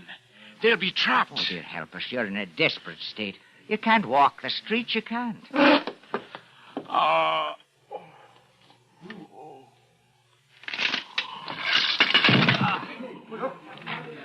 Listen to me, Johnny. Listen. I'll take you. You'll need someone. You couldn't move in the city alone. I'll take you. And I'm telling you straight. Do you hear me, Johnny? Come on, Johnny. Come on. Let me help you. I've got to get back. So you have. Now, I'll take you. Now, rest on me, Johnny. We'll find him. Mr. Fancy. Careful now, Johnny. We'll go to the back way out. What are you up to, Sheriff? I told you. Sure, I'm helping is all. He has to meet his friends to save him. Now, we're going out the back. Put your head out, Mr. Fancy, and see if the coast is clear. And get a pint. He'll need it. Why am I cold again? The wind. I don't want to walk anymore. Shell. It's Shell it is, and no one trusts Shell. What am I doing with Shell? Where is he taking me? You turn me in, you dirty... No, Johnny, no. I want to help, not Shell. Oh, dear, help us. Here. Now get a hold of this. Take a good pull. It'll give you strength. That's enough. Now, you've had enough. All right, come on. Close to the walls, man. Keep out of the light. Where are we going? Where? Oh, sure, and you were going to tell me as soon as you could remember. Murphy's coming back. That's right. Dennis. The rest. Oh, where? Where will they be? The shelter. The air raid shelter. Back there? Oh, we're going the wrong way. Come on, Johnny, boy. We'll go back. Shell'll take care of you. If I could run. If I could get away from the thing. The pain. I could leave it behind. But I don't. It's wet it is on my face. I can feel it like snow. They said it would snow tonight. It is snow. I must rest. Johnny, come on. You can't rest here in the middle of the street. There's the police all about it. They'll see you sure. Johnny. I had a gun. What happened to my gun? Oh, merciful, he's raving. Johnny. Oh, there's people coming. Now we're done for. You hear me, Johnny? I didn't give you up. You hear that? I tried... It's him. There he is. Oh, Murphy. It's me. It's Shell. I was trying to save the poor man, taking him to the shelter. He'd wandered in his delirium, he had. Johnny, it's Agnes. You'll be all right now. Dennis is bringing the car around. Oh, you found him. Listen, they're all around. We haven't a chance. Agnes, down the alley. Take him along. We'll hold him off. Yes. Put your arm over my shoulder, Johnny. Oh, dear help us. The police. Oh, they're turning into the street. Look. Hurry.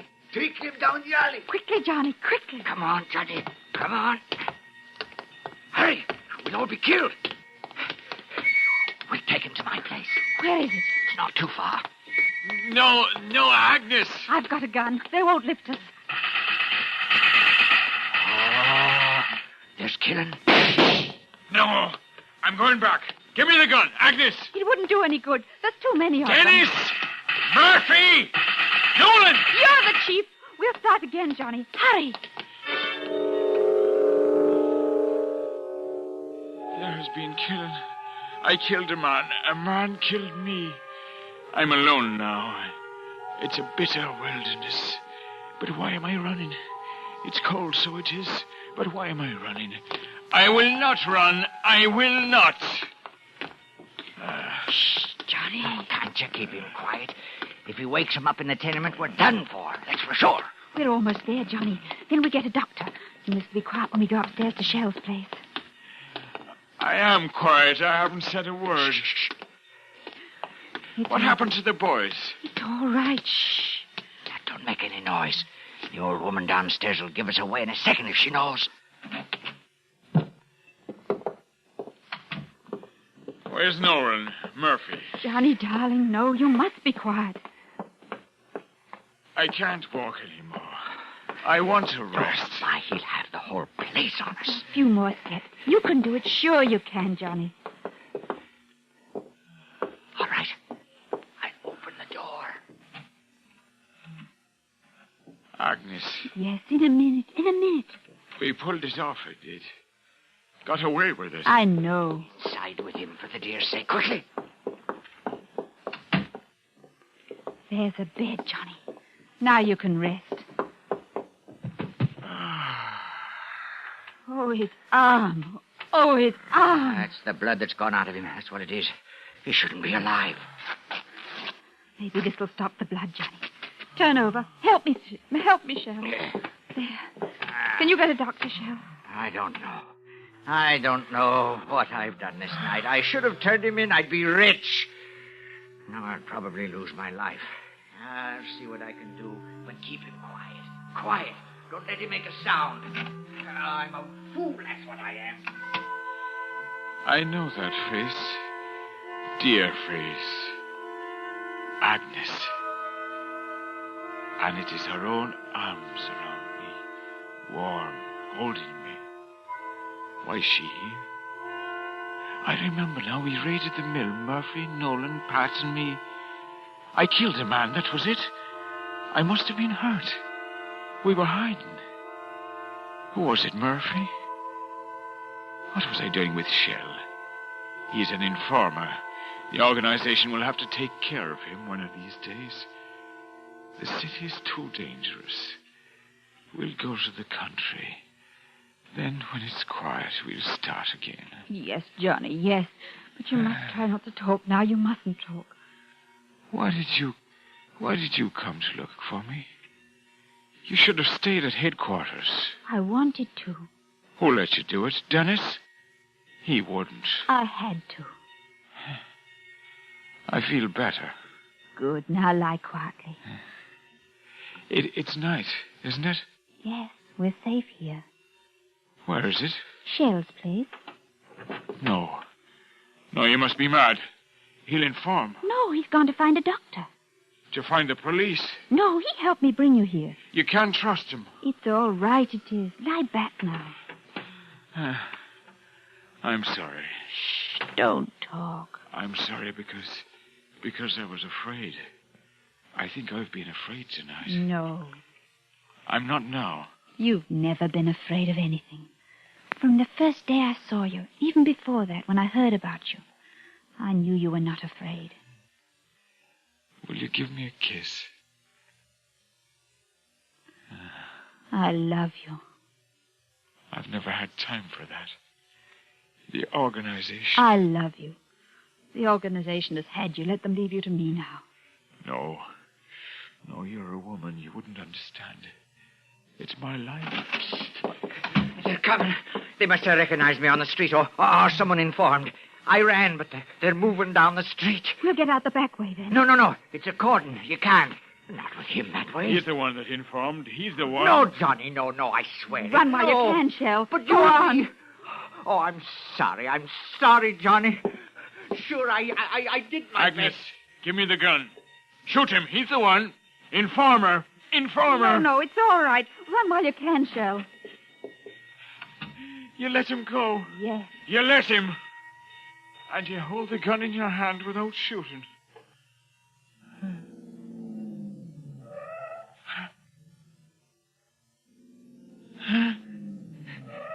It's the police. They're here. Lie quiet. It'll be all right. They won't take us, they won't. I love you, Johnny. I love you. then this is how it might have been. Agnes. The scent of her mouth, soft. But the fight. And what about the fight? They can't beat us. They won't. They won't. Open the door. Police. Give me the gun. Give me the gun. No. I'm the chief. Give me the gun. Johnny, no. Give me the gun. Give it to me. Agnes! We've got him. Better get an ambulance. Agnes, I love you.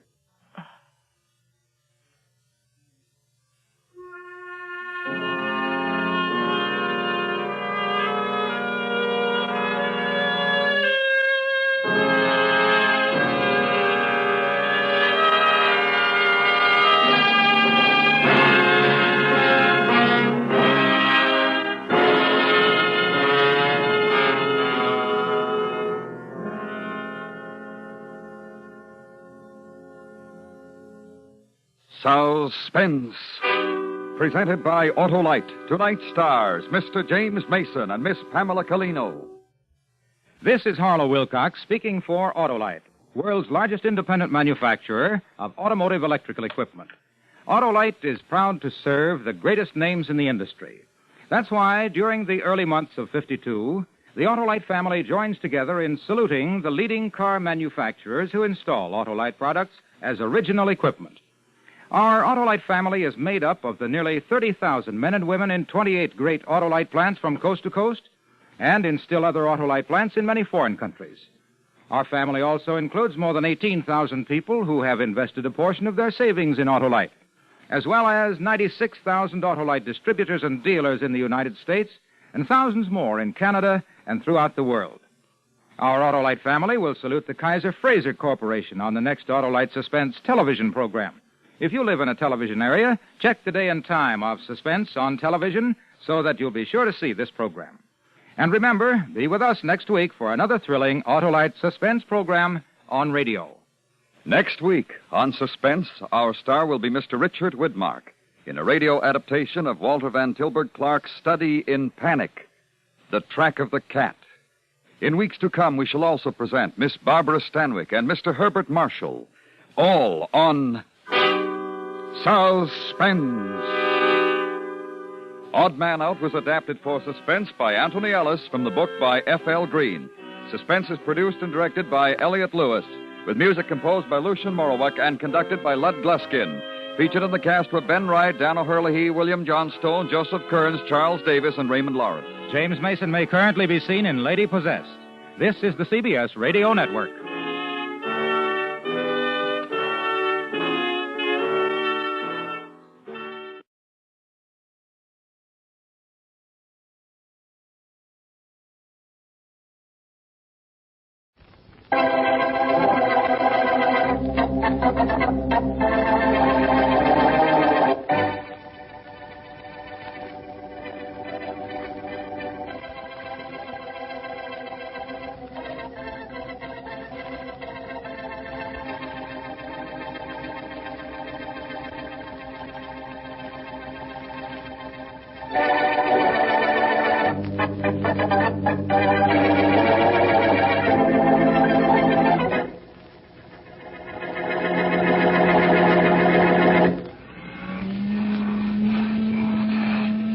I should have think you would have done that cleaning while I was away, Sarah. I'm sorry, Mrs. Trilling. Chances are you were out somewhere for the entire 5 days instead of taking care of your duties. You told me I could take some time off. Looks to me like you didn't spend any time on. But, ma'am, This place hasn't been dusted since I left. Well, I would have dusted today. I didn't expect you back until tomorrow. Obviously. Would you mind just moving a little, Mrs. Trilling? I'd like to clean the part of the rug that you're standing on. Is it all right if I stay in my own apartment? I didn't mean that, ma'am. I just want... I'll answer it. I'll get it myself. You'd better keep on with that vacuum. I'll answer the door, Mrs. I Trilling. said I would go. No, you can't. You mustn't. I what? You mustn't answer the door. I'll go myself. You stay here. Sarah, you stop pushing me. You ma'am. take your hands off me. What's got into you? Don't answer the door, Mrs. Trilling. You've lost your mind, Sarah. I'll attend to you when I get back. Mrs. Trilling, I'm warning you. Don't answer that door.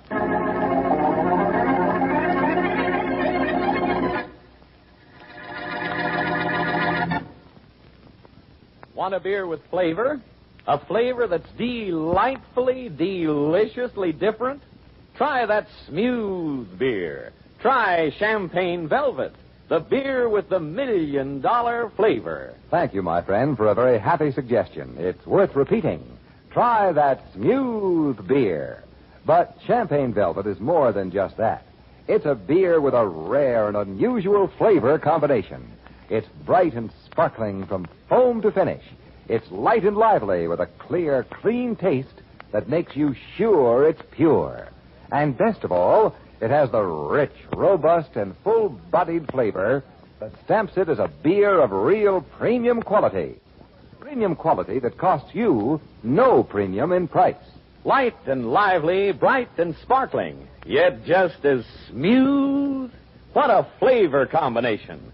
And you're sure it's pure. And now on to Dick Calmer as Boston Blackie. Enemy to those who make him an enemy. Friend to those who have no friend.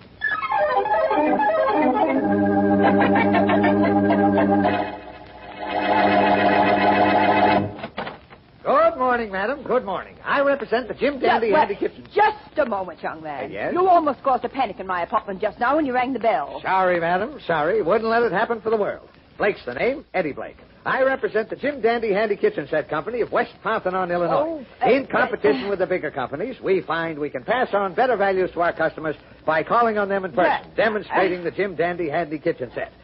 Can anybody hear me inside? Everybody can hear you every place. Now, just the a woman moment. in the next apartment has a door open, but she doesn't have to. In now, that what case, is madam, all this... you'll just have to let me demonstrate the Jim Dandy Handy Kitchen Set in the privacy of your own apartment. I have here in this little box the greatest boon to housewives ever invented, developed, or discovered. Cuts down your kitchen work. Makes preparing food a pleasure. Makes I every am day a not holiday. interested. Good day. Hey, don't close the door. You better take this package. Take it. I don't want it. You'd better want it. Well, If you don't take it, lady, one of us is going to die. What? And, lady, it ain't going to be me.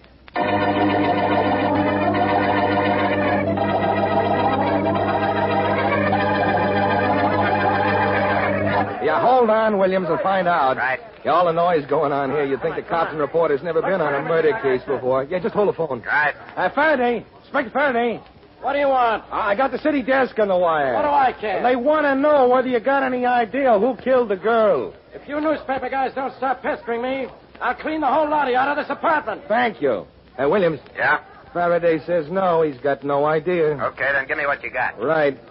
Body was found in a bedroom. Huh? Apartment belongs to a Mrs. George Trilling, a widow. Huh? With dough. Who was killed? Yeah, the maid. The name was Sarah. Wait a minute, let me see. I wrote it down here. Sarah Jeffries. Uh-huh. Age about 34, not pretty, brown hair. Beautiful blonde maid, playing in a lavish apartment. That it? Well, it ain't it, but I know that's what it's going to be. I got an idea that the maid was killed by mistake. Go ahead, let's have it. She was found in a bedroom. She wasn't wearing a maid's uniform or anything. Uh-huh. Somebody maybe wanted to knock off Mrs. Trilling. Where was Mrs. Trilling? Oh, out shopping somewhere. Is Boston Blackie working on the case? Yeah, wait a minute. Hey, Faraday. What do you want? Desk wants to know if Boston Blackie is working on this case. No, and he isn't going to be. Now get off that phone. Are you still there, Williams? I'm still here. Faraday says Blackie isn't on the case, but 5 will get you 10 that he will be on it as soon as he finds out about it.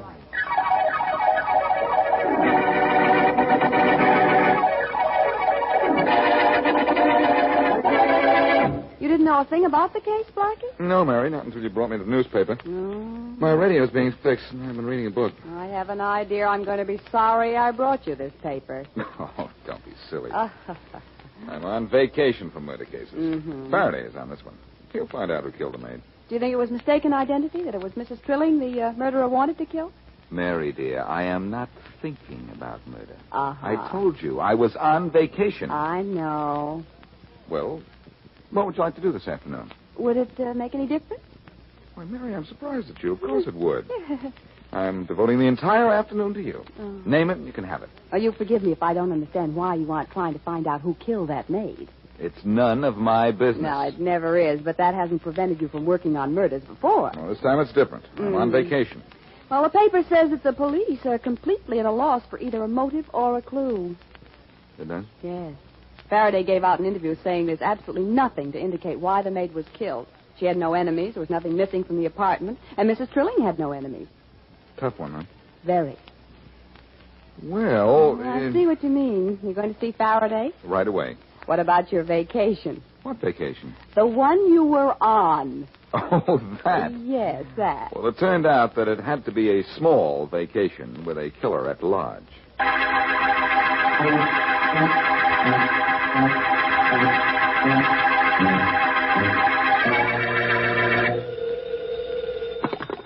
Faraday, homicide. Hello, Inspector. Yeah? This is Mrs. Trilling. Oh, Mrs. Trilling. I've been phoning everywhere trying to get in touch with you. Where are you? Not where I said I'd be. Why not? You said you'd let me know where you were all the time. No, I can't. I don't dare. Hey, look, Mrs. Trilling. Someone killed your maid in an attempt to kill you. At least that's what it looks like. I know. That's why I'm afraid. Well, if you're afraid, and you should be, you gotta let me know where you are. Or let me give you some protection. No, I don't dare. But look. I don't want anyone to know where I am. Not anyone at all. Not even the police.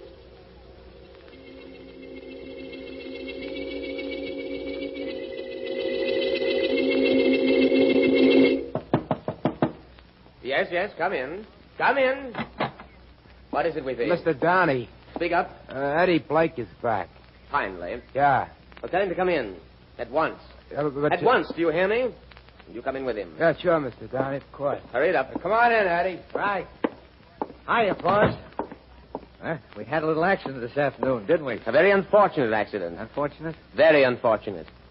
I didn't want that maid killed. Well, that's what I mean. It was an accident. Speak up. You see, when I was there this morning, that dame, Mrs. Trilling, came to the door. I didn't know who she was. Yes. All I knew was she was supposed to be out of town. Go on. So I give her the packets. Now, wait a minute. Wait a minute, Blake. Wait just a minute. Huh? You only recently joined Weepy and me in our little enterprise. Yeah, I did. You don't know how long we've planned our perfect little setup. No, I did. But you've spoiled it. I've spoiled it? Yes. How did I spoil it? Listen. I give the spiel to the dame just like you told me. Blake's the name, Eddie Blake. I represent the Jim Dandy Handy Kitchen Set Company of West Parthenon, Illinois. I know. In competition with the bigger companies. You know, I give her the whole story. And that isn't all. I don't understand. You're sure right. That wasn't all, was it? I spoiled it? Blake, you've made a mistake. I didn't make it. You almost made a costly mistake. The maid who was our contact is dead. Well, it was her own fault. Now you will have to... Hey, Mr. Downey. Wait a minute. I didn't mean to do nothing. All I...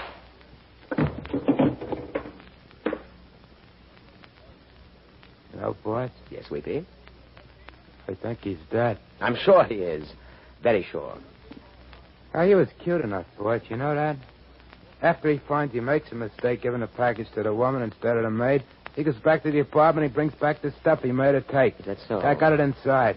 He shouldn't have killed the maid. Well... That's going to bring the police too close to us. How? They can't find her. Perhaps. Besides, we got 3-4 other maids working for us. That's the list right in your desk. I know. We'll do all right. Of course we will, of course. But I still wish he hadn't killed that maid. You know something, Mr. Downey? What's that? I'm pretty sure he wishes that himself right now.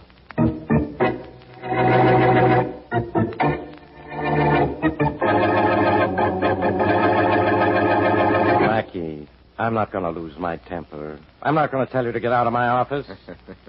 But so help me, if you don't leave me alone, I'll throw you out. So help you, you'll throw me out. Okay, so I'll help you. I didn't say that. It was close enough. I know what you really meant, though, Faraday. Now listen to me. Mm-hmm. I just came from the apartment house where that maid was killed. Go on back. Maybe something will happen to you. You aren't that lucky. Are you going to listen to me? Yeah, go on, talk. I never heard a guy talk more in my life. It's a habit that I got into when I was young. Yeah.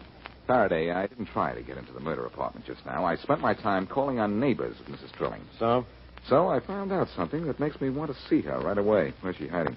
You wanted to talk, so talk. I'm just listening. That's what I like. Cooperation. Mm-hmm. But it doesn't matter. I'll take it from here myself. Take it as far as you can. And be sure you go with it. Listen, Inspector, Mrs. Trilling had a caller this morning, several hours before her maid was killed. Isn't that unusual? Blackie, how do you do it? Okay, but this was a particular kind of caller. Particular? You see, the woman in the next apartment had her door open and could hear most of the conversation between Mrs. Trilling and this man. What big ears she had. The caller was a door-to-door salesman selling something called the Jim Dandy Handy Kitchen Set. Only I just checked, and there is no such thing. No kidding. Gosh, Blackie, the things you find out. What about it? Well, I was thinking, Strange work for you, Blackie. I was thinking that if that salesman wasn't selling any Jim Dandy handy kitchen set, isn't it logical that he was selling death?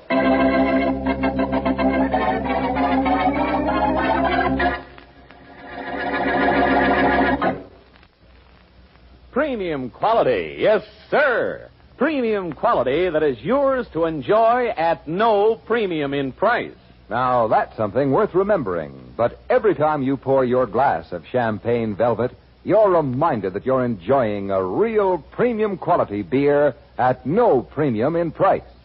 You know, of course, that more costly malt and grain, higher priced hops, and more careful and costly brewing methods are all a part of CV's famous $1 million formula. So CV has to have unmistakable premium quality. CV's flavor tells you all of that.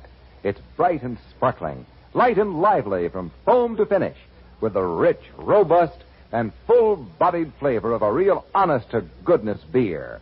Real premium quality beer. But that's not all. It has a clear, clean taste, given it by controlled aging. A taste that makes you sure it's pure. And it's smooth, smooth, smooth. Just as smooth. And now, back to Boston Blackie.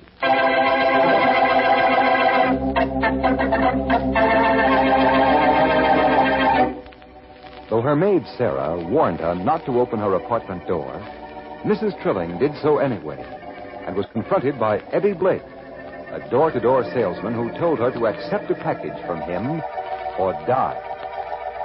Later, Sarah is found murdered in Mrs. Trilling's bed. To all appearances, Mrs. Trilling herself was the intended victim.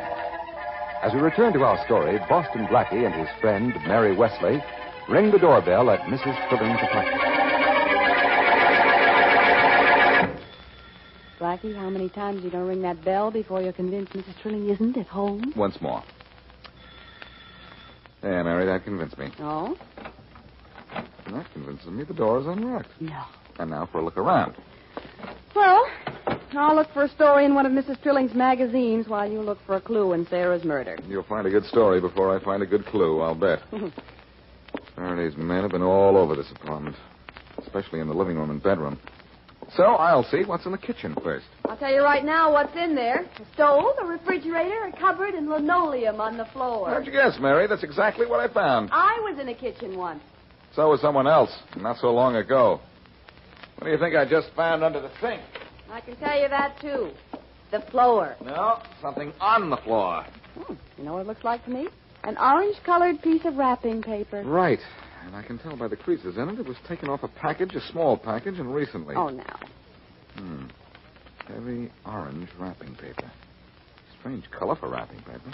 What are you trying to do, see through it? No, read the watermark, if any. Watermark? Yeah, here it is. The Lawrence Paper Company.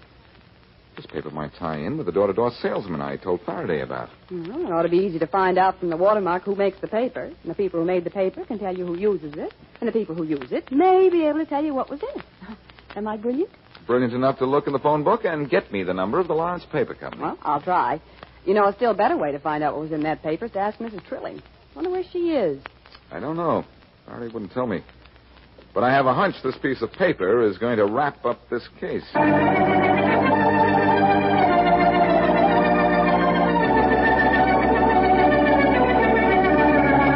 Sit down.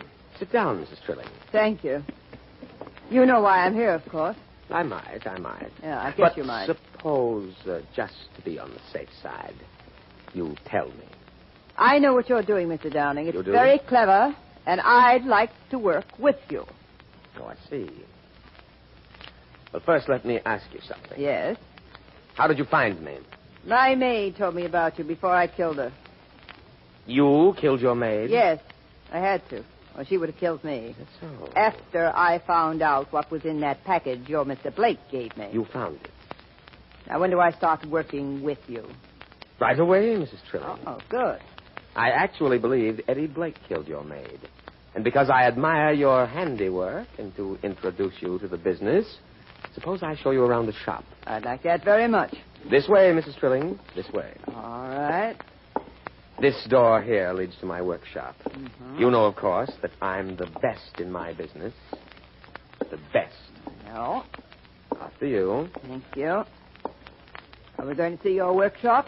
Yes. And here's some of my work.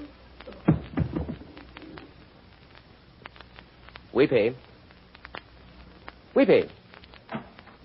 You call me, Mr. Donny? Yes, Weepy. Come here. But Mr. Come Donny- here. Mr. Donny, Hey, who's the dame? What happened to her? The woman is Mrs. Trilling.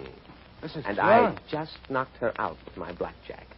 What I want you to do is to take her out Oh, of I here. can't do anything right now, Mr. Listen Donny. to me. I Now, gotta you deliver do- that package to the maid at number 3 now that Eddie isn't with it. You'll make the delivery to number 3 later. Yeah, but I can't, Mr. Right Donny, now, I want you to take Mrs. Trilling out of here and finish the job that I started.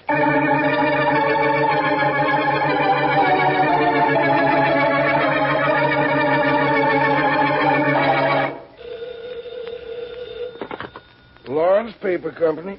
Hello, this is Boston Blackie. I'd like to speak to the man in charge of sales, please. Well, you're speaking to him now. Yes. I'm in charge of everything around here. Yes. Well, I guess you can help me then. Maybe. You make an orange-colored wrapping paper, don't you? If it's got our watermark, I guess we do. Well, it does have your watermark on it. Well, Who uses it? Could you tell me that without guessing? yes, guess could. It'd take a while. Have to look at our order sheets. Well, do that, will you? And right away? Well, I can't do it right away, Blackie. And even if I started now, I might have to look back through a lot of old records. Well, look then. Yes, we haven't sold any of that orange wrapping paper for, I guess, maybe a year. Well, you can find out for me. I mean, well, who uses it? Can't you find that out? Oh, sure. Sure what? Sure, I can find out for you, I guess.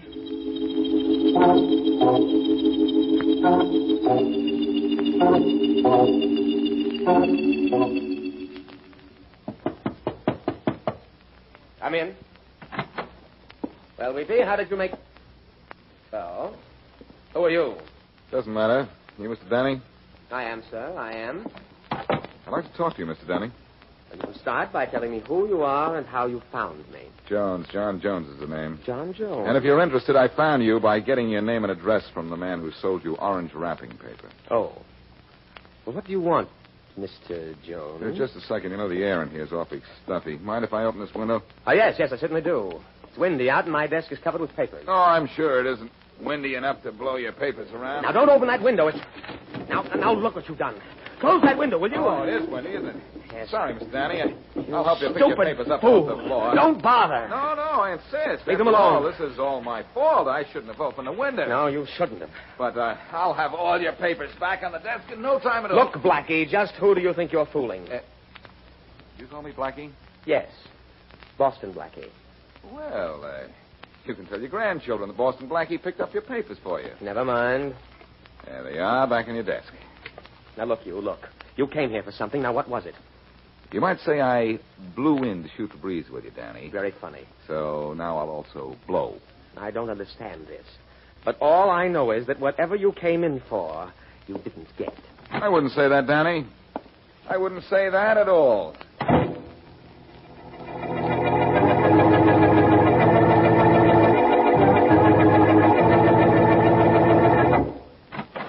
Hey, Mr. Donny. Oh, come in, Weezy. Come in. About time you got back. We've got work to do. What, more work, Mr. Donny? Yes, much more. Oh, don't you think I've done enough for one day? No. I finished off that Mrs. Thrilling like you told me. That took a couple hours. After that, I made that delivery to number 3. Or I tried to. Tried to? That delivery had to be made today. The woman gets back to town tomorrow. I know that, but the maid at number 3 wouldn't take it. What'd you do? She said a guy was there already today with a sales talk, and he gave her a package and everything. What? Yeah, he gave her a package and everything. She didn't crack to him though, because when she opened it, there was nothing in it. I know who delivered that package. Boston Blackie. Blackie? Yes, he was here a while ago. And after he left, I couldn't find our list. He must have taken it with him, and he's trying to find out what we're doing by calling on the people listed. Gee. Blackie got nothing at number 3. Contact number 4 by phone, Weepy, right away. We'll have a surprise for Blackie when he gets there.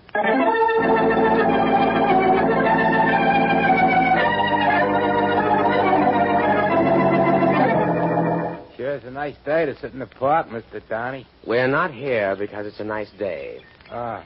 And if that maid at number 4 doesn't show up soon, it's going to turn out to be a bad day, Weepy. Hey, you think this is her coming down the sidewalk now? Well, it's about time. Yeah. About time. Call her over here, Weepy. Yeah, sure. Hey, Harriet. Harriet. That's so loud. Here we are. Oh, hello, Weepy. You sent for me.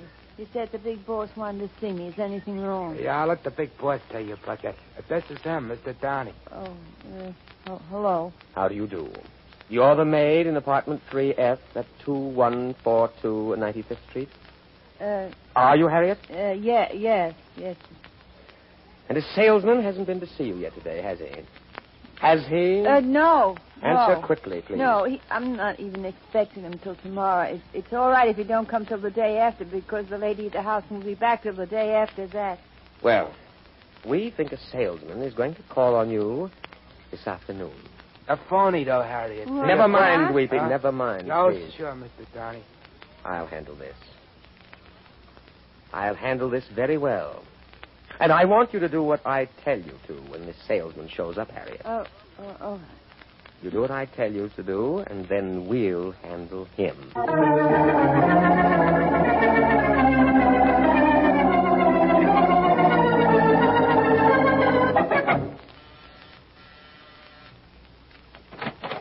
Yeah? Good afternoon, madam. Good afternoon. Jones is the name, John Jones. I represent the Jim Dandy Handy Kitchen Set Company of West Parthenon, Illinois. Now, just let me step inside for a moment or two, and I'll show you something that will cut hours from the time you spend in the kitchen and make cooking a pleasure, too. Oh, very well. Thank you. And before I leave, you'll thank me. Now, to begin with, madam, is there a knife in your kitchen with a blade, a spoon with a handle, a fork with prongs? Well, if there is, you need one of these. Now, I'll tell you what I'm going to do. You may not believe it, madam, but in this little package is the answer to your kitchen prayers. And in this little hand is the answer to the question, do you want to say your prayers? Oh, Donny, it's you. Surprised, aren't you? Not very. Weepy? Yeah, boss? Keep your gun on him and shoot in case he goes for me. Sure, Mr. Donny. Now, Blackie, raise your hands and turn around so that you face the wall. If I raise my hands, I'll have to drop the package under my arm. Well, drop it then. Drop it. All right, but don't forget, you told me to. Hey, Mr. Donny, the room's full of smoke. I know it. Blackie dropped a smoke bomb. Hurry, shoot him quickly. I can't see him. Well, shoot anyway. You might get him. Okay. No, don't. I'll be hit, too. Get down on the floor, Harriet. You can't see anything. Start shooting with it. Start shooting. Even around in here, Mr. Donny. Oh, yes, I am, Weepy. Right here. Weepy, did you get Blackie? No, Danny. Blackie got Weepy. What? And, Danny, you go, too. No. All right, Faraday, come on in. All right, Blackie. Yes, Faraday. I close this case for you. Okay. But, Blackie, how about doing the same thing to your mouth?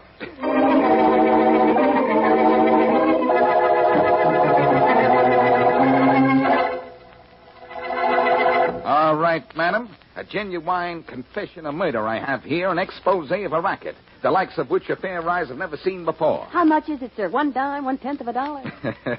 It's only free, Mary. It's interesting. The racket was positively ingenious. It was stolen jewelry, wasn't it, Blackie? Yes, but it was stolen in a very clever way. Huh? The maid of the house was talked into stealing a valuable piece of the jewelry while her mistress was away. Uh-huh. Then she delivered it to Downey. Oh, I see. Then Downey would make a copy of the jewels, keep the originals, and send the copy back to the maid at her place of employment by a phony door-to-door salesman. Oh, I get it. It's pretty complicated. Well, that's that. I know you brought the smoke bomb with you because you thought Downey and Weepy were waiting for you, but, Blackie, I thought you were on vacation. I was. I had a wonderful time. Wish you were there. And X marks the spot I put Downey and Weepy on.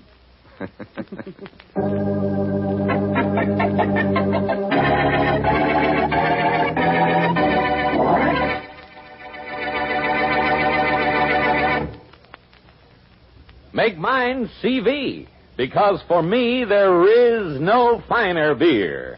And it's just as smooth. Make mine CV. So many folks who know good beer when they taste it have said just that. Time after time, that Champagne Velvet is not only the leading beer by far in its home state of Indiana, but it is preferred by particular people everywhere that it is sold. There's only one reason for that, and that is flavor. The bright, sparkling, light and lively flavor of a real premium quality beer. Premium quality that costs you no premium in price. The rich, robust, and full-bodied flavor of real, honest-to-goodness beer. And the clear, clean taste that makes you sure it's pure. So make yours CV, because for you, there is no finer beer. You're sure it's pure, and it's just as smooth. And now, here is a preview of what happens next week. Hello? Hello, Beverly. Oh, darling, hello. Where are you? In a drugstore downtown. I thought I'd call and see how you're feeling. A little better. Oh? Are you going to be home soon? No, not for a couple of hours yet. Oh. Now, look, I want you to take that medicine I got for you. It's 10 o'clock, and it's supposed to be taken at 10. Oh, darling, do I have to? Yes, you have to. You know how I hate to take medicine of any kind. Well, you want to feel better, don't you? Yes, of course. Then take the medicine you're supposed to, when you're supposed to. All right, darling, I will. In a little while. No, right now, sweetheart. While we're on the phone, so I'll know you're taking it. You don't trust me, do you? Not when it comes to taking medicine. Darling. Now, go get it. I'll wait. Oh, I don't have to get it. It's right here on the table beside me. Oh, that's good. I've been looking at it for an hour, trying to get up enough courage to take it by 10, as you said I should. Well, it won't taste as bad as you think. Oh. Now, pour it into a glass. About an inch from the bottom, and you drink it down. For your sake, darling. Just a minute. All right. Can you pour out a good dose of it? Yes, darling, a whole inch. That's a good girl. Now, drink it down. Here goes. Drink it. Oh. Did you drink it? Yes. Tom, it tastes awful. It's burning me. What is it? Poison, sweetheart. Deadly poison.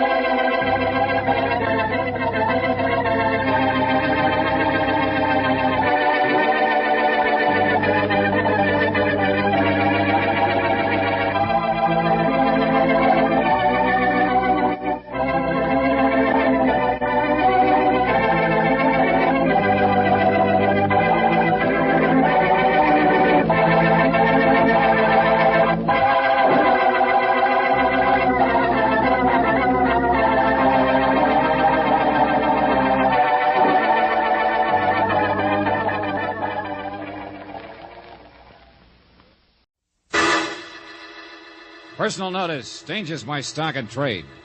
If the job's too tough for you to handle, you got a job for me, George Valentine. Write full details.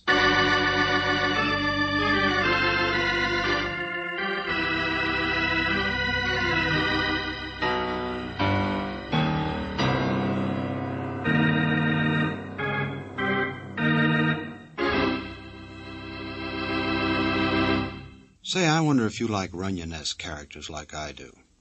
You know, fellas like Harry the Horse, Nicely Johnson, and all the rest. But don't get me wrong. This is not a Runyon story, but a Let George Do It adventure. However, there is a character called Lou Mendel in this little tale that must have associated with the boys, because you will see that plenty of Broadway has rubbed off on Lou. On top of that, the boy has got trouble. So much so that even his trouble has trouble, which is bad. So what is to do? Get in touch with George Valentine, which he does.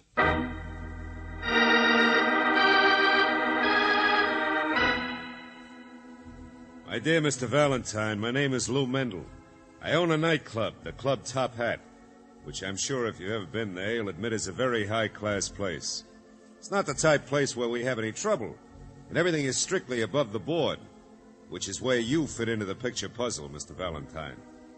There is this girl whose name is Dove. She's a new dancer on account of she can't dance, but I like to be big-hearted. But as of to date, my big heart has got me nothing but a blow on the head. This is the essence of the puzzle. Who hit me? Even more important is, what about Dove? She is somehow in the middle of the trouble. And for such a nice girl, I don't like it. Oh, yes. This is a lot more than just what you may be thinking. Because poor little Dove, you understand, looks upon me as her big brother.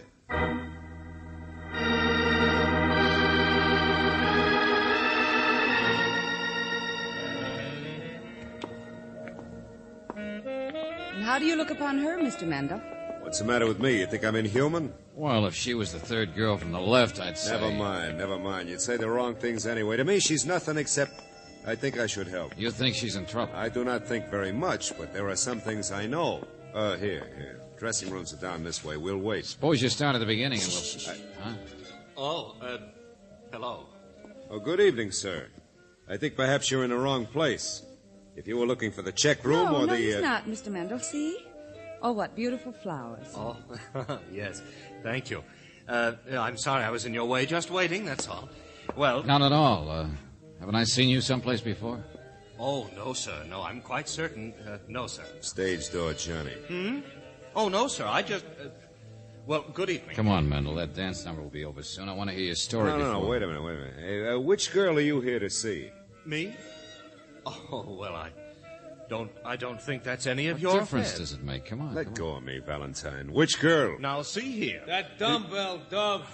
What do you think? What? You keep out of this. It's none of your affair. So who else should rate my taxi around this dump, huh? In advance yet, with my meter running. I told you to wait outside, driver. There's got to be a light to read heavy stuff like a funny magazine, ain't there? Now shut up, Paulie. Good idea, Buster. Come on, Mendel. For the last time, would you please... Dove? That man's going out with Dove. No. There's nothing to get excited about. I should have explained. I'm just a friend. My name is Andrews. Oh, good heavens. Nothing to be jealous about. Me? Jealous? Dry up, all of you. Well, I mean, well, look at me. My heavens, I'm old enough to be... Well, to be her big brother.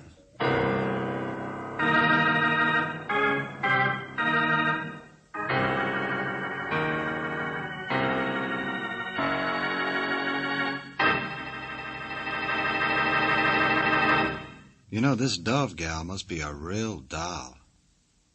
Mendel says she has no talent when it comes to hoofing, so I wonder what the gal has got. Maybe it's those black net stockings.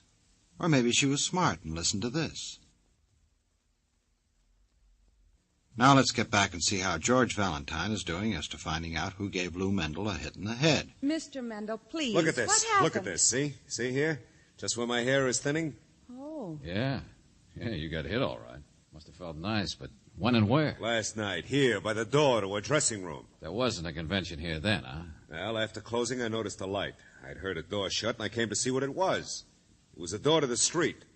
Only then all the lights went out. I was hit. Uh-huh. Well, go on. Where does she fit in? Well, I'd stooped to look at an envelope lying under the door.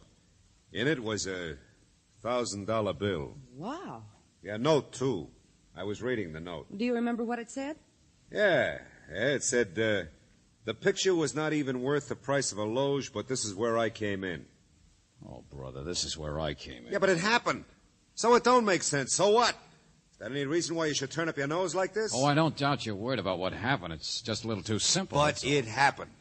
The picture wasn't worth the price of a loge, but this is where I came in. No signature. I don't know who wrote it, but I got knocked on the head, didn't I? And when you came to, the $1,000 was gone, I suppose. Money, note, the works. Of course. Well, don't you believe that? Oh, yeah, sure. I'm disgusted because the note is so simple, and the money, too, that I wonder why you need my help. Hey, what's this really about, Mendel? What kind of a dumb act are you trying to play? Oh, no, please. Just because a man has a nightclub, you know, does that make he's got to be suspectable? Can a man in a tuxedo be just people like anybody else? This thing I don't understand, this bump on my head, yes, this what's... George, yes. Can a man who's obviously in love be blind when it Wait a minute, there she is. The dance number's over. Now, Valentine, quick, what did you mean by what you... Miss Dove, I brought you some flowers, and I have a taxi waiting, What? and I... I'll change in a minute. Well, hello, everybody. Dove, my dear, I want you to Bye, meet... Mr. Mendel. Now, wait a minute, I want to hear what you... See you again Just a sometime. minute, That's it. Go join the boys in the back room, huh? Goodbye. Oh, gee, you shouldn't have done that. He's the boss. Oh, he'll get over it.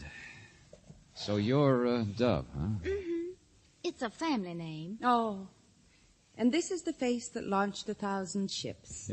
Well, I think I get it now, George. What'd I do? You mean we had lunch together or something? And I don't know any sailors. Yeah. My name's Valentine. Well, I'm very pleased to know you. No, you're not. I want to know about the $1,000 you charged somebody for a picture. What? Picture of what? Now, don't be so innocent. That's your line, isn't it? Shakedown? Oh, well, I'm pretty new to dancing. I guess I never heard of that routine. You never Let heard... me, George. Darling, we're talking about blackmail. You don't mind, do you? No, not at all. What is it? Oh, now look, sister. Oh, I mean, that thing they always do on the radio. Sure, on mystery shows. Only, gee, you're not one of those private eyes, are you? Well, sit down, won't you? I mean, I'd sure like to hear about your work and everything. Oh, for the love of Pete. Now, what'd I do wrong? I didn't mean to hurt anybody's feelings. You know, I'm always saying things Well, it that... isn't what you say, dear. It's what you do. But I don't have anything to do with blackmail. I don't even know Dove, I don't believe you.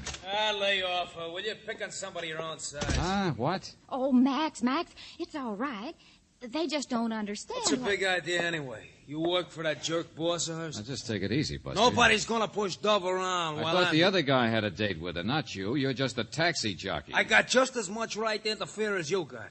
Ain't that so, Dove? She looks on me like a big brother, see? Oh, no, not you two. Oh, yes. Max here's been very kind to me. Whatever it is, she got nothing to do with it, see? That's all I'm telling you. This baby is nice, but she's just plain dumb, do you get me? Buster, nobody could be as dumb as she's been pretending to be. Yes, that's true, I'm afraid. I mean, I could. I can't help it. It's just the way I was born, I guess. But at school, they always told me never mind. It didn't make any difference. I had other attractions. I mean, that's what I mean. There. You need further proof? Or do I have to knock your block off? Hey, Buster, you want to take a trip out to the alley? George. Huh? Oh, no. Come on, you asked for it.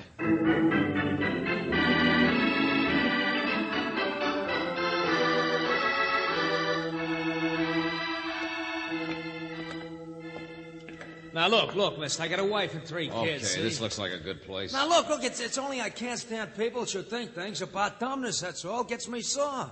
Dove is like my Myrtle. She wouldn't even know how to blackmail a butcher. Hey, want a cigarette? What? Relax, will you? All I want's a little private information. Oh. Well, now, look, don't think I was afraid of you. Oh, no. It's only since I get married that I figure fighting is stupid when you don't have to. I mean on the outside. Yeah, sure. Say, how many big brothers does Dove have? Oh, I don't know. Every guy that meets her, I guess. Sort of brings out the protective instinct, that type, don't you think? What about that guy with the flowers, that guy Andrews? Well, all I know is she went out with him the other night. Because I rode him out to a supper place. Only don't get me wrong. Dove strictly wouldn't even hold hands with a guy like that. He's about as harmless. What about her boss, Mendel? Search me. I'm no detective. Well, I guess you could find out about him easy enough. Yeah, that's just what I'm going to do. Right, if you want, I can check with Dove's landlord. I've seen him one night. Looks like kind of a nice guy, but she says he's an awful snoop. Uh-huh. Well, now you get the idea. Who are her friends? Who does she go out with? You're a driver. It ought to be easy. Let me know, will you? Sure. Just so long as you don't think she's mixed up in anything. Buster, so far there's only one person mixed up. George Valentine.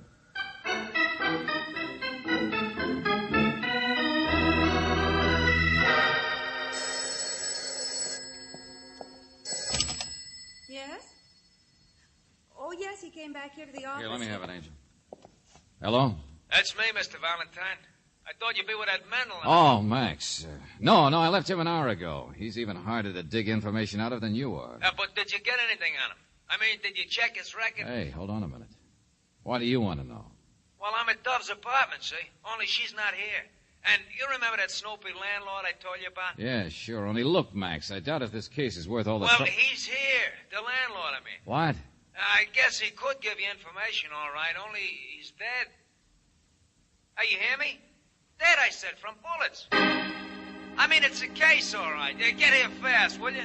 I got a wife and 3 kids. I'm bowing out. From now on, what Dove needs is a big brother like you.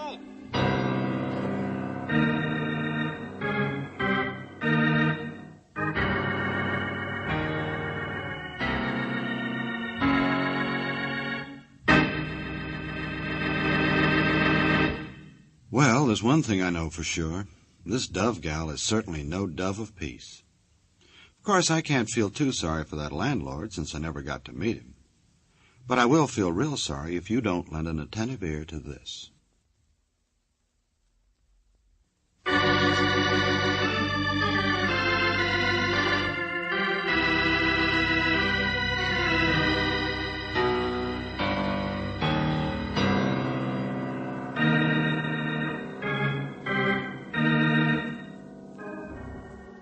Now, back to George Valentine. Big brother. That's all that a girl named Dove wants any man to be, but somehow every man seems to want the role. And you're not surprised. Dove is something, all right. But what? Well, if your name is George Valentine, you think it's about time to find out when one of the big brothers, her landlord that you haven't even met, turns out to be dead. Murdered in Dove's apartment. Yeah, it was a gun, all right. 4 bullets. One would have done the trick. His pockets are practically empty, huh, Lieutenant? Sure. What do you expect? Free cigars? Okay. Somebody after something he had, huh? Only what was the landlord doing in Dove's apartment? That's what I want to know. Max out there said he didn't touch him. He was lying in front of the desk here. Yes, and one of the drawers has been opened. Sure. The paper's all messed up. Aren't there any fingerprints? Fingerprints? My friend, there's not a single one in this entire apartment anywhere. Oh. So whoever did it spent his time cleaning up, huh? After rifling the desk. No, I don't think so. What? Oh, you don't? Mice did it. The landlord did it. Yeah. Huh? Well, look around. Isn't that what happened? The landlord was rifling the desk here when somebody came in and killed him. Looks like he even put up a little fight first. But since his pockets are empty, whatever the killer wanted was on the landlord, not in any desk. Big deduction. Solves everything. The picture wasn't worth the price of a loge, but this is where I came in. What'd you say? Double feature, Johnson. Uh-huh. Sure, I guess I was right. Look here, hole in his pocket. Yeah, it was down on the lining. What picture? Don't look so blank, Lieutenant. Remember that note I told you about with the alleged $1,000? It's a picture of Dove, George. Let me see. Not very clear. It's taken so close up. Enlargement of part of a picture, that's all. Only look at that.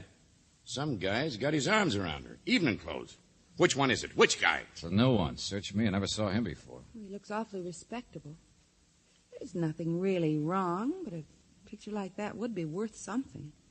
Dove's so attractive that if any... As a married man, I can tell you that a picture of any man within 500 miles of that babe would be worth something.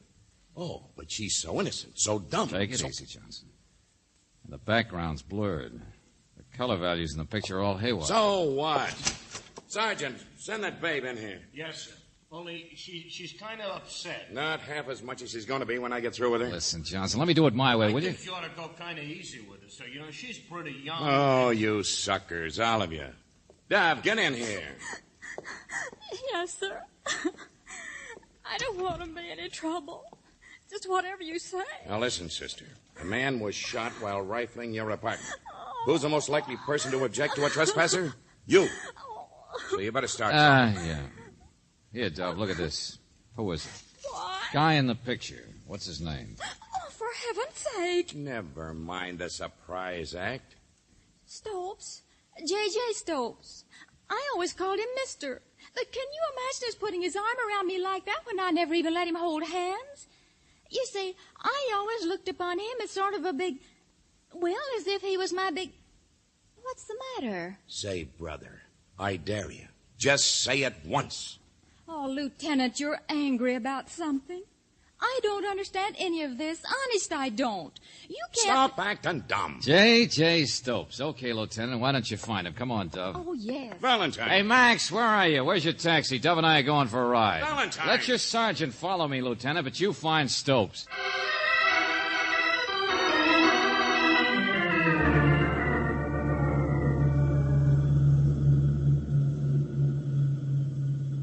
Did you try looking in a book, Mr. Valentine? Yeah, there were 17 Andrews. As you said, you took him home the other night.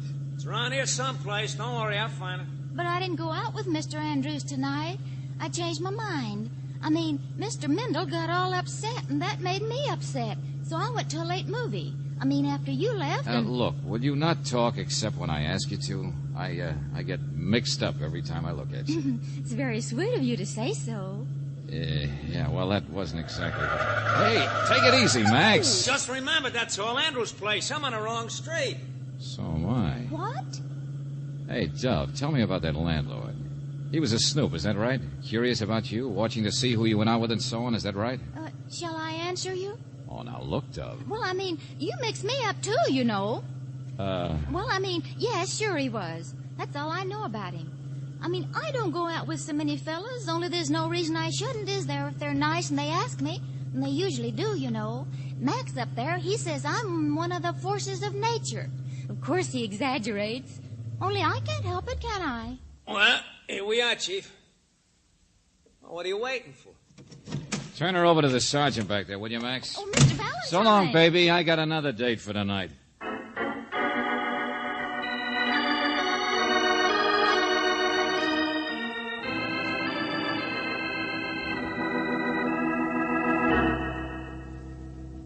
No, I do not know anything about $1,000.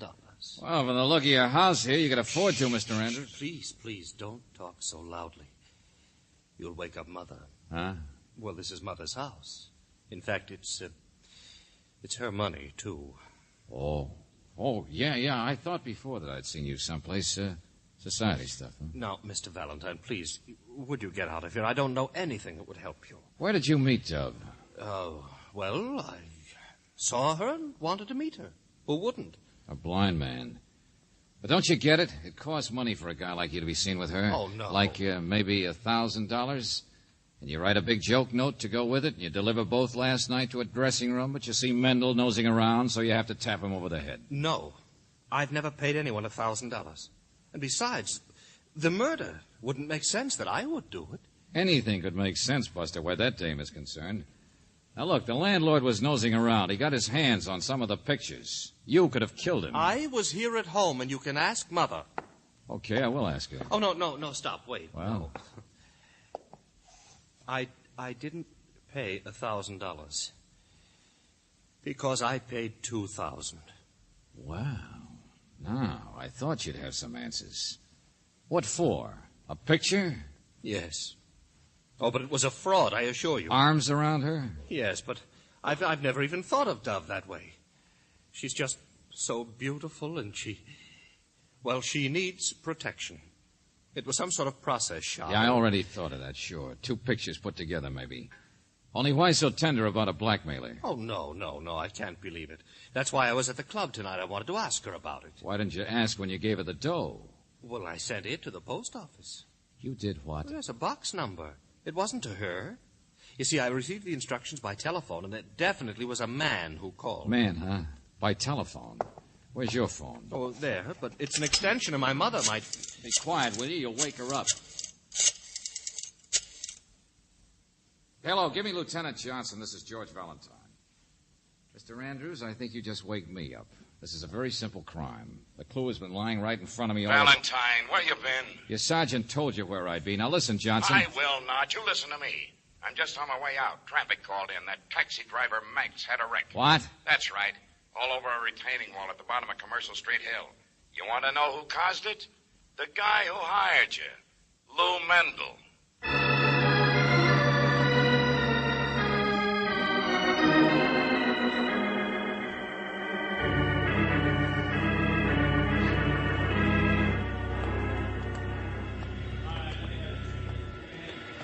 I let go of me. I didn't do nothing, see? Motorcycle cop picked you up in your car, didn't he? Yeah, well, sure, but Johnson, Max says that Mendel here's sideswiped. Well, he's not saying much of anything the way he's banged up over there. But yeah, Mendel followed him, then passed him on the right, so he'd have to swing out into a truck. Well, Mendel? No, I Max didn't. gunned the cab instead and couldn't make the turn at the bottom of the hill, that's all. It's not true. Not a word of it. And there's no way you can prove that I was even on this street. Okay, I won't bother. I'll let Max do it. What? Now, listen, wait a minute. I'm hiring you because a girl's in trouble, see? Now you got me in it. Now you say she's a blackmailer. Now you say... say... Johnson, did you find the guy in the picture, Stopes? Yeah. He was the one who wrote the note and sent the $1,000, all right. But he hasn't got anything to do with the murder. Neither has Andrews. Suckers who've already paid up don't kill people. Only who asked Stopes to pay? Well, that's a haywire part. Stopes sent the money to Dove because he just assumed she was the one behind it. A man's voice on the phone said send it to a post office box. What is all this? Hey, you see, Mendel? We're getting the girl out of trouble, all right? Yes, but He's smart. Most people you get out of trouble, the fewer there are to be in it. It's who's behind the girl. Wait a minute. Hello, Max. How do you feel? Oh, lousy. No bones broken, but we'll take him down to the hospital as soon as you get Little through. messed up, though, huh? Yeah. And, Mendel here did it? I don't know. Looked like his car, but I don't know how I could prove it. Yeah, I understand. Messed up your cab pretty bad, too, didn't it? Yeah, burned. I just got out in time. Uh-huh. This time of night, nobody around to help you. Or see, either. Yeah, that's right. Now, will you listen to me? I tell you, I'm driving my car. Stop shaking, Mendel. Look at Max here. He scratched himself all up and wrecked his cab, too, and he's not nervous. Just scared to death, that's all. What? Valentine, what are you talking about? Johnson, you know a man's pretty desperate when he's committed murder. What did you do with the meter in your taxi, Max? Me? What in the name? That's why you wrecked the cab, isn't it? Because you knew I'd catch on in about 1 minute flat. Got rid of the meter and then wrecked the cab and burned it fast before I could tear it apart. You're crazy. It's not enough dough in 5 weeks in that There's meter a camera in it, though, isn't there? Camera? Hey, Valentine. Yeah, that's right. Come to the party. Pictures were fuzzy, taken too close, color values haywire, infrared, I suppose. You can't prove nothing about nothing. I'm hurt, see? I'm going to the hospital. Oh, I can prove everything. For instance, trying to point a desperate finger at Mendel here. What did you do? Wait till you spotted him driving home, or was that just luck? That's a detective for you. His best friend he'd frame in or something. His own grandmother, probably. Valentine, with my own bare hands, I ought to throttle you. Oh, Buster, you just said it yourself. With your own bare hands. What? Yeah, that's how you trapped yourself. You know what I'm talking about. No fingerprints. Not a single fingerprint in that entire apartment where the landlord was killed. Not anywhere. So it's my fault, I suppose. You were too careful, Max. Because you reported the crime to me from that same apartment. Well, Buster, why didn't they find your fingerprints on that telephone? I got him. Get your hand Valentine, wait. Let go. Hold him, Sergeant, hold him. Where you going? It's all over. Oh, no, it's not, Johnson. You're going to look for that taxi meter, aren't you? Why, sure, Okay, then. Before you find it, I got about 2 seconds to find Brooksy. My explanation hasn't even started yet.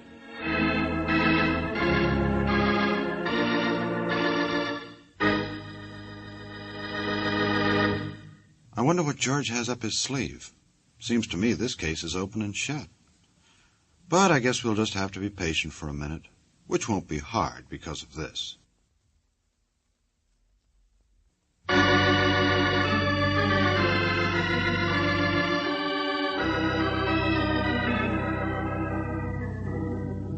George, I understand all that. And I can read his confession in the morning. Well, I just wanted you to get it from me first. Hey, driver, get off the main street, will you, and go a little faster? Sure. No place faster. That makes sense. I should argue. George, the thing I'm interested in is Dove. Well, me too. What man wouldn't be?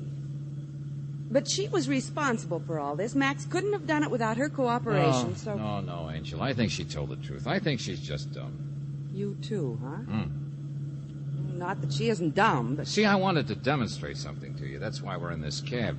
You see, I was in Max's cab with Dove earlier, like the other guys had been. And I saw how it could have worked. How what could have worked? Well, if they ever develop pictures from that meter, one of them will be me, with my arms around her. George. So that's why I think she's so innocent. And she couldn't understand the pictures herself, so therefore... You mean she's a menace to... Hey, driver, take that corner a little faster, huh? George, what on earth are you... See what I mean? Just accidental, that's all. The arms, that is. Well, that's your story. Yeah. Take another corner, will you, friend? Sure, let's get dizzy. Hang on. Hey, you two.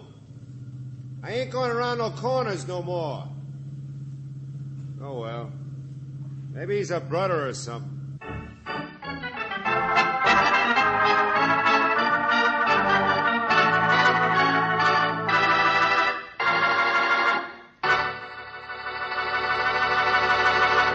You have just heard Big Brother, another Let George Do It adventure. Robert Bailey was starred as George Valentine with Virginia Gregg as Brooksy. The story was by David Victor and Jackson Gillis, with music by Eddie Dunstetter. Now, this is yours truly inviting you to another visit with Valentine, when you will again hear what happens when you let George do it.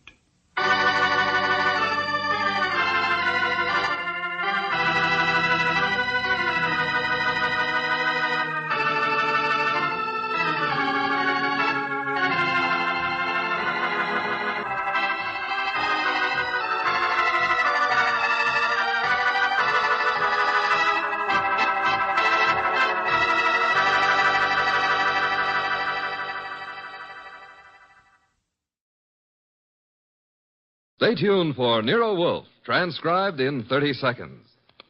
Tomorrow, you're invited to a 1-hour concert by the renowned NBC Symphony. The orchestra will be under the direction of Bruno Walter for tomorrow's performance, and celebrated violinist Joseph Szigeti will be featured soloist. Selections for tomorrow include the overture to Mozart's Marriage of Figaro and the same composer's brilliant concerto for violin and orchestra. You're invited every Saturday to a concert by the NBC Symphony. Ladies and gentlemen, the ringing of that phone bell brings you mystery, adventure. Nero Wolfe's office, Archie Goodwin speaking. Who? Mr. Hal Horton, United Industries? Oh, I see.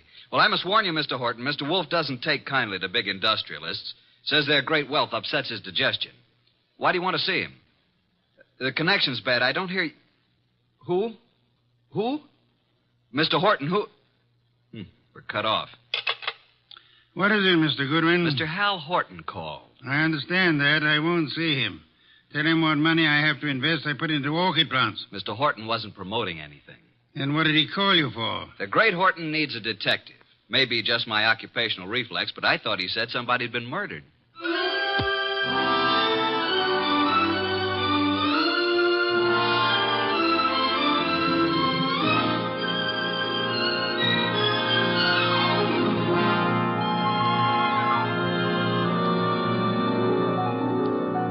Ladies and gentlemen, it's that genius who is the bulkiest, balkiest, most ponderous, and most brilliant detective in the world. Yes, none other than that chairborne mass of unpredictable intellect, Nero Wolfe, created by Rex Stout and brought to you in a new series of adventures over this NBC network in the person of Mr. Sidney Greenstreet.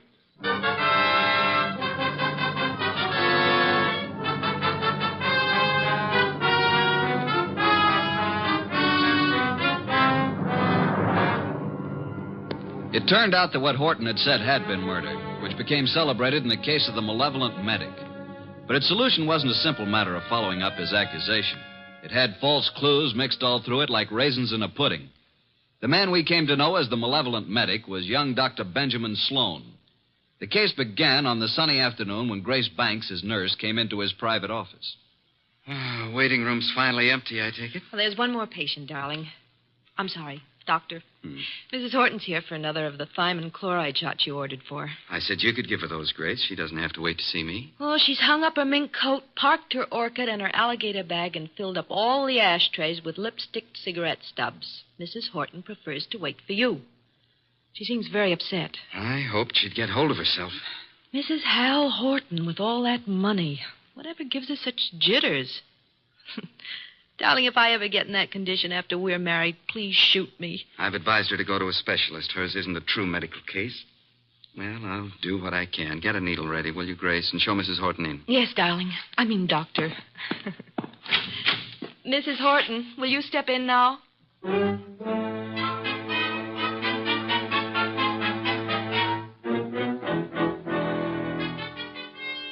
Been in that waiting room for hours. Ben, I wrote you every day this week. Why didn't you answer me? You say your health hasn't improved, Leslie. I'm worse. Much worse. Still chain smoking, drinking, and the sleeping pills? I have to take something. I can't walk the floor all night, can I? Thinking. Why are you so unhappy, Leslie? You have what you always said you wanted: money, clothes, excitement. You have the right to say that. But don't. Please don't. I'm only pointing out facts you should face. I told you from the beginning you need a nerve specialist. I need you. Nobody else can help me at all. Leslie, you went over this the last time you were here, and in all those letters you've been sending. Now, let's cross it off for good, shall we? Don't talk like that. You don't mean I'm no longer a lovesick dope, and you're the wife of one of the biggest industrialists in the country. Yes, Hal Horton. I despise him. He thinks his money makes him God. He thinks he can buy anything that he bought me. He made me think I was getting the world with a fence around it. Everything I want is on the other side of that fence. You don't know what you do want. I want us the way we used to be, happy in love together. Leslie, please be quiet. Why? Miss Banks is in the laboratory. She can hear you. What of it? I'm not ashamed. I'll tell her. I'll tell everybody. Imagine Hal's face when he finds out I'm leaving him, but I'm coming back to you. He already knows about you. I told him you were in love with me, that you're jealous. He doesn't like it. Leslie, you're raving. Now stop it. You always said I was the most attractive woman in the world. You made your choice. Now get this into your head. I'm really in love now. In a few weeks, I'm going to be married. Now I'll get your medicine. So it's really true. You are going to be married. Yes. I'd heard it, but I didn't believe it. Going to marry a nurse. All my friends have known and been laughing at me. Please, now that's enough. I made a plan, a wonderful, beautiful plan about us. Ben, you love me. Ben, say you love me. Mrs. Horton, that is all over. Don't love me. No longer. You're here as my patient, and that's all. After this treatment, I must ask you to get another doctor. A wonderful, beautiful plan for us. And now she threatens to step in and spoil it. Well, maybe I'll spoil a few plans. How would you like that? Threats will accomplish nothing. I can ruin things for you, Ben. All those fancy ideas of yours about having a fine practice, being a great doctor. Do you want to give those up? I can arrange it so that maybe there won't be any wonderful future for you. Are you prepared to face that possibility? Because I'm prepared to make it a reality. And I mean it. You'll regret this day as long as you live. I'll get your medicine, Mrs. Horton. Hand me my bag. Thank you.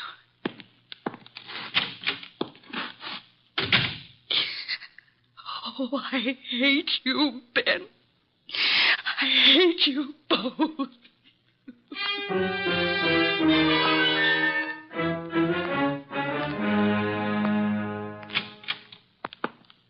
Sorry to have kept you waiting, Mrs. Horton. Miss Banks had to do a repair job before she could use the sterilizer. Alcohol, Miss Banks? Yes, Dr. Sloan. Now, Mrs. Horton, may I help? Thanks. So nice of you. There. Right side for the hypo this time, isn't it? Just touch with this cotton. Ready now, Doctor. Oh, what's the matter, Mrs. Horton? I'm just cold. Alcohol. After this, I advise you to go home and rest. These massive doses are a little painful, but they give results. There. That's all. Just relax here, and you can leave in 10 minutes. Come, Miss Banks. I want to talk to you.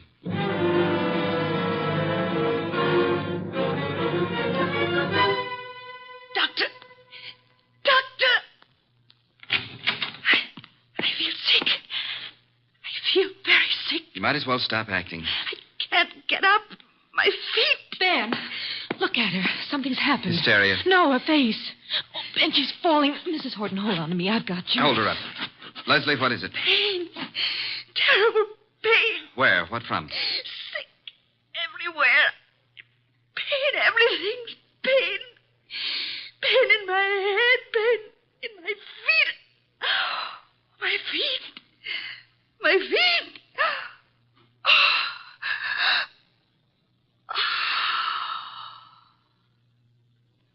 Doctor,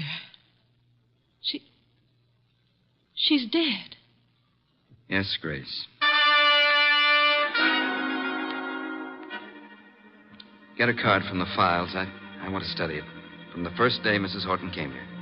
What was it, Ben? What happened to her? Symptoms are of a heart condition from which it seems the patient has just expired. Then you must call her husband.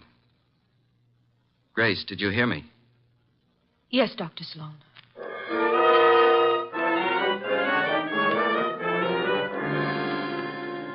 While I discourage your visit here, Mr. Horton, I do have a sort of curiosity about the operation of so-called big business.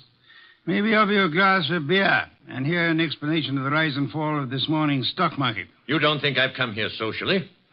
I wish to engage your services for... Not available. You're a detective, aren't you? Specializing in cases that interest me. Sherry, Mr. Horton? I don't need it, thank you. But Mr. Wolf says he specializes in cases that I've just got here. I haven't told my story.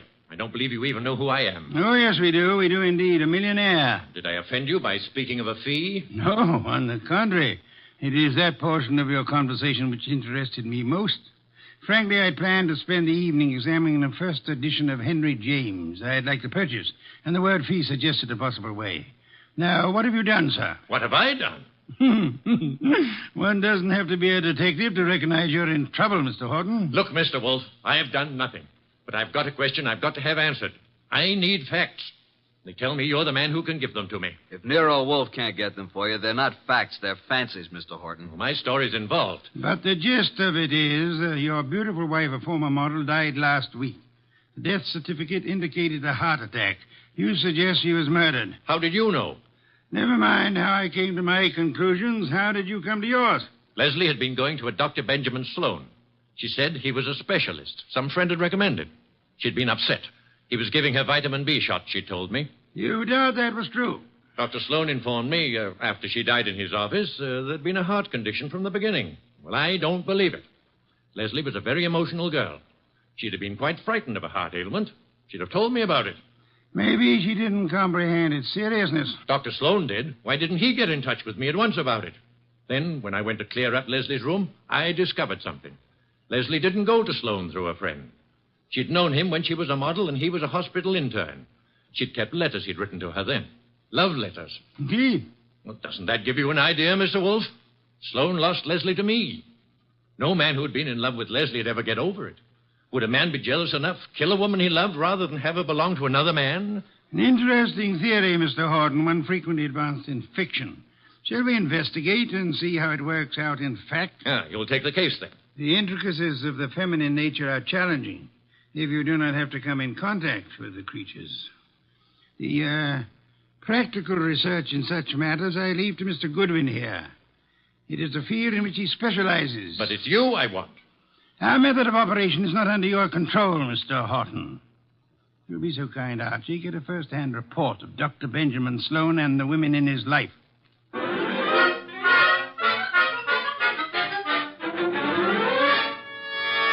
Just came to ask a few routine questions, Dr. Sloan. I don't understand your interest in the Horton case, Mr. Goodwin, is it? That's right. The death certificate was signed and a report made to the medical inspector. Detectives are a snoopy lot. Detectives? Are you from the police department? No, I'm employed to note some details before we close up the Leslie Horton estate. Sudden deaths have to be double-checked. I'm afraid I can't add a thing to what I've already reported. Well, thanks for seeing me anyhow. Been a pleasant visit. Ever have a patient die in your office before, Dr. Sloan? No, but I've seen similar cases in the hospital, of course. Was Mrs. Horton warned about her heart condition, Dr. Sloan? I discussed her case with her fully and frankly. And her husband, wasn't Mr. Horton alarmed? He didn't know.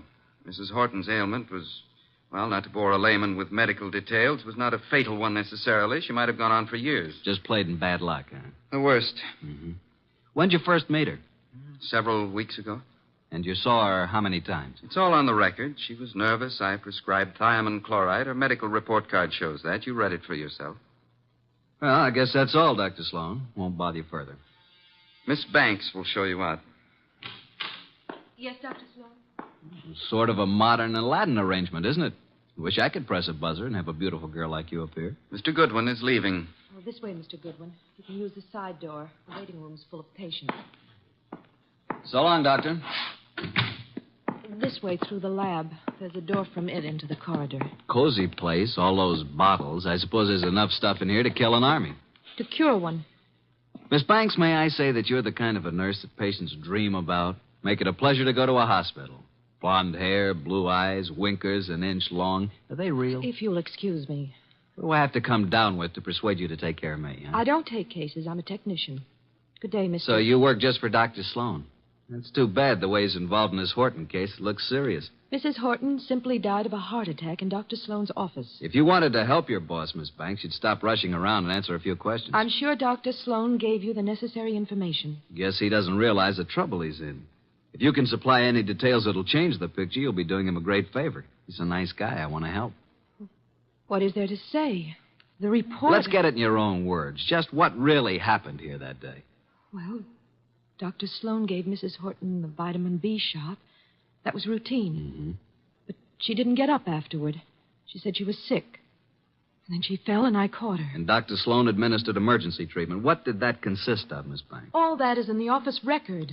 What would bring on such an attack? It could have been several things. Could it have been something she ate? Acute indigestion affects the heart. Maybe Mrs. Horton would be here now if the doctor thought to use a stomach pump. He did use one. He did everything there was time to do. She certainly went in a hurry. Suffer a lot? She said she was in pain. Where? Her stomach? No, not her stomach. Where then? She seemed to be in pain all over. Reflex, maybe? When it was over, what did you do, Miss Banks? Called Mr. Horton. Must have been a blow to the great man. I understand she was younger than he is and quite a sultry gal. I've talked to you professionally because you said it was necessary to help Dr. Sloan. Is that all, Mr. Goodwin? I guess it is for now. Unless you'll have dinner with me. Thank you, no. I'm handsome, hardworking, and harmless. I'll bring you references from my employer. What do you say? The express elevator's the one on the right. Must be there's another man. Wouldn't be the doctor, would it? Well, you'll fit better in a Pullman kitchen than here among the test tubes at that. My reluctant congratulations.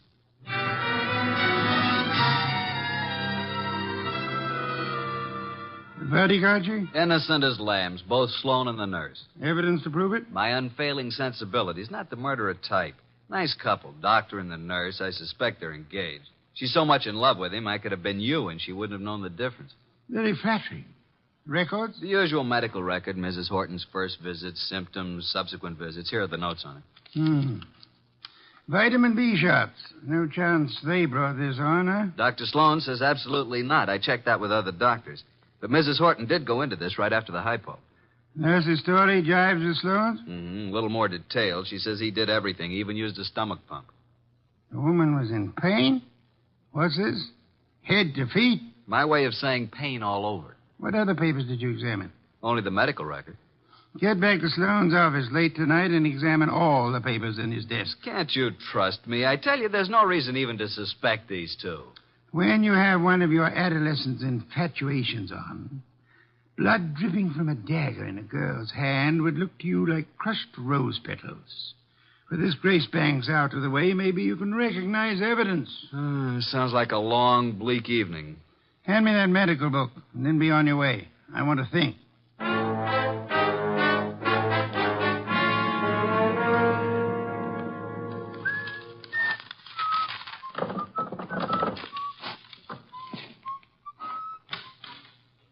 Well, good evening, Mr. Goodwin. Oh, good evening, Dr. Sloan. This is a surprise to us both. I didn't anticipate that you'd be keeping office hours after midnight. What are you doing in my office at 2 o'clock in the morning, Mr. Goodwin? Reading your mail and having a ghoulish time surrounded by all these shiny instruments of yours. You've been rifling my desk. I wouldn't do that if I were you. I put things back very neatly, even the letters from this little secret compartment, which isn't secret at all to anybody who knows about desks. I've kept only Give one. me that Easy. It's the "My darling, mine first, shan't ever give you up one way or another" one. You remember? I'll bet that nice little nurse you're engaged to never wrote that, did she? What do you intend to do with it? Mark it Exhibit A in the Horton murder case. Maybe you'd like to come with me and explain it to Nero Wolfe. Very moving, very flattering, very interesting if you like women, but also very incriminating, Dr. Sloan. What does it prove? A silly woman with a nervous breakdown imagined she was infatuated with me. A woman who is now dead, you must remember, under, shall we say, unusual circumstances. You signed a death certificate which stated Mrs. Horton died of a heart attack. As you signed it, Dr. Sloan, did you remember she had threatened you and heave a sigh of relief that fate had done you such a good turn? I didn't bear Leslie any ill will. I was sorry for her. You felt adequate to the situation. You called no other doctor, though there are several in your building. My first thought, of course, was that it was some extraordinary allergic reaction to the vitamin dose. It was not until an hour or two after she was dead you decided she expired from a heart attack. Yes. How did you explain the pain? I reported no pain. Miss Banks said Mrs. Horton had pain from her head to her feet. Grace said that? Well, not in those words, but that was the general Dr. Sloan, why did you use a stomach pump on a heart case? Why, I told you I tried everything. Sometimes an acute digestive disturbance. I suggest you did it because to you, as to any qualified physician, the pain in the feet suggested poisoning, a particular kind of poison, an inorganic poison. There wasn't any in her stomach. You maintain that? Archie, get the medical examiner on the phone. Tell him the body of Miss Hal Horton must be examined for any evidence of poisoning. I know you think Mrs. Horton was murdered, but it's impossible. There'd been no one near her. Miss Banks? Miss Banks couldn't have done it. She was working with me constantly. That's what I thought you'd say, Dr. Sloan.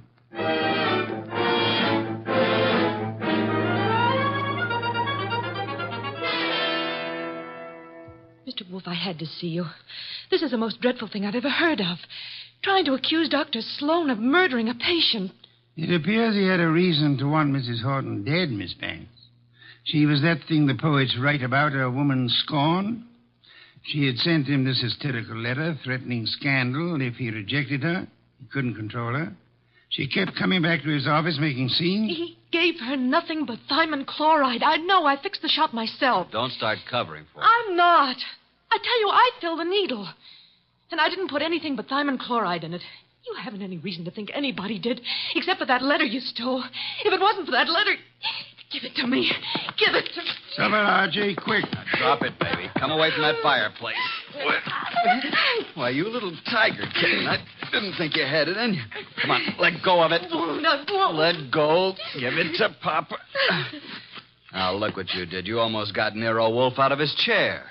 Destroying evidence is a serious offense, young woman. She kept coming to the office, writing and pestering him. I heard her from the laboratory. You read her letters, too, didn't you? You knew if something didn't stop her, Dr. Benjamin Sloan was a ruined man. But he didn't kill her. I know he didn't. I don't believe he did. You don't? Well, then who? You've just provided an excellent motive for having done it yourself, Miss Banks.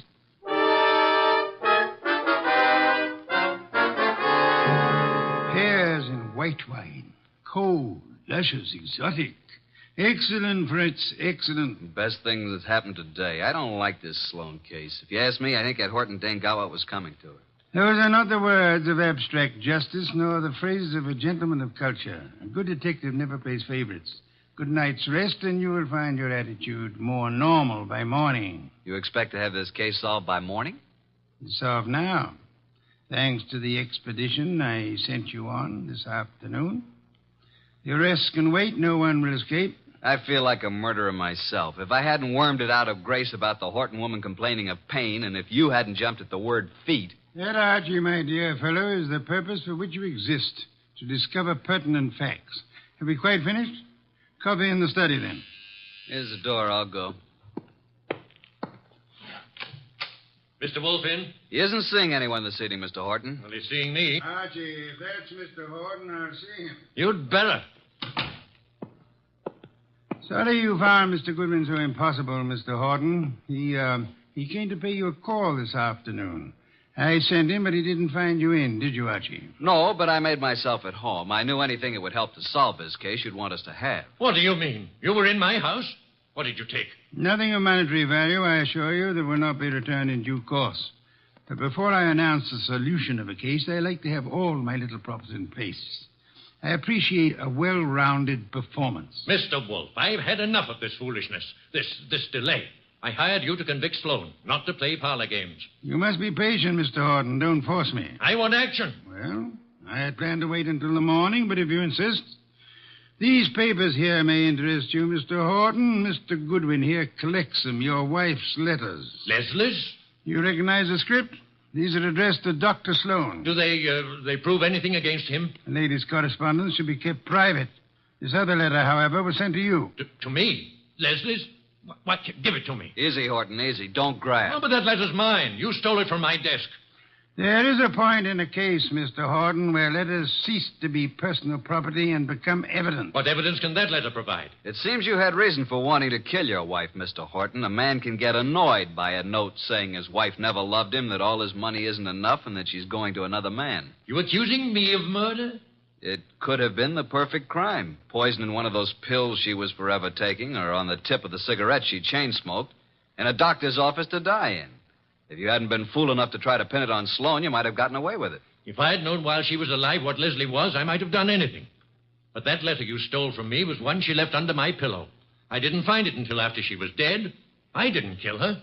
Sloan did. You hired me to prove that, Mr. Horton. Suppose you let me go about my business? Nero Wolf's office. Yeah? Oh, you did? Good boy. We'll expect you. I'll tell Mr. Wolf at once. Medical examiner's officer. Just as you thought, they found poison in the body. Listen to me. Inspector Kramer's picking up Dr. Sloan and Grace. They'll be here any minute. Kramer's set to make an arrest. I told you. The police know it's Sloan. Put the letters and Mrs. Horton's bag on my desk, Archie. Leslie's alligator bag?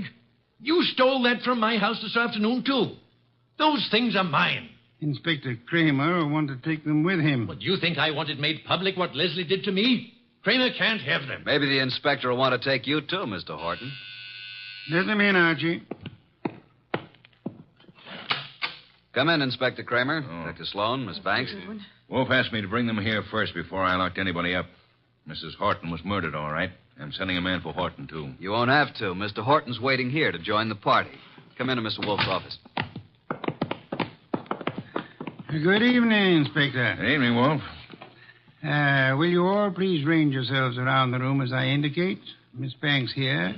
Dr. Sloan, Mr. Horton. Archie, you stand between the two men, if you please. Mr. Wolf, this is a dreadful mistake. I swear the doctor didn't... Stop thinking about the doctor. What about you? If you're accusing Miss Banks, I might as well tell Hold you it, now. Dr. Sloan. From here on, anything you say will be held against you. That's what I want. Let Grace go home and Well, I'll... for heaven's sake, why don't you arrest the man? Isn't it obvious he's guilty? You and your trumped-up charges against me. I'll do the talking now, Mr. Horton. Mrs. Horton died from a certain inorganic poisoning. Poison administered in your office, Dr. Sloan, with a hypo syringe. Let's get it over with. I gave her the hypo. But I filled the needle. There you are. They're both guilty. Which would solve the case if they weren't lying. Miss Banks believes Dr. Sloan killed Leslie for her sake. Dr. Sloan thinks Miss Banks put poison in the hypo to save him from professional ruin. They're trying to protect each other. The fact is, the hypo they gave was perfectly harmless. It did not kill Mrs. Horton. Well, then what did? Mrs. Horton came to your office in desperation, Dr. Sloan. But she came prepared for the worst. You see this handbag? Can any of you identify it? Yes. It's hers. Is it Mr. Horton? It's Leslie's. The bag she carried to the office the day she died. Open it, Archie. You will see it contains her change purse, billfold, cigarette case, matches, her handkerchief, nothing more. That is, not unless you look closely.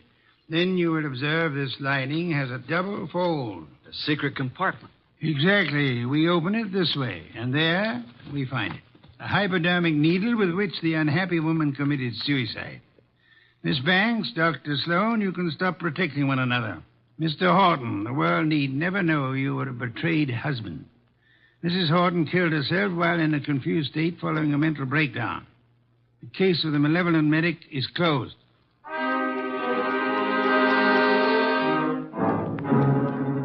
How did you ever get the hunch about the handbag, Mr. Wolf? I know nothing about women, but on my occasional trips abroad, I have been forced to observe their handbags. Monstrosities. They hold anything and everything. Now that our guests have gone, Fritz is bringing coffee to the study. Would you like some beer? I believe I would. Somehow I feel I've earned it. Here you are. Poor fellow, I'm very sorry for you. How so? This is one case in which there is no falsely accused, unattached young lady for you to squire about.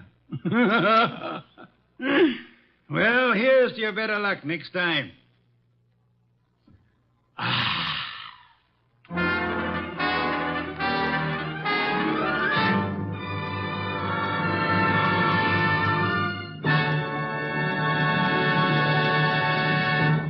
You have been listening to The New Adventures of Nero Wolfe, starring Sidney Greenstreet.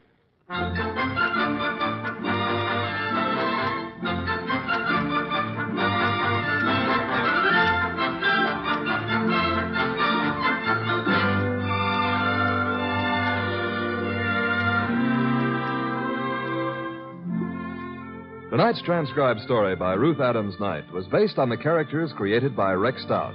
This is an Edwin Fadiman program, produced and directed by J. Donald Wilson. In the cast were Harry Bartell as Archie Goodwin, and Gene Bates, Vic Perrin, Bruce Payne, Bill Johnstone, and Mary Lansing. Next week at this same time, Nero Wolfe and Archie will bring you The Case of the Hasty Will. Don Stanley speaking.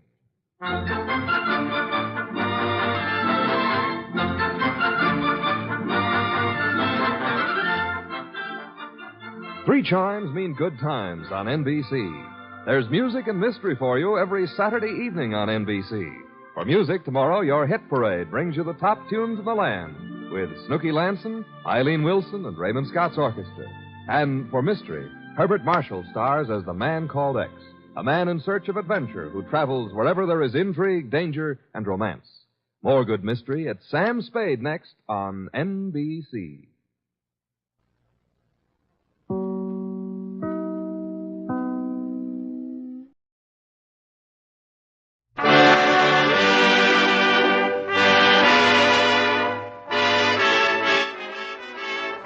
Makers of Camel Cigarettes present Dick Powell as Richard Diamond, Private Detective.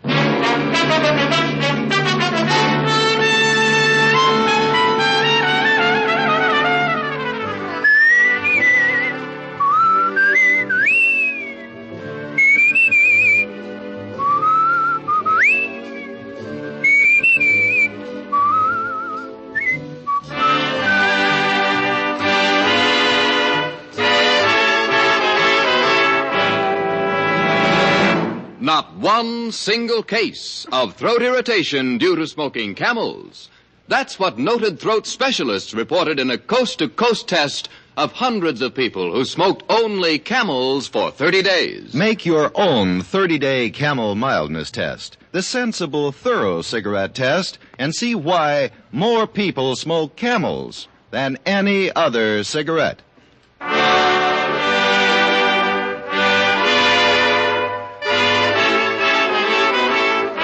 Here transcribed is Richard Diamond, Private Detective, starring Dick Powell.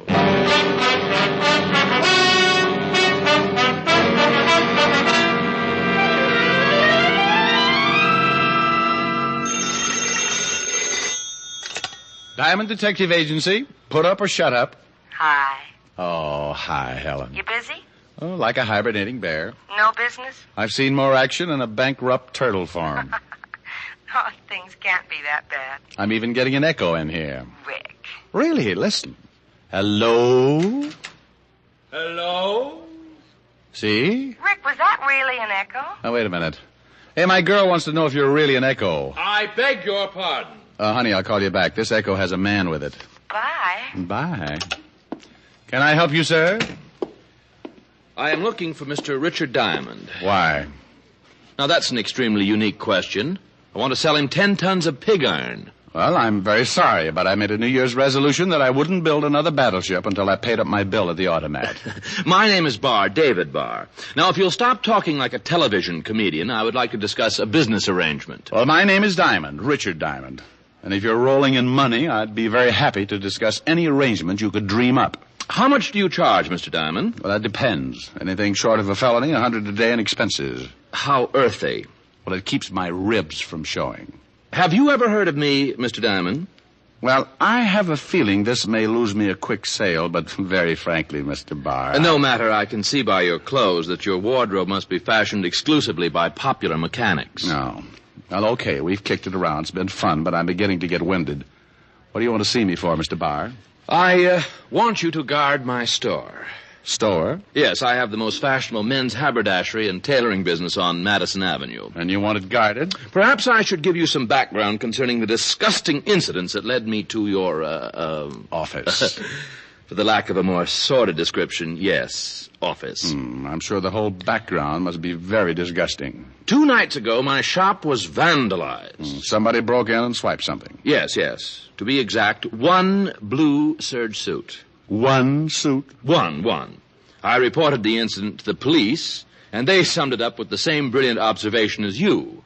To quote the sergeant, somebody broke in and swiped something. Now, look, Mr. Barr, don't tell me you want me to find that blue suit. No, this was not the end of the trouble, Mr. Diamond. Somebody lifted a hand-painted tie, maybe?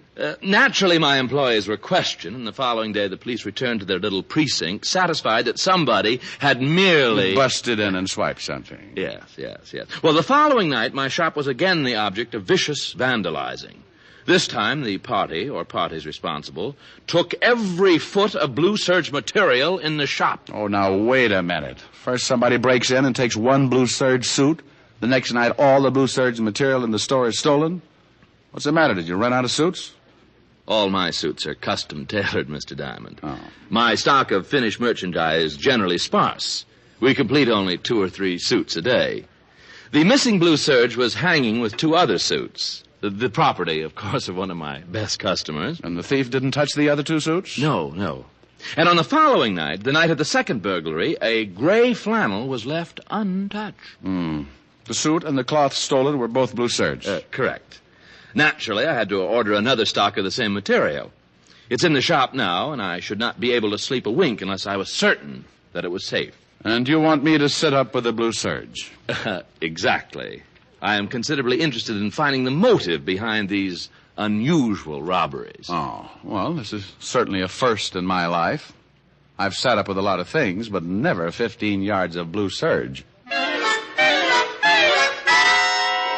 The illustrious Mr. Barr handed me a $100 retainer, ran a white glove over the top of my desk like an inspecting general, made an observation on the pursuit of happiness, and went out of my office faster than a bad molar at a dentist convention. We had agreed to meet at his shop at 6 o'clock that evening. So I pasted the $100 bill to my instep, put the instep up on the desk, crossed the other instep over it, leaned back and dozed off, secure in the knowledge that money would never go to my head.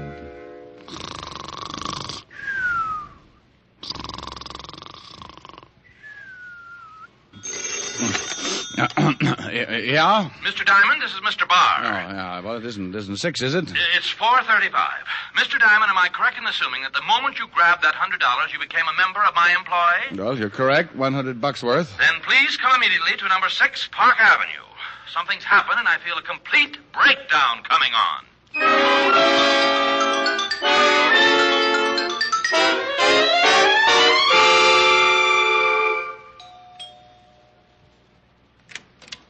Oh, come in. Oh, what's happened? Oh, if this keeps up, I may be living on dream pills. I've been eating them like peanuts. Well, maybe if you gave me a hint. I have been robbed. Well, didn't we go through this thing in Here, I've been robbed here in my apartment. What? I came home, took a bath, went in to get dressed, opened my wardrobe, and to my complete horror, found 3. My only 3 blue serge suits were missing. Oh, no. A potent reaction. Oh, no. Now, why didn't I think of that? I can't imagine. It's certainly simple enough. We'll spend a whole day insulting each other after you solve this mystery.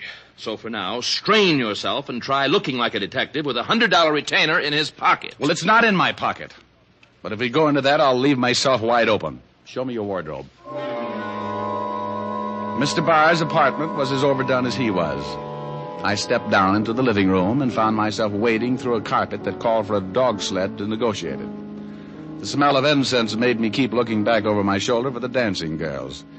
He led the way into a bedroom that George Washington wouldn't have slept in without an armed guard and opened his wardrobe.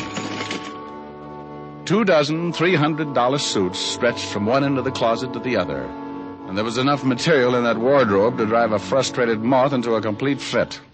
They were hanging right here in this space. You sure they couldn't be at the cleaners? They were here this morning. Oh, what's that on the bed? That's a blue serge suit. Mr. Diamond, that is the suit I was wearing when I came into your office. No, well, I was so busy looking at your money. Well, what is to be done? Well, I got to admit it's sure a strange one. You are constantly coming up with the most astute observations. Oh? Wait till I get around to your personality. You'd really be a likable fellow, Diamond, if I could bring myself to look at you. Oh, I'm not so bad. Think of what you must go through shaving every morning. Oh, really, Diamond? What do you think is behind this ridiculous situation? Now, very honestly, I don't know. Except the obvious. Somebody wants your blue serge suits and all the blue serge material you've got. That blue serge on the bed is the last one I've got. Do you think this could be some kind of a practical joke? Not very. It could get somebody 10 years. Well, have you got any ideas at all? Yes, I have. Take that last blue serge and hide it. I'll sit in your store tonight and see that the new material you ordered doesn't get lifted. You take the suit, Mr. Diamond. You're being paid to protect it. Okay. And remember, it's new. Brand new. It would cost you $300 to duplicate it. So for the sake of your home and kiddies, don't stuff your big shoulders into it. He gave me the key to his store and told me how to shut off the burglar alarm.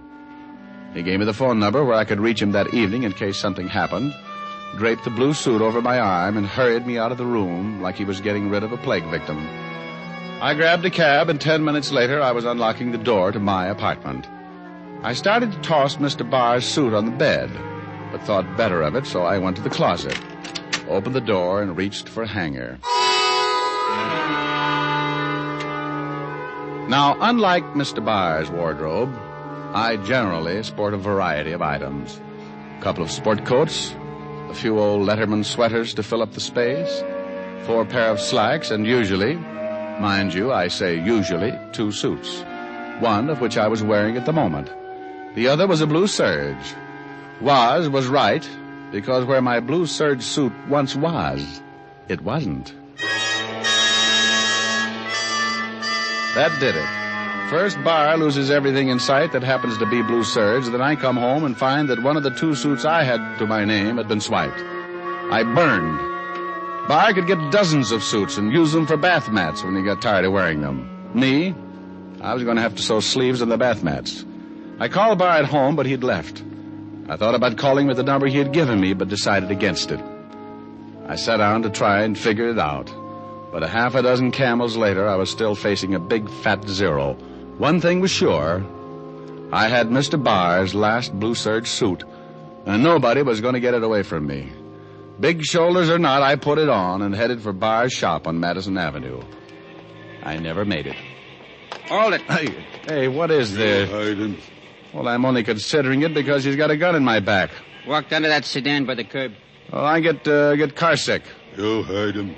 Oh, fellas, I haven't been well. Doctor recommends lots of walking. Told me to stay away from cars. Move! Oh, now look. You heard him. Yeah, I heard him. Would I be nosy if I asked? Yeah, you would be very nosy. How about you, friend? You heard him. Get in the back. Look, can I interest you boys in a deal? My secret decoder and my ray gun, if you'll only...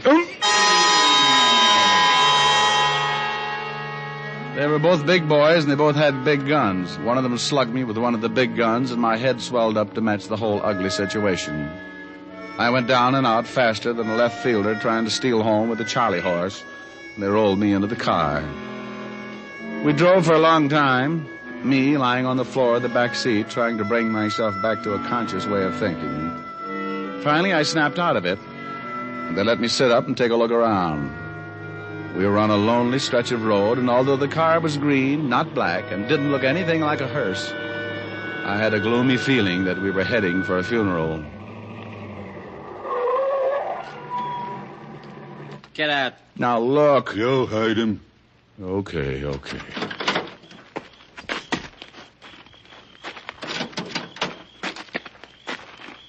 Look, fellas, the least you can do is tell me... Get out of that suit. Get out of the suit? You heard him. Take it off. Take it off quick. Well, okay. Would you mind turning your backs? You want to get belted again? No. I'll take it off. Take the coat, Hunts. Yeah, Hunts. Here. Now the pants. Come on. Oh, all right. But it's cold. I'm getting goosebumps. Hand him the pants. There you are, Hunts. Oh, so you're the guys who've been after the blue serge suits. Walk him off the road, Hunts. Yeah, what if a car came by, me in my hand-painted shorts? Get him off far enough so they won't find him right away. Move! Oh, now look. You heard him. Yeah, I sure did.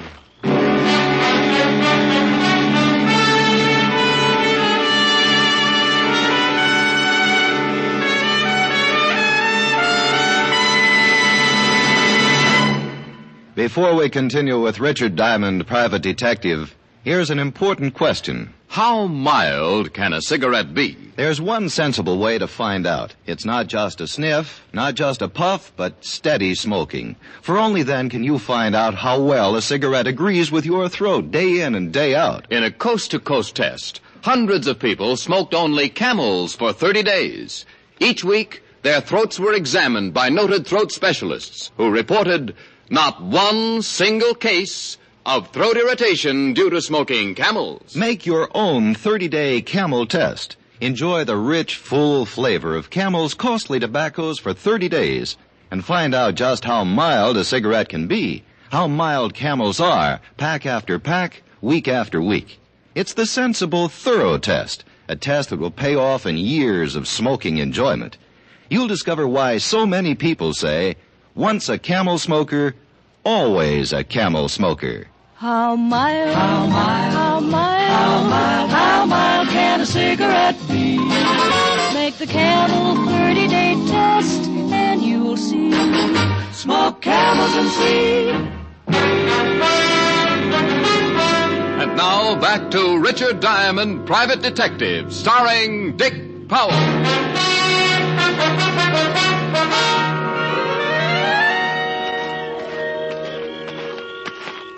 I kept walking with Hunts right behind me, his big gun pointed to the middle of my back. I could stand losing my clothes, but I'd grown to enjoy my life. So I decided I'd have to get that gun away from Hunts somehow. We were 50 yards from the road when I tried it. Give me that gun! Come on, give it to me! I guess you didn't hear what I said. Hunts had tried his best to put a hole in me, but like most guys who think they've got a sure thing, he forgot a small item called luck. In this case, all of it on my side.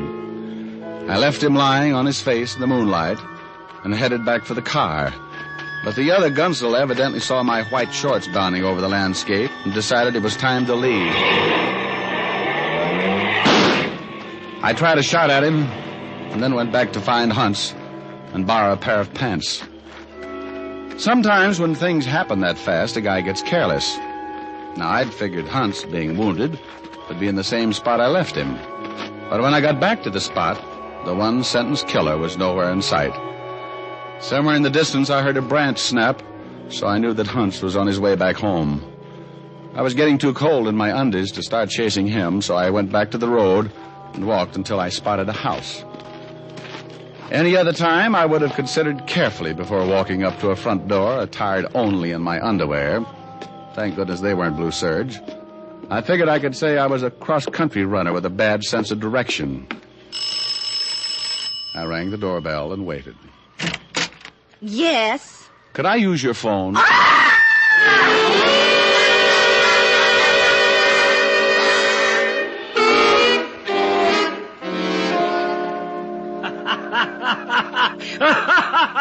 Oh, shut up, Walt. Boy, did you look silly when they dragged you in here. I don't know. Otis thought it was a burlesque raid and asked me for a date. Would you mind telling me what you were doing running around like that? Well, that woman's husband was chasing me. What did you think I was doing? Well, you can't blame the old man for chasing you. You scared his wife right out of her wig. Now, why don't you tell me what this is all about? Because I don't know. Well, how'd you lose your clothes? Let me make a phone call, and I'll tell you all about it. I put in a call to David Barr and asked him to meet me at the store. Then I briefed Walt on everything up to date. Walt said, "Are you nuts?" And I left before I had to lie. I went back to my apartment, climbed back into the only suit I had left, and 20 minutes later, I was standing in David Barr's shop on Madison Avenue. I explained the events of the last couple of hours, and Mr. Barr said, Disgusting. You bet. I just can't understand it. Move over. Don't you have any theories at all? Well, vague ones. That blue suit that you gave me. Tell me about it. The material was originally ordered for a customer who failed to show up, so I had it made up for me. Where did you get your cloth? Black & Winterfield. Although I'm certain you've never enjoyed the benefit of their merchandise, you must have heard of them. What customer was the material ordered for originally? Oh, not one of my steady customers. He left a deposit. Well, what was his name? Kingsley. Leonard Kingsley, a small man with a preposterous stomach. I had to order 4 yards. Well, that's Mr. Kingsley. He's never called or gotten in touch with you? No. So needing another blue suit, I use the material for myself. If he comes in, I can always order more material. Didn't you take his measurements? He was in a hurry. He picked out the serge from the book, gave me a deposit, and told me he'd be back that afternoon for the measurements.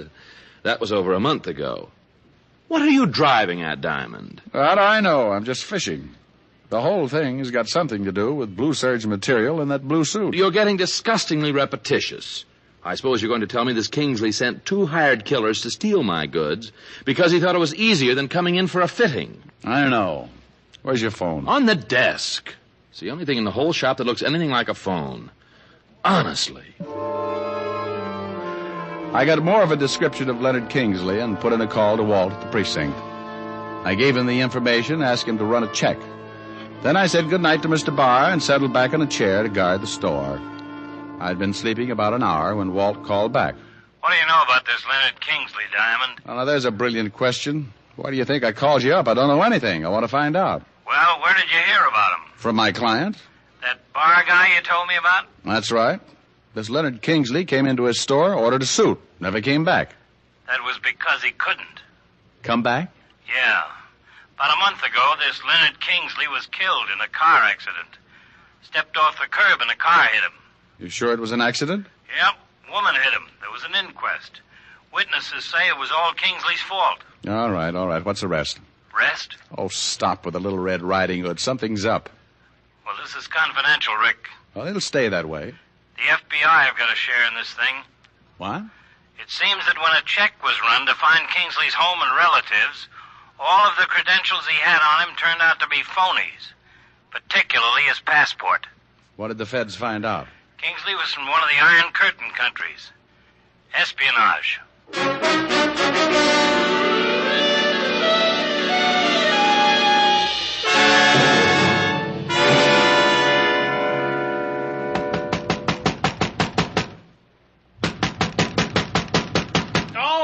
All right. Well, Paul Revere with a shoulder holster. I want some answers, Mr. Barr. How many customers can you remember who came into your shop and ordered only one suit in the last year? Half a dozen. How many never came back after they got the one suit? Well, what's the matter? That's peculiar. Everyone I can remember, and they're comparatively easy because most of my customers are steady. Go on. What about these single customers? Every one of them ordered a blue serge. And you got all the material from Black and Winterfield? Yes.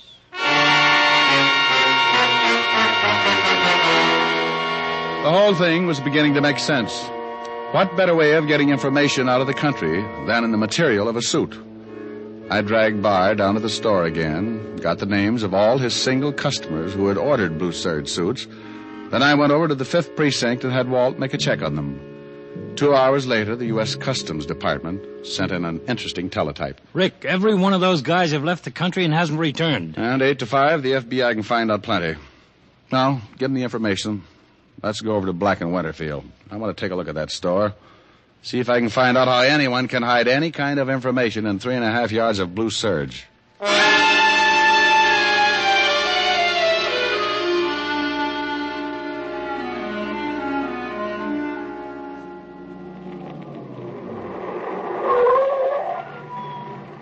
There it is. Dark. Yep, come on. What do you think you're going to do? Well, we're going in that store and take a look around. You can't do that. Not without a warrant. All right, Fatty, just so you won't disgrace that lovely badge, I'll go in first, and you can come in and arrest me for breaking and entering. Now, Rick, you wait a minute. Walt, they know I got away. We can't wait. Hey. What's the matter? What are you looking at? That car in the alley. What about it? Looks like the one those two killers took me for a ride in. Come on.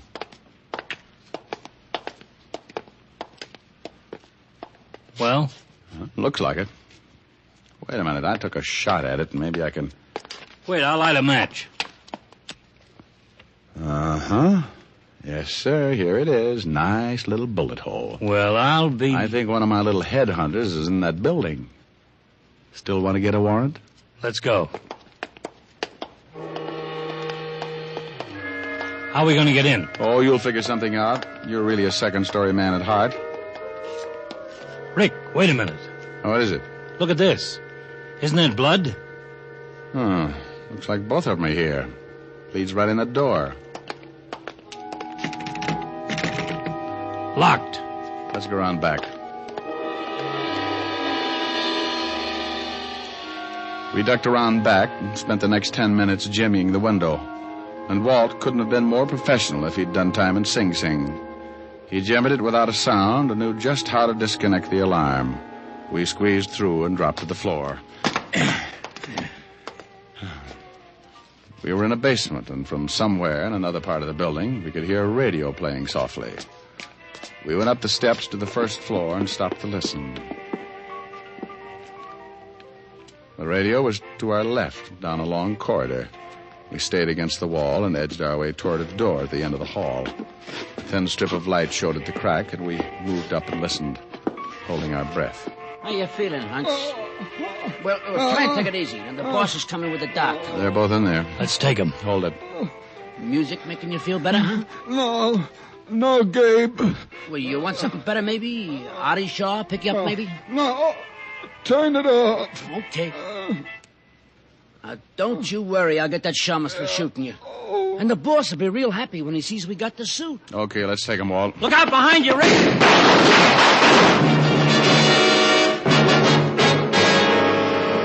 It all happened so fast there wasn't any time to think. Suddenly, there were two men standing behind us in the hall. By the time the smoke cleared, both of them were down, and Walt and I were shaking like a hula dancer with a hot foot. Then, before we could catch our breath, Gabe came running out. I'll get him, Rick! No, I'll get him. You go in and take care of the wounded one. Walt went in after Hunts, and I took off after the other. I caught him just as he dove through the front door. Hold it! Okay. I'm bleeding!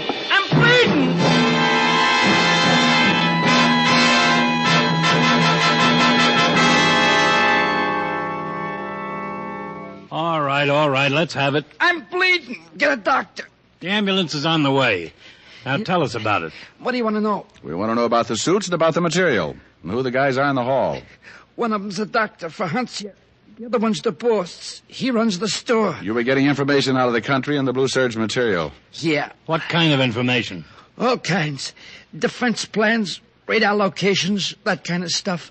Done all in code numbers. How did they do it? Stuff was invisible like. Just drew it on the Blue Surge.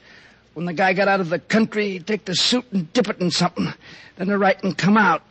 And when Kingsley got hit by the car, you found out he didn't have the suit. The boss did. How about it, Hunts? How do you feel? Why did you swipe my suit? We was tailing Bar. Saw him going to your office. Figured maybe he'd give you the suit. Well, there it is, Rick. How about it, Hunts? Your partner telling the truth? You heard him.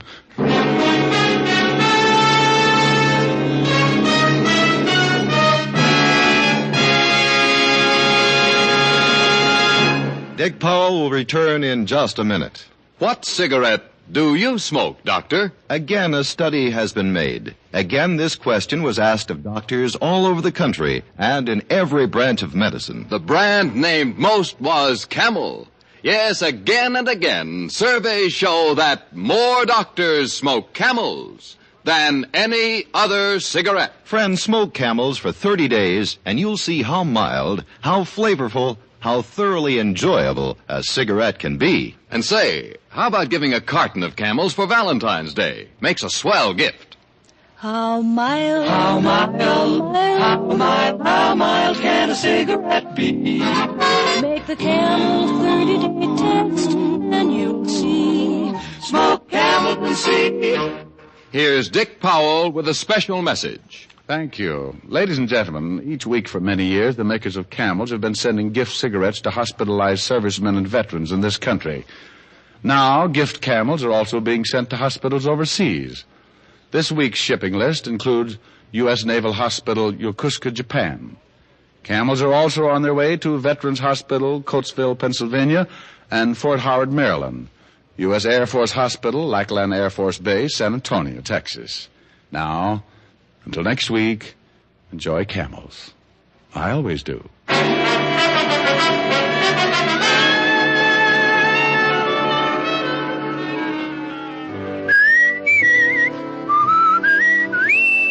Dick Powell can soon be seen in his new RKO picture, Cry Danger. Tonight's adventure of Richard Diamond was written by Blake Edwards with music by Frank Worth. Our director is Helen Mack. Featured in the cast were Virginia Gregg, Wilms Herbert, and Arthur Q. Bryan. PA stands for two things, Pipe Appeal and Prince Albert. They go hand in hand. For Prince Albert's Choice Tobacco has a rich flavor and a delightful natural aroma. PA is crimped cut for smooth, even burning, and it's specially treated to ensure against tongue bite. Get Prince Albert, the National Joy Smoke, America's largest selling smoking tobacco. Listen next week for another exciting transcribed adventure of Richard Diamond, starring Dick Powell. This is Your FBI. The official broadcast from the files of the FBI follows immediately. Stay tuned. This program came to you from Hollywood. This is the American Broadcasting Company. The Anchor Hawking Glass Corporation brings you Crime Photographer.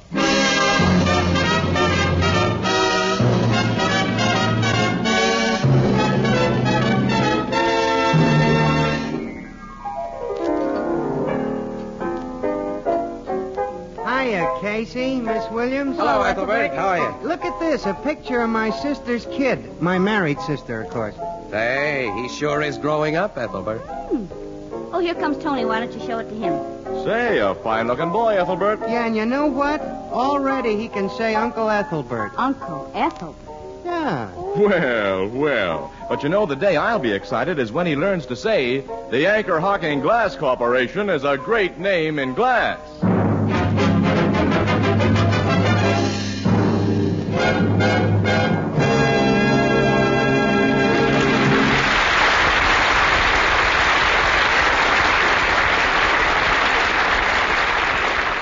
Good evening, ladies and gentlemen. This is Tony Marvin. Every week at this time, the Anchor Hawking Glass Corporation of Lancaster, Ohio, and its more than 10,000 employees bring you another adventure of Casey, crime photographer, ace cameraman who covers the crime news of a great city. Written by Alonzo Dean Cole, our adventure for tonight, The Mysterious Lodger.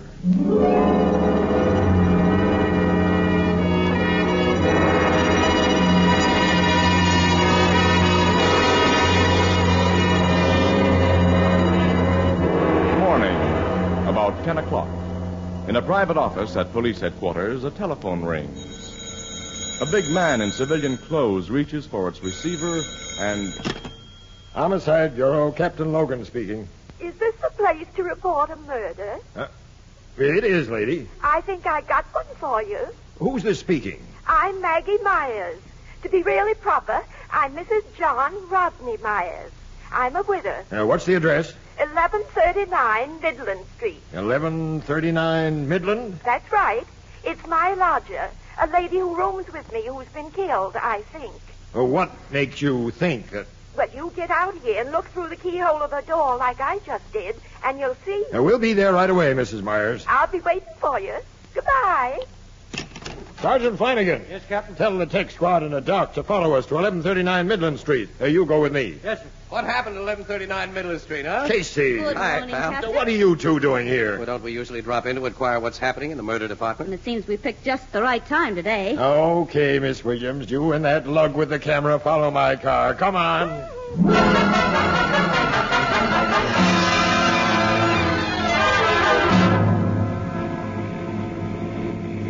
Logan's car stopped in front of that little cottage, Casey. Mm-hmm. I'll park right behind him.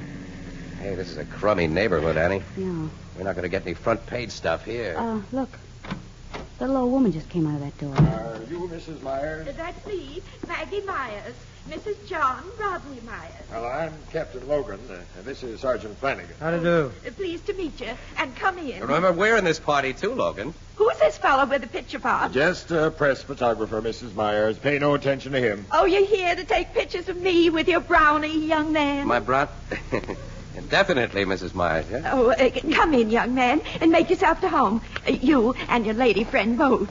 Oh, and be sure and wipe your feet on the mat. Well, thank you. Now, where's this lodger of yours whom you think... In the front bedroom, just off my parlor here. There. The door's locked. It's the only room I rent out. The only room I got to rent, matter of fact. Sergeant, take a squint through this keyhole. See if you see what I've seen. There's only 4 rooms in this place. Parlor, kitchen, and front and back bedrooms. There's a dame lying on the floor in there, Captain, and I'd say she'd been stabbed. I used to have a nice big house when my husband was alive. 6 rooms and bath. We'll break in the door. Hey, who'll pay for that door? We can't think of that now, lady. Together, Flanagan. Yep. One push is all a door like that needs. Hey, this dame on the floor is stone cold. She's been dead for hours. Look at this knife in her back, Captain. Pushed into the hilt. Hold it, everybody. Got it. Thanks. Thank you. You know you can't take pictures until I say so. Now, all of you keep out of this room. I don't want you stepping on possible evidence. Why, Captain, none of us have come inside that room. You know we know better than that. When I'm watching you. Poor Miss Patrick. Poor Miss Patrick. Hey, is that the dead woman's name, Mrs. Myers? Yes, Alice Patrick. At least that's what she told me. Such a nice, quiet woman she was, and she paid her rent so regular. I'll want to hear all you know about her very soon. She's a big gal, about 45. Only a husky guy could have driven that knife so deeply into her back. That was done with one clean stroke, Sarge. Yeah, it took muscle to do that, Captain. You got any idea who was in this room with your lodger last night, Mrs. Myers? No, I haven't, young man. Miss Patrick come home alone about 8 o'clock last night and said good evening, and then she went into her room, and I heard her lock the door. When did you find that she'd been killed? Well, when it got near 10 o'clock this morning and her door was still shut, I begun to get a little worried. Why? 'Cause I did, that's why.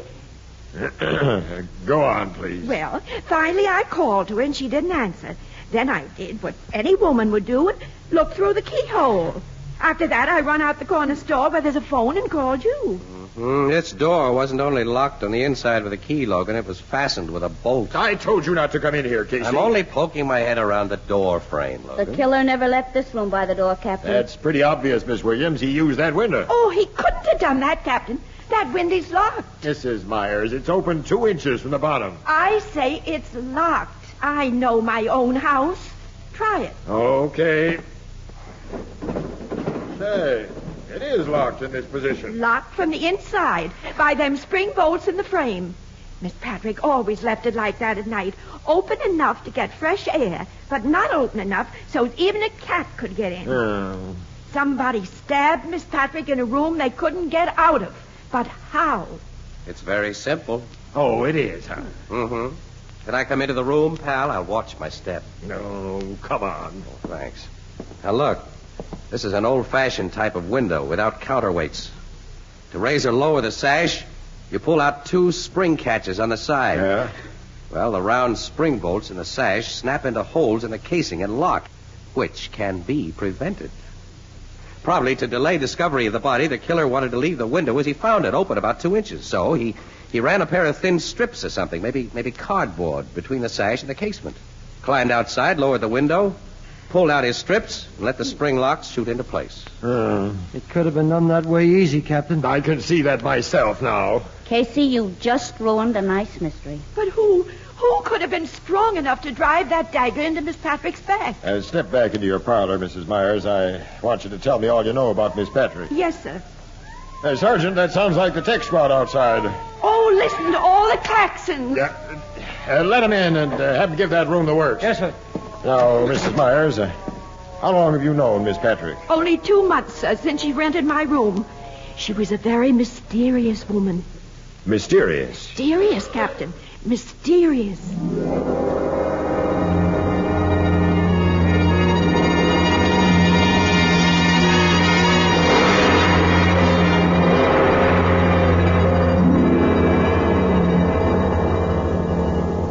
Now, to sum up what you've been saying, Mrs. Myers, this woman, Alice Patrick, answered an advertisement you put in the paper. Yes, sir. It said, refined lady has pleasant furnished room to rent and own home. That's beside the point. I decided to take a lodger, Captain. Not so much because I needed the money, though I could use it, of course, as because I get kind of lonesome. And I figured having another woman in the house... We've gone over that. The point, Mrs. Myers, is that this woman never told you anything about herself. That's why I say she was mysterious, Captain. Most women do tell things. Women like to talk. I see that. And another thing, she never went out of the house without leaving her suitcase locked. How did you discover that? How do you suppose I discovered it? Sergeant Flanagan. Sergeant. Yes, sir? Bring that suitcase here if the tech men are finished with it. Okay, Captain. I was just coming out for you. The doctor'd like to have you in there for a minute. All right. Excuse me, Mrs. Myers. I'll be right back, Casey. Say, Mrs. Myers, whose picture is this on the wall? This beautiful woman. Oh, believe it or not, Mr. Casey, that was me 50 years ago. You know, I figured it was. Honest? Yeah. No, I'm all wrinkled and shrunk up. Oh, no, indeed. Your face still has the nice lines of the girls in this picture. Oh, you're just kidding. But it's nice of you to do it. Oh, really? I'm not kidding. My husband, John, used to say pretty things like that. John's been dead now for 14 years. Tell us about yourself and your husband, Mrs. Myers. Well, I probably don't look like much to you now, but John and me was once somebody's. Oh, who? You never heard of Maggie Garland? Well, no, I... Oh, of course you didn't. Maggie Garland was my stage name back in your grandfather's day. You were an actress, eh? Dramatic soubrette. I wasn't a very good one, I guess, but I looked real good in tights. My husband was a real soap nobody, though. What'd he do? John Rodney Myers was educated. He wrote a book. A book, yeah? About historical things. There's the book he wrote on my table. May I look at it? Yes, but handle it careful. It's old and not very strong, like me. Well, I'll be careful. Let me see, Casey. Arms and armor of the Middle Ages. Oh, he was an authority on such things. Colleges and museums used to ask for his opinion. He knew all about battle axes and swords, and newspapers and magazines used to mention his name, and mine, too. You might mention that when you write your piece, young woman. I will, Mrs. Myers. It's very interesting. Oh, here's that dratted captain back again. Mrs. Myers, don't you know of any big or very strong people who are associated with Miss Patrick? Well, I don't know if you'd call my next-door neighbor associated with her, but I know he's been bothering her. How was he bothering her? Well, Sam Mulvey will bother anything that wears skirts, especially when he's drunk. And the guy's a wolf, huh? Sam Mulvey's what I call a masher. It made Lena Glasheimer mad as all get out when Sam took a shine to Miss Patrick. What was Lena Glasheimer mad about? She was jealous. She wants to marry Sam Mulvey. You're finally telling me something that may help my investigation. Have you looked into a suitcase yet? No, but I've got it here. Also the key. My man found it in the dead woman's purse. Let's open it up. Yeah, I am. Only a few papers in there. We'll see what they're... Casey. Hey, I've seen papers like that one before. It's a parolee's discharge from Avon Prison. The name of Alice Patrick Ives. Alice Ives? Say, she's the dame who I murdered that... know. The parole board let her out last fall after she'd served 20 years of a life sentence. What are you saying? Miss Patrick, my lodger, was a murderess? I bet she was. She carved up a guy named Clem Shirley. He was a big-time rum runner back in Prohibition days, Mrs. Myers. And now she's been killed with a knife. Oh, Casey, this is finally beginning to look like front page. I'll say it is. We can resurrect the whole story of the Shirley murder, Alice Ives' trial, her 20 years in prison, everything. I never would have dreamed. Now I can imagine why she was afraid of that man. Man? What man? The mysterious man. Oh, Mrs. Myers. Lady, will you please talk straight? She told me if this man ever came to the house, I was to say she didn't live here. She described him to me. And one day he did come. I seen him watching the house. And when I told her, she like to die of fright. Now you tell me about this. Well, you didn't ask me about the mysterious man before. Oh. Of course, now I figure he was a detective who was watching her. Mrs. Myers, let me figure it out. Hold it, pal. Wait a minute. Mrs. Myers, will you describe the mysterious man to us? Of course I will, boy. He was a big, gray-haired fellow with a little black mustache. Oh, and a long scar on his left cheek. A scar? Oh, she's described Pete Shirley. The brother of the rat that Alice Ives killed. He's paid that dame off for knifing his brother. Oh, Casey, this will be a story. And you'll be in it, too, Mrs. Myers, as the star witness. Put on your hat and coat, Mrs. Myers. We're going to headquarters where you can look at Pete Shirley's picture. And if you identify him, this case will be all washed up.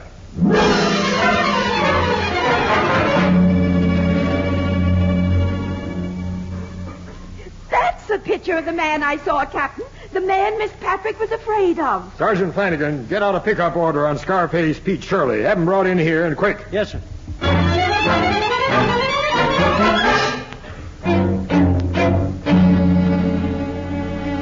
Boys, we've got Pete Shirley, Captain. Swell, Sergeant. Hey, that's quick work, Flanagan. Any trouble, Bob? Now, bring him in here. I don't think you'll like him in your private office the way he is, Captain.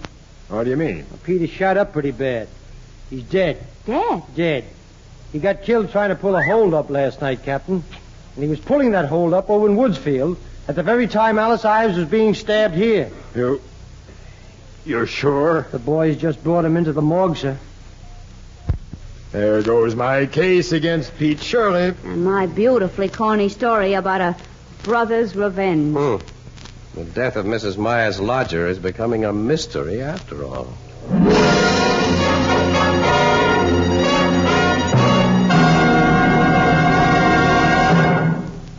A few nights ago, I had dinner with a friend whose wife is one of the best cooks I know. And I asked her if she used Fire King oven glass. Well, she said she did, and then she continued, "You know, Tony, I find the most important thing about Fire King oven glass is that it practically ensures results because it bakes foods quickly, evenly, and all the way through."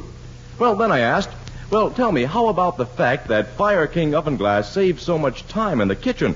And she said, "Well, that's mighty important, too. Why, Fire King oven glass cuts my dishwashing time by a full 2/3 because I use the same casserole or baking dish to bake and serve foods and to store leftovers." Well, that just about sums up the story of Fire King oven glass in the opinion of one of the best cooks in the world. But here are some other facts to remember.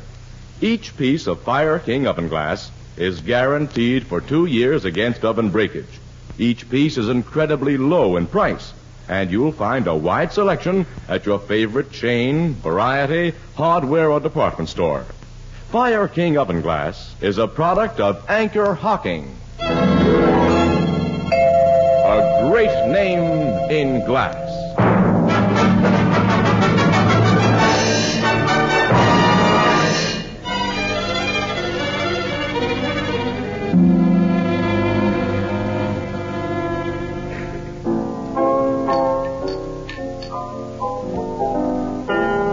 No, mister, we already got one of those drinking pelicans back at the bar now, and I don't want any more. I'm sorry, try me again sometime.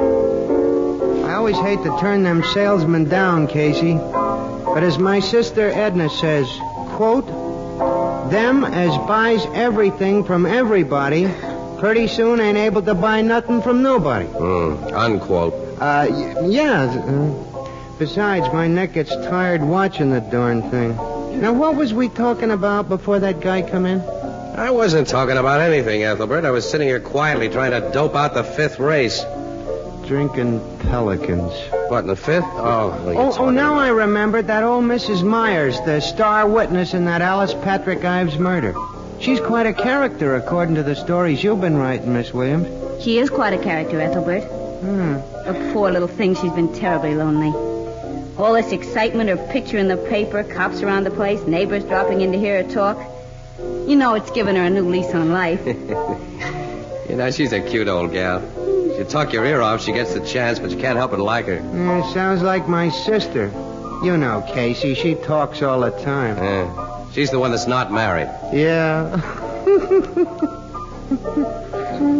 Say, what's new on the murder of that Alice Patrick Ives dame? Ethelbert, you read the Express, don't you? Oh, I mean inside stuff. No, not a thing, Ethelbert. The only case Logan had blew up when it was proven that Pete Shirley couldn't have done the job. Well, how about that neighbor, the big guy who tried to make a play for the dead gal? Before she was dead, I mean. Sam Mulvey? Yeah. Well, Logan's still suspicious of him, but Mulvey didn't have sufficient motive for my dough. He's notorious in the neighborhood for a nasty temper, Casey, and he's a heavy drinker. Yeah. Also, he's more than strong enough to have driven a knife through that woman's body. Yeah. I wonder why the handle of that knife was roughened at the end. Roughened? Yeah.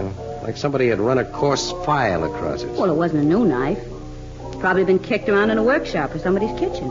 I guess so. No luck in tracing the knife, huh? Nah, not a bit. The Ives dame was in prison a long time. Don't you figure she might have made an enemy there who bumped her off? Well, Logan's checking on that theory, pal. You know, that window being locked 2 inches from the bottom, that bothers me. Well, now, why? Well, why should the killer take the time to do that? Nobody was likely to notice whether that window was closed or open. And after the killer made his getaway, it didn't matter. There was no darn reason for that window. Hey, there's always a reason for everything. Excuse me, Annie. I'll see you later. Where are you going? I'm going to take a walk and think.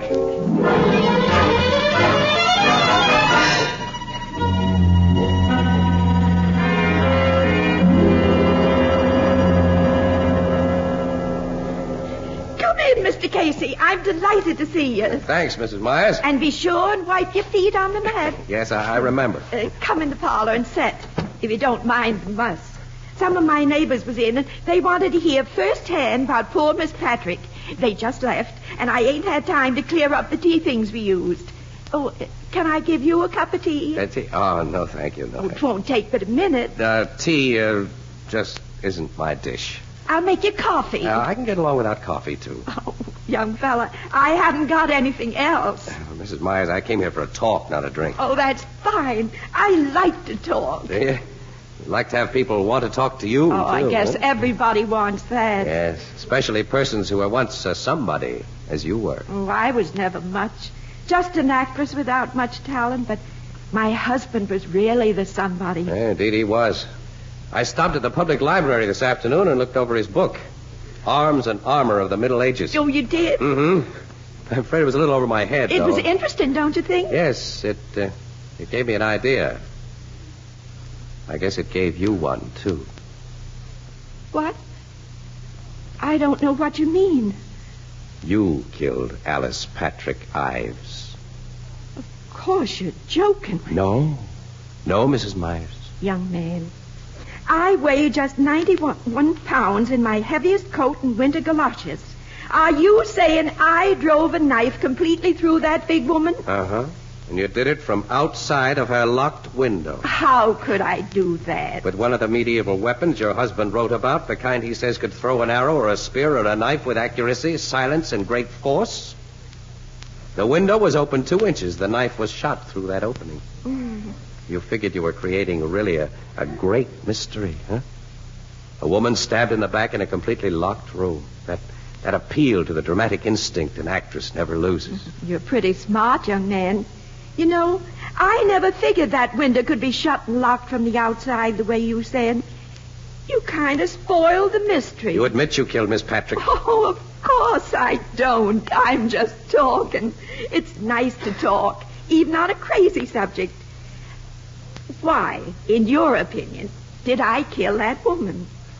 Well, I guess in order to get attention.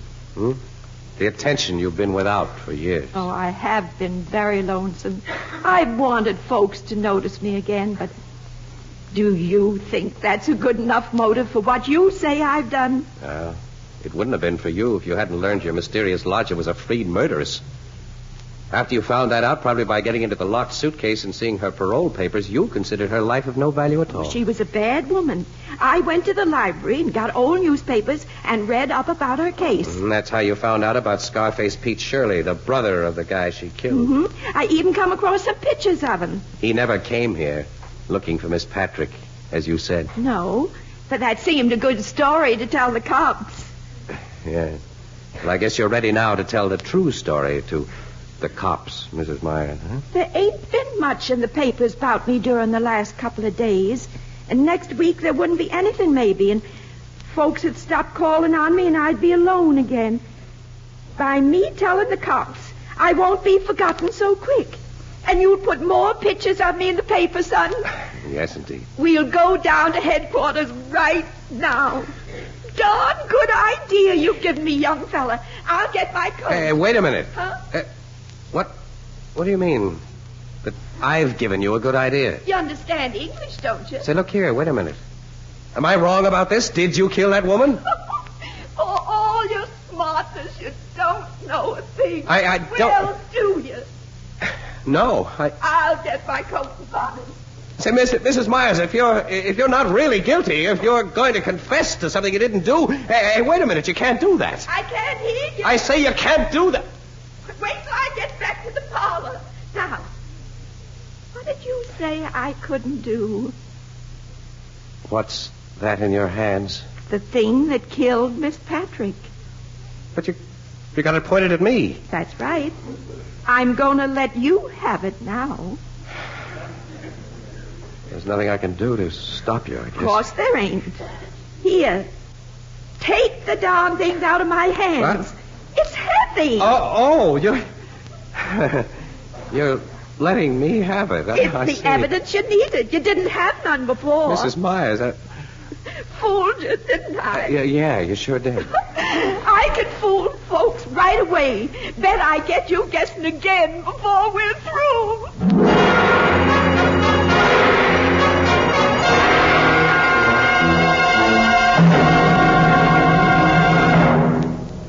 Sir, Surveys show that housewives, almost without exception, prefer to buy foods and other household products packed in glass containers. Their reasons are many and varied, but chief among them are 5 important facts.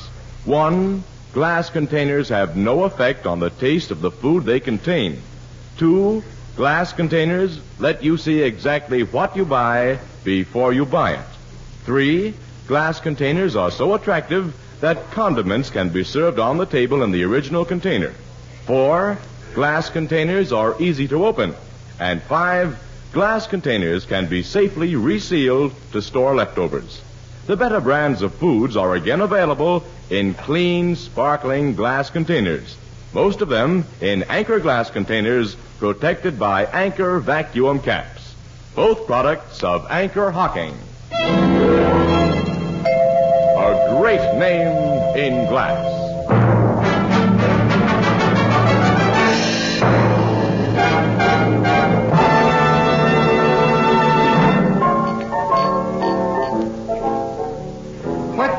What was the gadget Mrs. Myers had that shoots knives, Casey? It was an old crossbow, Ethelbert. Crossbow? That's right. It's not like the longbows used by Robin Hood and the American Indian. Well, the principle is the same, but it's different, Annie.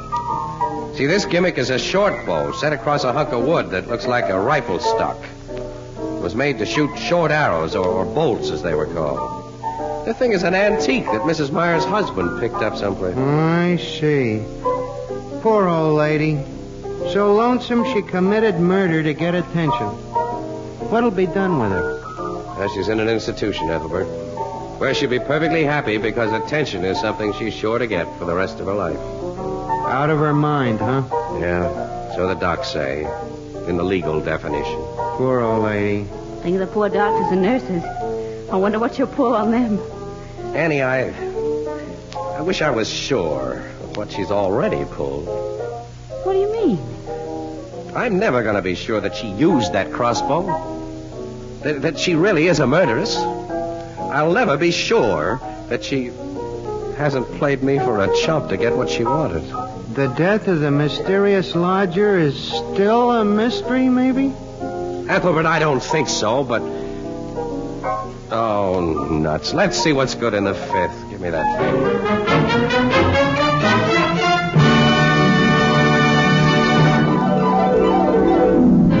Crime Photographer, starring Stotts Cotsworth as Casey, is brought to you each Thursday by the Anchor Hocking Glass Corporation, makers of Fire King oven glass, Anchor glass containers, Anchor caps and closures. All products of the Anchor Hocking Glass Corporation. A great name in glass.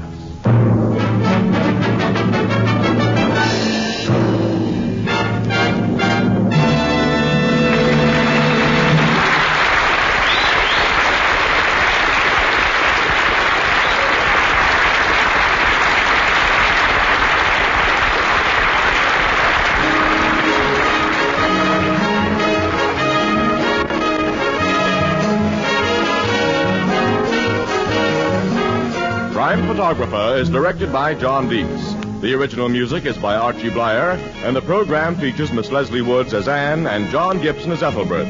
The part of Maggie Myers was played by Miss Eva Condon. Thursday night on CBS is the biggest show in town, so stay tuned for exciting dramatizations on Reader's Digest Radio Edition, which follows immediately over most of these stations. The Red Cross carries on for veterans, for military hospitals, and for all communities in time of disaster. You can help by giving generously now. And this is Tony Marvin saying good night for the Anchor Hocking Glass Corporation, the world's largest maker of household glass. This is CBS, the Columbia Broadcasting System.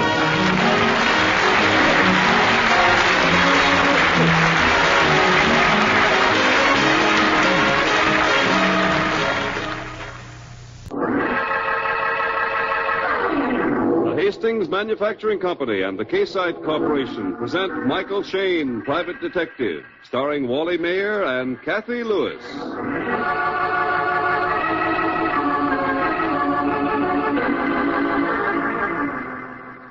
If you were to ask Michael Shayne, he'd tell you that Phyllis Knight is the perfect secretary. First of all, she's very attractive. That's definitely first of all with Shayne. She's intelligent, conscientious, an excellent typist, and good at dictation. There's only one catch. She's just as likely to give dictation as to take it. For instance, Shane is at his desk, feet upon it, and Phyllis is saying, Now, Michael, remember you're the guest of honor tonight, so please try to act like a gentleman. Oh, don't worry, sweetheart. I'll be on my best behavior. That's what I'm afraid of. Huh? What do you mean? I've seen your best. Oh, baby, you wrong me. I'm a perfect gentleman. Why, I never struck a dame in my life, unless she asked for it. And I always tip my hat. You might try taking it off sometime, especially indoors. Oh, I do. You do? Always. Mm-hmm. How about now? Huh? Oh.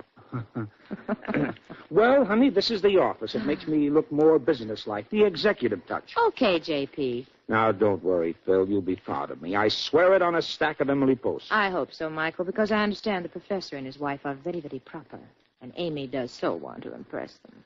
Well, I still don't see why she picked me, honey. I'm just an ordinary dick. Well, you've built up a reputation, Mr. Shane. And Amy's been thrilled to death ever since she met you. Wants to show you off to all her friends. She thinks you're glamorous. Ah, if I could play the piano or do card tricks She'll be satisfied if you just tell them how you outwit desperate criminals. Outwit them? All I do is hang around until they pull a boner and then I pull a gun. Oh, well, you can make it sound glamorous for Amy's sake. Okay, shall I recount in some detail how I deduced that a man was 6 feet tall, blond, and blue-eyed simply by looking at his footprints? Oh, now you don't have to overdo it, Mr. Mastermind. Well, that's a fact. You mean you could tell all that just by looking at his footprints? Mm-hmm. He was standing in them. Marvelous.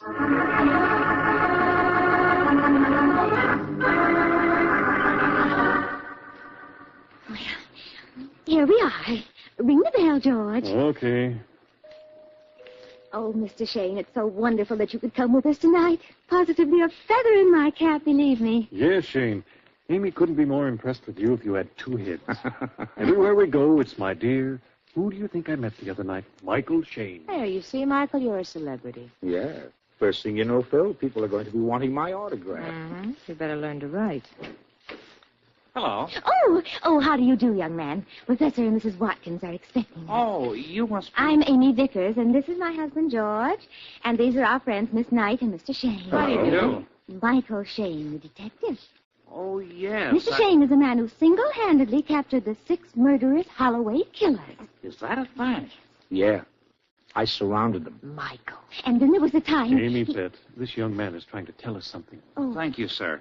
I just wanted to introduce myself. I'm Herschel Tolliver, a friend of the professor. Herschel Tolliver? Well, of course. I've heard oodles about you, but oodles, just believe me. The professor tells me you're practically a protege or something. Yes. Now, won't you come in, and I'll tell Mrs. Watkins you're here. Oh, yes, thank you. Go on in the living room. I'll be right back. Oh, isn't he a nice boy? The professor says he's here most of the time. Practically lives here. They're that fond of him. One of the professor's students, I think. Well, what does this professor teach, anyway? Oh, didn't I tell you? Mm-mm. Oh, criminology. That's why I especially wanted you to meet him. You'll have so much in common. And besides, you can... Oh, good heavens. Michael, that was a shot. Yeah, stay here. I'll go see. Michael, I want to Stay come. here, all of you. I'll go see what's wrong. Well, that's okay by me when people are playing with fire. What's going on in there? Oh, Mr. Shane, just a minute. I'm sorry. When I hear a gun, I don't wait. Now, what's going on here? I tell you, I'll kill her. I'll kill her, the little busybody. Stop it, for heaven's sake. What's she talking about? Who will she kill? Nobody. It's nothing. Get out of here, you detective. I won't have you spying on me. I'm not spying on anybody. I don't like gunplay anyway, that's all. Say, you better put that revolver away, Mr. Tolliver. Yeah, sure. It went off by accident. No harm done. The bullet just went in the floor. See? Yeah, I see. Oh, you see, do you? He was trying to get the gun away from me because I was going to kill that little busybody. Helen, please. What little busybody? Now, really, Mr. Shane, don't play innocent. Huh? I know why you're here. I know why she had you come. She wants you to spy on me and Herschel. Helen. Well, it's none of her business what I do. And it's none of yours. So if you Shut up. What? I said shut up. You're right. It's none of my business what you do. But the way you're yapping, you're making it everybody's business. If you have any sense, you'll keep your mouth shut. Why, you can't... I came here as a guest. I'm not spying on anybody. I'm not interested in your private affairs, and I don't want to know anything about them. They don't sound appetizing. Then you didn't come here to... No, I didn't. Now, come on. Let's go in with the others. We'll tell them there was just a little accident. And if you're smart, you'll play the perfect hostess you're supposed to be. Yes, I guess you're right. I'm sorry, Mr. Shane. Forget it. And I mean forget it. If I was rude, I apologize. But you were getting ready to do and say things you'd be sorry for later. Now, come on. Let's go.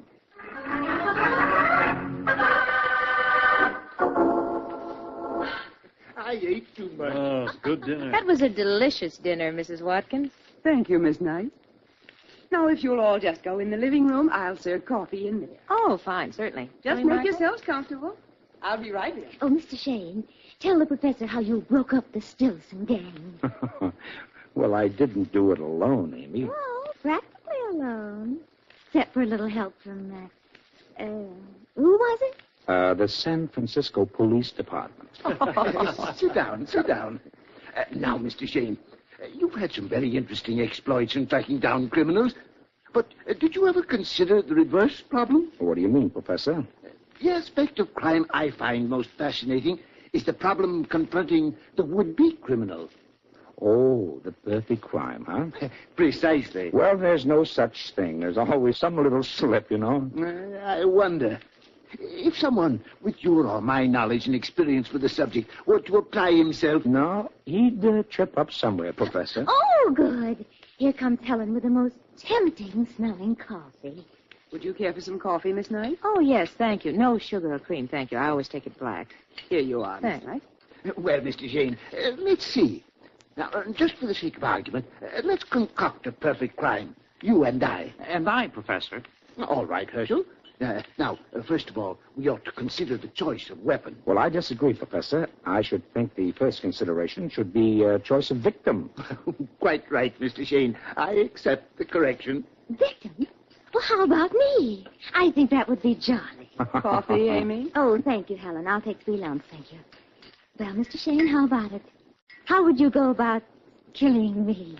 Oh, must I? I'm rather fond of you, Amy. Oh, you're a dear. But really, how would you? Well, cyanide in your coffee would do the trick. But how would you get it in the coffee without anyone knowing? Well, that, of course, would be the problem. An insurmountable one, I hope. Because I simply adore a good cup of coffee, believe me. And so saying, she downs her cup of hemlock. Oh! Amy, what is it? She's just acting the part. She doesn't look like she's acting. She fell on the floor. Amy. What is it, Shane? What's the matter with her? Just a second. Well, the matter with her is she's dead.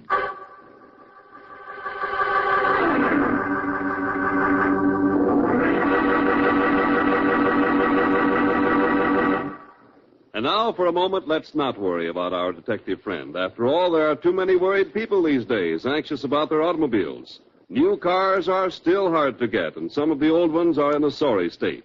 Many, for example, burn up oil almost as fast as it's poured in the crankcase. Now, you've seen them going down the street, laying a smoke screen from curb to curb. Well, this oil pumping usually means worn-out piston rings. And your serviceman, your motor specialist, has the remedy for that. In just a short time, and at a nominal cost, he can install a set of Hastings piston rings that will stop oil pumping, check cylinder wear, and restore your engine's pep and power. When you need new rings, it will pay you to get Hastings piston rings. They're tough, but oh so gentle. Tough on oil pumping, gentle on cylinder walls. Now remember that name, Hastings piston rings. The best money you can spend on your car.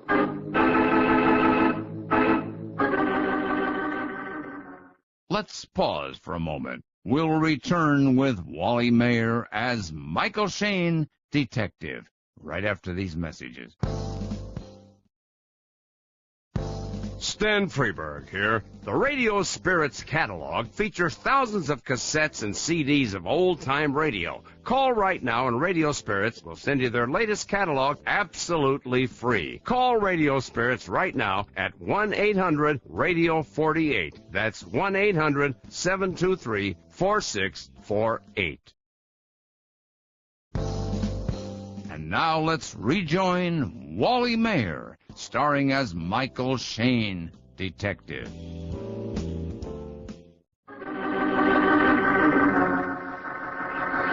The guests at Professor Watkins were discussing murder.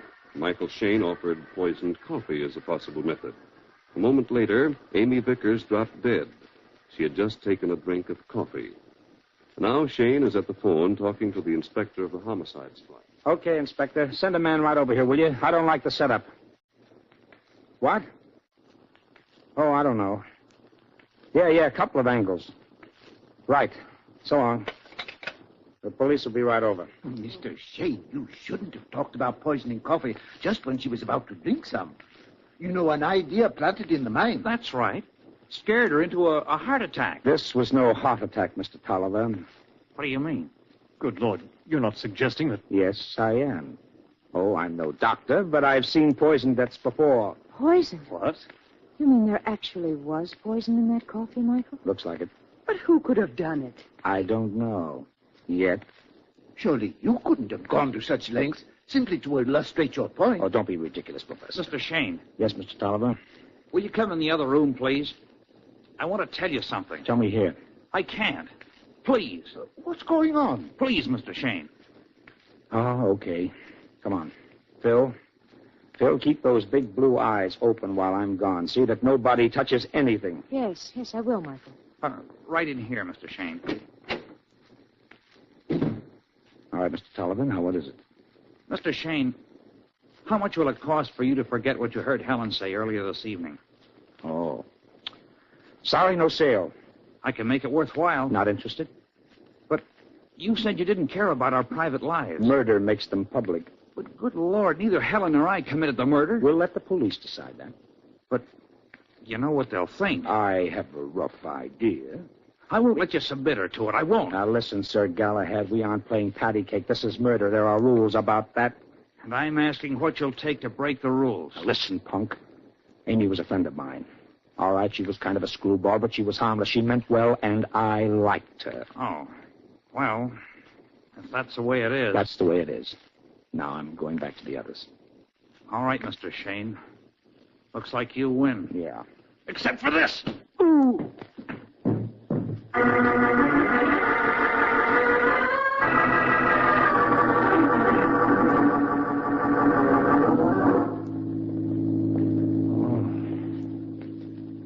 Oh, my head. Hello, Mr. Shane. You're coming out of it?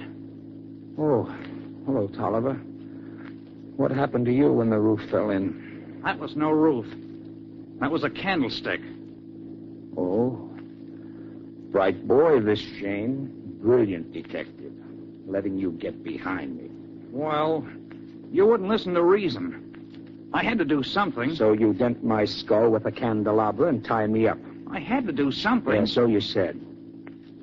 Well, the way you got me tied, Fossil Post would accept me. I'm not taking any chances on your getting away. Where are you taking me? My apartment. The others are going to be missing us.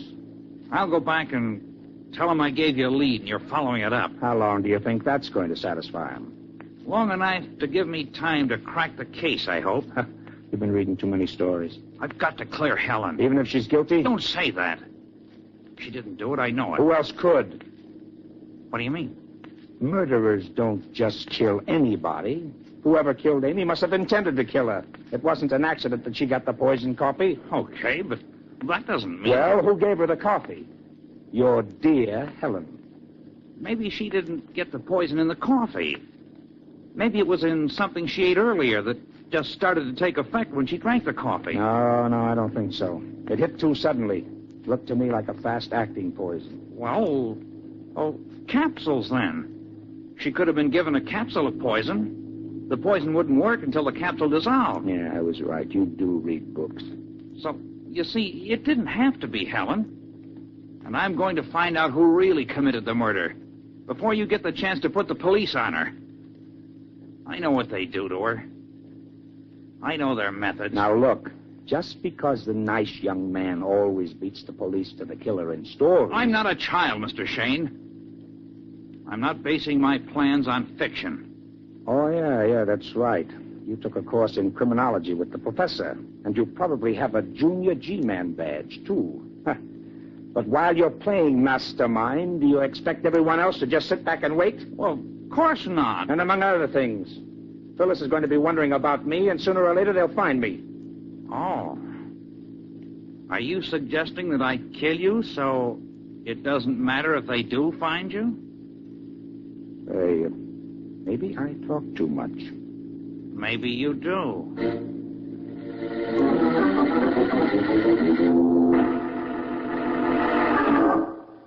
What are they doing out there? They've been gone a long time. I don't know. Mr. Tolliver told Mike he had something to tell him, but they've been gone so long. Yes. Good Lord. What do you suppose has happened? Well, there's one way to find out, Mr. Vickers. Let's go see. All right, Professor. You don't suppose that... I don't know. But whatever it is, Mrs. Watkins, I don't like it.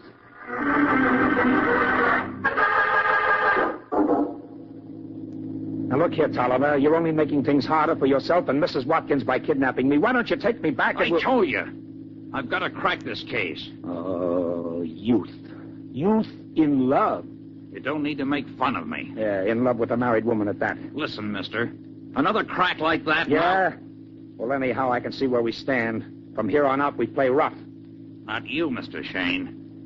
You won't do much with your arms and legs tied. And as a further precaution, I made a point of taking Helen's gun with me when I left. Oh, good for you. You like the idea? Yeah. Because even though my hands and feet are tied, I can still do this. Hey, what are you doing? Take your feet off that accelerator. No. We'll hit something. Yeah, it could be. Shane! Shane, for the love of heaven. Well, I'll get it out of gear. There. Yeah, that won't help coasting down this hill. Hey, you're stepping on my foot. Yeah. I can't get it on the brake.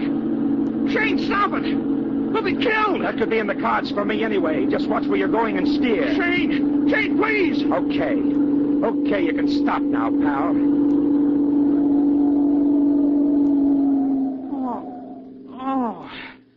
Oh, thank heaven. Yeah.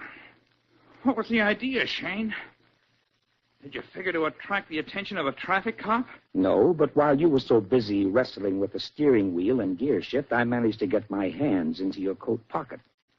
Oh. Yes, Junior. And now I've got the gun, and even with my hands tied, there's nothing to stop my finger from pulling the trigger. So now for a change, I'll call the shots.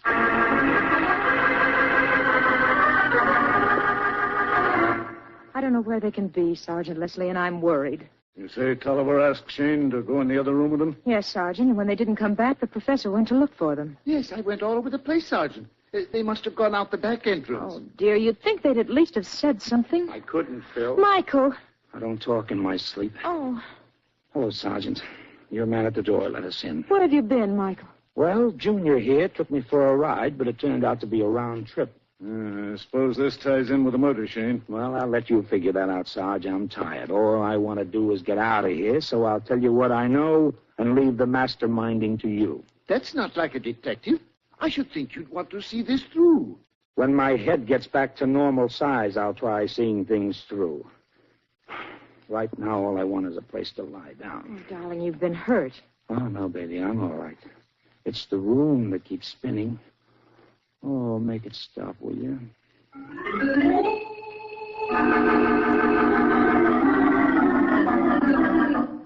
Well, Mr. Shane, is your head better this morning? Yeah. The little men who were running around inside of it have stopped. Now they're just jumping up and down. Well, at any rate, I'm glad to see you're not going to allow it to interfere with your thinking. Huh? Well, I have a hunch Junior was right. About what? Amy didn't get the poison in the coffee. Why? Because none of us could be sure which cup Amy would take, and that would... I'll take it. Hello, Shane speaking. Oh, morning, Sergeant. Huh? Are you sure? Well, there was, huh? How about the rest? Oh, I see. Oh, I don't know. Yeah. Well, thanks for telling me. If I get any ideas, I'll let you know. Right. So long. Well, leave us face it, baby. I am undoubtedly a great brain. What now? Have you solved the case? Didn't I just get through telling you why Amy couldn't have got the poison in the coffee? You did. Uh-huh. Well, that was Sergeant Leslie. He says they found out how she was given the poison. How? In the coffee. Oh. Yeah. Are they sure? Yes. They analyzed what was left in the cup, and it was full of the stuff. But it doesn't make sense. Michael, maybe the sugar. The poison could have been in the sugar. Yeah, I thought about that. So did Sergeant Leslie, but he examined the sugar in the bowl. None of the other lumps were poisoned. Oh. Well, if it was a strong poison, one lump would do it. Yes, but how could the murderer be sure that Amy would get the poison lump? Well, if she were served first... But she wasn't, honey. And Helen Watkins didn't know that you don't use sugar. Say, I wonder if she could have added a poison lump to the bowl after she served you. No. No, I'd have seen her. Besides, she was using both hands to hold the tray. Yeah, but at least we know she wanted to kill Amy. I wonder if anyone else wanted... Let's see. There was you and me and George and the professor and that young Mr. Tolliver. Baby, that's it. What's it? What you just said. That's how somebody could have been sure Amy would get the poison. What? Sure. Now I know who killed her. You do? Unless there was a mistake. Unless the poison wasn't meant for Amy. Oh, but who else could it have been meant for? You, sweetheart. You.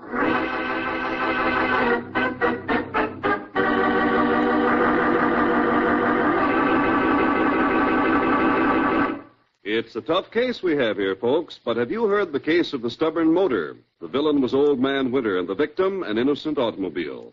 One dark night, while the car was parked at the curb, Winter came along and tied up the motor so it couldn't start. Next morning, the owner of the car was baffled. He blamed the motor for not starting, called it stubborn, and several other things.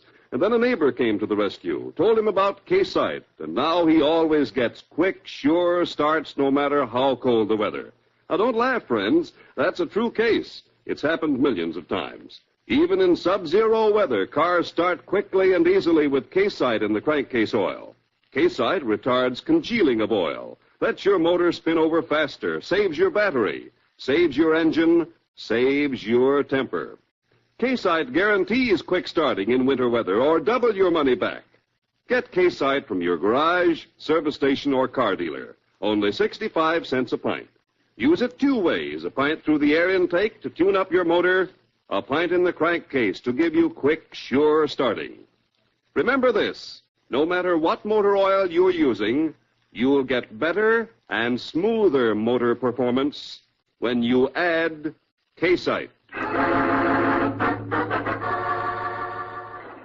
We'll return to Wally Mayer as Michael Shane, detective, right after these messages. Dimension George Burns and Gracie Allen. Hopalong Cassidy. Edgar Bergen. The Shadow. John and Blanche Bickerson. The Whistler. Choose from among thousands of downloadable old-time radio shows and spoken word titles at MediaBay.com. The best voice on the net. Yeah.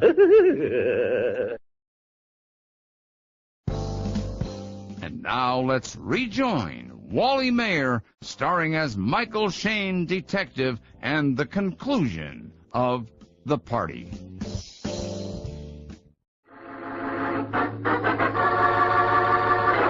Michael Shane thinks he knows who poisoned Amy. Unless the poison wasn't meant for Amy, it might have been meant for Phyllis. At least Shane considers that a possibility that Phyllis doesn't quite like. Now, in Shane's office, she asks him, Oh, but Michael, why would anyone want to kill me? Oh, I don't think anyone would. Oh, well, thank you for those kind sentiments. But then why did you say that... I was just trying to cover every possibility. Well, after all, I'd never met the professor or his wife or Mr. Tolliver before, and... Well, I don't think Amy or George would have... So you're right. Amy was the intended victim, and that means only one person could have killed her. Come on. Where are we going? To that one person. Oh, wait a minute, honey, wait a minute. I want to make a phone call. You get the car, will you? And I'll be right down. Yeah, all right, Michael, but don't you think... Yes, baby, sometimes I do. Sometimes.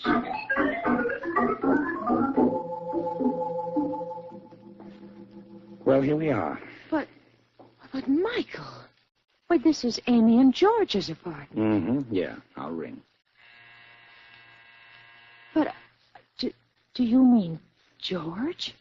Do you mean that he... We'll see, honey. Oh, Michael, quit trying to keep me in suspense. You're not the type for dramatics. Oh, you should hear me quote Shakespeare. Oh. I don't hear anyone coming. Well, maybe he isn't home. Say, wait a minute. Look. What? The door is open. Uh-oh. What's the matter? Don't you ever listen to the radio? What do you mean? Well, whenever anyone finds a door open, there's always a corpse inside. Well, let's go see. You go first. Okay.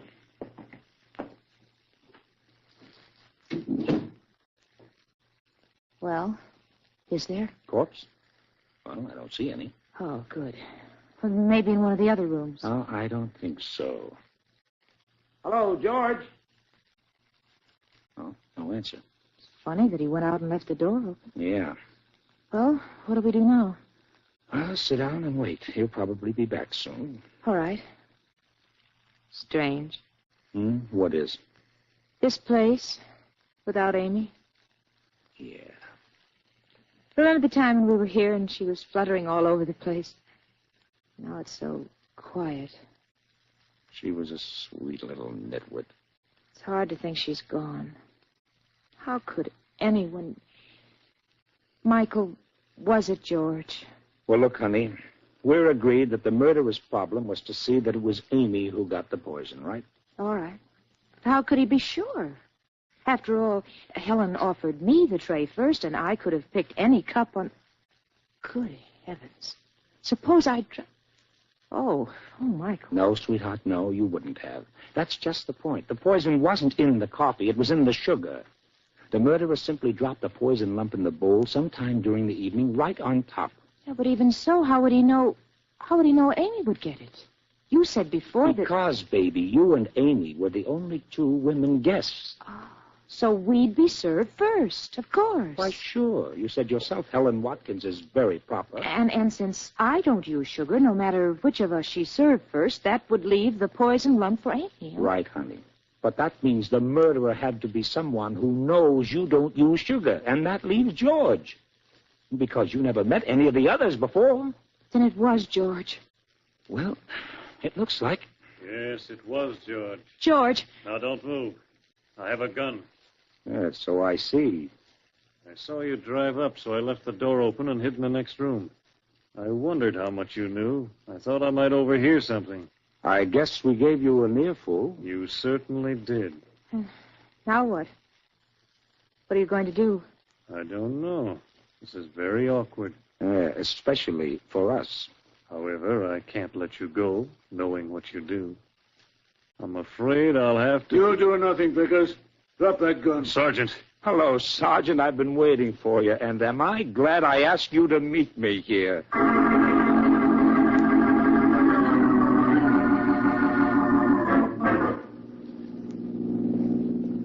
Well, it's all wrapped up, baby. It seems he and Amy were insured in each other's names, and he felt like cashing in. Oh, I see. Tell me something, Mr. Shane. All right, what? Did you know George was in the other room when you told me he was the murderer? Well, I thought he might be. I knew the sergeant was coming because I phoned him. And I figured it might be a chance to get George to tip his hand. I see. Clever, huh? Mm-hmm. Michael, you're brilliant. Oh, it was nothing. Really had nothing at all. Oh, yes, it was. You figured the whole thing out and trapped the killer. You're really amazing. Absolutely a genius. Well, if you insist, thank you, my pet. There's only one little thing you overlooked. Oh? What's that? Suppose the sergeant had been late. Uh-oh.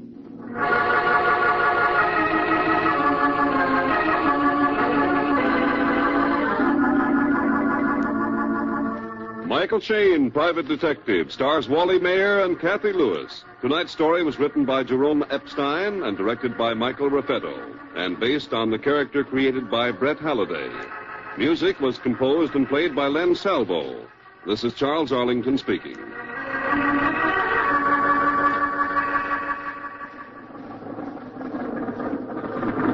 Your car ever sputter and cough like that? If so, you need K-Site. For K-Site cleans motors and keeps them clean. Guarantees better and smoother performance or double your money back.